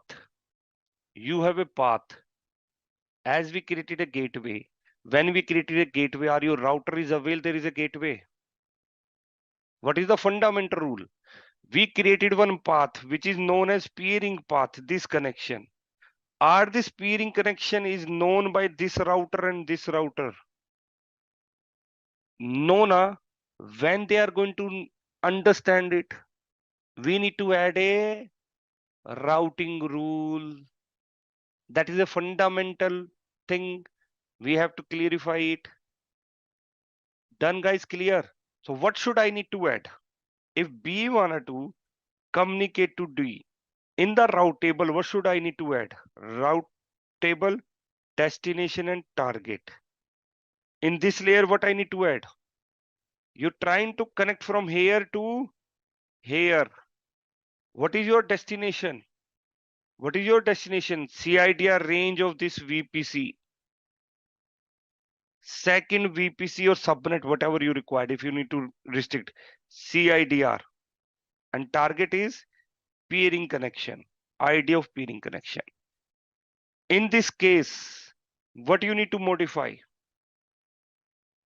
VPC CIDR for different VPC like 10.0.0.0.0/16 and then peering connection. I'm hoping it is clear. Conceptual while. Once you have a route table, you are able to correct it. Let me perform the demo quickly. So we are in the same VPC dashboard and now I need to connect two VPCs. Where you going to find it? Same left hand side you need to search and you're going to find the peering connection. Click on the peering connection. We don't have a peering connection. Create a peering connection. Just a quick info, guys. Intellipaat is offering an AWS Solutions Architect certification course. This program is designed to help you master AWS services like EC2, S3, Lambda, CloudFront, VPC, and much more from the top 1% industry experts. With this AWS program, Intellipaat has already helped thousands of professionals achieve successful career transitions. You can check out the success stories on our Achievers channel. Link is in the description below. So if you're looking to start or grow your career in cloud computing with AWS, this course can be the perfect launchpad. Visit the course page link in the description below and take your first step towards becoming a certified AWS Solutions Architect. I need to create a peering connection to communicate between two applications. If your company configure separate VPC for separate application, yes, we require a peering connection. But it depends, either peering, either transit gateway. But consider right now we're talking about peering, so we require a peering connection. If your company say that, no, I only have a one VPC, then you don't require a peering connection. I'm hoping it is clear. Recommended approach to create a different account, different VPC for different application. But it's up to customer. Okay. Now we need to open VPC here, which everybody know how to access VPC now. How to create it, how to access VPC, what is dashboard, how the VPC dashboard is look like.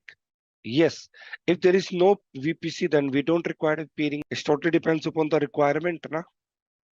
On the left hand side, scroll down and you're going to find what? Peering connection. But first of all, what you need to see, in which region you are currently. So choose your correct reason.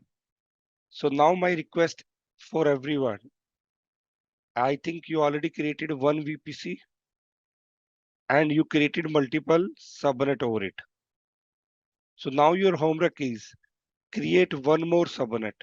Sorry, create one more VPC and create at least two subnet. Why I'm saying that? Because we required two VPCs. We never recommended to use default one so that you are going to remember that and your practice will be completed. Create a VPC. Sorry, not a create a VPC. Create a peering connection. We don't have a peering connection. Create a peering connection. So until now, what we understood that we can connect VPC to VPC, but which VPC we can connect? Which VPC means are these two VPCs should be in the same region? Are this VPC is only belong to my account? Or I can, like for example, Naveen have one account, AWS account. Rohit have one AWS account. Rohit created this VPC.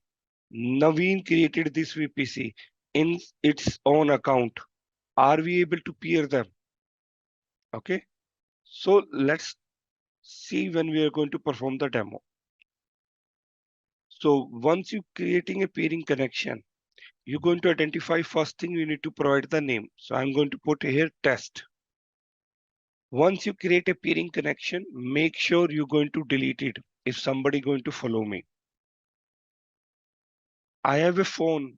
Naveen have a phone. Rohit know Naveen phone number. So what Rohit required? Phone number first. Now Rohit dial Naveen number. Then call is initiated. Is Naveen have full rights to accept my call or reject my call? Incoming call? Tell me guys. Yes, na? Same concept applies here. We have two VPCs.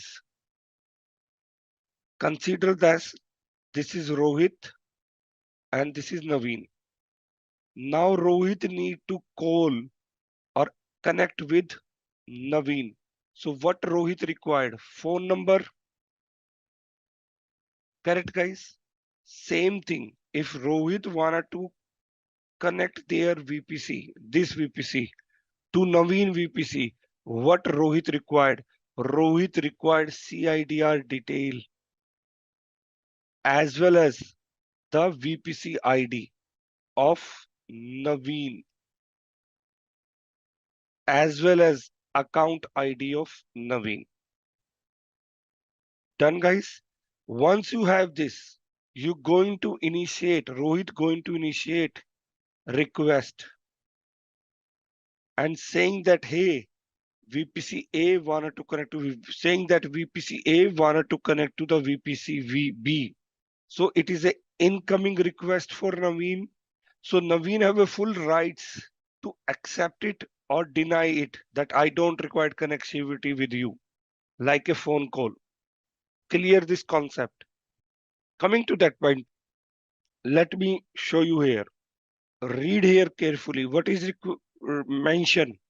Requester. Like in our example, Rohit is trying to call. Who is the initiator of the call? Who is the requester of the call? Rohit. Who is the initiator of the call? We have a two-person, Rohit and Naveen. Rohit wanted to call Naveen. So Rohit required phone number na. And who is initiating the call? Rohit. And who is rejecting the call, incoming call? Accept it, red button or green button na. So if you press the green button, means you wanted to talk to Rohit. If you press the red button, you means you are not wanted to talk to Rohit. Same concept applies here.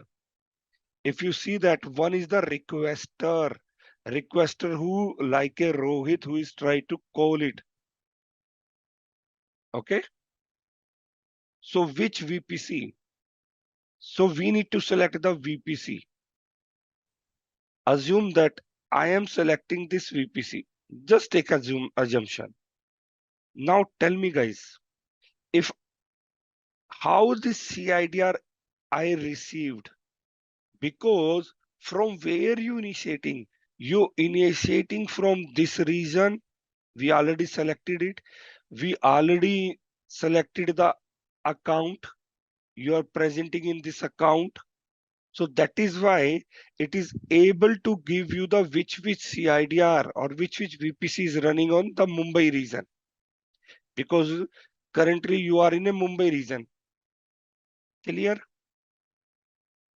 Clear? That is why it is automatically fetching the CIDR detail because you are the initiator. Now, come to this part. Are you wanna to connect? Because what? VPC1 wanted to connect to the another VPC2. The VPC2 are running in your own account. Which account? This account, or it is owned or running on different account. Like I'm talking about Naveen. If it is running on your own account, did you require to give account ID? No. Why no? Because you already log in into the same account. So account ID is not required. It is already you logged in. In case I need to connect to the other guy, other VPC, which is running on a other account, what I need to do? I need to select this account. Now, as Rohit wanted to call Naveen, what Rohit required? Phone number, na? Now Rohit wanted to connect to the other account. Are Rohit is aware about the Naveen account number? Where it's going to connect? No, na. So he need to connect with the Naveen and asking the, hey, could you please share me the account number? Then whatever account number you receive, you need to mention here. Account number means what? This is your account number. Okay. In the both case, either your own account, either your other account. What you required? Either your other account, either in. The requirement is in which region this other VPC is running. It is running in the same Mumbai region or it is running in another region. Okay. In my case, I have multiple VPCs in Mumbai. So your requirement to connect to Mumbai or Mumbai to Singapore, whatever you have.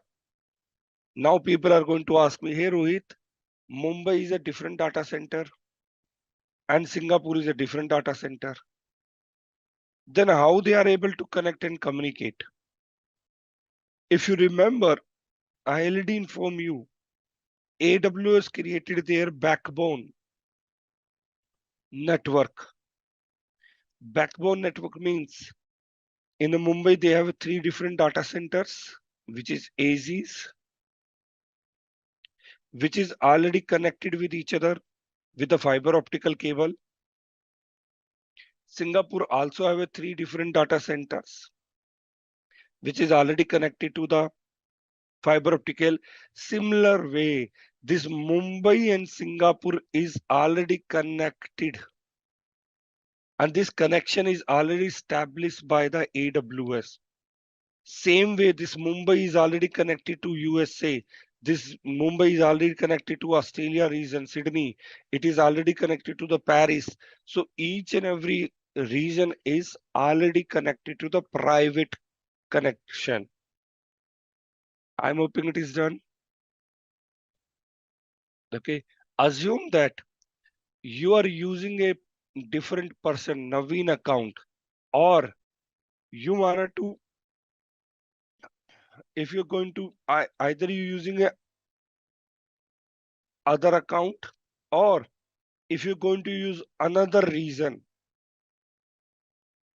so if I'm going to select other region, let me choose, I'm just going to give you simple example, Singapore. Why I am not able to select the VPC from here? Because right now I am in the Mumbai region. My URL is accessing which information? Mumbai information. Is this Mumbai information also holding Singapore data center information? Tell me, guys.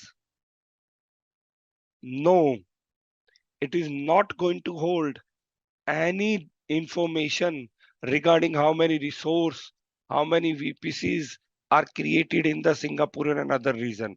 Similar way, if there is a one account you holding and one VPC you created, I am not aware how many VPCs and what is the VPC CIDR. That is why instance of asking the CIDR range, we need to mention the VPC ID. But if you select is same region, if you selected the same region, because it is a AP South 1, what is the URL say? AP South 1. So it's containing and maintaining the database. If you click here, it will going to find that all the VPCs are listed on this link. Okay. Automatically, the CIDR detail is also collected if we are using the same region. I'm hoping it is clear.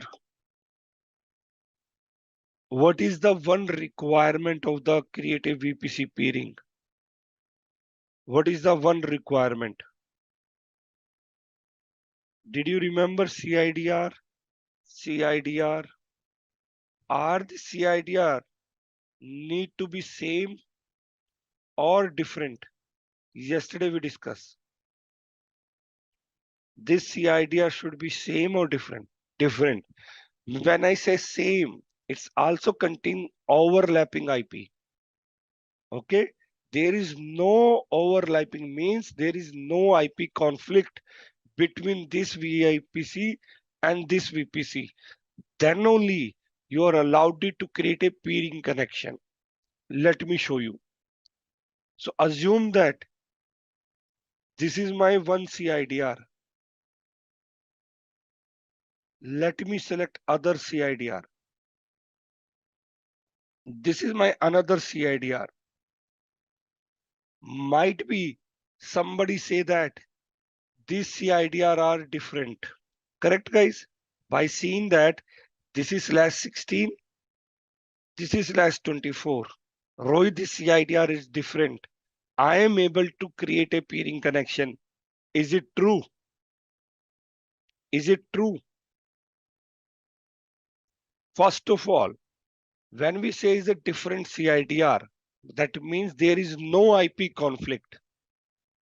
If you tell me, is this first IP is same on the both CIDR range? So are you going to say that these are the same different CIDR range holding different IPs? No, na. If it is no, so are it is going to be allowing you to create the VPC pairing? No. And somebody, I think, try to create a subnet and they are getting the overlapping IPs. That means some IP in the CIDR1 is already utilized in other subnet. And that is why the error is you received. I'm hoping now the concept is clear. Let me show you. Guys, tell me, do you see any error message? What is written?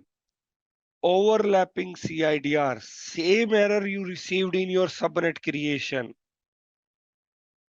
And it is not allowing you to create a subnet as well as it is not allowing you to create a VPC peering. Why? Focus here, VPC1 CIDR range, VPC2 CIDR range, they both are overlapping. This CIDR holding 65536 IPs. This one holding 256 IPs. But these 256 IPs are the part of this 65,000 IPs. Because starting IP of this is 10.0.0.0.0 until when 10.0.5.255.255. It is already occupied and given to this VPC. And what is the starting IP here? 10.0.0.0. What is the end IP? Or this range is already part of this range? Yes, na? That is why it is saying that overlapping IPs. So make sure whenever you're creating a peering connection, there should be no overlapping IPs, as well as when you're creating a subnet, there is no overlapping IPs which is already consumed by other subnet. What next I need to do? I just need to select a different CIDR to create a peering connection and create a peering connection now. If you wanted to give a tag, feel free to give a tag. Create a peering connection. Now, there is one thing is missing, saying that pending acceptance. What that mean? Now Rohit is trying to call Naveen. Now Naveen need to respond back and saying that yes, accept or reject the call. So what Naveen need to do? Naveen need to log in into their account. If I am using different account ID, he need to go to the VPC dashboard, go down to the peering connection.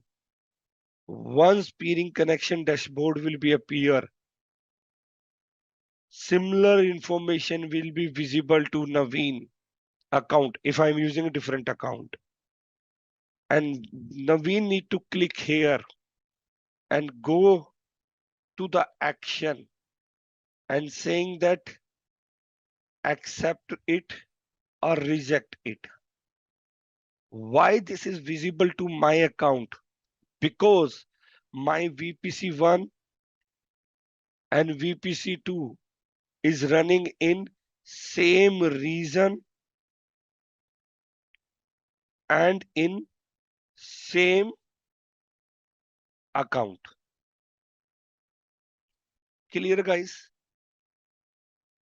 Then what I need to do? I need to accept it. Because until now I didn't accept it. What that mean? That mean status is pending. It means initiation of the creating a communication between two VPC are initiated, but still the connection is not formed due to we didn't receive the approval. So I need to give the approval now. Accept it. It will going to give you the brief about it. Who is the requester VPC ID? Accept VPC ID. What is the CIDR range? From which region to which region you want to connect? And account to account. Which account wanted to connect which account? VPC is a regional service. VPC hold all the AZs running in that particular region. That means if you're connecting the VPCs, what that mean? You automatically connecting your AZs as well. Yes, we need to give the approval. Why approval? Why approval? There are two different apps are running, app 01, app 02. App 01 running in the VPC1, app 02 running in a VPC2. VPC A say that I need to connect. but without approval, our application 1 is able to communicate to VPC 2. We need a solution board need to approve it. Yes, as per the solution, they need to communicate, and there are two different owners. Application owners, if anybody working, these owners need to approve that yes, we, as per the solution design, we have to communicate with each other, and that is why we require this connection. Once you approved it, what going to be happen? It's active. Till now clear, guys?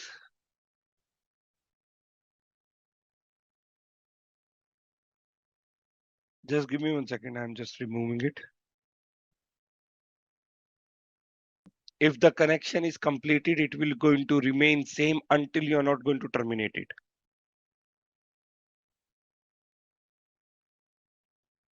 Now guys, tell me. Now server A is able to connect with server D. Tell me guys. We have a peering connection. Our server A is able to connect to the server D. Tell me. We already done the peering connection now. Say yes or no. One reply only. Why no? Need to assign route table. Great answer. So now in this route table at this level, what information I need to provide, guys? At this level, what information I need to mention here? At destination level, at the target level.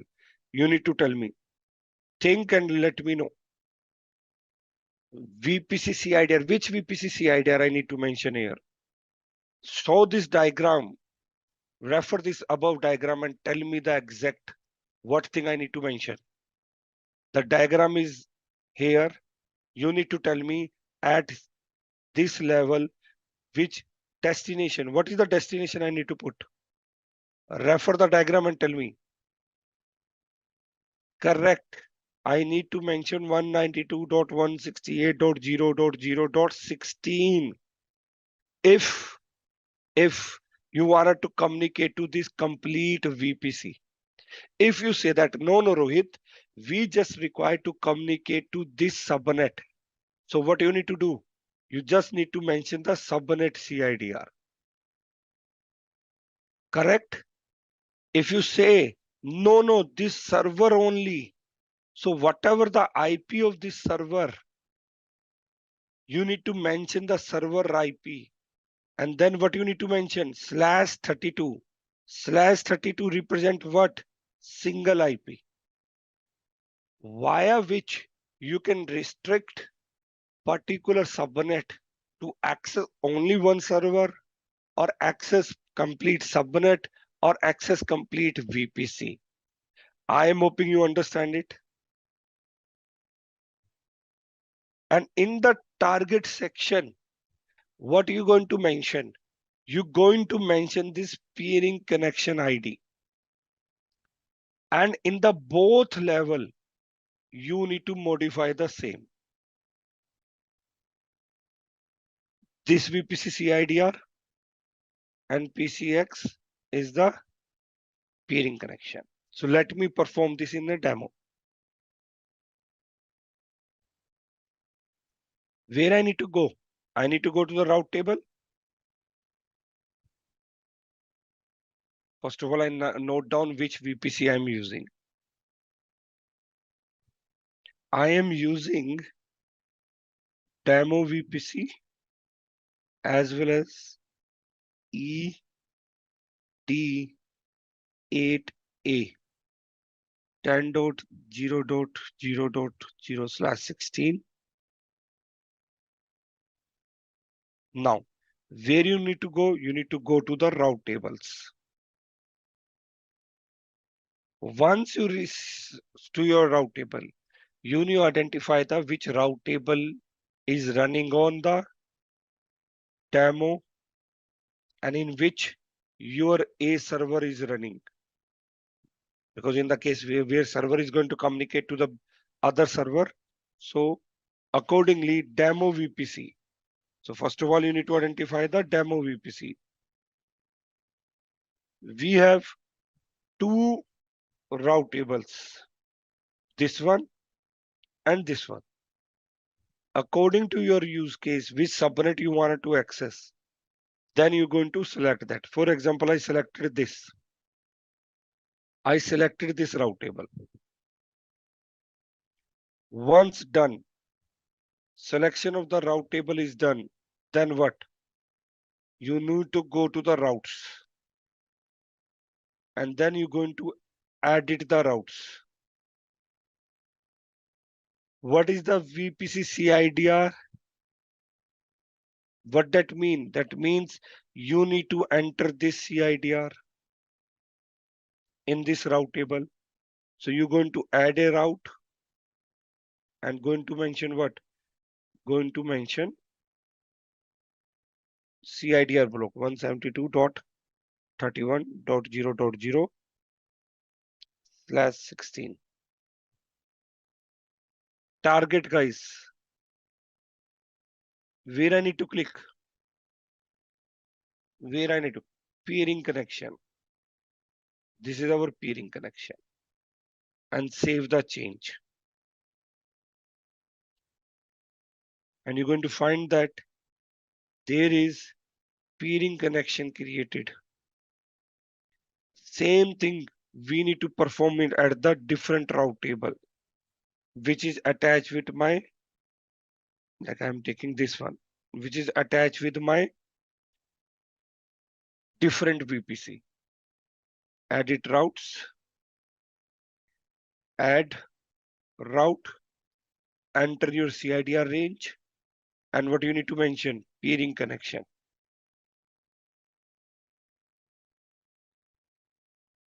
Done, guys. Clear?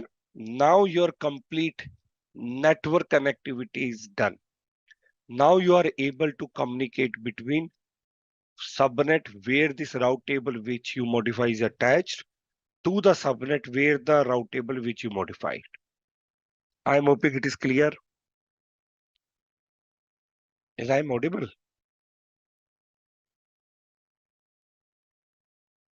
Now, my next question is, I have VPC1, I have VPC2, and I also have VPC3. I done the peering connection between these two. I done the VPC peering between these two. One server A is running here. One server B is running here. Our A is able to communicate to B. Our A is able to communicate to B.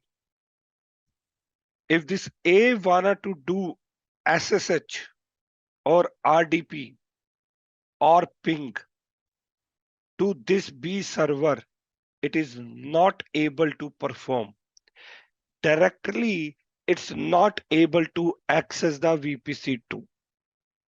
Clear, guys? But indirectly he can. What that mean indirectly?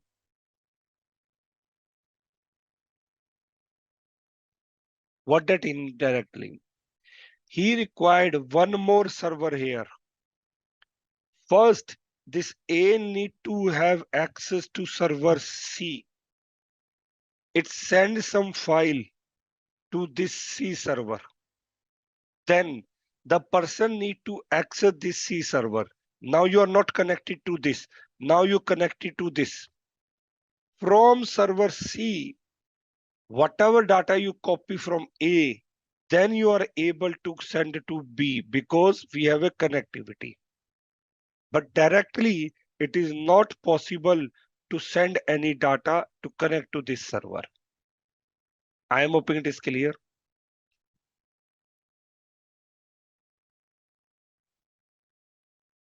Some A, B, C, D data is written here. Your task is to send this data to B. Are you able to send it directly? No. but you have to achieve it. Anyhow, this is the task assigned to you by your boss. How are you going to do that? First of all, you need to check, are this A is able to connect to this C? If you say yes, you have the connectivity, peering is there, you have access to this server, username password is working for you, you have rights to perform something on this server. From this server, you're going to send this ABC to this server. Can we do that? Yes, done. We have a connectivity, we have access. Now, from this server, are you able to connect to this? No. So what you need to do? You log out from this machine. Then you log in into this machine. Once you log in into C server and then looking for the path where you copy this ABCD, and then from this C server, you try to access and move the data to B. For B accessing, you required a access, you required a connectivity. Then you are able to copy this data here, but not directly. Clear? You required intermediator. When application is communicating, they are not going to send data here and then here. No. Application needed direct connectivity to communicate. API calls they are sending. So this connection should be there. So what you understand, if there is a 3 VPCs and they need to communicate with each other, how many peering connection you required? If 2, we required 1. If 3, we required 2. If there is one more VPC, then guys, one more connection, 2, 3 more connection, total 5. If one more VPC is added, now guys, how many peering connection? 5 we already have. 6, 7, 8, 9. 9. If 6 is there, 9 we already have, plus 5 more connection, 14. 7 is there, we require 20.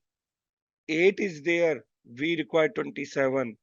9 is there, how many? Tell me guys, how many? If 10 is there, we require 45 peering connection. So via this calculator, what you understand, if the number of the VPC increase and they need to connect with each other, the peering number is also increased very in very big numbers. If there is a more peering connection, did you see some complexity here? Or it is feasible if we have a 10 VPC and handling 45 peering connection? It is very hard to manage it and track it. So it is not recommended to use this peering connection if you have more than 3 VPCs. But Rohit, in this case, if we require to connect to the VPCs, we have transit gateway, which I am going to cover once we have EC2 completed. Via this transit gateway, we are able to reduce the number of peering connections. Okay, this is the advanced level of networking. I will complete it once our EC2 section is done.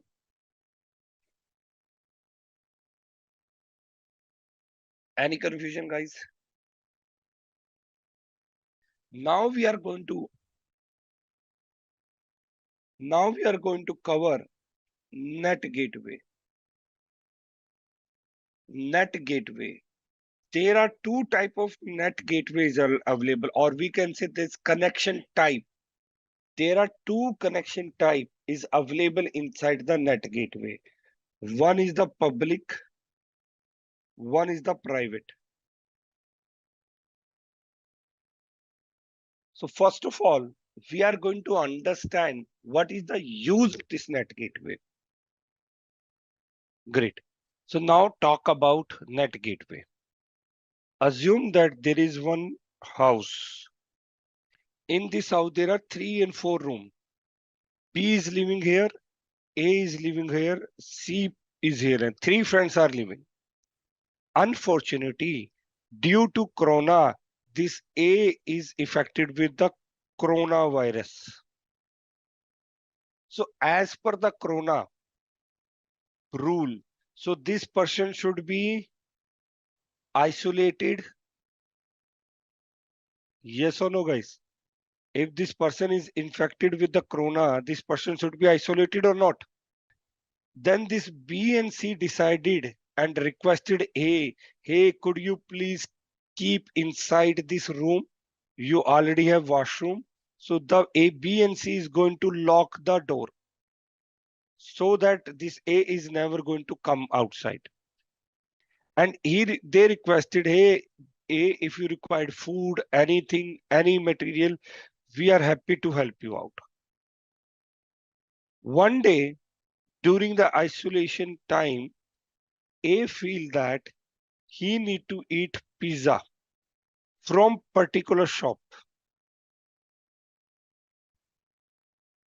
Are A is able to go there and order the pizza? No.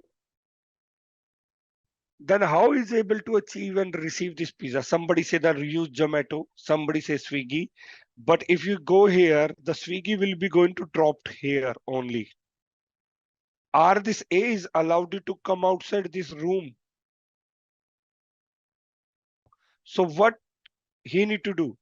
He need to request either B or either C. Assume that B is the person who is accepting their request. And B say that don't worry, I am going to bring pizza for you. So B will be going out, coming to this pizza store, standing here and placing the order. Now tell me guys, are B required this pizza? Are B required this pizza? No. Who requested this pizza? A. Are this order, this guy who's standing or this pizza owner who is taking the order is able to identify that actual order is given by A? What he can understand that order will be placed by this B? Yes or no? He never knows the order will be received by this A person, not by the B. For him, the order will be placed by this B. Correct or not correct, guys? Correct? Now, order is received by this B. B again come and then hand over this pizza, knocking the door and saying that your pizza is here, please eat. And then pizza will be bring to A. Concept clear? Same concept applies on the NAT gateway. Let me show you. Assume that we already know that we have a VPC. Now let me do one thing. Let me copy the icon. Where is my diagram?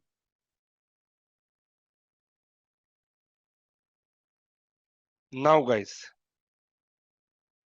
we wanna to access google.com or download some software from internet. RB is able to do that. RB is able to do that. Consider this B, or I will take a A.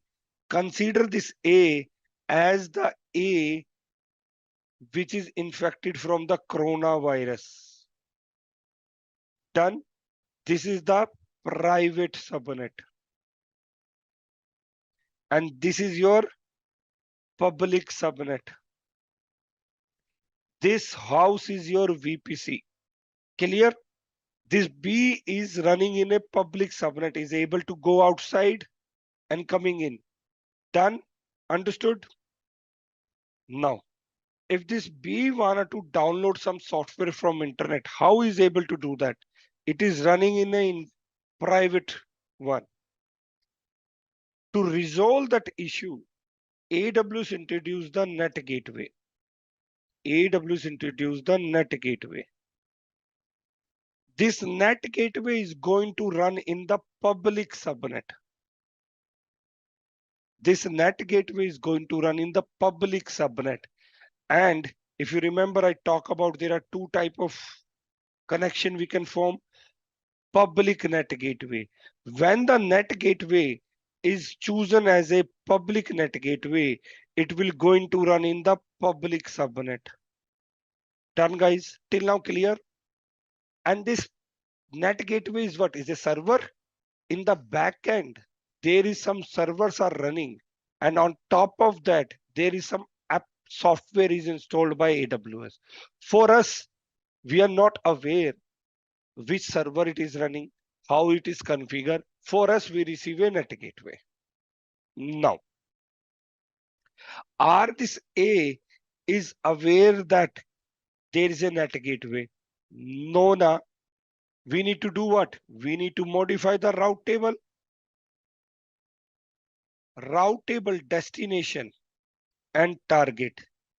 Now think logically and tell me where this A wanted to connect. A wanted to connect to the internet. What is the destination here, guys? What is the destination we need to modify?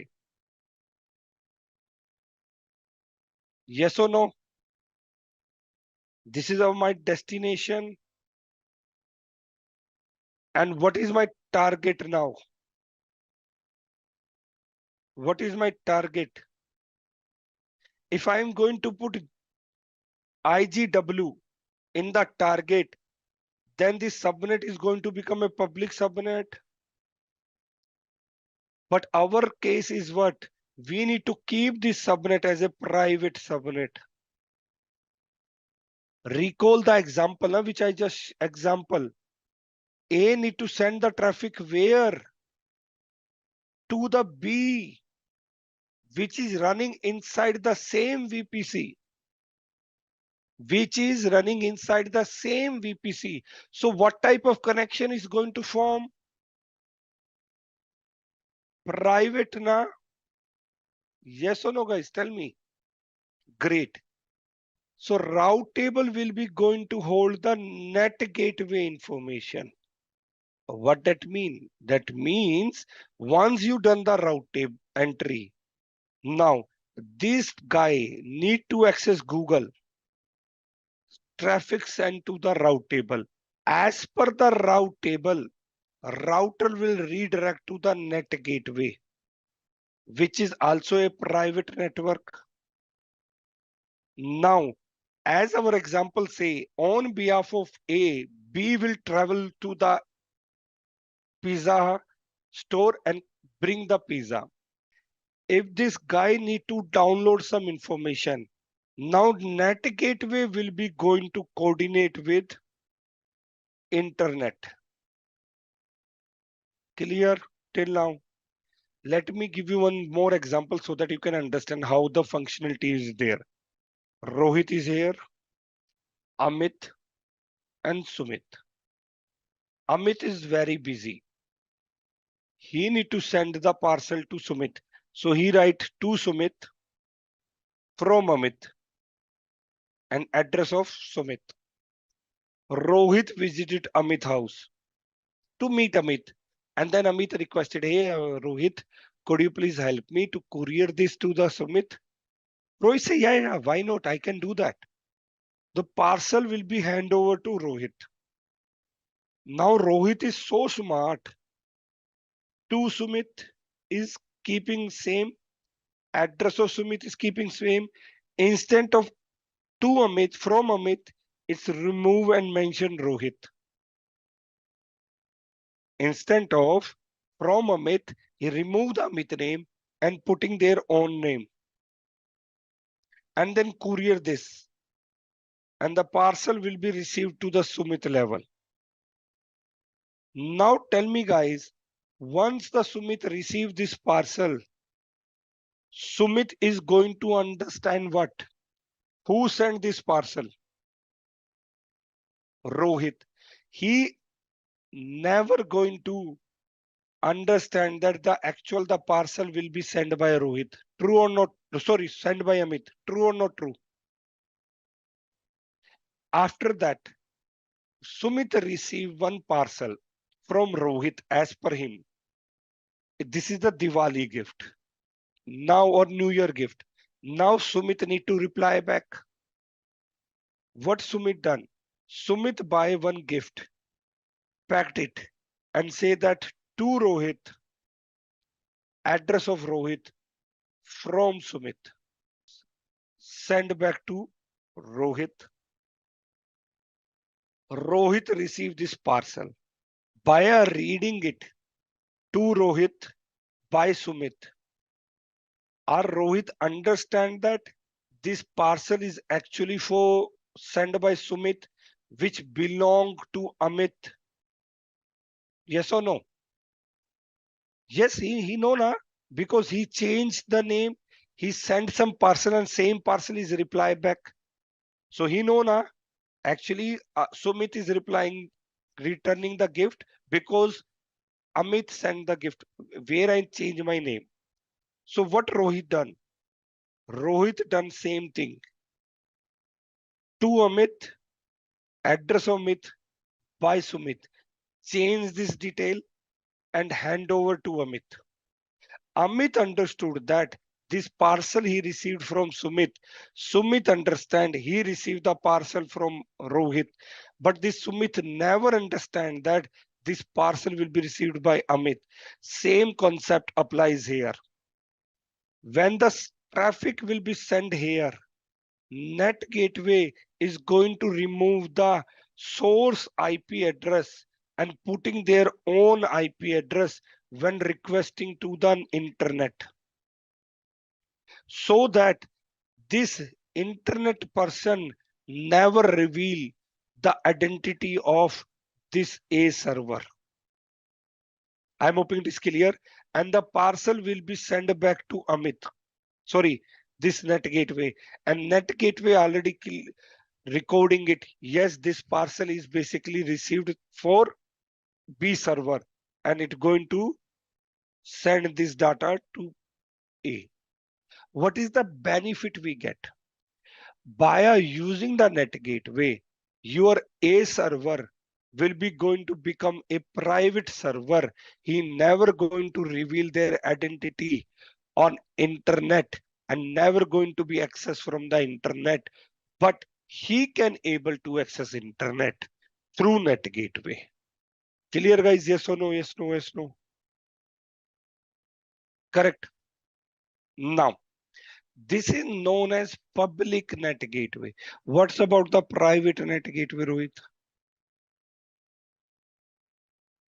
You understand it is hiding the identity, changing the IP address, it's fulfilling the request for others. Correct? It's work like a proxy. Correct? Now, we have a VPC. We connect it to the on-prem data center. We connect it to the VPC, other VPC. In this case, NAT Gateway running here. And one server is also running here. I'm talking on private. Okay, right now I'm talking about private, guys. Where is my diagram? So this NAT Gateway is also going to run on the private. Your server is also going to run on the private. Now, there is one server B is running. A wanna to communicate to B, but don't wanna to relieve their identity. He say that I don't want to relieve identity to be that I am accessing you. How are you able to do?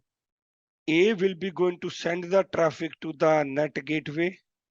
NAT gateway will be going to send to this VPC via peering connection or transit gateway.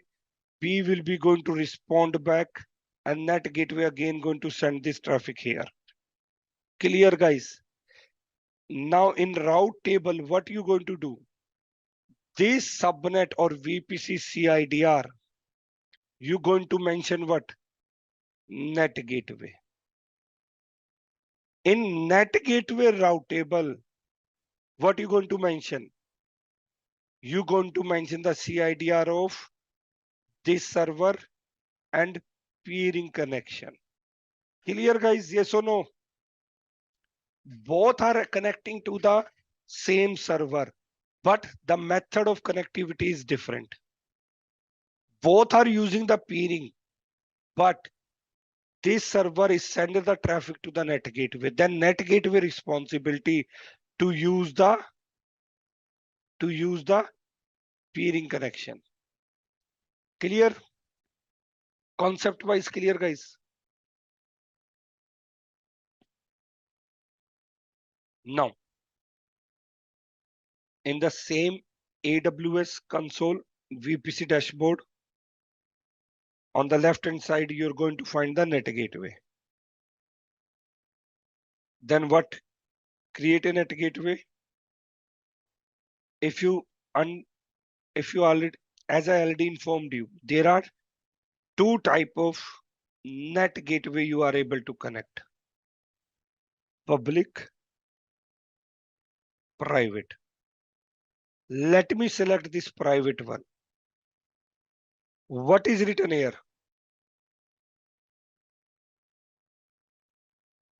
It's not going to reach means the internet.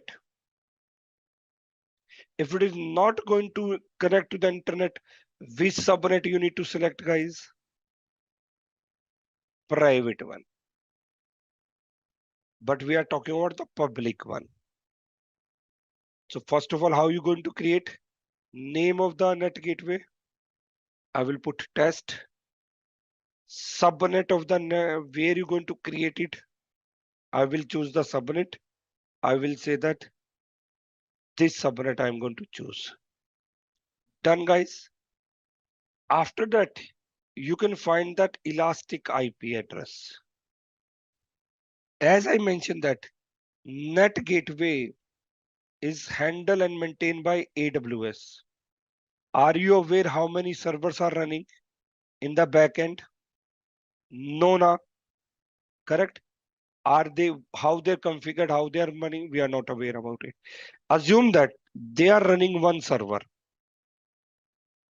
Assume that if this server goes down, they are going to create one more server.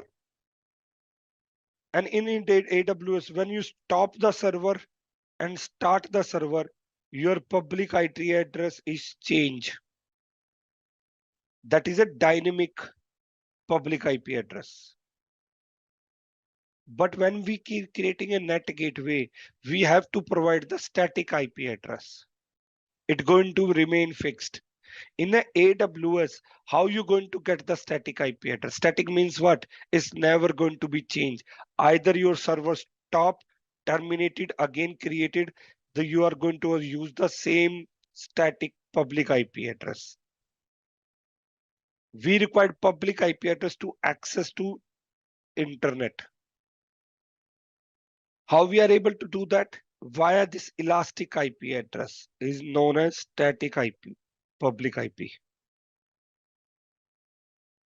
Do we have static IP? No. Then how I am able to create it? Just click here. Public IP is not free of cost nowadays. So make sure if you're going to create anything, it's not a free. Done, guys. Automatically one elastic IP is created. I'm going to show you how and where it is created. For now, just hold on. Then what? Did I need to create anything? No, na.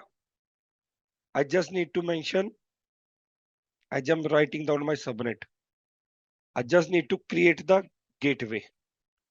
Gateway takes some time for creation. See, it is in a pending. In the backend, some servers are creating and some configuration is going on. Meanwhile, let's talk about the elastic IP. If you see here, there is nothing is attached.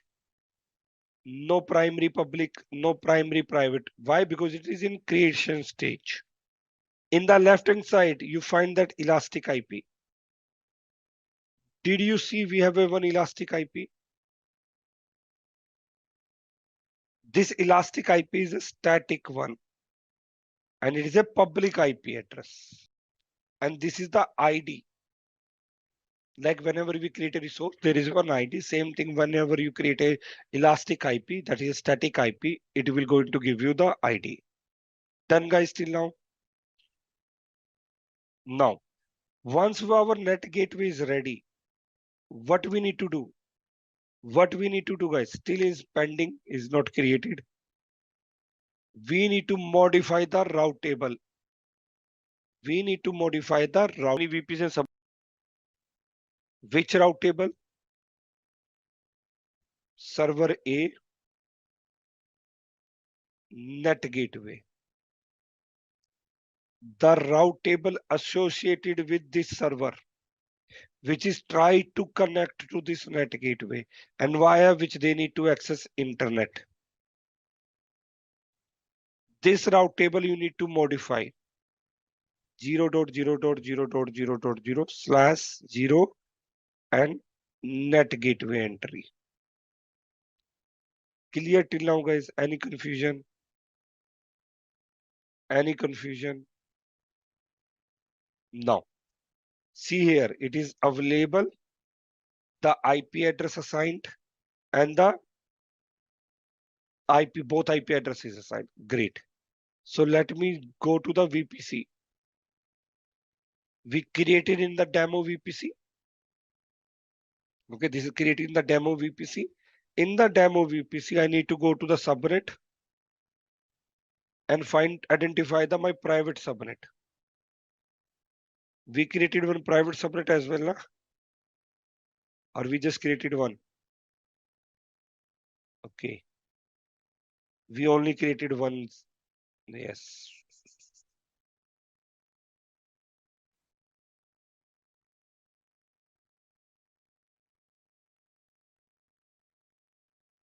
Demo IIT we created. We created on the demo IIT. See, both are the same. NAT gateway is running here. I choose the wrong one. So I need to go to the private subnet of the same VPC. Go to the route table and access this route table. And now in this route table, I need to modify the routing rule. Click on the routing rule. Edit routes. Add route 0.00/NAT gateway. We have a NAT gateway. Save the change.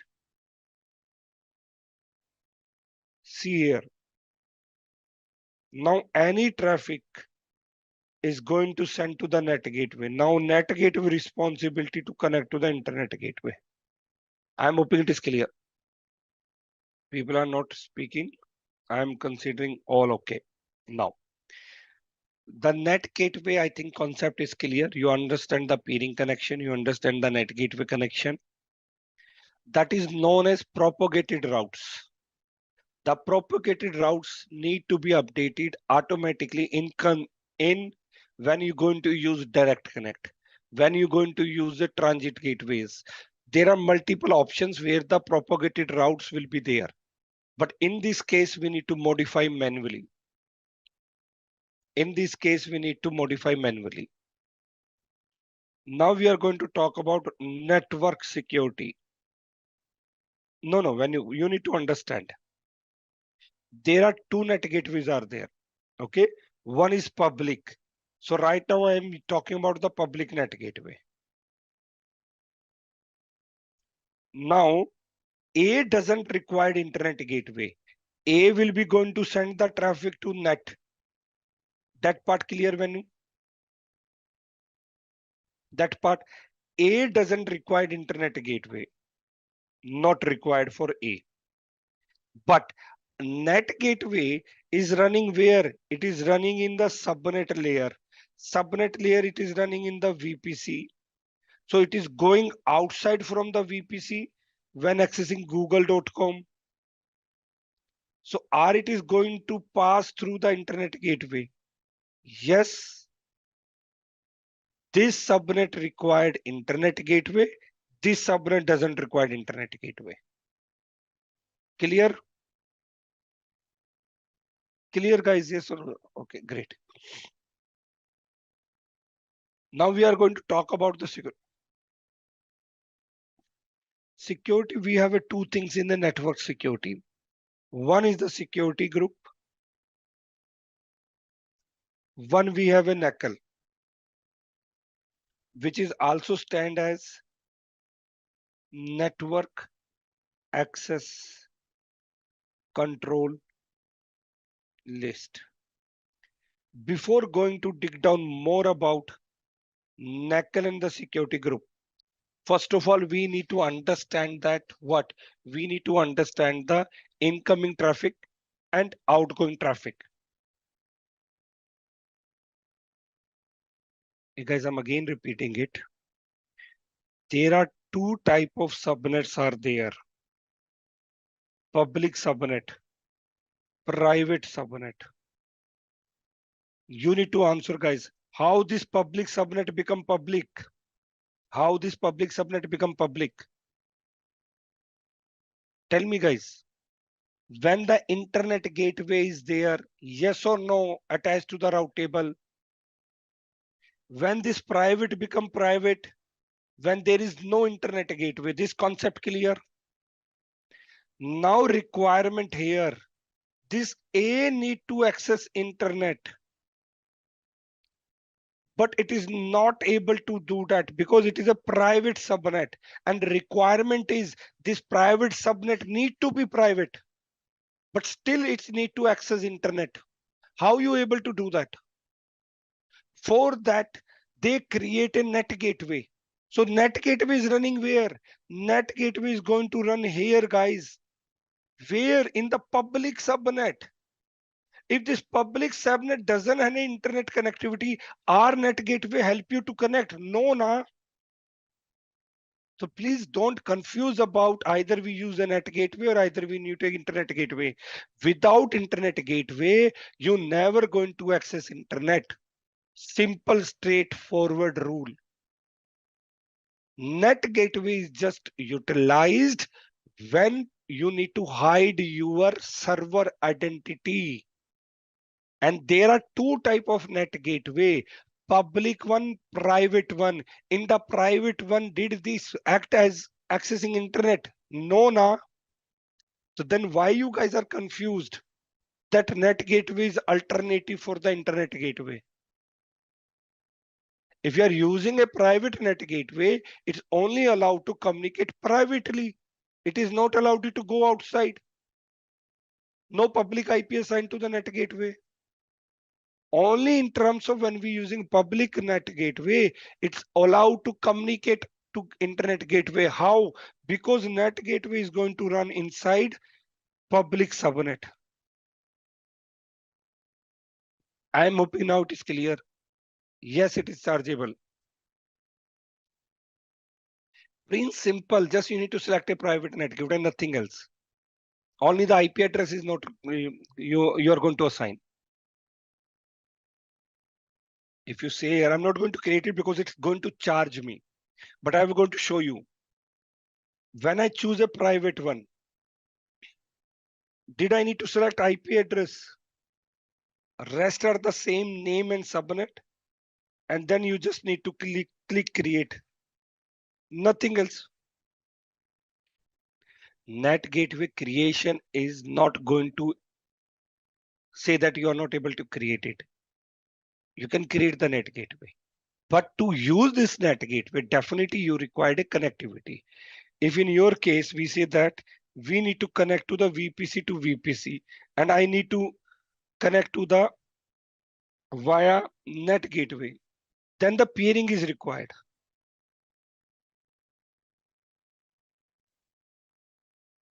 So right now we are discussing about the security. Security, I already mentioned there are two things, security group and NACL. When we talk about network security, why I'm talking about network security? Because right now we are talking about network part. Before discussing about the network security, you need to understand what is inbound traffic, what is outbound traffic.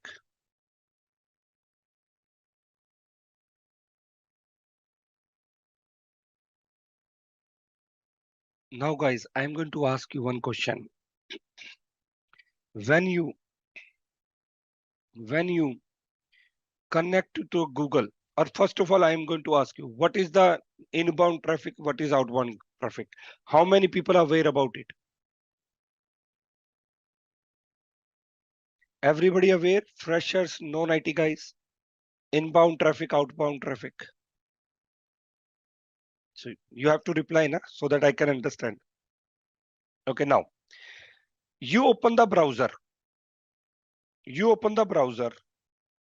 And what you type, guys? You type google.com. Enter it. And then this page will be appeared. Correct? So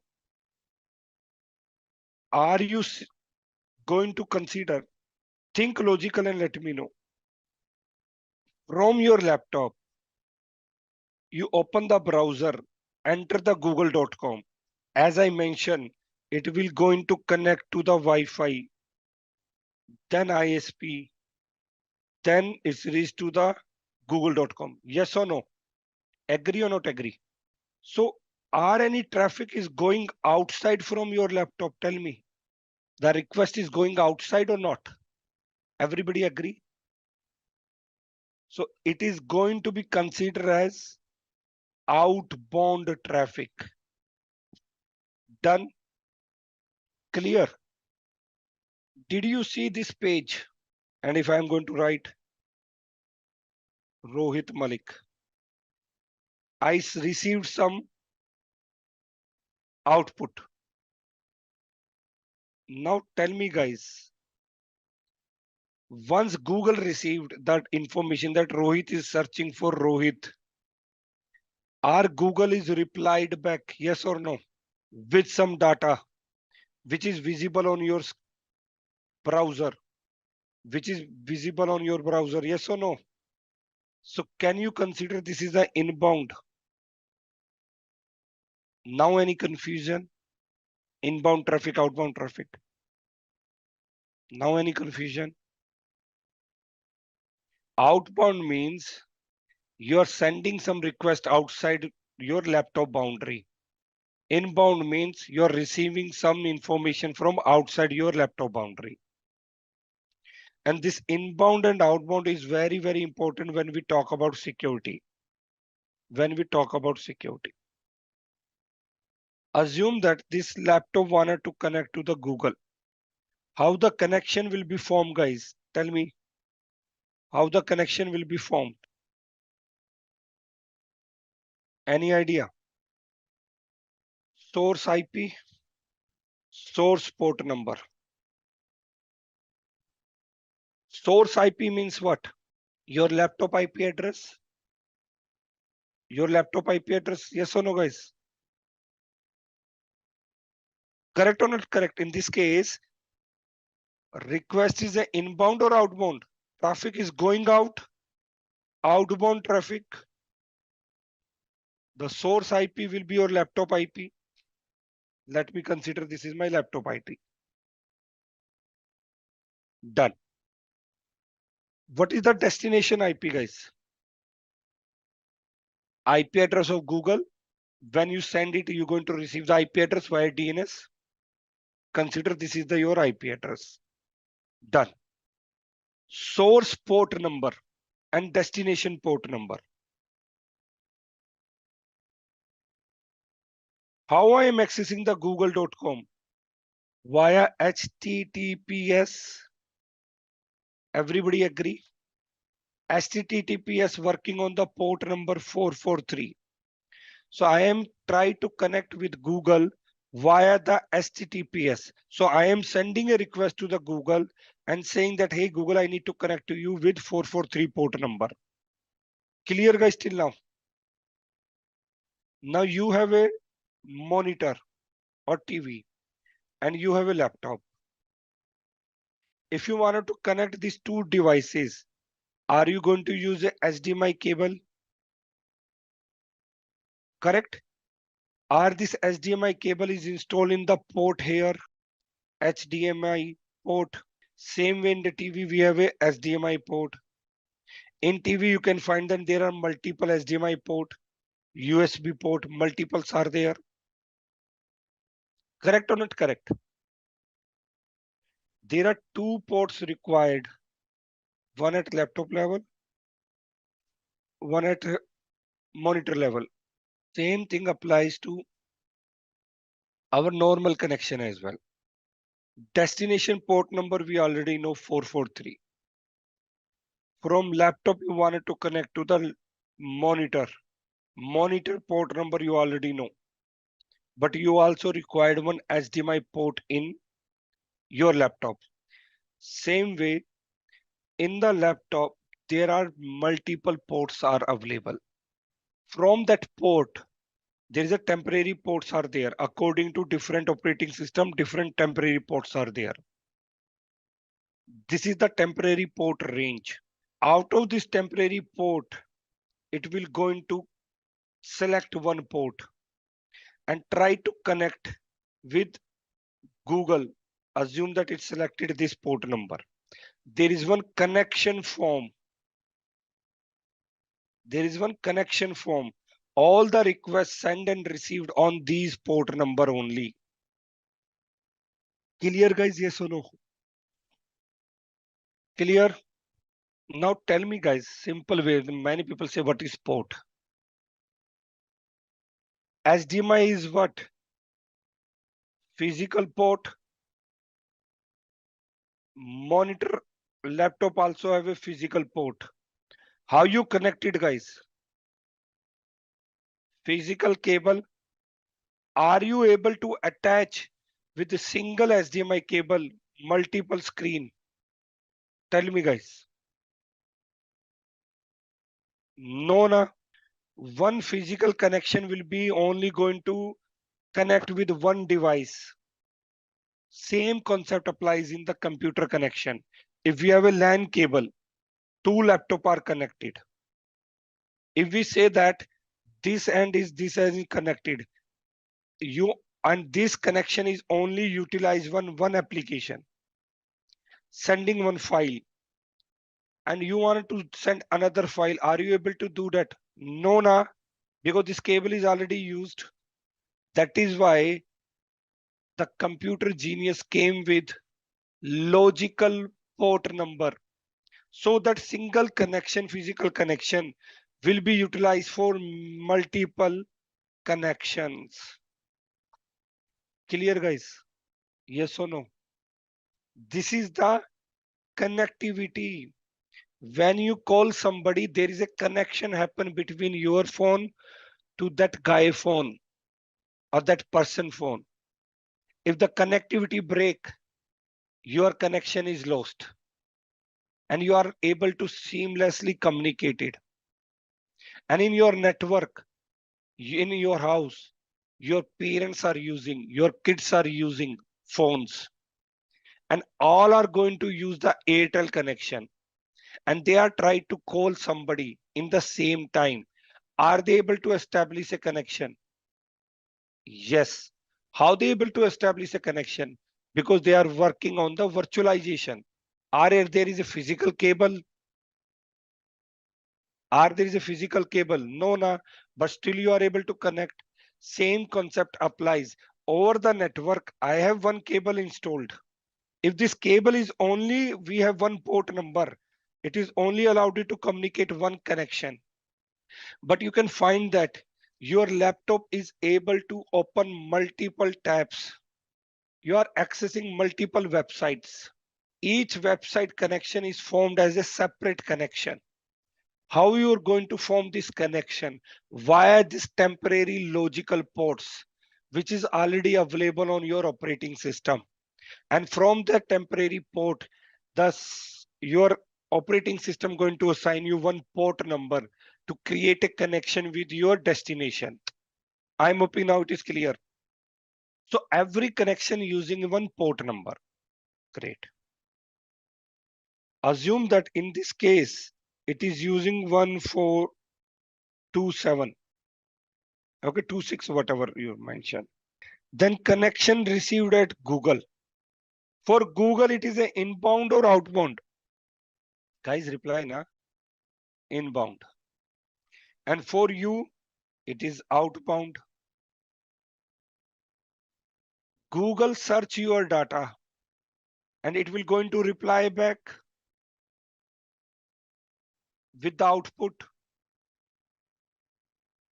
Now, this connection will be, traffic will be inbound or outbound for Google now. It will going to become outbound. And now you receive a data from Google. It is going to become a inbound. So what you understand? Via this example, you need to understand a single communication having both type of traffic, inbound traffic and outbound traffic at the both level, your source level at the destination level. Clear, guys? Every connection which you're going to create, there is a temporary port will be assigned to that. That is simple, straightforward. Okay. If the new connection form, new port number is assigned until your connection is not disconnected. Now, at the outbound level, this is your source and destination. For Google, at this level, what is your source and destination, guys? You initiated the traffic, source IP, source port number, destination IP is there. Now Google is replying. The source IP and destination IP will be changed. Now your destination is what? Your laptop IP at Google level. So destination port in which Google receive a request, which port number? 1027. On the same port it will be replying. Done, guys, till now. So in this case, the source and destination is different. In Google level, the source and destination is different. Why I'm teaching you this? All the network security is depends upon the port number and the IP addresses. Let me change the diagram now. Let me say that this server is running on AWS. This server is running on AWS. If it is running in AWS, what we required, guys? If the server is running in AWS, what we required? Where the server will be going to run? Where the server will be going to run? AWS, I know. It's going to run inside the subnet. It's going to run inside the subnet. And then where? Inside the VPC. Now tell me, guys, if the traffic is initiated from outside, if the traffic is initiated from the outside, what we require to reach to the internet gateway? Great. Now you guys are experts.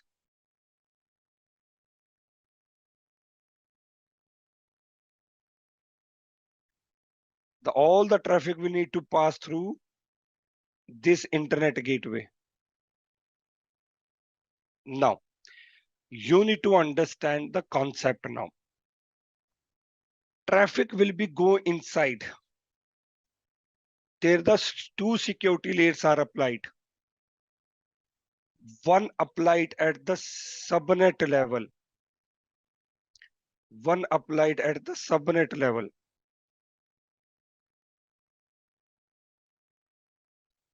Whatever the security applies at the server subnet level is known as NACL. And there is one more layer of security applies at the EC2 level. That is going to be considered as security group. Till now clear? Till now clear? Okay. If you see in this diagram, I'm just giving you, are this traffic is inbound traffic or outbound traffic? This traffic, inbound. This traffic is outbound traffic or inbound traffic? Outbound. So there are two rules applies. Inbound rule, outbound rule. In the both level. Because traffic is coming into your subnet, first need to check the security at the NACL level. Is my data is correct, port number is correct, which I need to know. Once it's done, it's enter into the subnet. SZ is a short form, which means security group.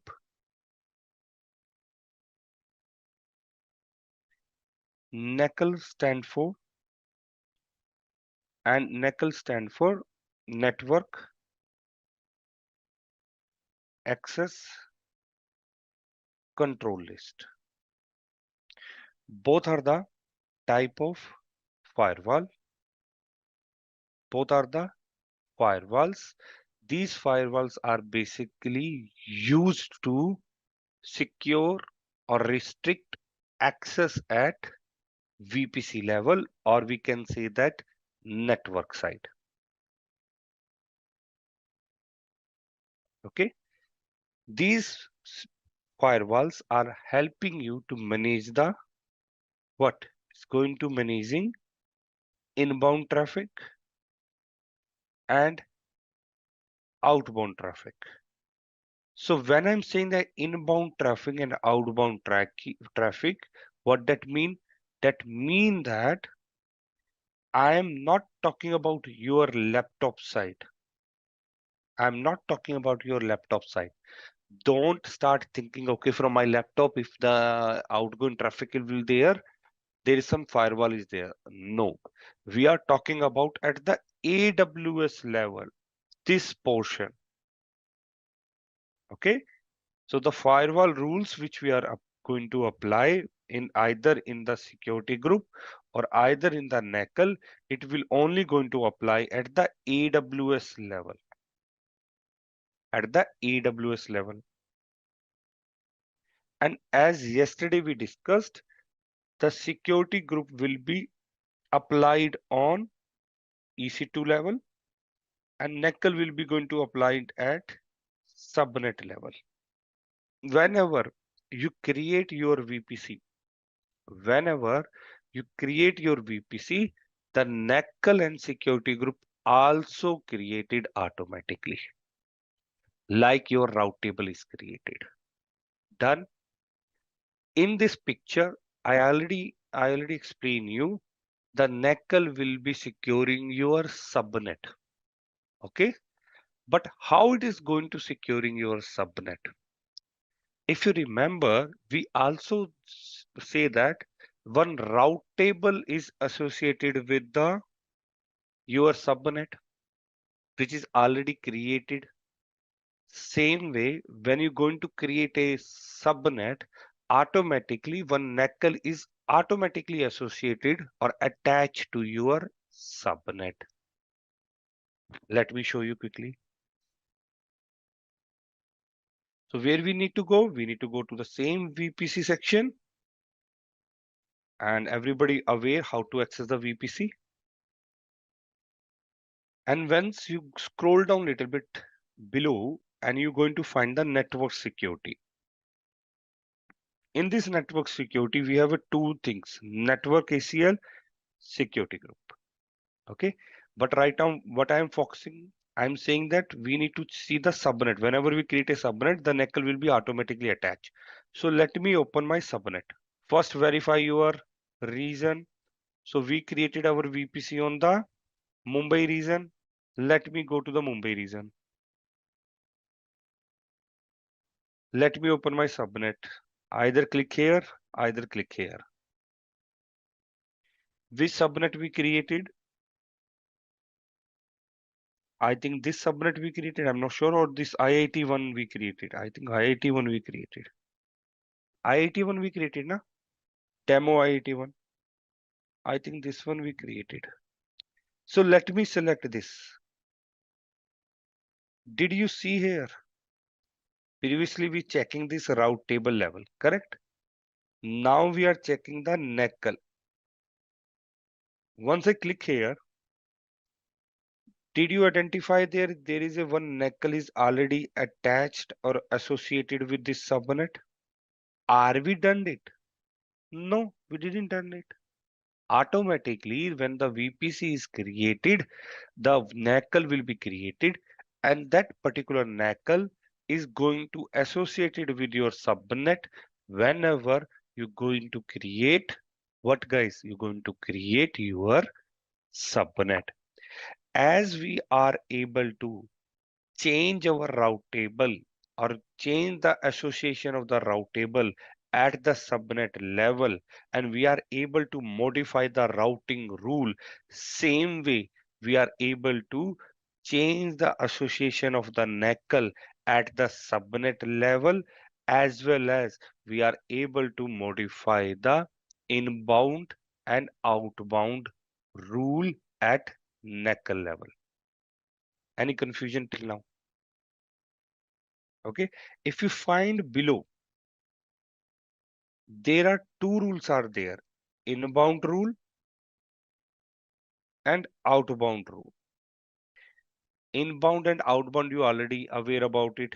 So this is my subnet and this is my NACL. So when the traffic will be going to come inside, that is a inbound traffic, so which rule it's going to read? I already mentioned it is a firewall.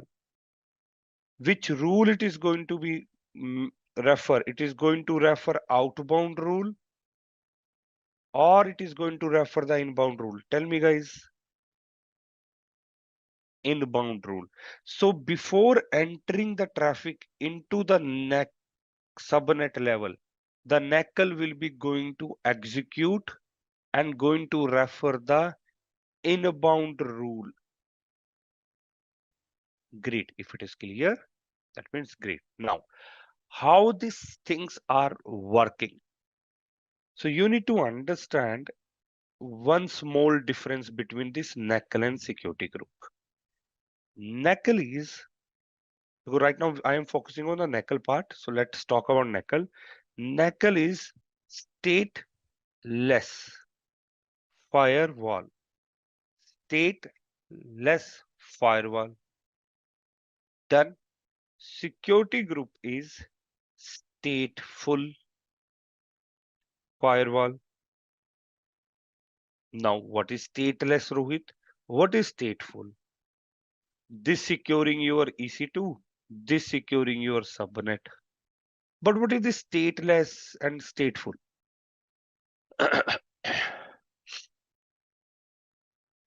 Consider I have a building, office building. Now tell me, guys, if you're trying to enter into this building, are somebody going to check you are authorized or not authorized? So there is one person sitting here, security guard sitting here, it's going to check. Once you are authorized, you have an ID card or everything, you come inside, and when you going out, are this person is again going to check you? No. No means what? Why? Because this person already know that you already authorized to go inside. If you already authorized to go inside, that means you are also authorized to come out. So it's never going to check when the traffic is going to come out. Clear, guys? Small. Second one, or I will going to discuss the same thing in server level. This is your server. So if I am going to talk about server, so which firewall I am talking about, guys? If I am talking about server, so which firewall? Security group. Great. Security group applies here. Now traffic is coming in.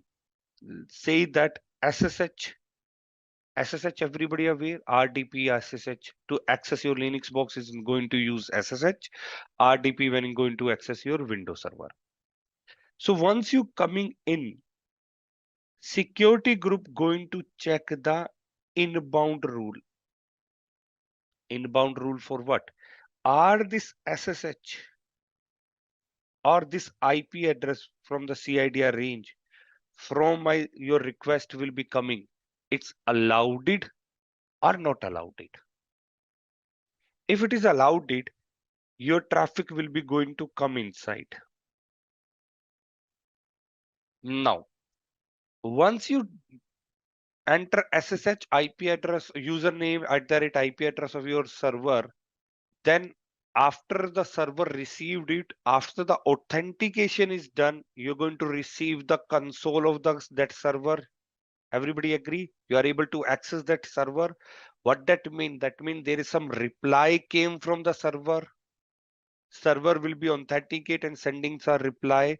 So when the reply is going back at this level, security group is not going to check.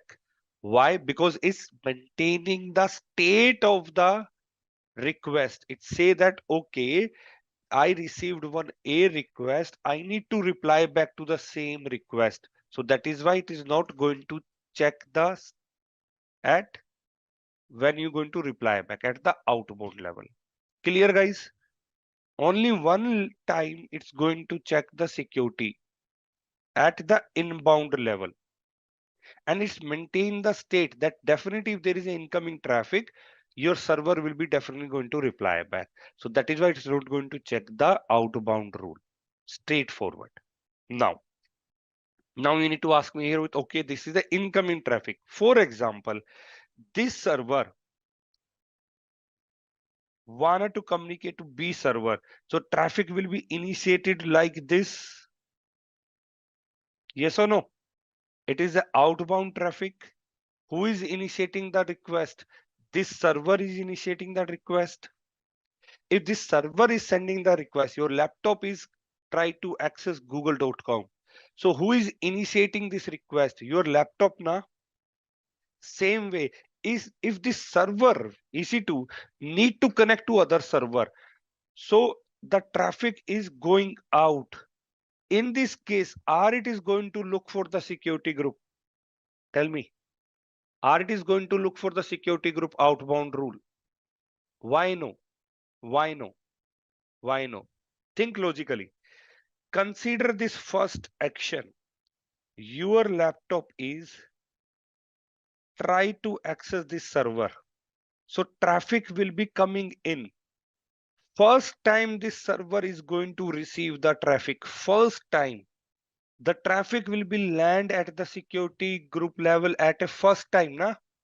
It's receiving the traffic. So it is going to check at the inbound. And the same request is going out. So it is maintaining the state. Yes, I received a request and now my server is going to reply back.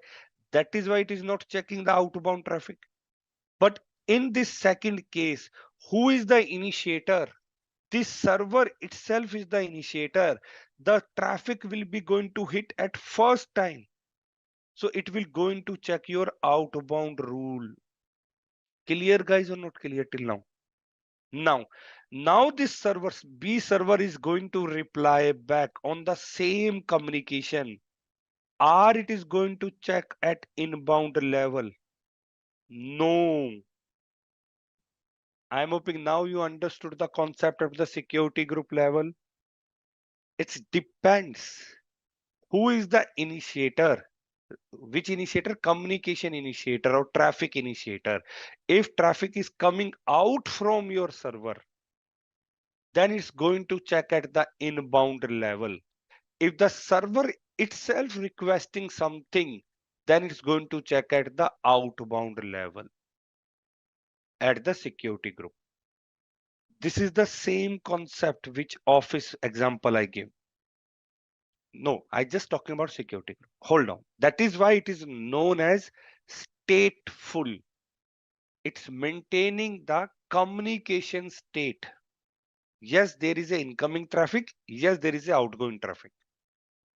And if it is a outgoing traffic, definitely I'm going to receive a reply on the inbound.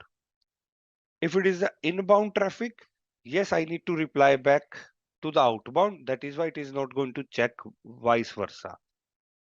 Now, NACL. NACL, I mentioned that it's a stateless at the security group level. Now,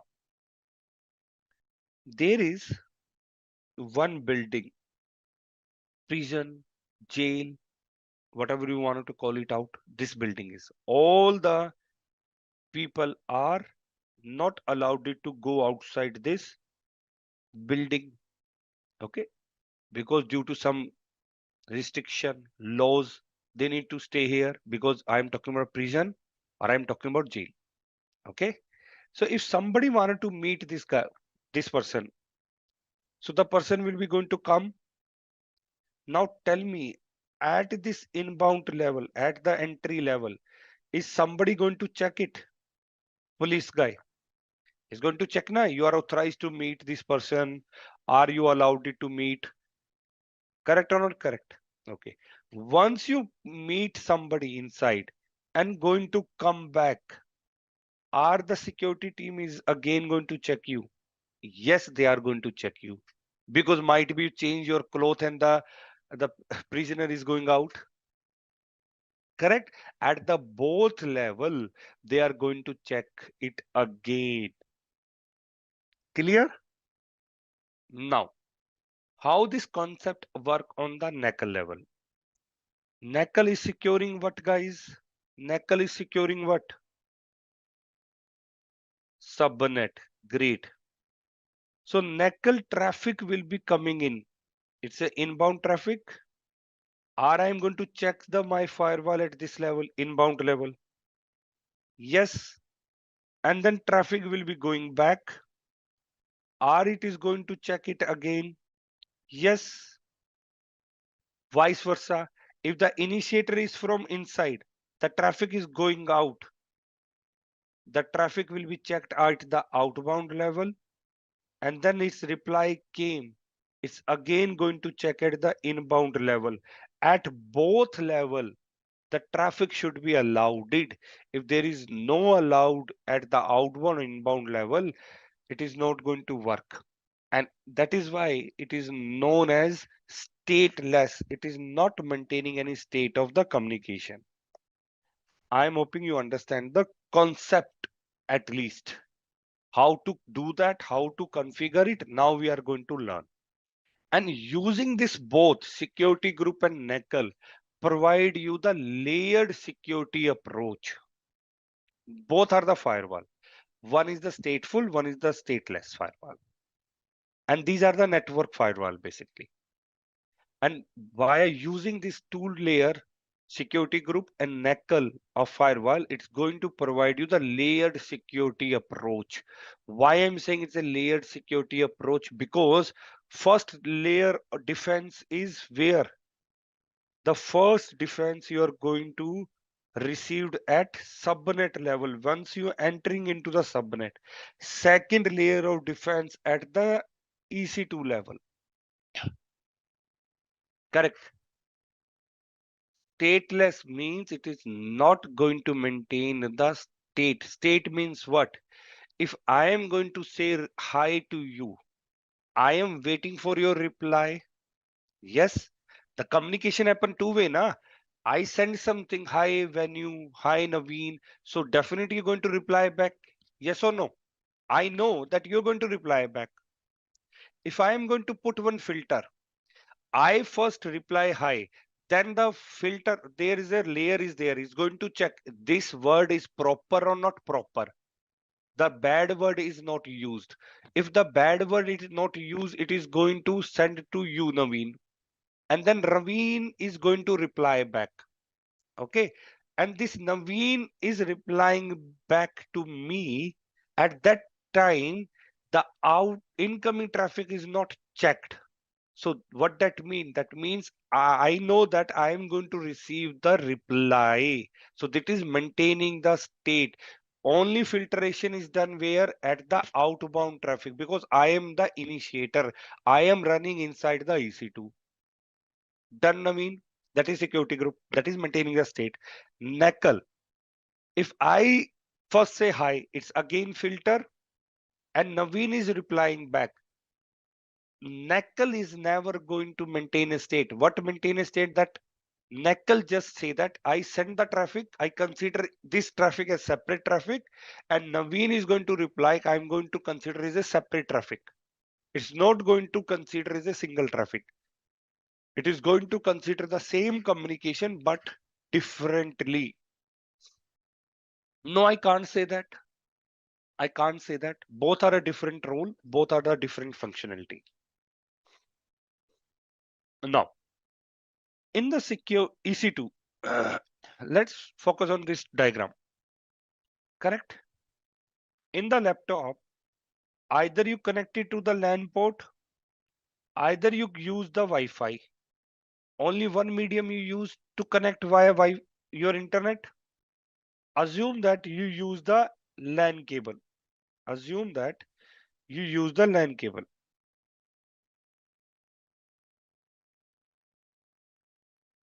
Now, guys, all the traffic will be going to come in and going out. From where it is going to come in and going out? Via this LAN cable and the port. Yes or no? Everybody agree? Great. If this LAN port is not there, are you able to communicate outside? Assume that you also don't have a Wi-Fi. Are you able to communicate, send any traffic, or attach your laptop into the any network? No. Correct. Now, if this is the only port from which you are able to communicate outside, this port. So where are you going to place your security person? Like this is your house. In this house, this is your main gate. So where the security person will be sit? At this level, or you're going to place the security guard here? Or you're going to place security guard here? Tell me. The security guard will be sit at the main gate entrance only? Yes or no? Great. Same concept applied at the EC2 level. If your laptop containing some network port from which you are able to communicate, either LAN port or either Wi-Fi adapter, both are working as a one device is attached via which you communicated. Same concept applies to the EC2. EC2 containing one ENI. ENI. What is ENI, guys? What is ENI? Elastic Network Interface. Elastic Network Interface. What that mean, Rohit? You consider this elastic network interface. So you consider this elastic network interface as a LAN port or LAN adapter, which is installed in your laptop. If there is a something virtual LAN adapters are there, which is known as elastic network interface. Elastic means what? Virtual. Network interface means the LAN port which is attached to your laptop. Same thing. If we have a ENI, so from where the traffic will be go out and coming in? Via this ENI only. Via this ENI only. So where your security group basically going to attach? Your security group basically going to attach at this level, ENI level. Okay, because only via that ENI, you are able to communicate outside or able to receive some network. But for the representation point of view, we are going to show the security group as complete EC2 is there. Okay. As I already mentioned, it is an elastic network interface. It is same adapter like your laptop containing the LAN port. In the LAN port, you have a one interface, one card is installed, one port is attached to your motherboard. Same way in the server, we have a elastic means virtual network interface. Why virtual? Because this EC2 is VM virtual machine. It is not a physical machine. I'm hoping clear, guys. Yes or no?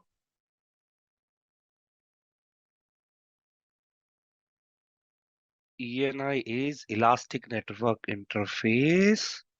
It is similar like your LAN port, which you receive in your laptop.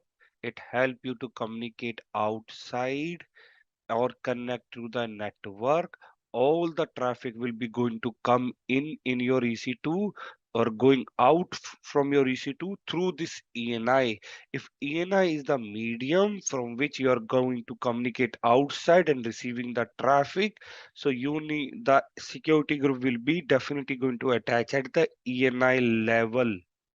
I'm hoping now it is clear. I already repeated 3 times. If still you don't have any understanding, feel free to ask question. Great. If you have a ENI, either 2 ENI, 3 ENI, 4 ENIs, still you require a security groups. 2 VMs are not going to use the same ENI. Are your LAN port is which is attached to your laptop? Are you able to attach to other laptop? Saurabh, are you able to use this for other laptop? Same concept, na? ENI is not going to create any security group. Whenever your VPC created, as I already mentioned, NACL and security group is already created by default, but you can create your own custom security group and NACL. Just a quick info, guys. Intellipaat is offering an AWS Solutions Architect certification course. This program is designed to help you master AWS services like EC2, S3, Lambda, CloudFront, VPC, and much more from the top 1% industry experts. With this AWS program, Intellipaat has already helped thousands of professionals achieve successful career transitions. You can check out the success stories on our Achievers channel. Link is in the description below. So if you're looking to start or grow your career in cloud computing with AWS, this course can be the perfect launchpad. Visit the course page link in the description below and take your first step towards becoming a certified AWS Solutions Architect. If you're here, you already understand how crucial projects are when it comes to landing a job.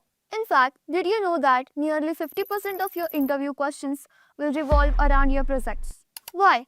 Because projects showcase your practical skills better than any certificates or courses you ever could do. Whether you are a fresher or even preparing for an AWS architect role, you already might know how important it is for you to build projects. Now, what if I tell you that your resume itself can become your great AWS project? Yeah, you heard right.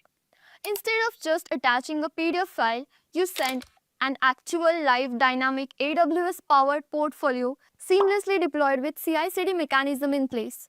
Just imagine the instant credibility this would bring you.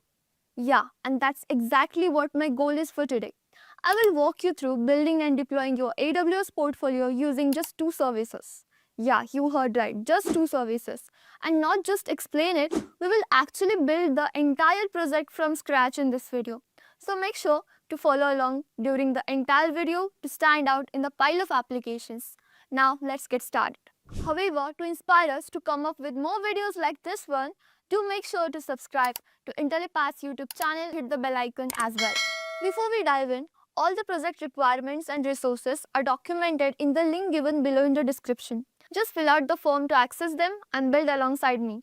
Alright now, let's get started with the scenario. Every time you push an update like a new project, a skill upgrade, or it could even be the design tweak you want to add in your portfolio. Now, what if your portfolio automatically updates itself smoothly and the desired changes gets reflected in the real time as your portfolio is automated to the CI/CD, and top of it all, it is live on AWS. So you see, that's how things work here, with no need of manual uploads or deployment headaches, just pure automation. As until now, you might have understood that it's not just about hosting a portfolio, it's about proving that you can actually build, deploy, and automate like a pro. Now let's talk about what makes AWS great choice for your portfolio. When it comes to deployments, you might think about the free platforms like the GitHub Pages or Netlify. But since they come with limitations like restricted customization, traffic constraints, slow performance, limited scalability, and lack of backend support, especially as you grow. While AWS, on the other hand, offers faster loading times with CloudFront scalability to handle unlimited users and visitors, complete control over your website and deployments. Hosting on AWS is about learning cloud deployment, a skill that is highly valued by employers and recruiters nowadays. Now you might be wondering what actually is CI/CD and why do we need it? For that, let's go back to our previous example we talked about your portfolio that automatically updates itself every time you push any update or changes. That is only and only possible because of the CI/CD pipeline. CI/CD, which stands for Continuous Integration and Continuous Deployment. It ensures that each and every change that you make in your portfolio, that is the integrations, gets deployed seamlessly without any manual effort. And that is what deployments are. And that is exactly what CI/CD actually means. Without automation, every update means manually uploading files, hoping that everything must work right, and this can be slow and error prone, right? But with CI/CD, you only need to push your updated code to GitHub and the system does the rest. This approach saves you time by removing manual steps, reduces errors, and ensures consistency. It also adds the professionalism to your workflow. And here's the bonus tip. If you're aiming for software developer or even cloud DevOps roles, knowing AWS CI/CD will absolutely make you shine. And the best part is, it is easier than you actually think. Sounds unreal, right? Well, that's exactly what we are going to do and build today. Here, I will guide you through how to host your portfolio on AWS S3, set up CI/CD pipelines with GitHub Actions for the seamless deployments, automate updates so your portfolio stays fresh without any manual work. By the end of this tutorial, you will not only have a portfolio but a real-world AWS deployed pipeline-powered portfolio that works for you the best. Now let's see the execution part. Now that we have covered the concepts behind AWS CI/CD and why they are such a game changers for our portfolio, let's understand the architecture diagram depicting the flow of our project, where the user updates the portfolio, website code, or pushes changes or create files or uploads files and creates a pull request in GitHub. Next, the GitHub actions detect the update and run the configured workflow files. Then, moving into the AWS cloud environment with IAM, where an IAM role with necessary permissions allow GitHub Actions to interact securely with the AWS services integrated in this. Now, the uploaded portfolio files are automatically updated into the S3 bucket, and boom, the updates made are reflected on the live hosted portfolio via GitHub Actions in the real time. Now, let's take a look at the portfolio we will be building and deploying today. But as I said before, this isn't just about hosting the portfolio. It's the tool to demonstrate your expertise in web dev, cloud deployment, automation, and scalability. And that's exactly what we are going to do and build today. So here is our portfolio. And here we have a modern and a clean look with smooth scrolling effect for our homepage, which also introduces who you are, your expertise and passion for building scalable solutions. The download CV button here allows visitors to instantly view your resume, making it easy for recruiters or collaborators to get in touch. As you can see, here it is. Your CV is live with real time progress and easily accessible for the recruiters. Moving next, we have the About Me section where you can highlight the tech stack including web dev, AWS, DevOps, or any other key skills which you want to, which is also visually represented with the progress indicators giving a quick overview of our proficiency levels. Then, It also has a timeline section where you can add your education status, internships, or previous job profiles that you want to highlight. Now, coming to the soul of our portfolio, that is our project section, where you can showcase the projects with an interactive card layout, which also includes the links to live demos and GitHub repos, which demonstrates the real world application knowledge. Next, we have this blog section where you can share your experiences, tutorials, and insights on various projects and tech trends, which also helps highlight your thought leadership into the field of your expertise. Finally, we have the contact section, making it super easy for anyone to reach out, whether it's a potential employer, collaborator, or someone who wants to discuss the tech stuff or cloud solutions. They can simply fill out the form and connect via LinkedIn, GitHub, or email. And now, here is the bonus step. It also has a light mode and a dark mode, whichever you prefer.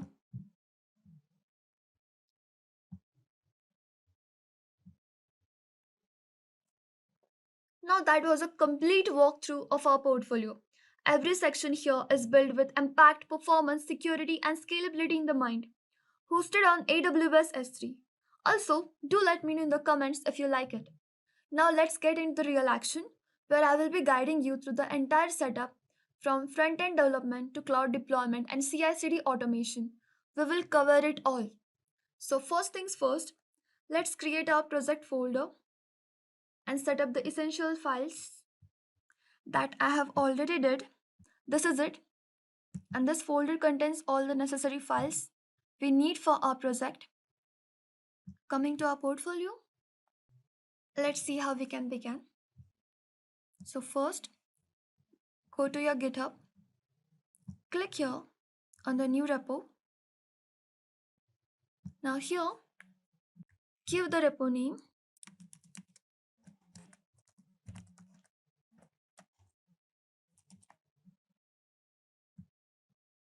I will keep the previous description as I have already created my repository. Make sure to add me a README file cause it provides the perfect documentation for your project. Click on create repo. And here, first we are gonna upload our file that we created previously, which contains all the project material that we want and our project files. So since it's a folder, I'm gonna minimize it and drag it.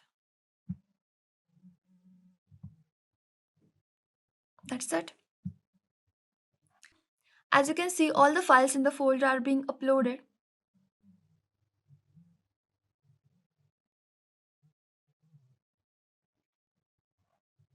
Yeah, this takes a while though, as it contains a lot of files.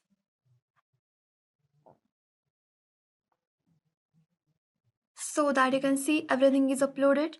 So now commit the changes. Alright, a folder is perfectly uploaded.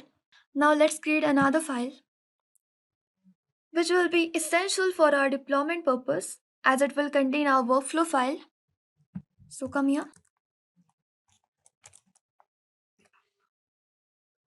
And the code here, we will take it from my previous repo I have created. So copy entirely and paste it here. So this is our workflow file. And the main thing here is this word, that is the name of our source directory, should be matching with our project folder that we have uploaded on our GitHub repo. This website and this website is same cause this is the name of the folder that you have uploaded on your GitHub repo, which contains all the project files. Okay, so be careful about it. First we'll commit the changes.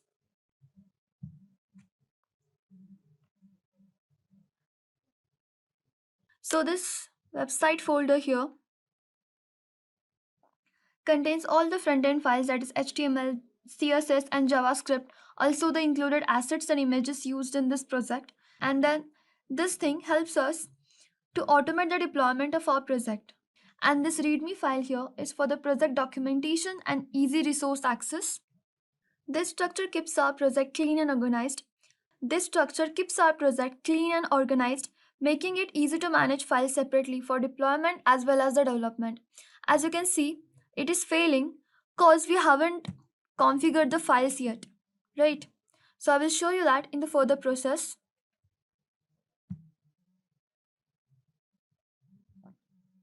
But before that, you must be wondering what exactly is workflow file and why does it play a key role in the GitHub Actions pipeline, right?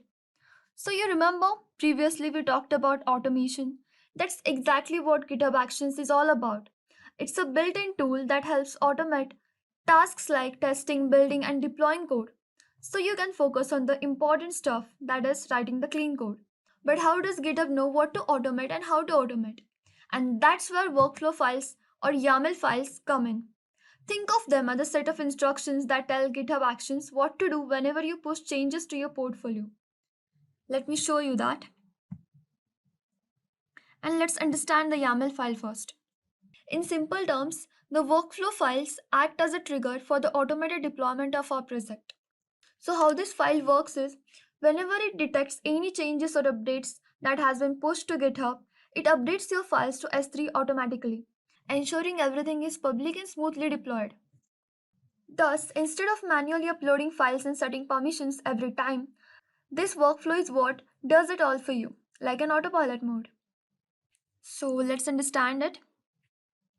This over here contains the name of your workflow file, whatever you want to name it. It makes it easier to identify by the GitHub Actions. Second, this is called as triggering the events, where this workflow runs whenever you push changes to the main branch. It ensures that the changes made into your portfolio are automatically deployed whenever you commit and push new changes. And whatever the changes you made, as long as they are on the main branch, everything gets deployed automatically. Then comes the next thing, that is defining the jobs. The job is named here, that is deploy, and that will run on a Linux based virtual machine. The machine that we have used here is Ubuntu latest in the GitHub servers. Then moving to the next steps, there are the steps to execute. The checkout repository fetches your repository code into the GitHub Actions runner, ensuring that the workflow has access to all the files in your project folder. Remember the website folder? Exactly that. It gives access to all the files in your project. Coming to the next step, that is sync files to S3. What it does it syncs your portfolio files stored in the website directory to your S3 bucket using the Jake Jarvis S3 sync action, which is provided by the GitHub Actions marketplace itself. And the arguments here, that is ACL public read, it ensures all the files are publicly accessible. Next, the thing is follow symlinks, which follows symbolic links in your projects. And then this delete argument removes files from S3 that no longer exist in your repository, keeping the S3 bucket clean and maintained. Now the last section contains the environment variables, configuring AWS credentials using GitHub secrets to authenticate the S3 upload. Now I'll show you how to configure this environment variables into GitHub Actions. So that was it. Simple, right? Now that our portfolio is ready, let's deploy it using the GitHub Actions and AWS. Let's go to AWS.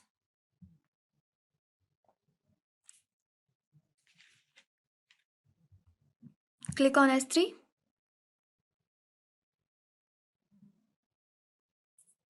Here we are going to set up an S3 bucket to host our portfolio.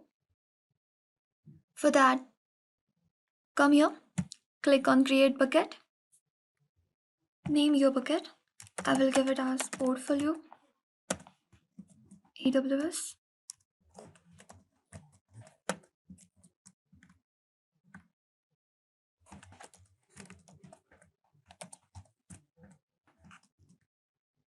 So this will be our name, portfolio bucket CI/CD.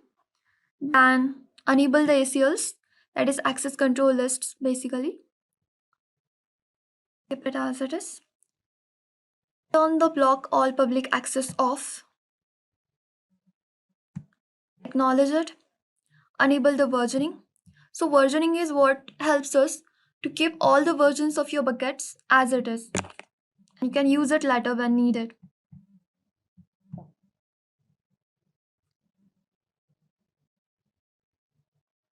Now click here. This was our bucket which we created just now.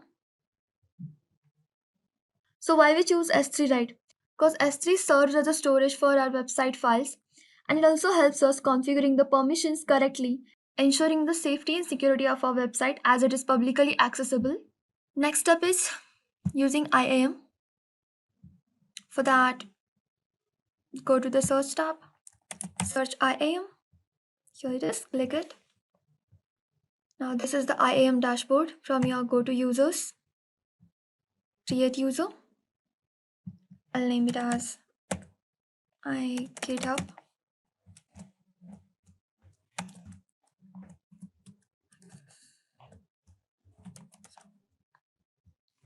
We don't need to provide this whole access to AWS Management Console, so I'll skip it. Next, we have to attach the policies. Search here, S3 full access. Yeah, here it is. Next, you only need the S3 bucket permissions, so S3 full access is just fine. Now click on create user. Click on it. Go to security credentials. Here, create access keys. Click on other. Next. You can describe anything. For now, I'll give it as GitHub access. Okay. Create access key. And here, our access key and secret access key that we are going to need for the authentication of GitHub actions is here. Don't close this tab as we are going to need it for the further things. Now come to your GitHub. Click on your project. Go to settings. Scroll down here to secrets and variables. Click on actions. Click on new repository secrets. And here, AWS S3 bucket, as we have used it in our workflow files. Let me show you.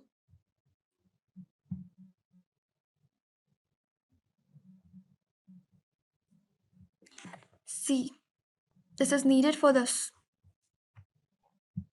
So let's configure the secret now. And for this, we are going to need the bucket name. So this is our bucket name. Copy it. Paste it. Add.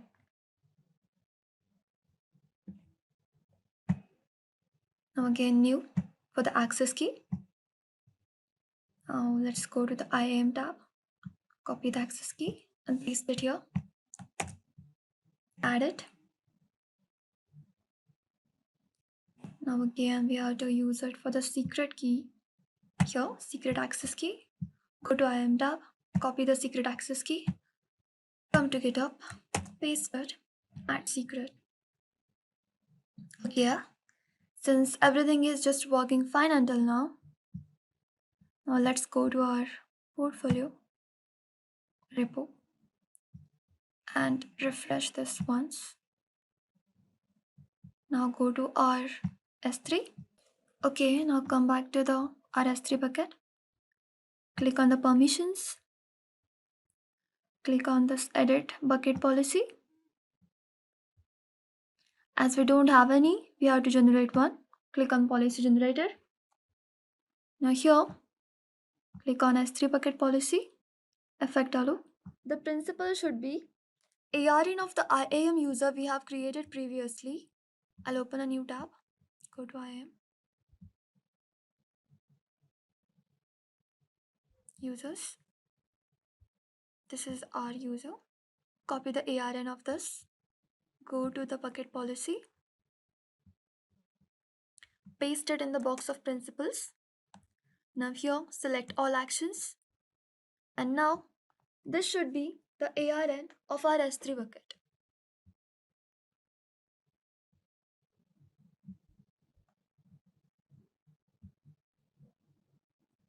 Here it is. Copy it.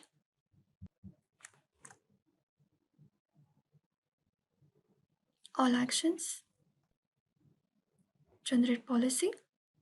Now copy the whole policy, close it, and here paste it.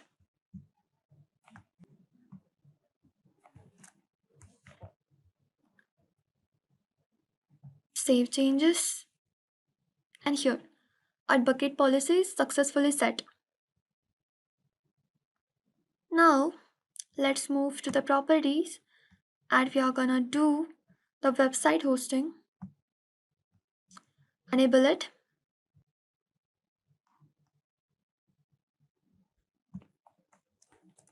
Keep it as index.html as we have already configured it in our GitHub repo. Yeah, so everything is perfect. Save changes. Here it is. And this will be the link for our portfolio. First, let me come to the objects. Refresh it. As you can see, everything is deployed seamlessly, and here is a check. Let's check it once. So everything is working just fine, and everything is automated for now. Let's check our S3 bucket that everything is updated or not. Okay, refresh this, and here it is. Everything is updated and deployed. Now let's check the URL.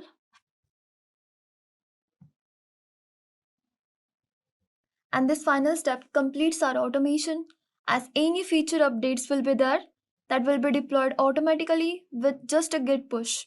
Now every time you update your code, your portfolio updates automatically. No manual uploads or no extra efforts. Now let's check whether it updates in real time or not. Go to your website, index page. We'll change something. Software engineer, no, cloud engineer will be better, right? So coming here, just switch it to cloud here as well. Commit changes. Now this change will trigger a workflow file and it will redeploy itself. Let's see. Yes, it is in process. Let's check how things work in behind the scenes. Okay. All the jobs are running just fine. And here it is, the job is completed. It's deployed. Now let's check our portfolio. This was it, right? Refresh. And it has been changed to the cloud engineer. So everything is automated and deploying just fine. And that's a wrap now.